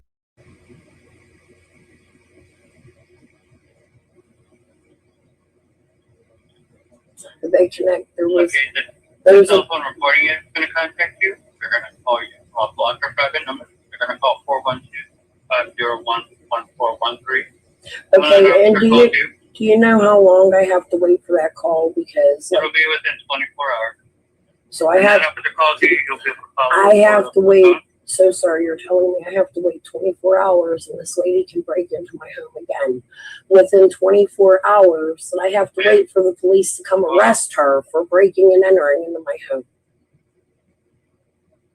You didn't see anybody break into your house? No, sir, but I know it was her. I have video. I have evidence of her harassing me. I have multiple calls. Breaking or opening your door and letting your dog in? No, but they can come take fingerprints.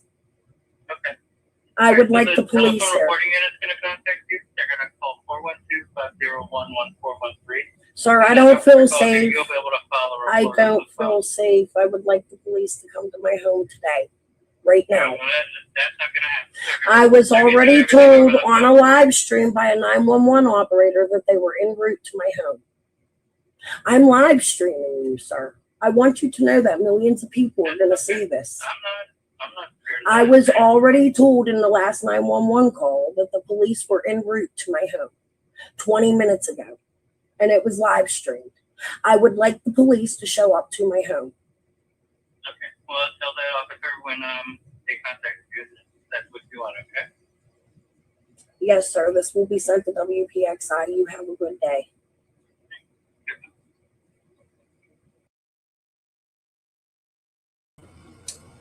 I did put it on the news, but nobody's picking it up. Nobody listens. People can think that I'm crazy all you want, but these police told me they were en route to my home and they did not show up. There were 2 other occasions I have called the police and they have not shown up to my home. When I would call for a medical during this last year and a half, when I would call for a medical emergency, like once my heart, another time I have a belly button problem, I have a hernia, and lemon exacerbates it. I had to go to the hospital for that, and they would send the police to my house and try to stop the ambulance. I feel like taking me to the hospital for medical treatment.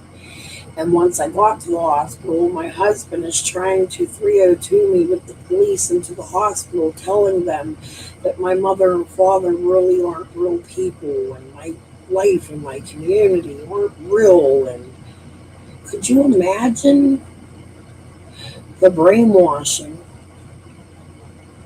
that my brother-in-law and my husband was doing and trying to officials? I get what Jody says. Trying to go to officials and tell officials your life is fake, and you try to convince, while your husband got your kids convinced because you never introduced them to your family, who are crazy as fuck. I love them all, but y'all crazy, dude. Y'all fucked. I sit in my fucking house. I had no motherfucking clue any single one of y'all were down in this case in fucking Tennessee fucking around. I'm sorry. I'm not a motherfucking quitter. And I'm here if it takes 30 years or till the day I die. I'm here for Lisa and Summer.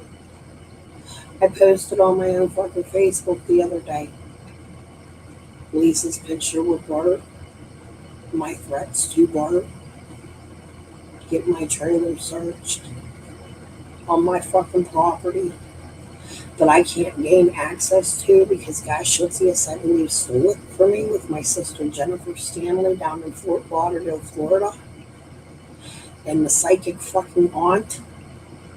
My father's death was concealed for 4 months so that I couldn't get access to it, I was told.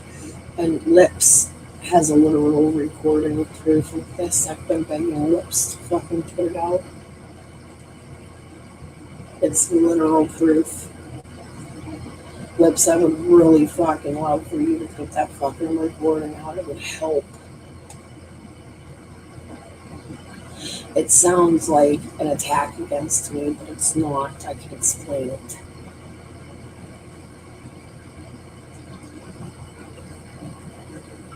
There's just a lot of shit about my life you guys don't know. I've got an extraordinary life, both good and bad. My father had major connections because he was down in Miami fucking around with them cartels. You could look up his criminal record and see that he had cocaine busts and fighting the police all the motherfucking time. At the addresses 1 block away from Ziggy's. Do the research. With Guy Schutzius' condominiums right behind Ziggy's caddy corner. With my stepmother's fake psychic shop. I know it's fake. In front of Ziggy's on the beach side. Father's, whose father is an electric, mainly windmills, an energy conservative, and my father stalks her in that exact thing. She's married to the neighbor suspect, Fred Hill, who is cousins, I believe, with Sean, Ronald, Stephen, Jason, Darren, Stanley. That makes Karen Elliott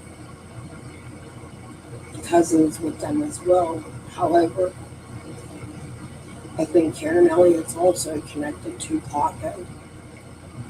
I can't prove it. I've not seen them together, but Karen Elliott has a lot of Mexican and Hispanic ties. Fred's told us about them a million fucking times. I'm going to start pulling those clips out for you to hear them. The son is an amazing computer hacker, according to Fred and Ziggy. Hey, Julia. Ziggy has also stated the son's been arrested. We see check fraud. According to Ziggy, against Karen, we see Fred accusing Karen of stealing, what was it, $150,000 or $75,000 in text messages between Karen and myself.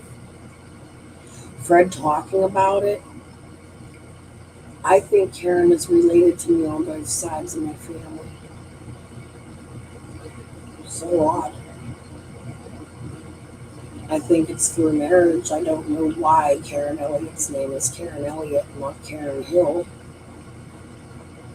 I don't know that much about Karen Elliott, but I do know that the bitch played a lot of fucking games with me and said a lot of fuck shit to me, along with fucking Six Up, the fucking cunt. And I do know Six Up was at one time a local to me that moves between Pittsburgh and Ohio, an hour away from Ziggy in Indiana. Ziggy and Six Up have said that. You go find the fucking clips. I don't know what to tell you. You'd have to really go back. I've been here. Go back about an hour, Julia. But we are going to continue because I've been all over the place today just showing all kinds of shit. And I think I'm just going to continue this till something sticks. I wanted to come back with some Tupac content tonight, but that's not going to happen. I will restart the trial shit tomorrow because I really did fuck up my life this afternoon. I can tell you when I fuck something up, I fuck that shit. But hey, there's some great fucking Tupac music if you can hear it, and I don't get a strike. So far, so good. However, they told me they took it down, but it's still there. I don't fucking know. Have fun with it. Make fun of me. It's fucking hysterical. I like to laugh at myself. I'm not that bad of a prude. Benny, on the other hand, he cries like a fucking bitch. For real, Benny, you need to man up. Let's go to these messages I was going to read. We're going to start over. I've explained my whole life and my connections to these people. You're going to see the end of these messages and how they may connect.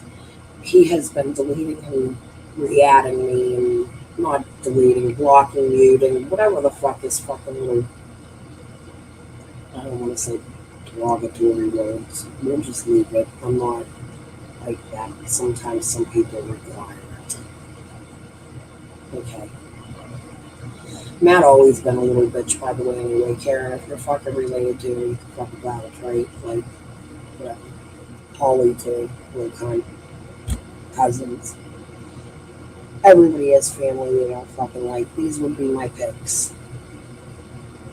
Matt, it's Crystal, dude. We need to talk. It's important. My brother needs buried. Please call this profile back. It's really important. My mom, it was a child trafficker. This is what I'm thinking at the time of finding all of this out. 9/30/2025, when my life went to shit a couple months later. No joke. Did your dad or Darcy, which is a stepfather, married twice to my mom, I think, family in Tennessee? You talked to Lenny Vargo or Gary, whatever the fuck his last name is, Faith No More, he goes by. I'll share pictures again one day. Something like that. He writes, I don't have family in Tennessee other than my dead brother's wife. I'm at work still. Call this when you get off. Your brother will be getting way more justice, I promise. I need your help. Shannon does too. I miss and love you. Tell Holly message this profile, okay? Crystal who? You fucking bitch ass motherfucker. Pocket. Brian did crazy shit to get out of jail. I gave you all my thoughts on this whole conversation. That's what the last, hour he's been. Before, even with my husband. You're going to see why. I hope. If not, we'll just keep going until you do. Paco, Brian did crazy shit to get out of jail. My mom did. Matt, it's really bad. I would rather talk to you by voice. Sarah's kids were molested. Put on the dark web. She was arrested. There's charges. Shit is really bad. I really need help. Please believe me. We need to talk. I spoke to Eric. He blew me off. A brother or cousin. Jenkins. Last name. Fuck you, you fat. Derogatory comments out. I'd rather talk to you in Hall. It's bad as fuck. I want Brian in prison now. Like right now.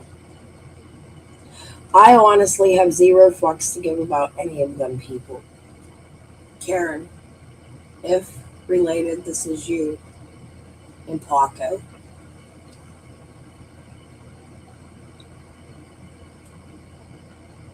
Any siblings or anybody who sat at trial with me and my family. Little crackhead.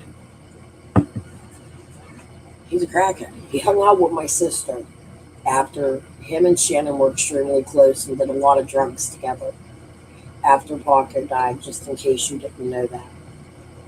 Kelsey, too. I know that, dude. I know that, but dude, please don't blow me off. At least reach out to Holly.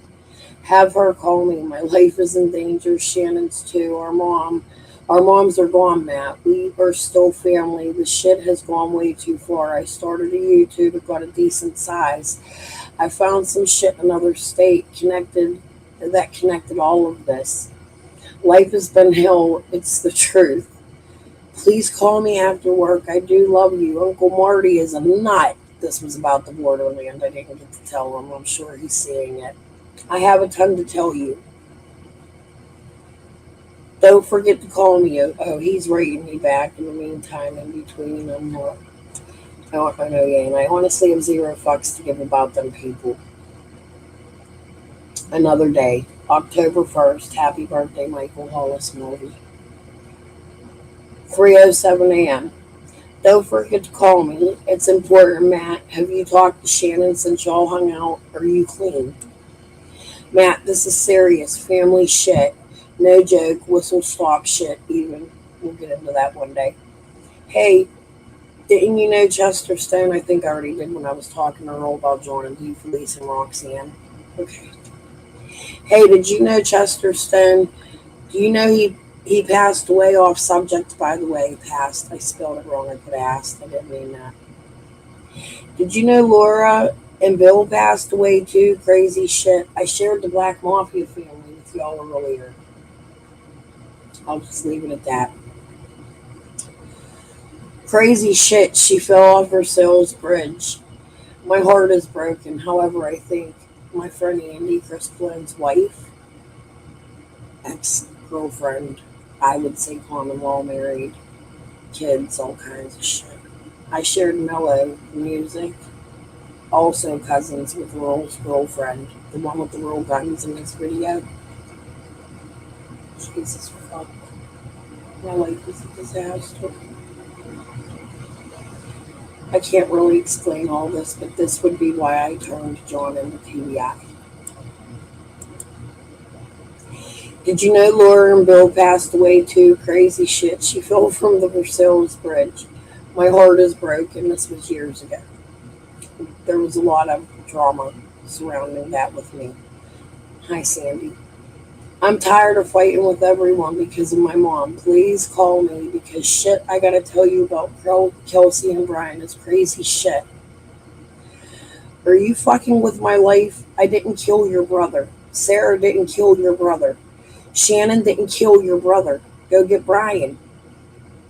Call me now. On here.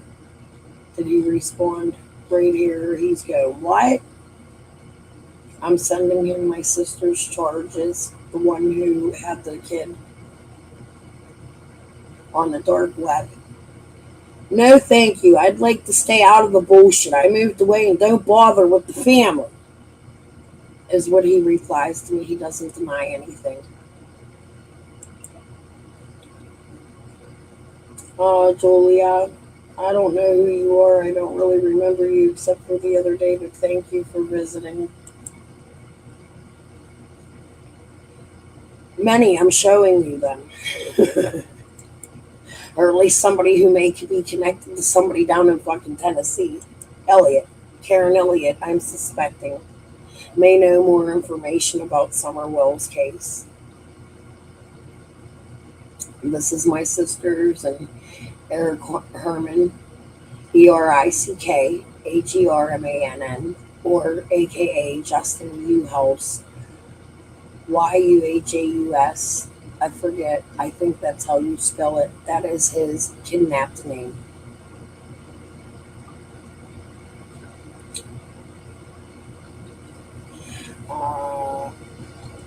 Her kids were sold to the bad web. It's fucking bad. It's so fucking bad, Matt. I think my mom did something bad to get Bri out of prison. I need to know, do you know anything bad to me?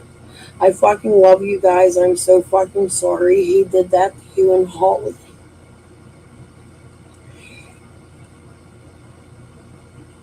Tiffany Marie, fuck you. This is real life. It's not fake. It's court documented. In Iowa. Shannon left the baby at the hospital like trash. She keeps ODing. Some crazy dude is chasing her all the fucking time. Bob is fucking Stacy Cregan's wife on the weekends. You're not staying out of this. I need your fucking help. Would anyone want revenge for Paco? Holly? I told you about the flea market and that my cousin Matt might know this human. Very possible. This was a threat. I believe Big B is Brittany, the catfish, to my husband. This came from a phone number 412-626-9061 as a text message to my husband. Brittany would have my husband's number because they're all listed in the fucking hospital. However, nobody on YouTube ever had my fucking husband's personal phone number. Never.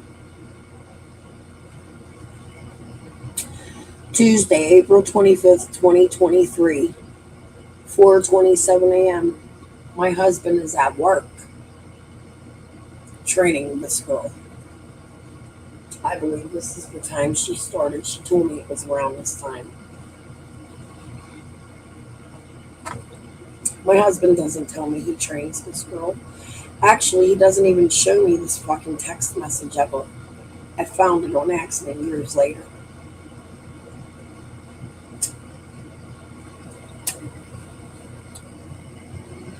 Big B is on your roof. Who it this? It was supposed to say who is this. Person says, this is Larry Johnson for backup. Brian O'Toole.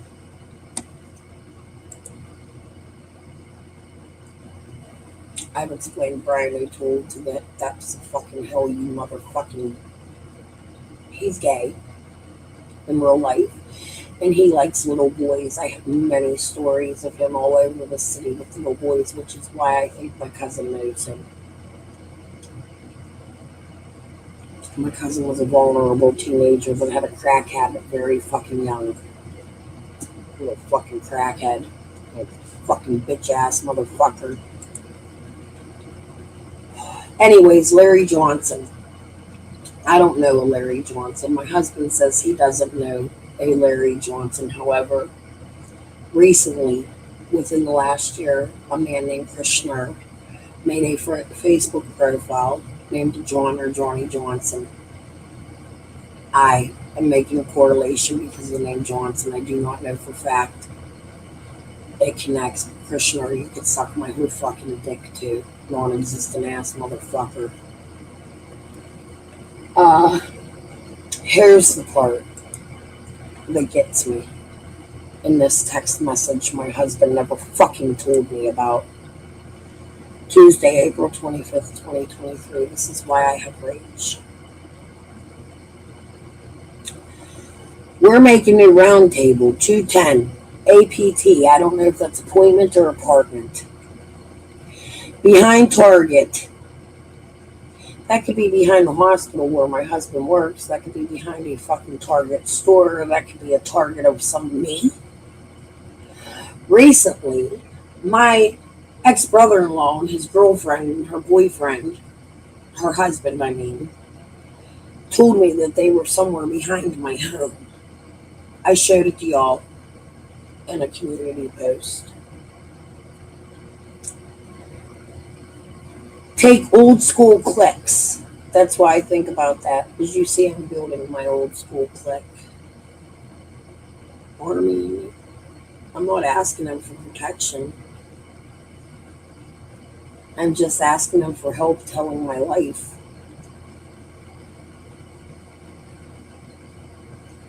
They some pretty bad motherfuckers. Boo was saying that to me today. He was saying, we come from a fucking pretty rough fucking place. Yeah, we do. Let me reread that. We're making new round table 210 APT behind Target, capital APT. Target, take old school clicks or any crew. You going to need somebody for backup, homie. Earl writes back at 4:33 a.m. You got the wrong number. Earl's at work at this time. He never shows me this message. Okay. I got threats to my fucking life. That is the flea market owner, who I also know shit about, and could be why. And we are fucking family. And I didn't abandon you guys. You abandoned us. My mom was fucking crazy. Nanny too, really. We'll get into her one day. Fuck you, you fucking cunt, you racist ass fucking fat Albert white motherfucker, albino looking fucking fake religious fucking piece of shit racist garbage ass motherfucker. Remember when I beat your ass on the school bus and you fucking pressed charges on me? Fuck you, Albert Miller of Vandergrift, PA. Paulo. Sue me. Here, listen to this. This is Matt responding to me. Listen, I don't care to hear about anything. I prefer to be left alone. I don't talk to anyone in the family, and I like it that way. Not denying a fucking thing.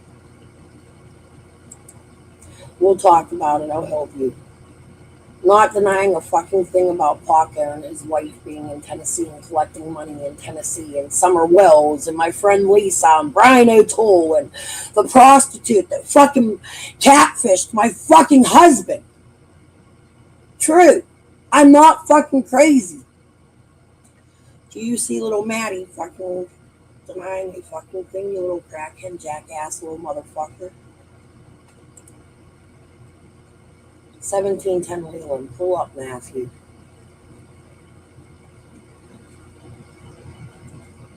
That's a lie. I know you and Shannon stayed close. And that doesn't make me feel any fucking safer.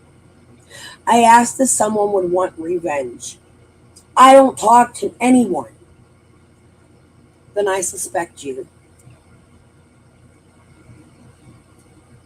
Did you show Sarah the website? Did you know Ketterman? Miss Ganny?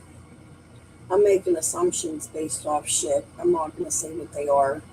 They're assumptions, they're speculation. But Matt, did you? I'm sure you're watching this. I'm going to send you the motherfucking link as soon as I'm done here. Send it out to all the names I'm naming.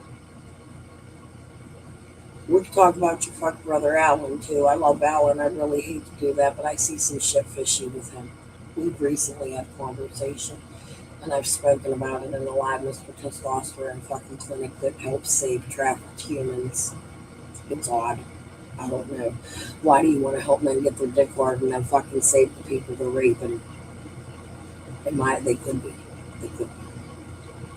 I don't know. Isn't that kind of like Pfizer with their like dick bills? I don't talk to anyone. Then I suspect you. I will talk about Paco on my YouTube. Because I feel unfucking safe. I didn't do it. Spread the fucking word. And if I'm crazy, I'm fucking crazy. Fuck you too, cuz.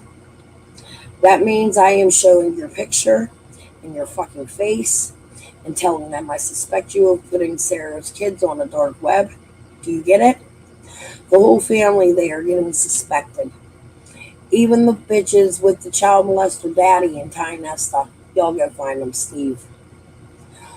All our mommies gone. I run this shit now. Gone. Let them know they want to play criminal games. They're going to win criminal fucking prizes. Tell Elbert fucking die.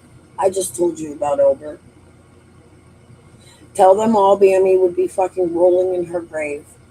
My little drunk grandmother that played the poker machines all day. My mother's mother. We called her Bammy. And let them know I know Nanny was fucking around with Fuzzy fucking Gelker. We've spoke about Fuzzy. I've actually went right to his house about Ernie. Ernie says he's related to him. And his criminal Glassport shit. You're lucky your mom ain't fucking here too. Miss Whistle Stop witness to my dad's fuckery over there. Why is Laura dead, Matt? Why is Bill dead, Matt? Why the fuck do you fucking know?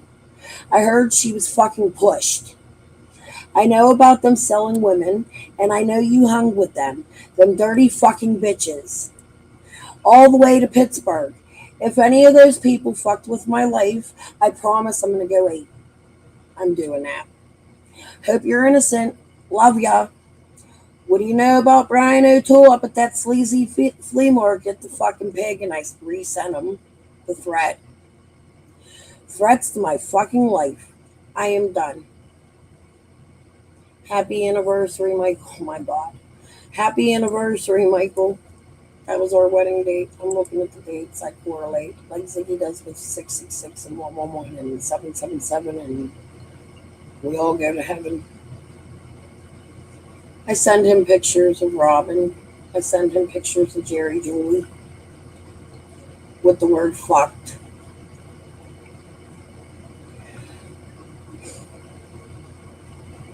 Sue me. I'm a crude motherfucker. Did you ask fucking O'Toole up there at Rossie's? He liked boys that look like you, you know, even here in the city. Assumptions, speculation, based off rumors of people that like young big boys that even lived with Brian O'Toole at the time from Millville, and I think someone from up here in Brentwood maybe. I'm not sure. Everybody knows you, O'Toole. Right? Schutzius. You rented a building from him in Mount Oliver. Then they had a little store next door. You have an antique shop right at the top of 18th and Arlington. There's a bank, another building, maybe your shop right there. Really closed down now since I started covering you. And Schutzius and my dad's phone calls to his company. Hot shit. I have one, crackhead. How about you, junkie? So how Paco, No Bill, and Pat, and Yolanda, you find them. Her son was one of my rapists. Almost 3 times, one for sure. I told Scott about him one time. We talked about Scott way earlier in this very long life. Want to tell me how, or keep being, I used a bad word, the F word for gay people. Sue me. Now, no or now. I don't know why I wrote that. And then tonight I sent him StreamYard. That's our entire conversation with Matthew. There's only 3 people listening. That really fucking murders me, so. Anyways, I'm going to go back. Let me pull this off and put on. I promised y'all we'd play horses.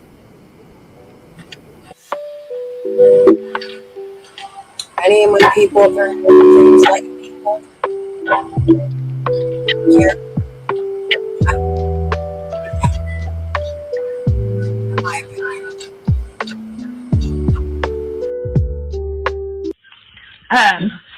I don't like him.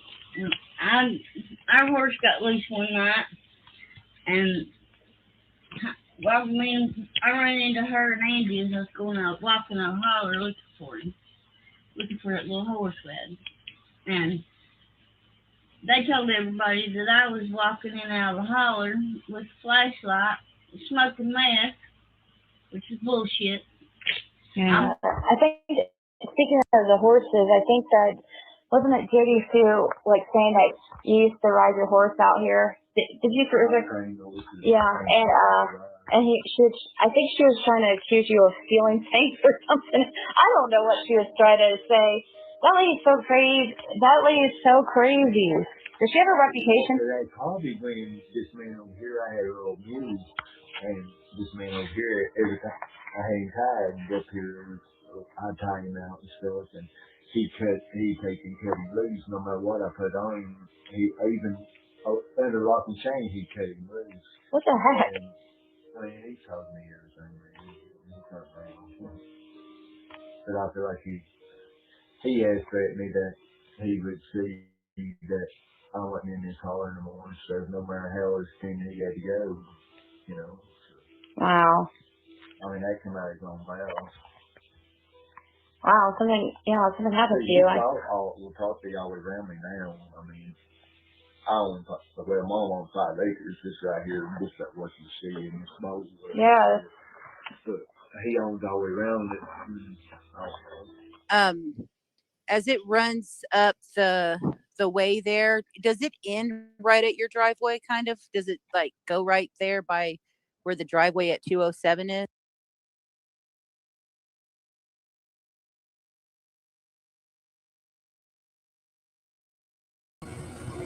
We're going to go back to the horses in just a minute. This is my cousin Holly Potter from McKeesport, Pennsylvania. July 20th, 2026 at 11:57 p.m. We need to talk. I sent her a picture of Jerry, a picture of Robin. Oops, what the fuck am I doing here?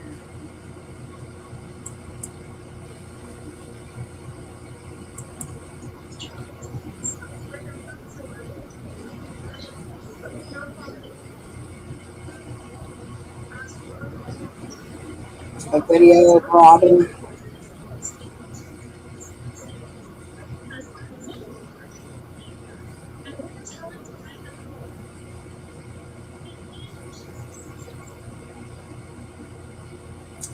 A video of Jerry, Jolie.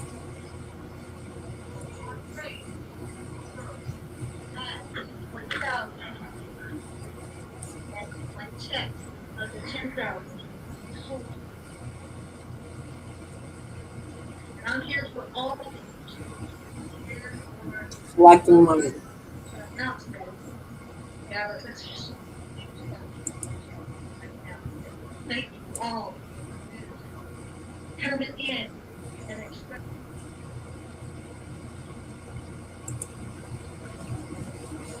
You might laugh at this. This is the relationship I have with my family. I'm a horrible family member. I'm a sinner. Like Jelly Roll. Y'all ever hear that one song he sings? I'm a sinner.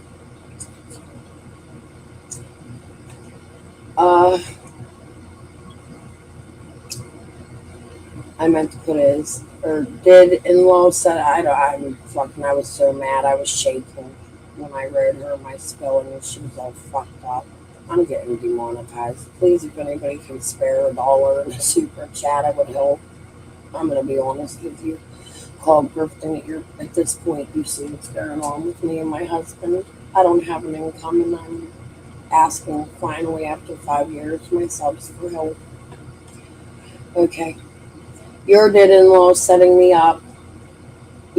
Also responsible for maybe missing people, including children, or money laundering. I'm telling on Matt, I've had enough. I didn't kill your drug dealing, murdering brother, and I hate my rapist, murdering brother. So if they want to fuck with me, tell them bring it. I've had enough, Holly, and you know damn well I ain't the fucking one, and our parents ain't fucking here anymore. So we're gonna talk about this, or I'm gonna spaz. You pick. I am Kathy's daughter, and I promise I can be a better bad guy than you ever would fucking think. Also, what happened to Laura?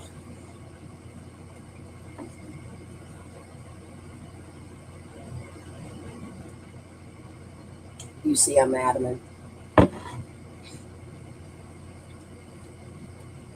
You should also know my cousins run the KKK in Tennessee on my dad's side, and they know what's up. I truthfully think my cousin Sean is a grand wizard, or they were, or my cousin Ronald was, of the Pittsburgh chapter, because they fucking snuck my cousin out of the country into a whole other fucking country. And then the worst part is they snuck him back. And they know what's up. Fuck your cartel, bitch ass fam. My dad ran them and they didn't even know. You're all fucked. Your daddy funded yours, babe, and was a weirdo in the basement. I'm done with your shit. Spread it to the whole fucking fam, cuz, bitch.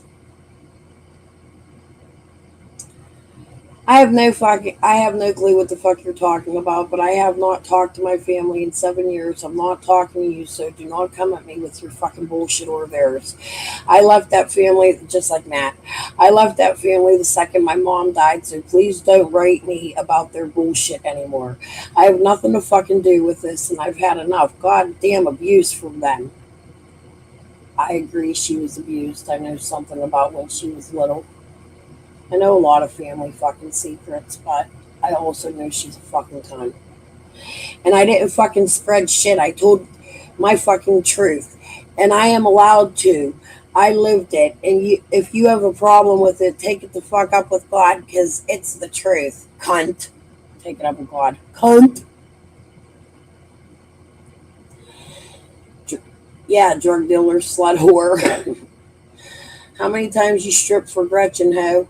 Help me find this kid and my friend. Quit being a cunt. Both our brothers are assholes and Nanny is a cunt. I've never done a drug or dealt a drug in my life, you dumb cunt. Get on your meds. She's so full of fuck that she stripped. Probably at Silky's. And hey, Gretch, want to talk about Silky's? Gretchy boo. Look up Silky's in Pittsburgh. Who did crazy shit with my mom. What fucking kid are you talking about? Sarah's kids were raped and put on the bad web. Look up Summer Wills, Rogersville, Tennessee. Stripped for who the fuck are you talking about? Everything my family said about me is a lie. No, it's not. I was around for it. I seen your fucking pictures, you dumb cunt, when you had your baby's daddy around and you was fucking around cheating on him. And we can get into family gossip, you fucking lying cunt.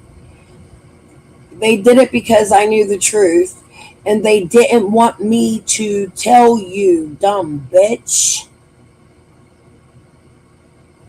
What truth, Paul? This gets a little deeper.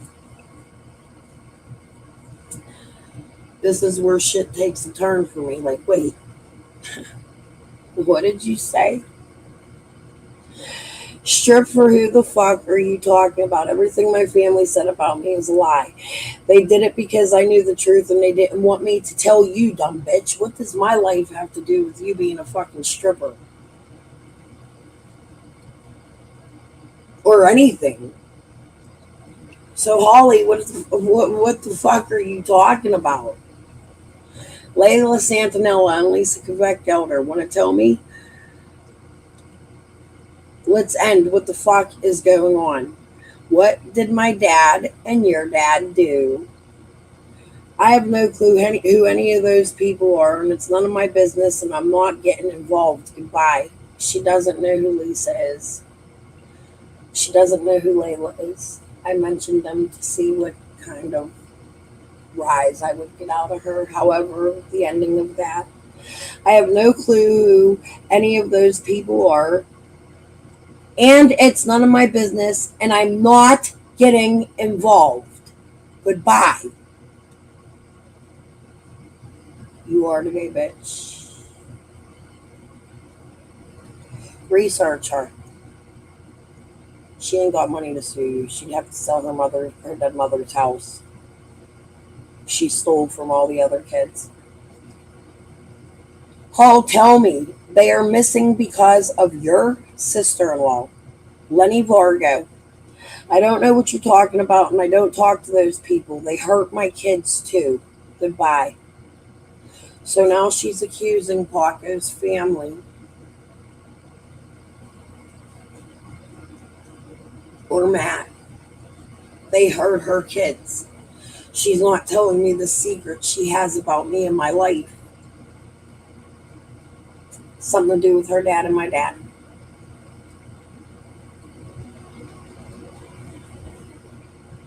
I have no clue who that is. I never heard of that person. That Robin from Grandview. She did her brother Richard Jenkins, dated a girl named Sharon who was neighbors.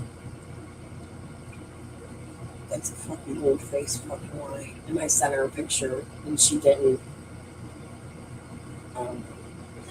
Paco's wife is in Tennessee, involved in a missing kids case, playing games with me. They set 5 fake lawsuits, and I believe tried to, in my opinion, unalive me. I truly believe this. Call me schizophrenic, but when I show you the things I have, and I ask you to look at them for my locals, my family members, my connections. People not denying that that is Jerry. Not denying Jerry is a bad person. Not denying Paco was a bad person, rest his soul. Not denying my brother is a bad person, or not really disagreeing with me. However, the responses I get from them are extremely eerie and weird, and apparently my family has a fucking secret about me that I have no clue. And I may connect to these people because of Uncle Cecil and my dad, who both like to play games with cartels.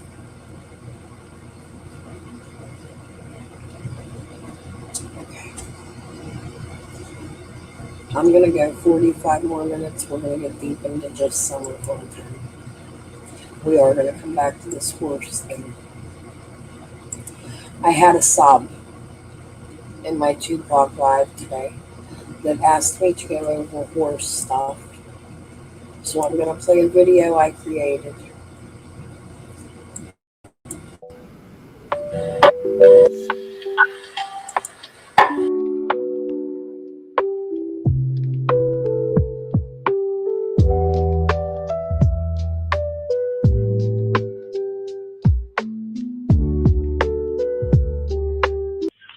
I don't like them. Our horse got loose one night, and well, I ran into her and Andy as I was going out walking a holler looking for that little horse led. And they told everybody that I was walking in and out of the holler with a flashlight, smoking meth, which is bullshit. I think, speaking of the horses, I think that, wasn't it Jody Sue, like, saying that you used to ride your horse out here? Did you ever? Yeah, and I think she was trying to accuse you of stealing things or something. I don't know what she was trying to say. That lady's so crazy. That lady is so crazy. Does she have a reputation? That coffee when this man over here, I had a little muse, and this man over here, every time I hang tired and up here, I tie him out and stuff, and he take and cut him loose no matter what I put on him. He even under lock and chain, he cut him loose. What the heck? And, I mean, he told me everything, man. But I feel like he has threatened me that he would see that I wasn't in this car in the morning, so no matter how extended he had to go, you know. Wow. I mean, that came out his own mouth. Wow, something happened to you. Well, property all around me now. I mean, I own, well, Mom owns 5 acres just right here, just like what you see in the smoke. Yeah. But he owns all the way around it. As it runs up the the way there, does it end right at your driveway kind of? Does it like go right there by where the driveway at 207 is? We've leveled up the VPN in Norton 360, so you get even more. The next level VPN is now even faster and more reliable. Stream, download, and browse. Tomorrow won't be quite so long. I'm going to do 6 to 8 hours. I don't know if I could do this every day, 10 hours. My son told me to go live 10 hours. That's why I'm doing this. I'm trying to see if it works. He wanted me to test it against him. You've seen him come into my live yesterday, so that's what we're doing. We're on like a little competition here, me and my kid. Fuck it. I'm not used to this. I'm exhausted myself. But tomorrow, and I did more than 10 hours today because I did the whole fail, but whatever. The what now? Say that again. That limestone branch, there's that little creek that runs all the way like from where Beach Creek is around the Wells property and comes all the way up. Oh, yes, it goes up by the house. It goes up by your house? Yes, it goes all the way up in the holler, actually. Okay. How much water is in it? Does it have much water in it ever? Not usually. Like, is it dirt or is it like, is there water in it? There's water in it, but it's just some places it's dry and it's not. Have you ever seen people riding horses up and down it? It's been a while since Ed moved up there. He don't allow nobody riding, but we used to ride it all the time. Okay, so we've heard a lot of creators lately talk about how Ed Redmond doesn't want people on his property, and both Andy and Fred, both families were extremely upset about being on the Redmond's property. But somebody in my chat during my 2 o'clock chat had come in and asked me, did I hear anything about any unalived horses? I believe in this video I have a story of James Light that Laura tells about an unalived horse. So that's why this video clip was picked. Okay. That's interesting. We had a horse that got shot in the holler when we lived up in the holler. Someone shot one of our horses. How long ago was that prior to Summer going missing? Probably about 3 or 4 years. Oh, okay. And do you think that could have been the grave that...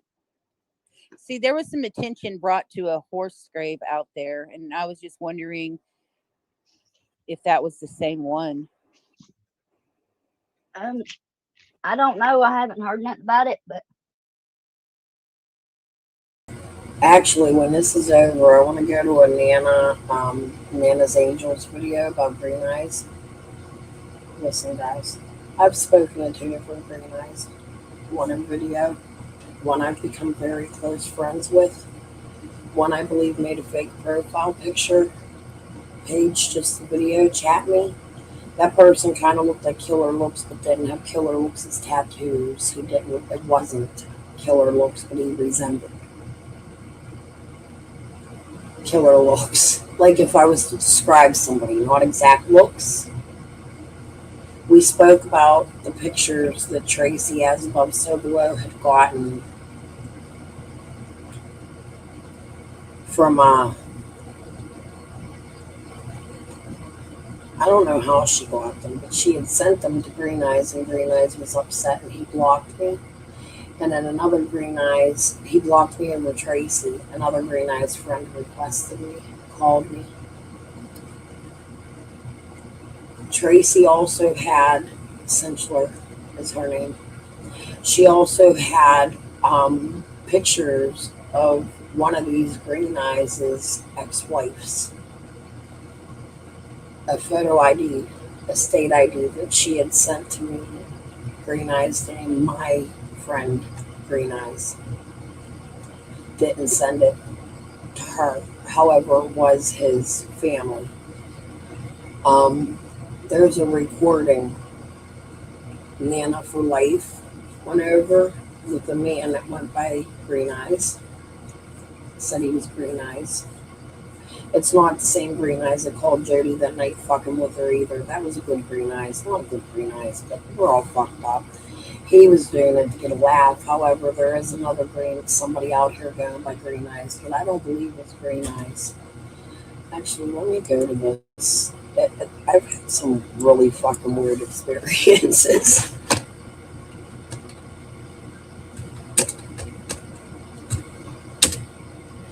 Covering Summer Wells' case. No fucking kidding. And I'm going to tell you, this recording is absolutely not the red-haired Green Eyes that I have come to love as a friend more than a sub on YouTube. I don't believe this man, we don't see him, but I don't believe this man has red hair. I believe he has brown hair. I've seen two Green Eyes, and I've had longer conversations with the red-haired Green Eyes than I have the brown-haired Green Eyes.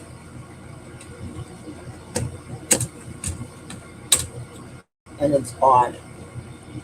I feel like, let me focus this video.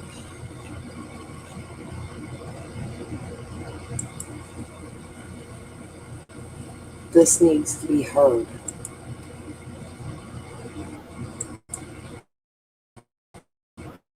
And we need to which Green Eyes the fuck this is. Hello everybody. Guys, today's video is going to be a tad different, just so you guys know. And another thing, rest in peace, Nana, we miss you. We spoke about you a tiny bit earlier when we spoke about Miss Christine. The amount of creators that have passed away covering Summer is kind of odd to me. I don't, it could be nothing, but nonetheless, we miss you all. You were a staple at the beginning of Summer's case. So in the beginning, this is some clips from older videos that I've done on the Jody Sue Green Eyes connection. Most of you know that Green Eyes is Daryl Jacob. Okay. Now, there's many names he has went by. Mad Hatter, Green Eyes, the Raven, the Wolf something. I forget exactly what all it is. I agree. There was a lot of people playing Green Eyes out there. Our Green Eyes uses the correct. Our Green Eyes. This is just so you could go listen to the voices. You tell me what you think, but listen to this fucking story. This is very troublesome to me. Looked for the video where and I gotta pee real quick. I named all those and I couldn't find it, but he has many different names. Now, as you can see in some of these clips, I ask, is this man really in danger? Because I mean, that's what he keeps spouting, right? Or is he just a few crumbles short of a cookie? A few cookies short of a box, that kind of thing. But like I said, these are some of the clips from my older videos. You're going to be hearing a conversation between him and Jody Sue that Brookie actually sent to me. We did a live about it. You can go in there and find that and watch it if you need to. I believe I put the links for some of these clips in the description. So if you want to go watch the original videos, you can. But I want you to stick around till the end, guys, because I found this, it's technically a video, but it's just black and it's just him speaking in the background. And before anybody says anything, yes, I've turned this into the TBI. Yes, I have. And just know that if anything ever happens to me, somebody does know everything about what I'm working on, who I'm working on, that kind of stuff. So there's always somebody that knows what's going on with me, just in case something ever happens, okay? Just putting it out there. But this video, I'm going to call it an audio because you really can't see anything, struck me as odd. Now, I came across this about anywhere from 4 to 6 months ago, and I recorded it, and I've had it sitting on my computer ever since and didn't think anything about it until Dawn's rant the other night, and where he talks about, somebody coming up there and unaliving a family member or pew-pewing them in the back of the head, that kind of stuff. And that really got me to thinking, and I remembered what was said in this audio. Now, I'm not trying to say that one thing is connected to the other, okay? By no means am I saying this is fact. More than likely, this is him, not Don, but Green Eyes. This is him just, he's messed up on something, or he's drunk, talking to himself, doing a live, I guess. I didn't see many views on this video. I think there was like 54. But it's just the things that he says, and it just, I don't know. I would appreciate your opinion about what he's saying, because like I said, it could be that he was just drunk. It could be that like he's, a few crumbles short of a cookie. He's always, like in these other little clips, you can see that he is always saying somebody's out to get him. But there's a few things in this audio that does bother me, hence why I sent it into the TBI. They should give the girl back. One thing that bothered me. The thing that says, "Where's your mother at?" She almost ran over my brother. The part about the sharpshooter, be watching for that or listening for that. He makes the statement in there that I'm back at it here. I'm gonna get one more cup of coffee. Listen, there's Mad Hatter, I don't believe was Green Eyes. There's some names I want to go back and listen to. Green Eyes was in here a little bit ago, and he sent me a wave. That's Green Eyes. If you ever see redheaded Green Eyes, he's real. He said some crazy things too over there with the fucking.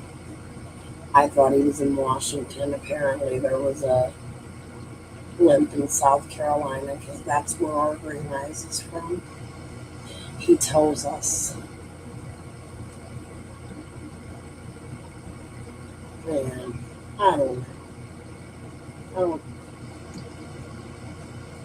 I'm so confused. The redheaded Green Eyes has been here for me as a friend through a hard time with Earl. We had not often. He comes to my chat. He says hi. When Earl and I were going through our situation, it wasn't a hit-on situation. It was a friend situation. The only sub, not the only. I thought I had that kind of connection with Tracy, which is where we all started. As above, so below, with so many fucking Gary fucking names the cunt has. She did a lot of backstabbing to him too, and I wouldn't even doubt if she's behind some of his fake profiles. There's many. It's storming here again. Hopefully the dog. Oh, let him in. That's great. It's storming here, and I don't know if my electric's going to go out. It's really bad in here, so let me get at least through this video and the worst video as fast as I can. Give this a deep listen. I'm going to John 3:16 arrest. Now, I know what that means to me. As soon as I heard it, I know what that meant, or what I thought it meant. I'm not saying that Daryl did anything to Summer.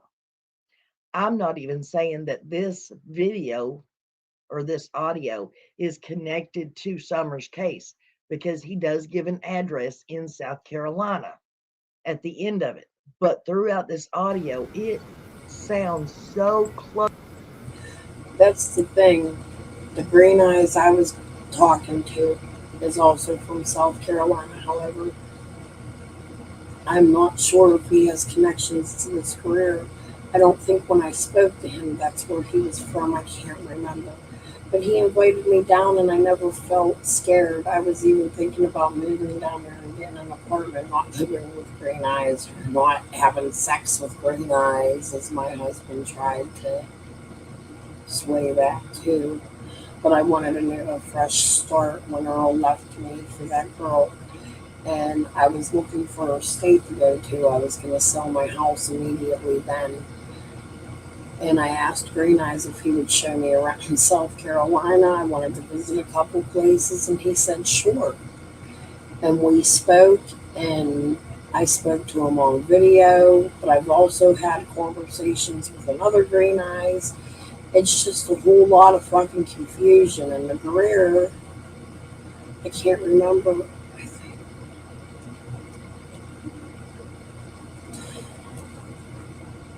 Green Eyes, if you could clear any of this up and you want to grab a link, that would fucking be so appreciated.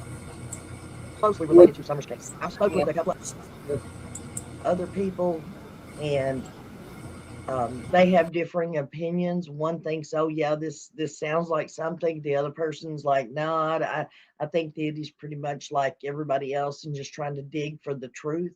But this, it didn't bother me as bad. Of course, I didn't listen to it as closely until I heard Dawn talking about somebody unaliving a family member or pew-pewing them in the back of the head. That just the mental capacity that Dawn was saying that in, the I don't know, the look on his face, the sound of his voice when he was saying that, it was like it was real, like it was something he was scared of, like it was something that he has experienced already once. And like I said, So remember the other day I was talking about Chicken on a Stick and Jody, and we were talking about Jody put some pictures out that said they were domestic violence, and Chicken on a Stick had got on and said, no, those are from a car wreck on Reservoir Avenue, on Reservoir Road. Now Jody did have a car accident on Reservoir Road, and if you can see, she looks younger. I don't know. I could be wrong. I never want to attack somebody's domestic violence. I would like Jody to clear up the confusion between this picture, between what Chicken on a Stick said. Is it domestic violence? I will believe you. Or is it a car wreck? Did you try to push this off as domestic violence when it was really a car wreck? Because I remember when you put these pictures out and you said they were domestic violence.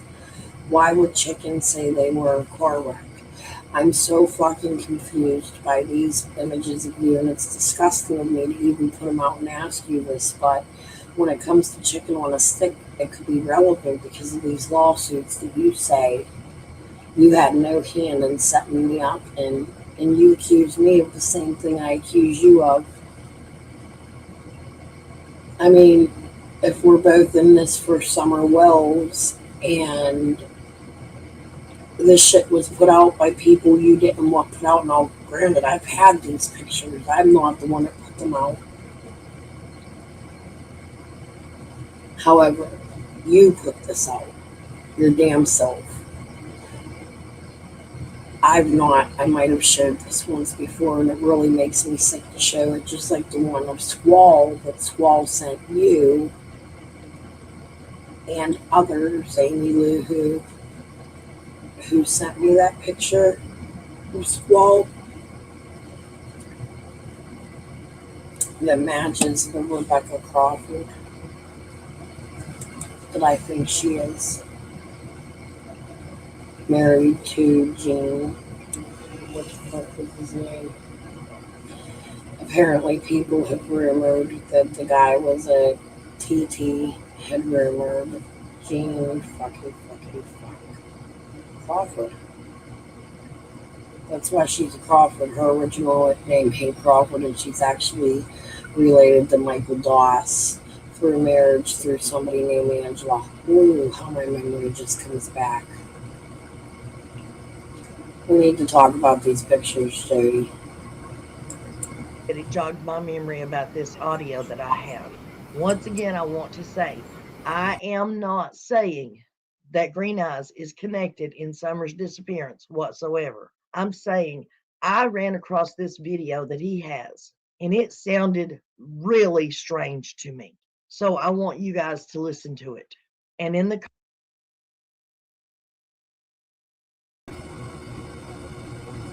The pictures Jody put out. These are Jody's posts. This Green Eyes shared them. It's rude. It's sad. I'm doing it right now, and I apologize for doing it if it is a victim picture. However, there are questions around these pictures because of Chicken on a Stick, who took us both to court. Was this a wreck on Reservoir Road, or was this a beating from your ex? You need to clear it up. Only you can. Please. And I'm sorry if it is DV. I apologize. Comments below. Please tell me what you think. If need be, send me an email at nanasangelsyt@gmail.com. If it's longer than, like just a couple of sentences.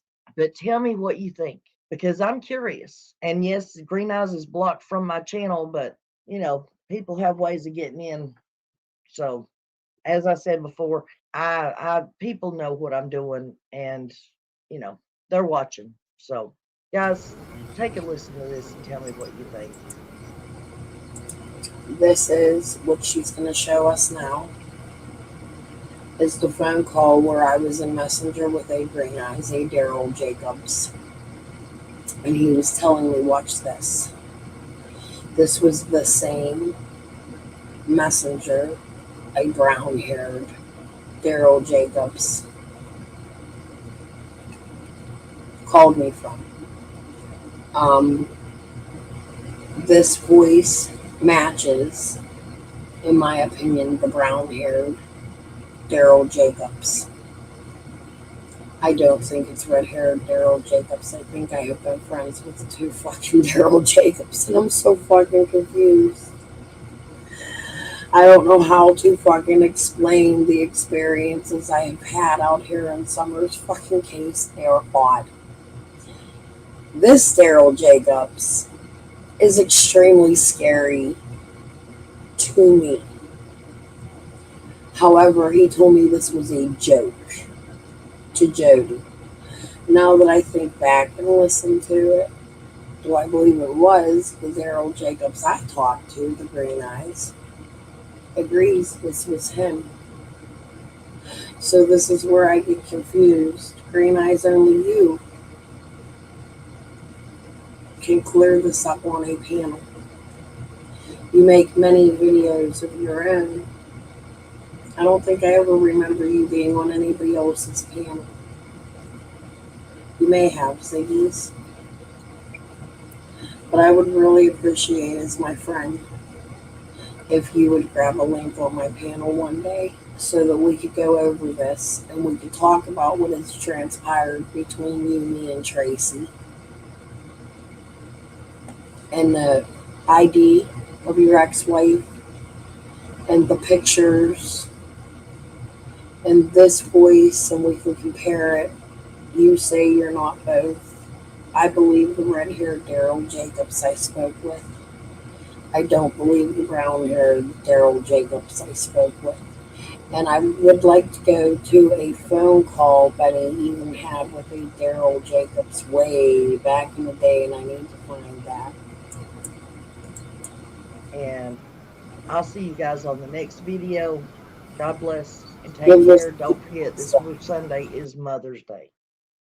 When they robbed that woman that killed her, that's what? Oh, you can't even keep your shit straight. Look at you. Probably 10 to 20 years. How's that leash feel? That collar, is it tight enough? No, see, this is why I believe this is red hair. The voices don't match to it. To the next video clip Nana's going to show. It's a much deeper voice. And my red-haired Daryl Jacobs absolutely fucking does not agree with the horse video, but he has never denied this video. How are your handlers today? You know about your California industry, you got Frank Light. Sure. Oh, are you bringing in Frank for Squirrel now, too? Shit. Well, I guess we know who your handlers are, don't we? Damn, they need to train you better. All the threats you made on me, you said you was going to put me in a dungeon. Huh? Man threatened to stand me in the back end. You tried to get Piper. You tried to get Piper. You said you was going to put me in a dungeon. These are the problems my Daryl Jacob had. My redheaded Daryl Jacob. We'll call him red hair, green eyes. I don't fucking know. He had issues with Piper. Big issues with Piper at the beginning. Piper did some shady shit to him. I can't quite remember what it was right now. But we're going to go there and listen to it. I believe Jamie Wilson was all involved back then. And there was all kinds of crazy shit. Piper and Green Eyes, redheaded Green Eyes, and Piper were extremely close at the beginning. I'd have to really look back and see what the hell their fight was about. I know Green Eyes has been in my chat a million fucking times. He talks to me most of everybody out here. And I truly have a soft spot for the red-haired Green Eyes. The brown-haired Green Eyes I talked to, I think, is the second clip Nana's going to show here. And if you tell they are not the same people, you can hear the theatrics and the funny shit. Listen to, look at Jody's face. The dungeon, that's my Green Eyes. The second clip is a scarier version. I'm confused. Find out who I was and where I was so y'all can come kill me. Just like y'all did that. Now who said Christopher don't know shit. Both of you are dumb on a box of fucking rocks, dude. On Dr. Phil. Y'all on that fucking Dr. Phil, one man, Marlena Crawford had Walk by the road. right. You don't know shit. Christopher don't know shit. See, this is somebody who's just been watching it on YouTube. This is a prankster. I believe my Green Eyes when he said this was a fucking prank. Listen to it. It's ridiculous. Both of them.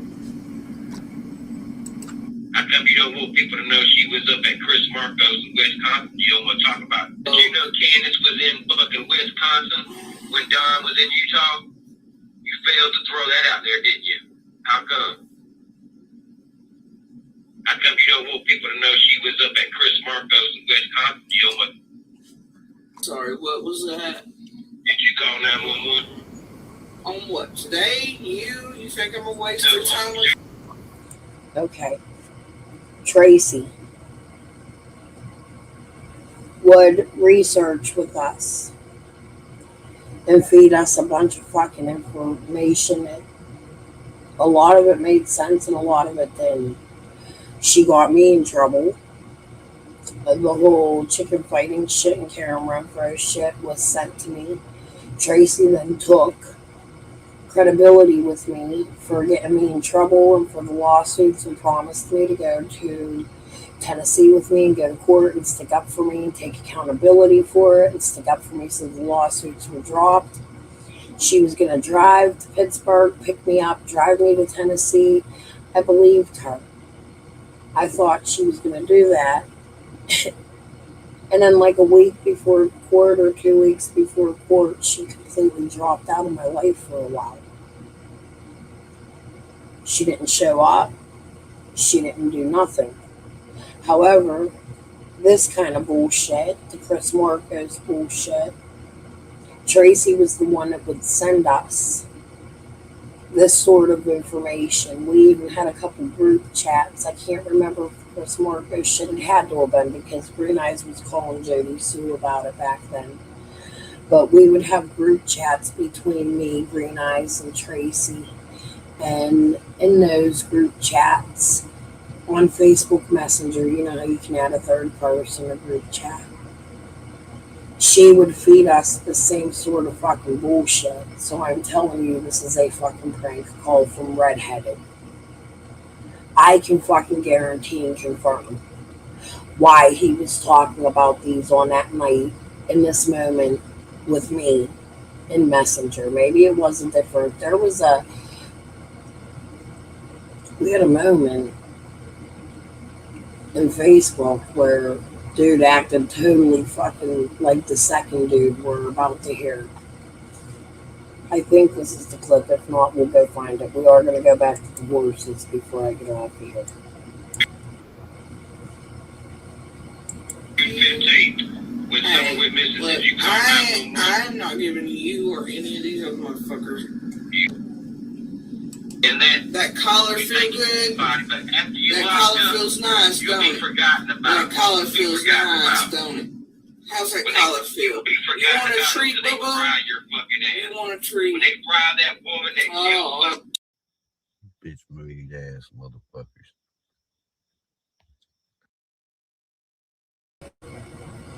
First couple words.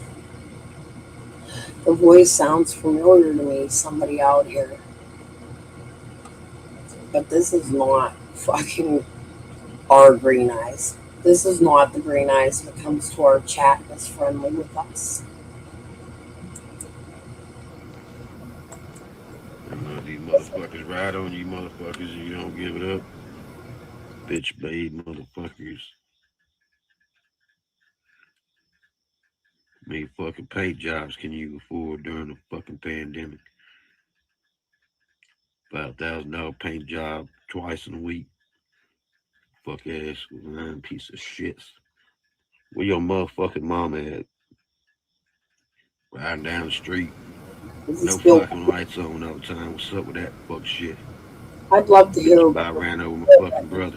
Fuck ass bitch. You think I forgot about that shit too? I don't forget shit, bitch, because you gonna shoot me and bullet gonna bounce off me and shit. Motherfucker, you shoot me from behind up there at your house. Making me drop to a fucking knee. You think I don't fucking remember? I remember, motherfucker. He's gonna name a career address.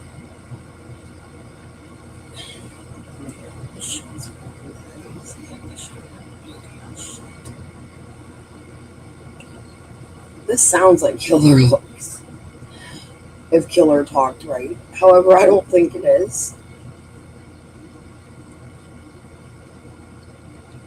The voice does sound familiar to me, Killer. I don't mean no fucking disrespect by any fucking names, I promise you, because I love your content. And we've been on the same track. But the guy that resembled Killer a lot. But not the same. This voice matches that voice. Now, if you listen closely, it is not the same voice as the phone call to Jody Sue, which was absolutely a prank. I was present with Green Eyes during that. And if you listen to the tone, the difference, the anger, this guy's going to talk about a dead horse. Somebody shooting at him and bringing him to his knees. He's very familiar with the Ben Hill area and situation, and there is something that connects to South Carolina. This is troublesome to me. Extremely fucking troublesome. And if anybody recognizes the voice, please let me know, Killer. That is not, I don't think this is you. That's not what I'm saying, because the person who called me didn't resemble you enough for me to say, yes, that's Killer. However, there was a similar look to the human. Down the street. No fucking lights on all the time. What's up with that fuck shit? Bitch, about ran over my fucking brother. Fuck ass bitch. You think I forgot about that shit too? I don't forget shit, bitch, because you gonna shoot me and bullet gonna bounce off me and shit. Motherfucker, you shoot me from behind up there at your house. Making me drop to a fucking knee. You think I don't fucking remember? I remember, motherfucker. I just didn't know. Caused me a little fucking memory problem, but no. My memory's coming back. I told you it's payback time, bitches. John 3:16 on you motherfuckers. It's gonna light a rag. Fred's house went up in flames. Come on, motherfuckers, you wanna keep stalking me and shit. Where that bitch at in the fucking Dodge? Where your bitch at in the fucking... Why y'all motherfuckers live in the same fucking house anyway? How many motherfuckers living in that damn house? You and your Korean fuck boy across the street. Motherfuckers are fucked up. You know what time it is. Time to lock rags, bitches. Ready? Ready to lock rags, motherfucker? You ready to fucking lock rags, bitch? We about to lock rags, motherfucker. Fred's new housing material. Laura's new housing material went up in flames and the fire department couldn't get there. About the time this was brought out, I don't know if there's a correlation, but I will tell you for fact there's 2 different green eyes out here. I've personally seen them. Both of them. And I know which one I'm friends with. And I know which one I trust more than the other. I don't trust nobody. But I do know which green eyes I trust more than the other.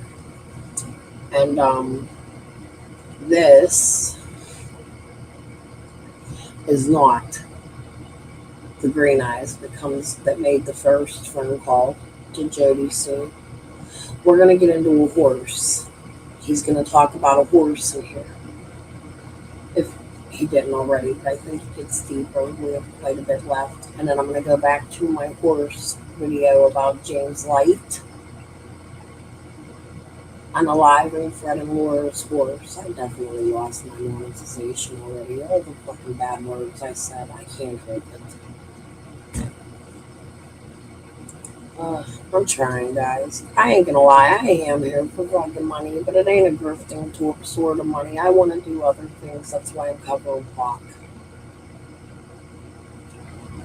I ain't here to ask for millions and trillions of dollars and put reward funds out and sell shoes with Summer's picture on them and sell fucking candles with Summer's picture on them and go to vigils and collect for cracking cases instead of the Summer rewards fund while you're literally in Tennessee, Jerry.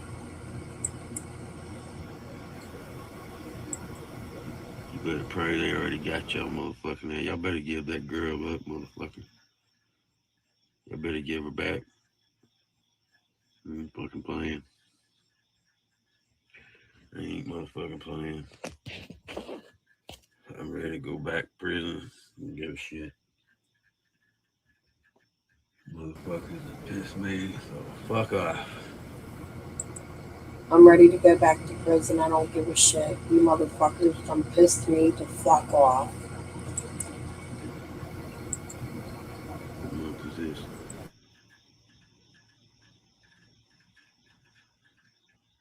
Yeah. It's payback time.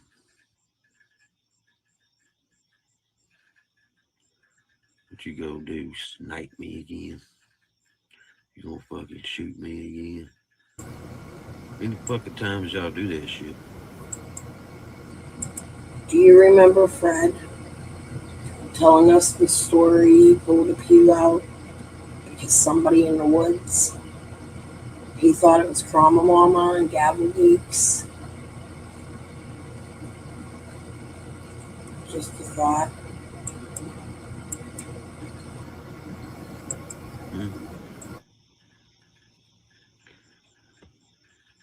And why the fuck I gotta keep dropping to a fucking knee? But you motherfuckers. You and your silencer sniper rifle, bitch ass.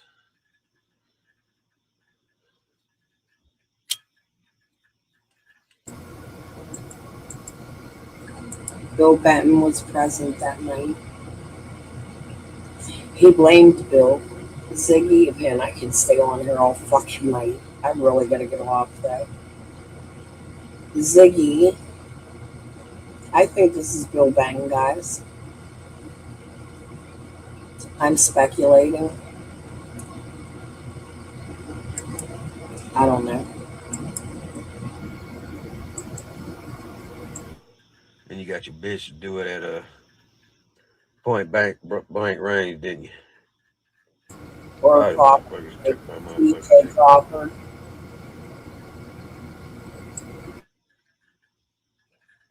Whole ass motherfucking bitches. Really smash your shit up, bitch. I'm gonna smash all y'all shit up. Like Credible motherfucking Hulk motherfuckers. I'm putting the fucking Hulk out on you fuck ass fuck bitches.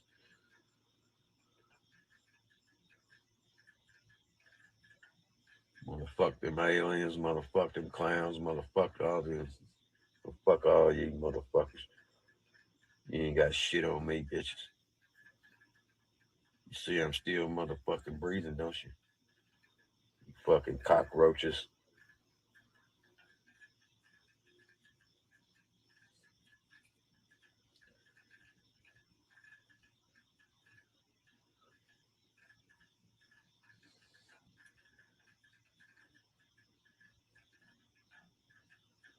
Y'all know what time it is. Bitch made motherfuckers.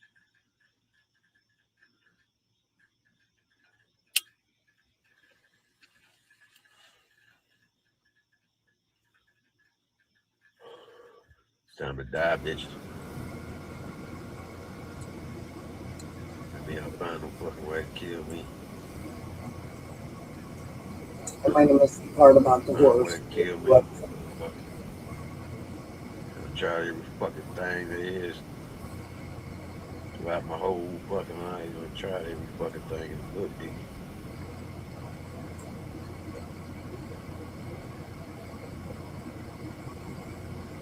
Bitch made ass motherfuckers.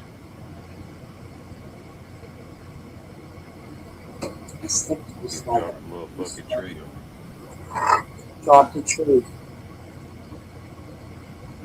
You even dropped the tree on you motherfuckers. Tree on the white horse. On the white horse. You piece of fucking shit. White lightning. Drop the tree on my white horse.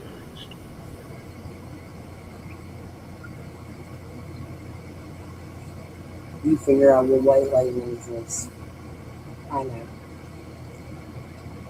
Put these hands up. What these hands do. Dawn gets attacked. There's a fake hoax call.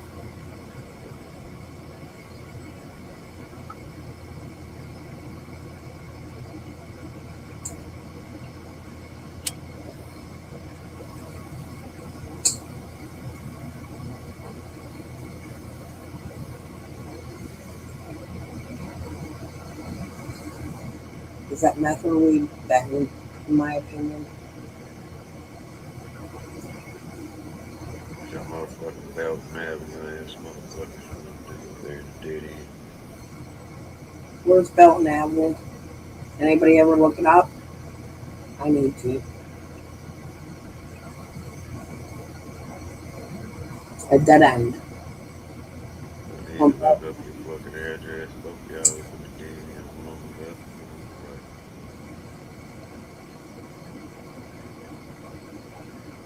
Belton Avenue ass motherfuckers. Little trap house motherfuckers. You know what a trap house is? My sister had one when she put her kids on a bad web. I showed you one on video. South Carolina, which one is that? Oh, Greer. Canadian motherfuckers know what a dead end is. Canadian motherfuckers don't know what a dead end is.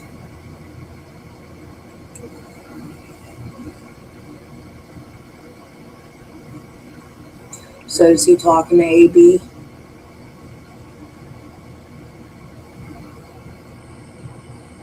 Say, go for it. It's just that word. It's an ugly word. Let me ask you this. The person that come up and stole my daughter, what am I supposed to call him? Tell him. I was really upset with Nana. I didn't always have the same views with Nana. I didn't always agree with Nana. I have a friend, Jen, that came out here. She used to be a stripper. She had some insightful information, and Nana attacked Jen in the most horrible fucking fashion ever on the earth. Jen is from Ohio. Nana doxed her. I love Jen. She was one of my subs. I haven't spoken to her in a long time. I actually lost to YouTube. I don't even think she's on my Facebook.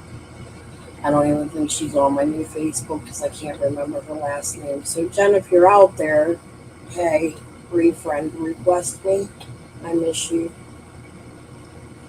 She hasn't been around because Nana bullied her away.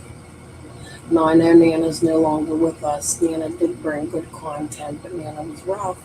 We all have our ways and our quirks. We're all not going to like each other. We're not all going to like the way things go and the way we do things about each other.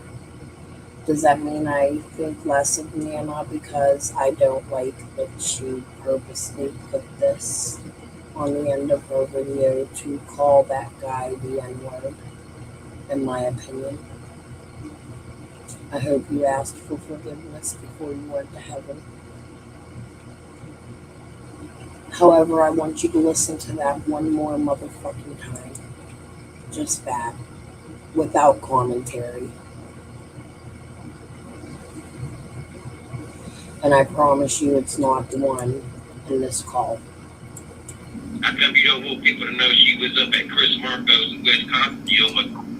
No worries. Sorry, what was that? Did you call 911? On what? Today? You think I'm gonna waste your time with June you? 15th.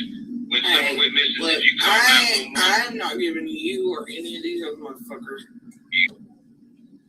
And that collar feel good. That locked collar up, feels nice, you'll don't be it? forgotten about. That collar You'll be feels forgotten nice, about. don't it? How's that When collar they, feel? you'll be You forgotten want a about treat, until they boo-boo? fry your fucking ass. You want a treat? When they fry that woman that killed her. Bitch made ass motherfuckers. And these motherfuckers ride on you motherfuckers. You don't give it up. Bitch made motherfuckers. Proof. 2 green eyes. These fucking paint jobs can you afford during the fucking pandemic? $5,000 paint job. And I never even said where she got this video. You go to her nice channel, it's not on Where there. your motherfucking mama at? Riding down the street. No fucking lights on all the time. What's up with that fuck shit? Bitch, about ran over my fucking brother.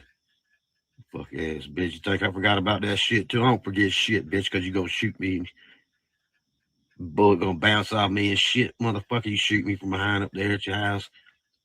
Making me drop to a fucking knee. You think I don't fucking remember? I remember, motherfucker. I just didn't know. Caused me a little fucking memory problem. But no, my memory's coming back. I told you it's payback time, bitches. John 3:16 on you motherfuckers.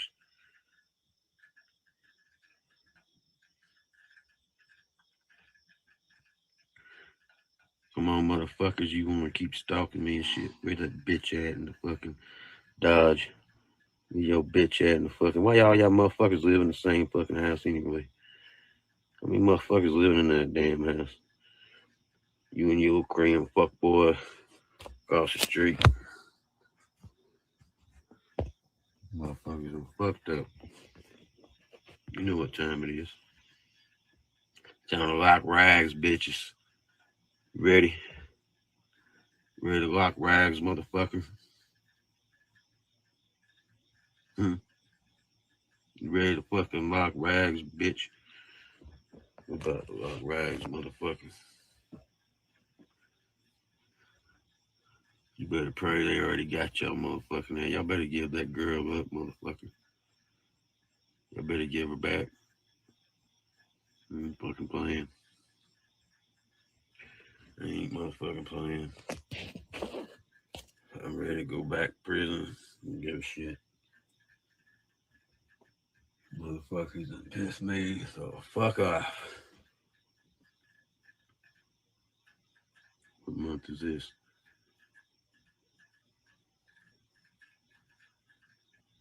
Yeah, it's payback time.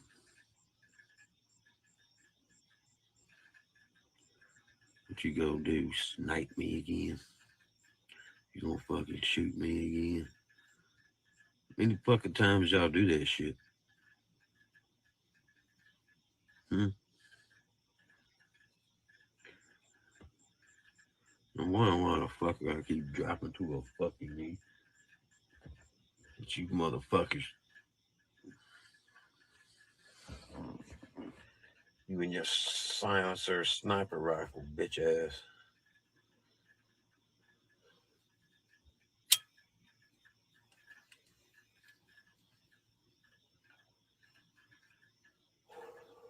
And you got your bitch do it at a point blank range, didn't you? Probably motherfuckers took my motherfucking ticket.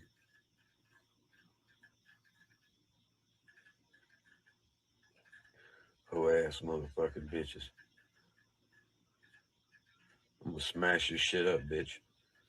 I'm gonna smash all y'all shit up. Like Credible motherfucking Hulk motherfuckers.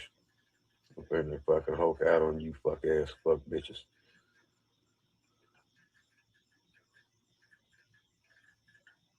Motherfuck them aliens, motherfuck them clowns, motherfuck all them.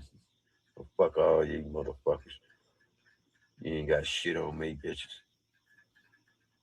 You see I'm still motherfucking breathing, don't you? You fucking cockroaches.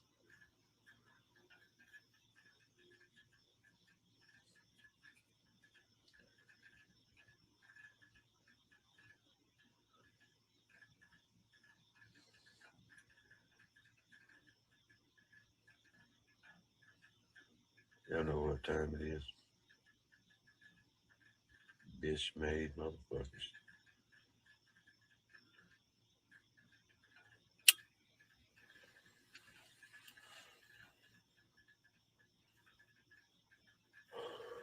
It's time to die, bitches. Maybe I'll find no fucking way to kill me. Find a way to kill me, motherfucker. I've tried every fucking thing there is. Throughout my whole fucking life, you tried every fucking thing in the book, didn't you?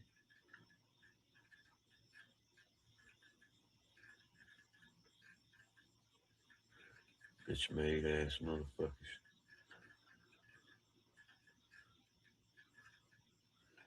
You dropped a motherfucking tree on me.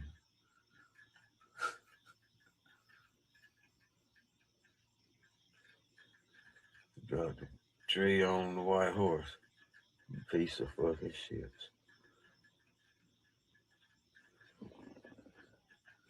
I'm gonna drop a tree on my white horse. I ain't stupid.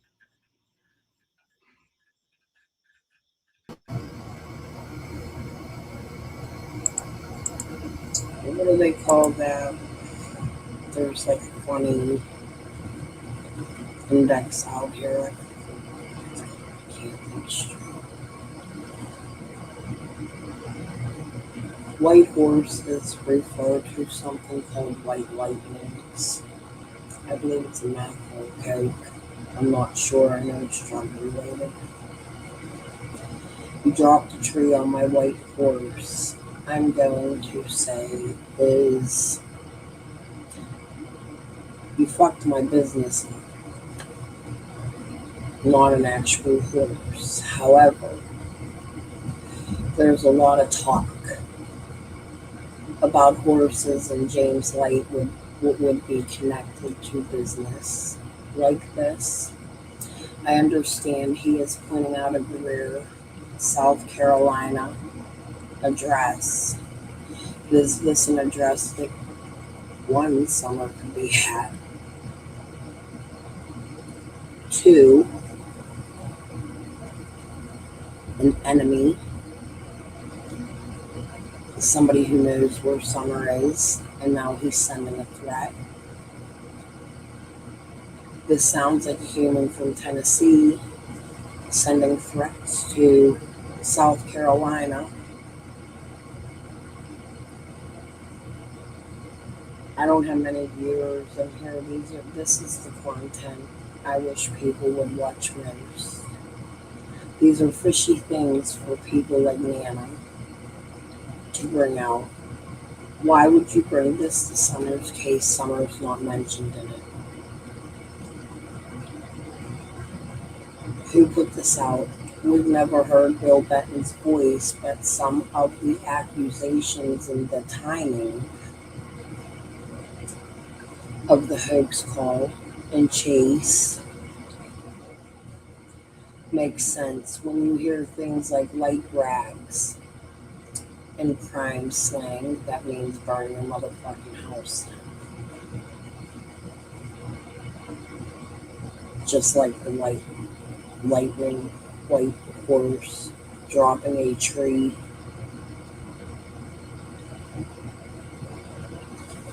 Just thoughts I have when I think about shit like this. There was a really weird call, actually. Earl mentioned it earlier. I don't know if I was live to Benny one time. And I'd love to talk to Benny about that call. I forget every time I have him on panel. It felt like somebody was fucking with Benny bad. I don't think Benny would make something like that up to put out. It was a pink. I swear I have it somewhere. I have to fucking find this motherfucker. I don't know if anybody remembers it. Benny would definitely remember it. These people told Benny that they took Summer hostage and slit her. You know where? It was a very disturbing ass fucking call. Benny never put it on his channel. It was put on another channel. I don't think it got a lot of traction when it should have. And I would love to know if Benny had that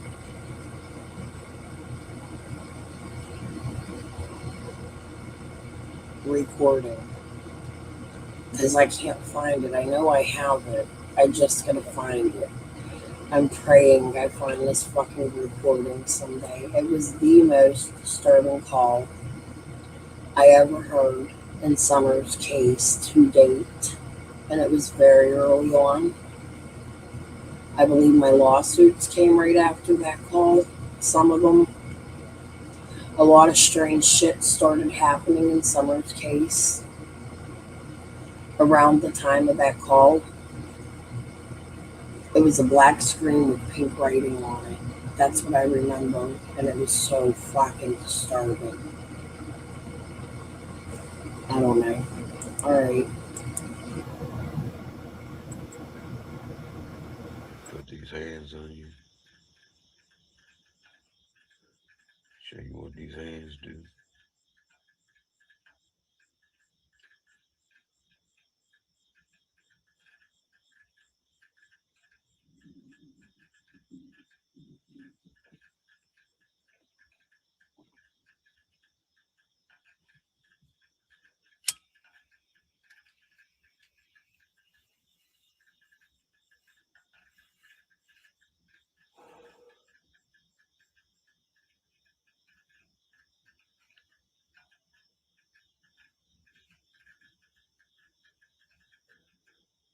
What y'all motherfucking Belton Avenue ass motherfuckers wanna do up there in the dead end?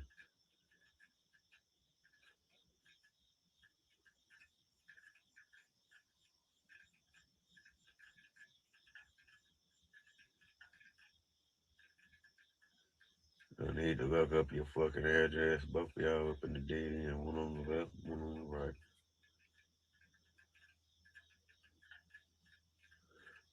Belton Avenue ass motherfuckers. You little trap house motherfuckers.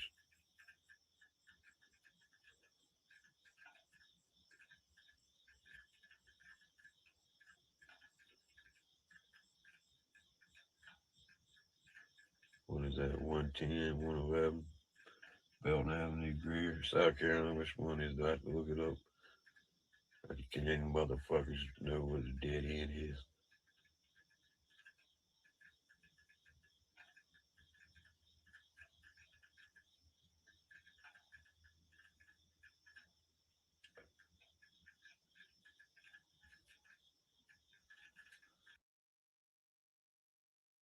You'll get the hint. That's about the end. I'm not going to play the end because Nana's going to put Dawn saying the N word on purpose. So fucking disturbing. I don't know why people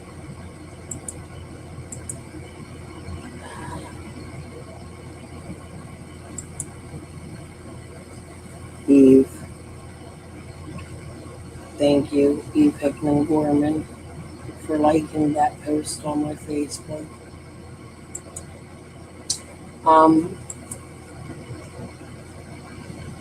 Okay, let's go to the horse video now. I had so much other content I fucking strayed away from tonight.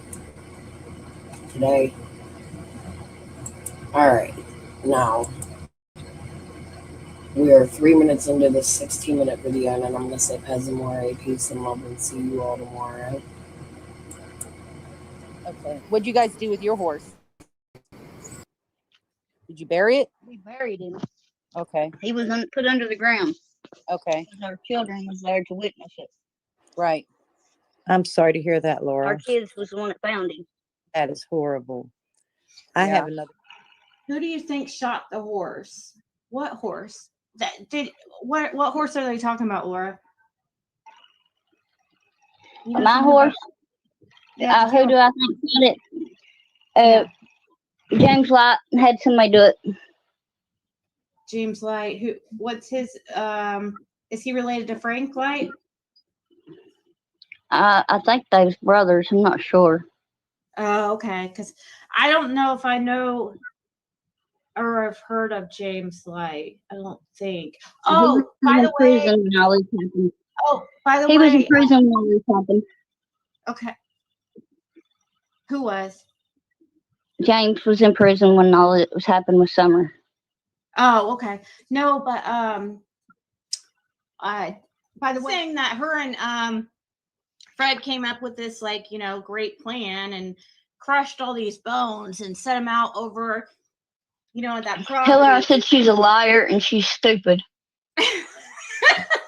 She probably did all by herself. I was there when Fred found the bones. I bet Jody Sue's the one who put him out there. He probably is the one who did that. Probably. They could have been a number of people up there. David Bass and them, they killed stuff all the time. That's who lived there on that property at one time. Right, David Bays, right?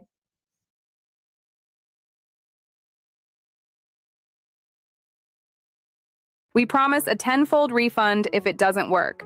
Traditional dentures can cause jawbone loss and alter. I mean, it wasn't nothing. That's who we had got that horse off of that somebody shot up in the holler. The poor thing was laying over a bank. It'd been hanging. Okay, so if you remember at the beginning of this 10-hour live when I started with the horses way early on and didn't finish because we went into other things. Or maybe it was in my 2.5. I told you all, Laura told us a story about this horse David Bays gave her. Then they tell us about the horse that ran. I don't know if it's in this video. I think I did put all the horse shit in this video. But they talk about the horse that ran behind the news and where that horse came from, Knox Pope Road, which was actually later found out after I think I made this video. Marvin Simpson. I can't believe after I put this out, right after, Fred moved in with Marvin Simpson on Knox Pope Road where this horse David Bays stayed. There was an Andy Paul Morgan that lived on the other side of Lone Star Road where Jody Sue lives. So Jody is smack dead in between these two properties. She does see people drive past all the time. You could go look it up and do the fucking research yourself. Ask TT. She knows a lot. Fucking cunt. Hanging there for 3 or 4 days. Oh my God. Didn't have no hair on its back. Its bottom jaw was broke. Its back leg was broke, or the bottom part of its leg was broke. It's shoot, I forget what it's called. Oh my God. And I mean, you could stick your finger in that poor horse's back where it had wallered all the hair off of its back and had sores on it from rain rot. It was so thin that its backbones was stuck up. Whose horse was that, Laura? David Bay's. That is so sad. And its bottom jaw was broke. It had a back leg broke and its front leg was broke. But Fred brought this horse back to, it could pull a wagon. It could do anything. This horse would literally meet people at the bottom of the holler, because we lived further up the holler than where we lived. And he would get people to go to the grocery store for us, and they would meet us with the horse. The horse, he could send the horse out and load the wagon up, and the horse would go right back in the holler, take the food up her. That's awesome. And he'd pull up, and he'd just pull up and stand there until you got him unloaded. And then you. We took him to a wagon train one time, and we taught him how to get the snaps loose on his leads in case he ever fell again or anything. Because it's steep up there in that mountain in some places. And he could get the snap loose on the lead, and he would unfasten the other horses. So did David leave him out there just to die? Is that what happened? Well, David at the time, he was trying to overcome being an alcoholic. Yeah. And he was gone and had the horse tied up. And he was in the hospital for his liver was messing with him real bad and he was bleeding. And when he came up there, we came up there to shoe a horse for him one day, and he told Fred that colt had got down over the bank and wanted to know if Fred would go put him down. And Fred told him, he said, if I can get him up and get him out of here, get him in a trailer, can I have him for the girls? And David told him, yeah. Oh. Fred slopped that horse for the first 2 years like you slop pigs. And he put him a bucket up on the fence post, and that horse would take and hit that fence post every time and knock the feed down in the corner of the bucket so he could get to it. He was smart, very smart. And somebody shot and killed him? Yep. Oh man, I bet you guys were devastated. Especially Fred. We looked for him for 3 days. Who did And that? we went. You say you didn't want to say, never mind. And then they told us, the one that shot it, told us that, I bet you find it with a bullet in its head. Oh my God. Oh, I know who it was. Don't I? I know who it was, don't I? I think so. Yeah, I know who it is. The one that's been tormenting Fred for years, right? Mm-hmm. Well, both of you guys, really. Okay. Anyways, I don't want to say if you're not going to say. So, what was the other thing there was something else I was just about to say. Oh, didn't you say law enforcement asked you something about horses? Yeah. Oh. Something about a horse with no shoes on. So law enforcement asked Fred if he knew anybody who had a horse that wasn't shoed, whatever, didn't have like shoes, whatever you call it. Mm-hmm. And why did they think that? Because it looked like there was horse tracks near it. No, they didn't discuss that with me. Oh. They just asked me a question. So he doesn't know why he was asked that. He just, law enforcement asked him That was the first day. So the first day that Summer went missing, they asked. Okay. So for me, this is relevant to TT. Let me tell you why. TT came out telling me at first that she wasn't in the area of Summer Wells I'm not gonna lie, I played a little bit of reverse psychology on her because Squall Tit told me that TT was the family member, that's the light family member that searched for Summer Wells on a horse.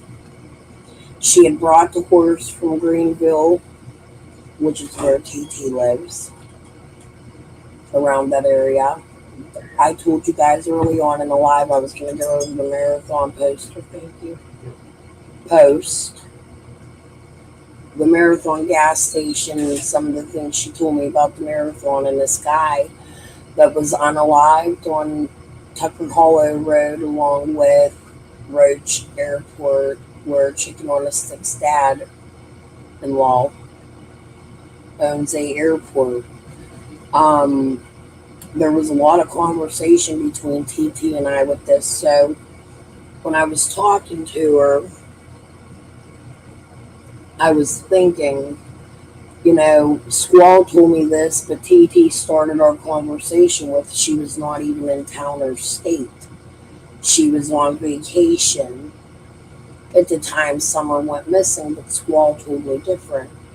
So in the middle of our conversation, I made it as if she told me she was there searching for Summer. And I said, TT, but you searched for Summer on horseback. How did you get the horses there? TT started to tell me, she didn't tell me she got the horses there, but she told me she searched for Summer. It was a little trick. I was trying to think like a cop. I'm not a cop.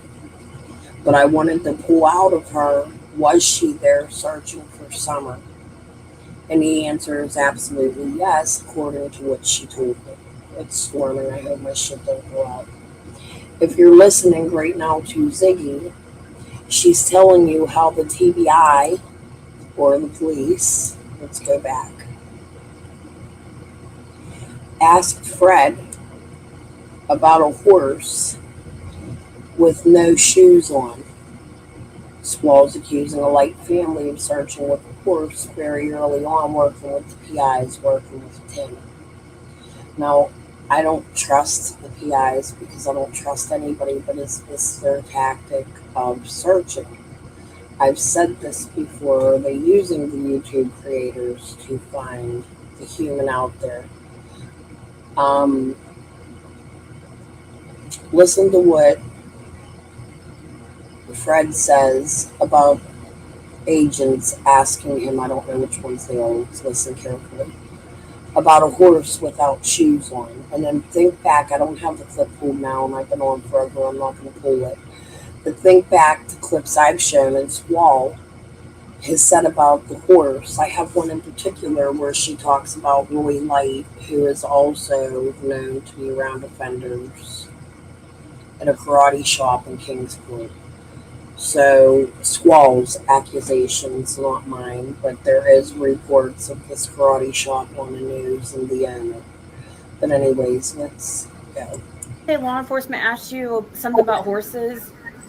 Oh, Something about a horse with no shoes on. so law enforcement asked Fred if he knew anybody who had a horse that wasn't shoed, whatever, didn't have like shoes, whatever you call it. And why did they think that? Because it looked like there was horse tracks near it. No, they didn't discuss that with me. Oh, They just asked me a question. so he doesn't know why he was asked that. He just, law enforcement asked him That if was the first day. so the first day that Summer went missing, they asked Fred if he knew anybody who had a horse that was not shoed. And he doesn't know why he was asked that. Which I didn't at the time. And he couldn't think of anybody. And you still don't, I don't think. I still had one at that time that didn't have shoes. Didn't have shoes on. But I thought it's odd they asked that, you know. It is odd because, horses came up several times in Summer Wells' since she's disappeared. It's came up, and you know, from the time that Leslie Earhart from the TBI, you know, was on doing that update, and there goes a horse with a trailer stuck to, or something stuck to the back of it, a trailer or something. With Amica Auto Insurance, it's not just about where you're going, but who you go with. We're customer. Huh? I was around that horse all the time. I know it wasn't that horse. You know whose horse that was? Whose? David Bates' horse. Oh, Fred thinks it was David Bay's horse. Oh, he said he knows for a fact it was David. He's like, he said he rode that horse a lot. It's David Bay's horse. Why did people think it was Frank Lights, though, or was one of the lights? They own horses and stuff. They just assumed. Oh. See, I was thinking it was thought to be one of Frank Lights. There's a squall. That horse was kept on Knox Pope Road. It was kept on Knox Pope? Mm-hmm. Oh, so it wasn't even kept on Bay's property. Okay, so it was kept off of Knox Pope Road. Isn't Toothpick Dude the one who took JLR through all the brush? Brandon? Brandon Clark. Does he chew toothpicks? No, I don't think so. He might have when he didn't have alcohol to drink. I don't know. Summer did love horses. They lived in Carlos a lot down there. I don't know what horse. Yes, Tawanda, that horse. That was David Bay's horse. So Fred has rode that horse before. And it was a horse, and that horse was kept over on off of Knox Pope Road. Brandon has a horse. He showed it to JR. A lot of people have horses out there. Yeah, there's a coat out of that horse. It was a colt what? There was a coat out of that horse that ran away. Oh, really? Yeah. So that horse that you're talking about that Brandon has, that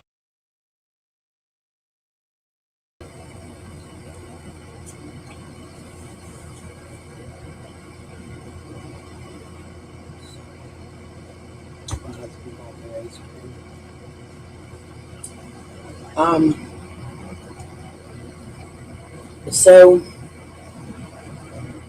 this is where I'm fond of Fred.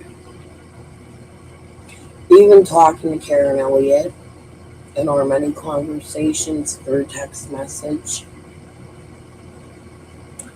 One of the things Karen Elliott spoke about with Fred was his kindness and training of horses prior to drug use. Jody and Andy also have talked about this with Fred.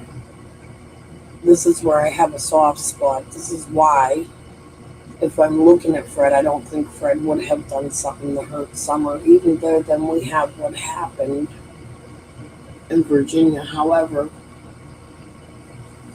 I'm looking at Fred at 3 different angles after the stories I've been told about him.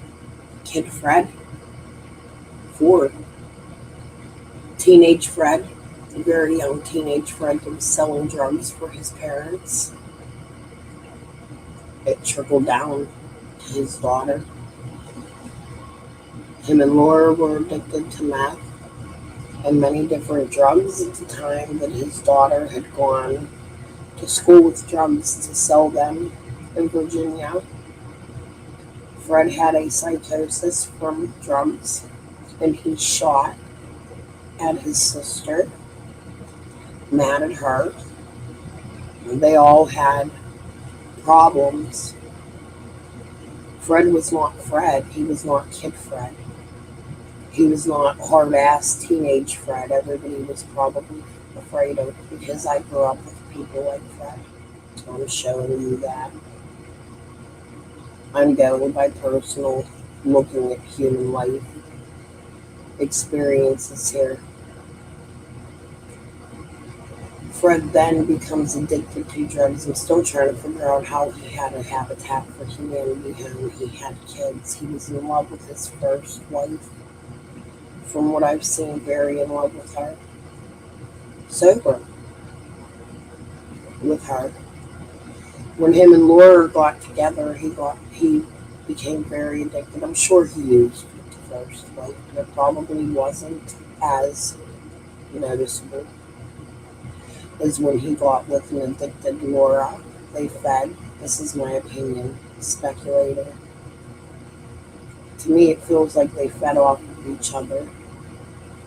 I'll have to go over Karen Elliott's text messages with myself again one day. I've had a lot of conversations with people about these people when they were younger. And my soft spot for Fred is the animals, the tall tales. He tells about the bears and the monkeys. They're cute.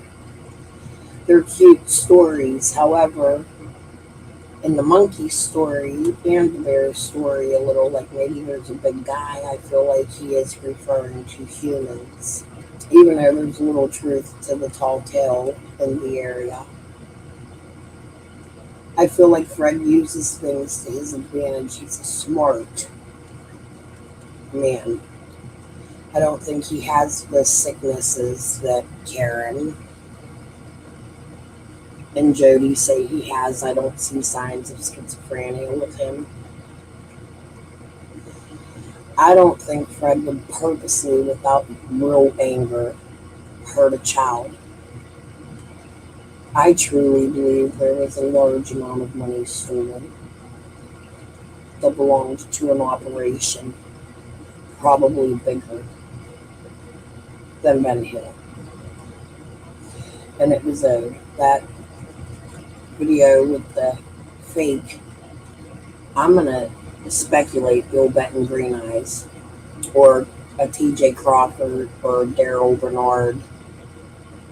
I'm going to go that route because we don't know who that human is. And they came out here pretending to be Daryl Jacobs because Daryl Jacobs was harassing Jody Sue with calls that was obviously about the case and shit that was being talked about. It was not mean in nature or threatening like the second call we heard on Nana's. That was a very different voice and a very different call. And I don't understand why Nana brought that out. However, let's finish listening to Ziggy. These are just my thoughts. That is, so it's a colt. You mean it's child? So the horse that was running away was a male horse, right? And it was the father of Brandon Clark's horse. Brandon Clark, so that horse he had to Roy Light. And now that horse is owned by Roy Light. Anything is possible on Cloud9. Upgrade your combo or 32-ounce drink to a Cloud9 cup while supplies last. One love. An RNA interference therapeutic is a type of gene silencing medicine. I saw somebody talk about another member of the Light family, and that member of the Light family coming up is Roy Light. This right here is just his Google or his his Facebook photos, you know. He goes horseback riding a lot. And what concerns me about this is I don't know where Rory lives at. There is rumors about stating that the Light members of the Light family went searching for Summer the evening that Summer went missing. And we got to find out if that's true. I mean, why would if that rumor is true? So if there's any pictures or videos of the searchers on horseback, you know, we need to look into those and see who's on those horses. And then we need to find out why law enforcement allowed the family of a registered sex offender that live right there in the same community as he does go searching for a missing 5-year-old child. But the one that Brandon had. So Brandon doesn't even have a horse anymore. No, it's over Roy Light, which is After Frank Summer, Light's brother. Frank Light's brother. Okay. Roy Light, Frank Light's brother. But you never hung out around Frank, ever were around Frank. I only. I couldn't even tell you what Frank looked like. I don't even know what he looked like. If I even seen him, you know. I know Roy and his other brother. I just said his name, Roy and Jamie. Roy, and he knows his brothers, but not really Frank. He said he can't even tell you what. Annie. This is bullshit. Maybe he didn't hang out with the girls, or he isn't intertwined with all of them. But Andy Bernard has been to my chats. Him and Fred have had debates. They've talked about a cousin that passed away, Chris Light. He knows exactly who every single one of these fucking people are. You could see him talk about Glenda and Archie Head, and yeah, this dude's full of fuck. You don't know Annie? I know whatever. I don't know what she looks like. I know she had married a Dykes, Stanley Dykes. So.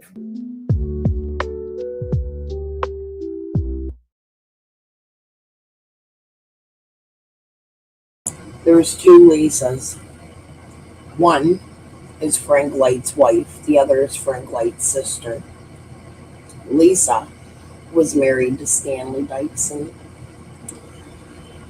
They're all Stephanie and Jeremy Pell and Dykes Trucking or Towing Company across from Skelton, who I went over all day today.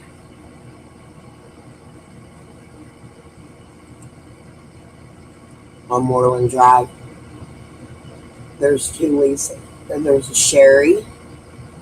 I had a weird message from somebody one time telling me Squall was actually Frank Light's girlfriend now, or wife.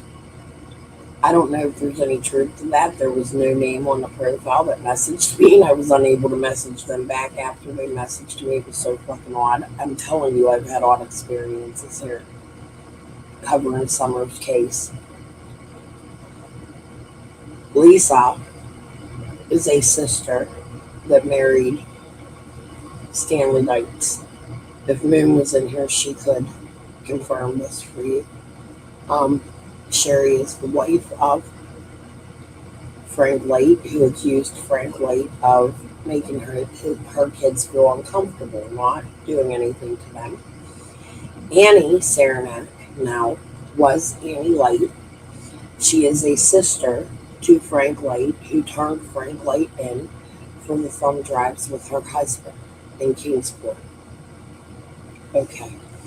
Could it have been a setup? I think it could have been. I don't know. I'm not sticking up for Frank Light. It's gross. He admitted to it. There was a whole rumor about barbed wire I proved was false. But I just showed you. This is the end.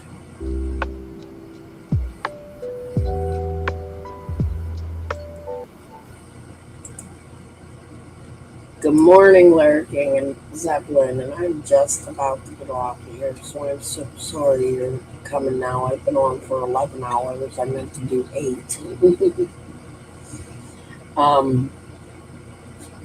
Thank you all for being here through the madness, through my husband and I's marital issues, listening to why I think people connect, how they connect. I hope it's starting to make an understanding to you. I really can't what the options are and how my relations tie to Tennessee and how they can tie several different ways because I have several different connections. One confirmed for you tonight with my cousins, at least in my opinion.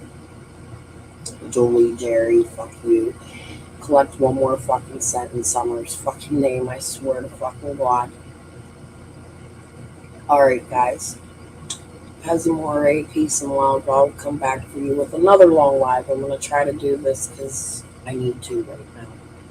I'm going to try to be on here a whole work schedule every day. What do you think for the time being until I can get me a job I can handle with my medical condition? Oh, thank you. My neighbor did it. She's so great, man. Oh, Selena, you're still here, babe. Thank you for lurking in the bushes. Everybody hit that like for me, share it out, clip it, do whatever the fuck you want with it. Pesamore, peace and love. Sorry for my crazy. I'll see you tomorrow. I'm going to try to do 2 lives tomorrow too because I still have to figure out this 2 o'clock shit. I missed everything today fucking up my live. Alright guys. Good night.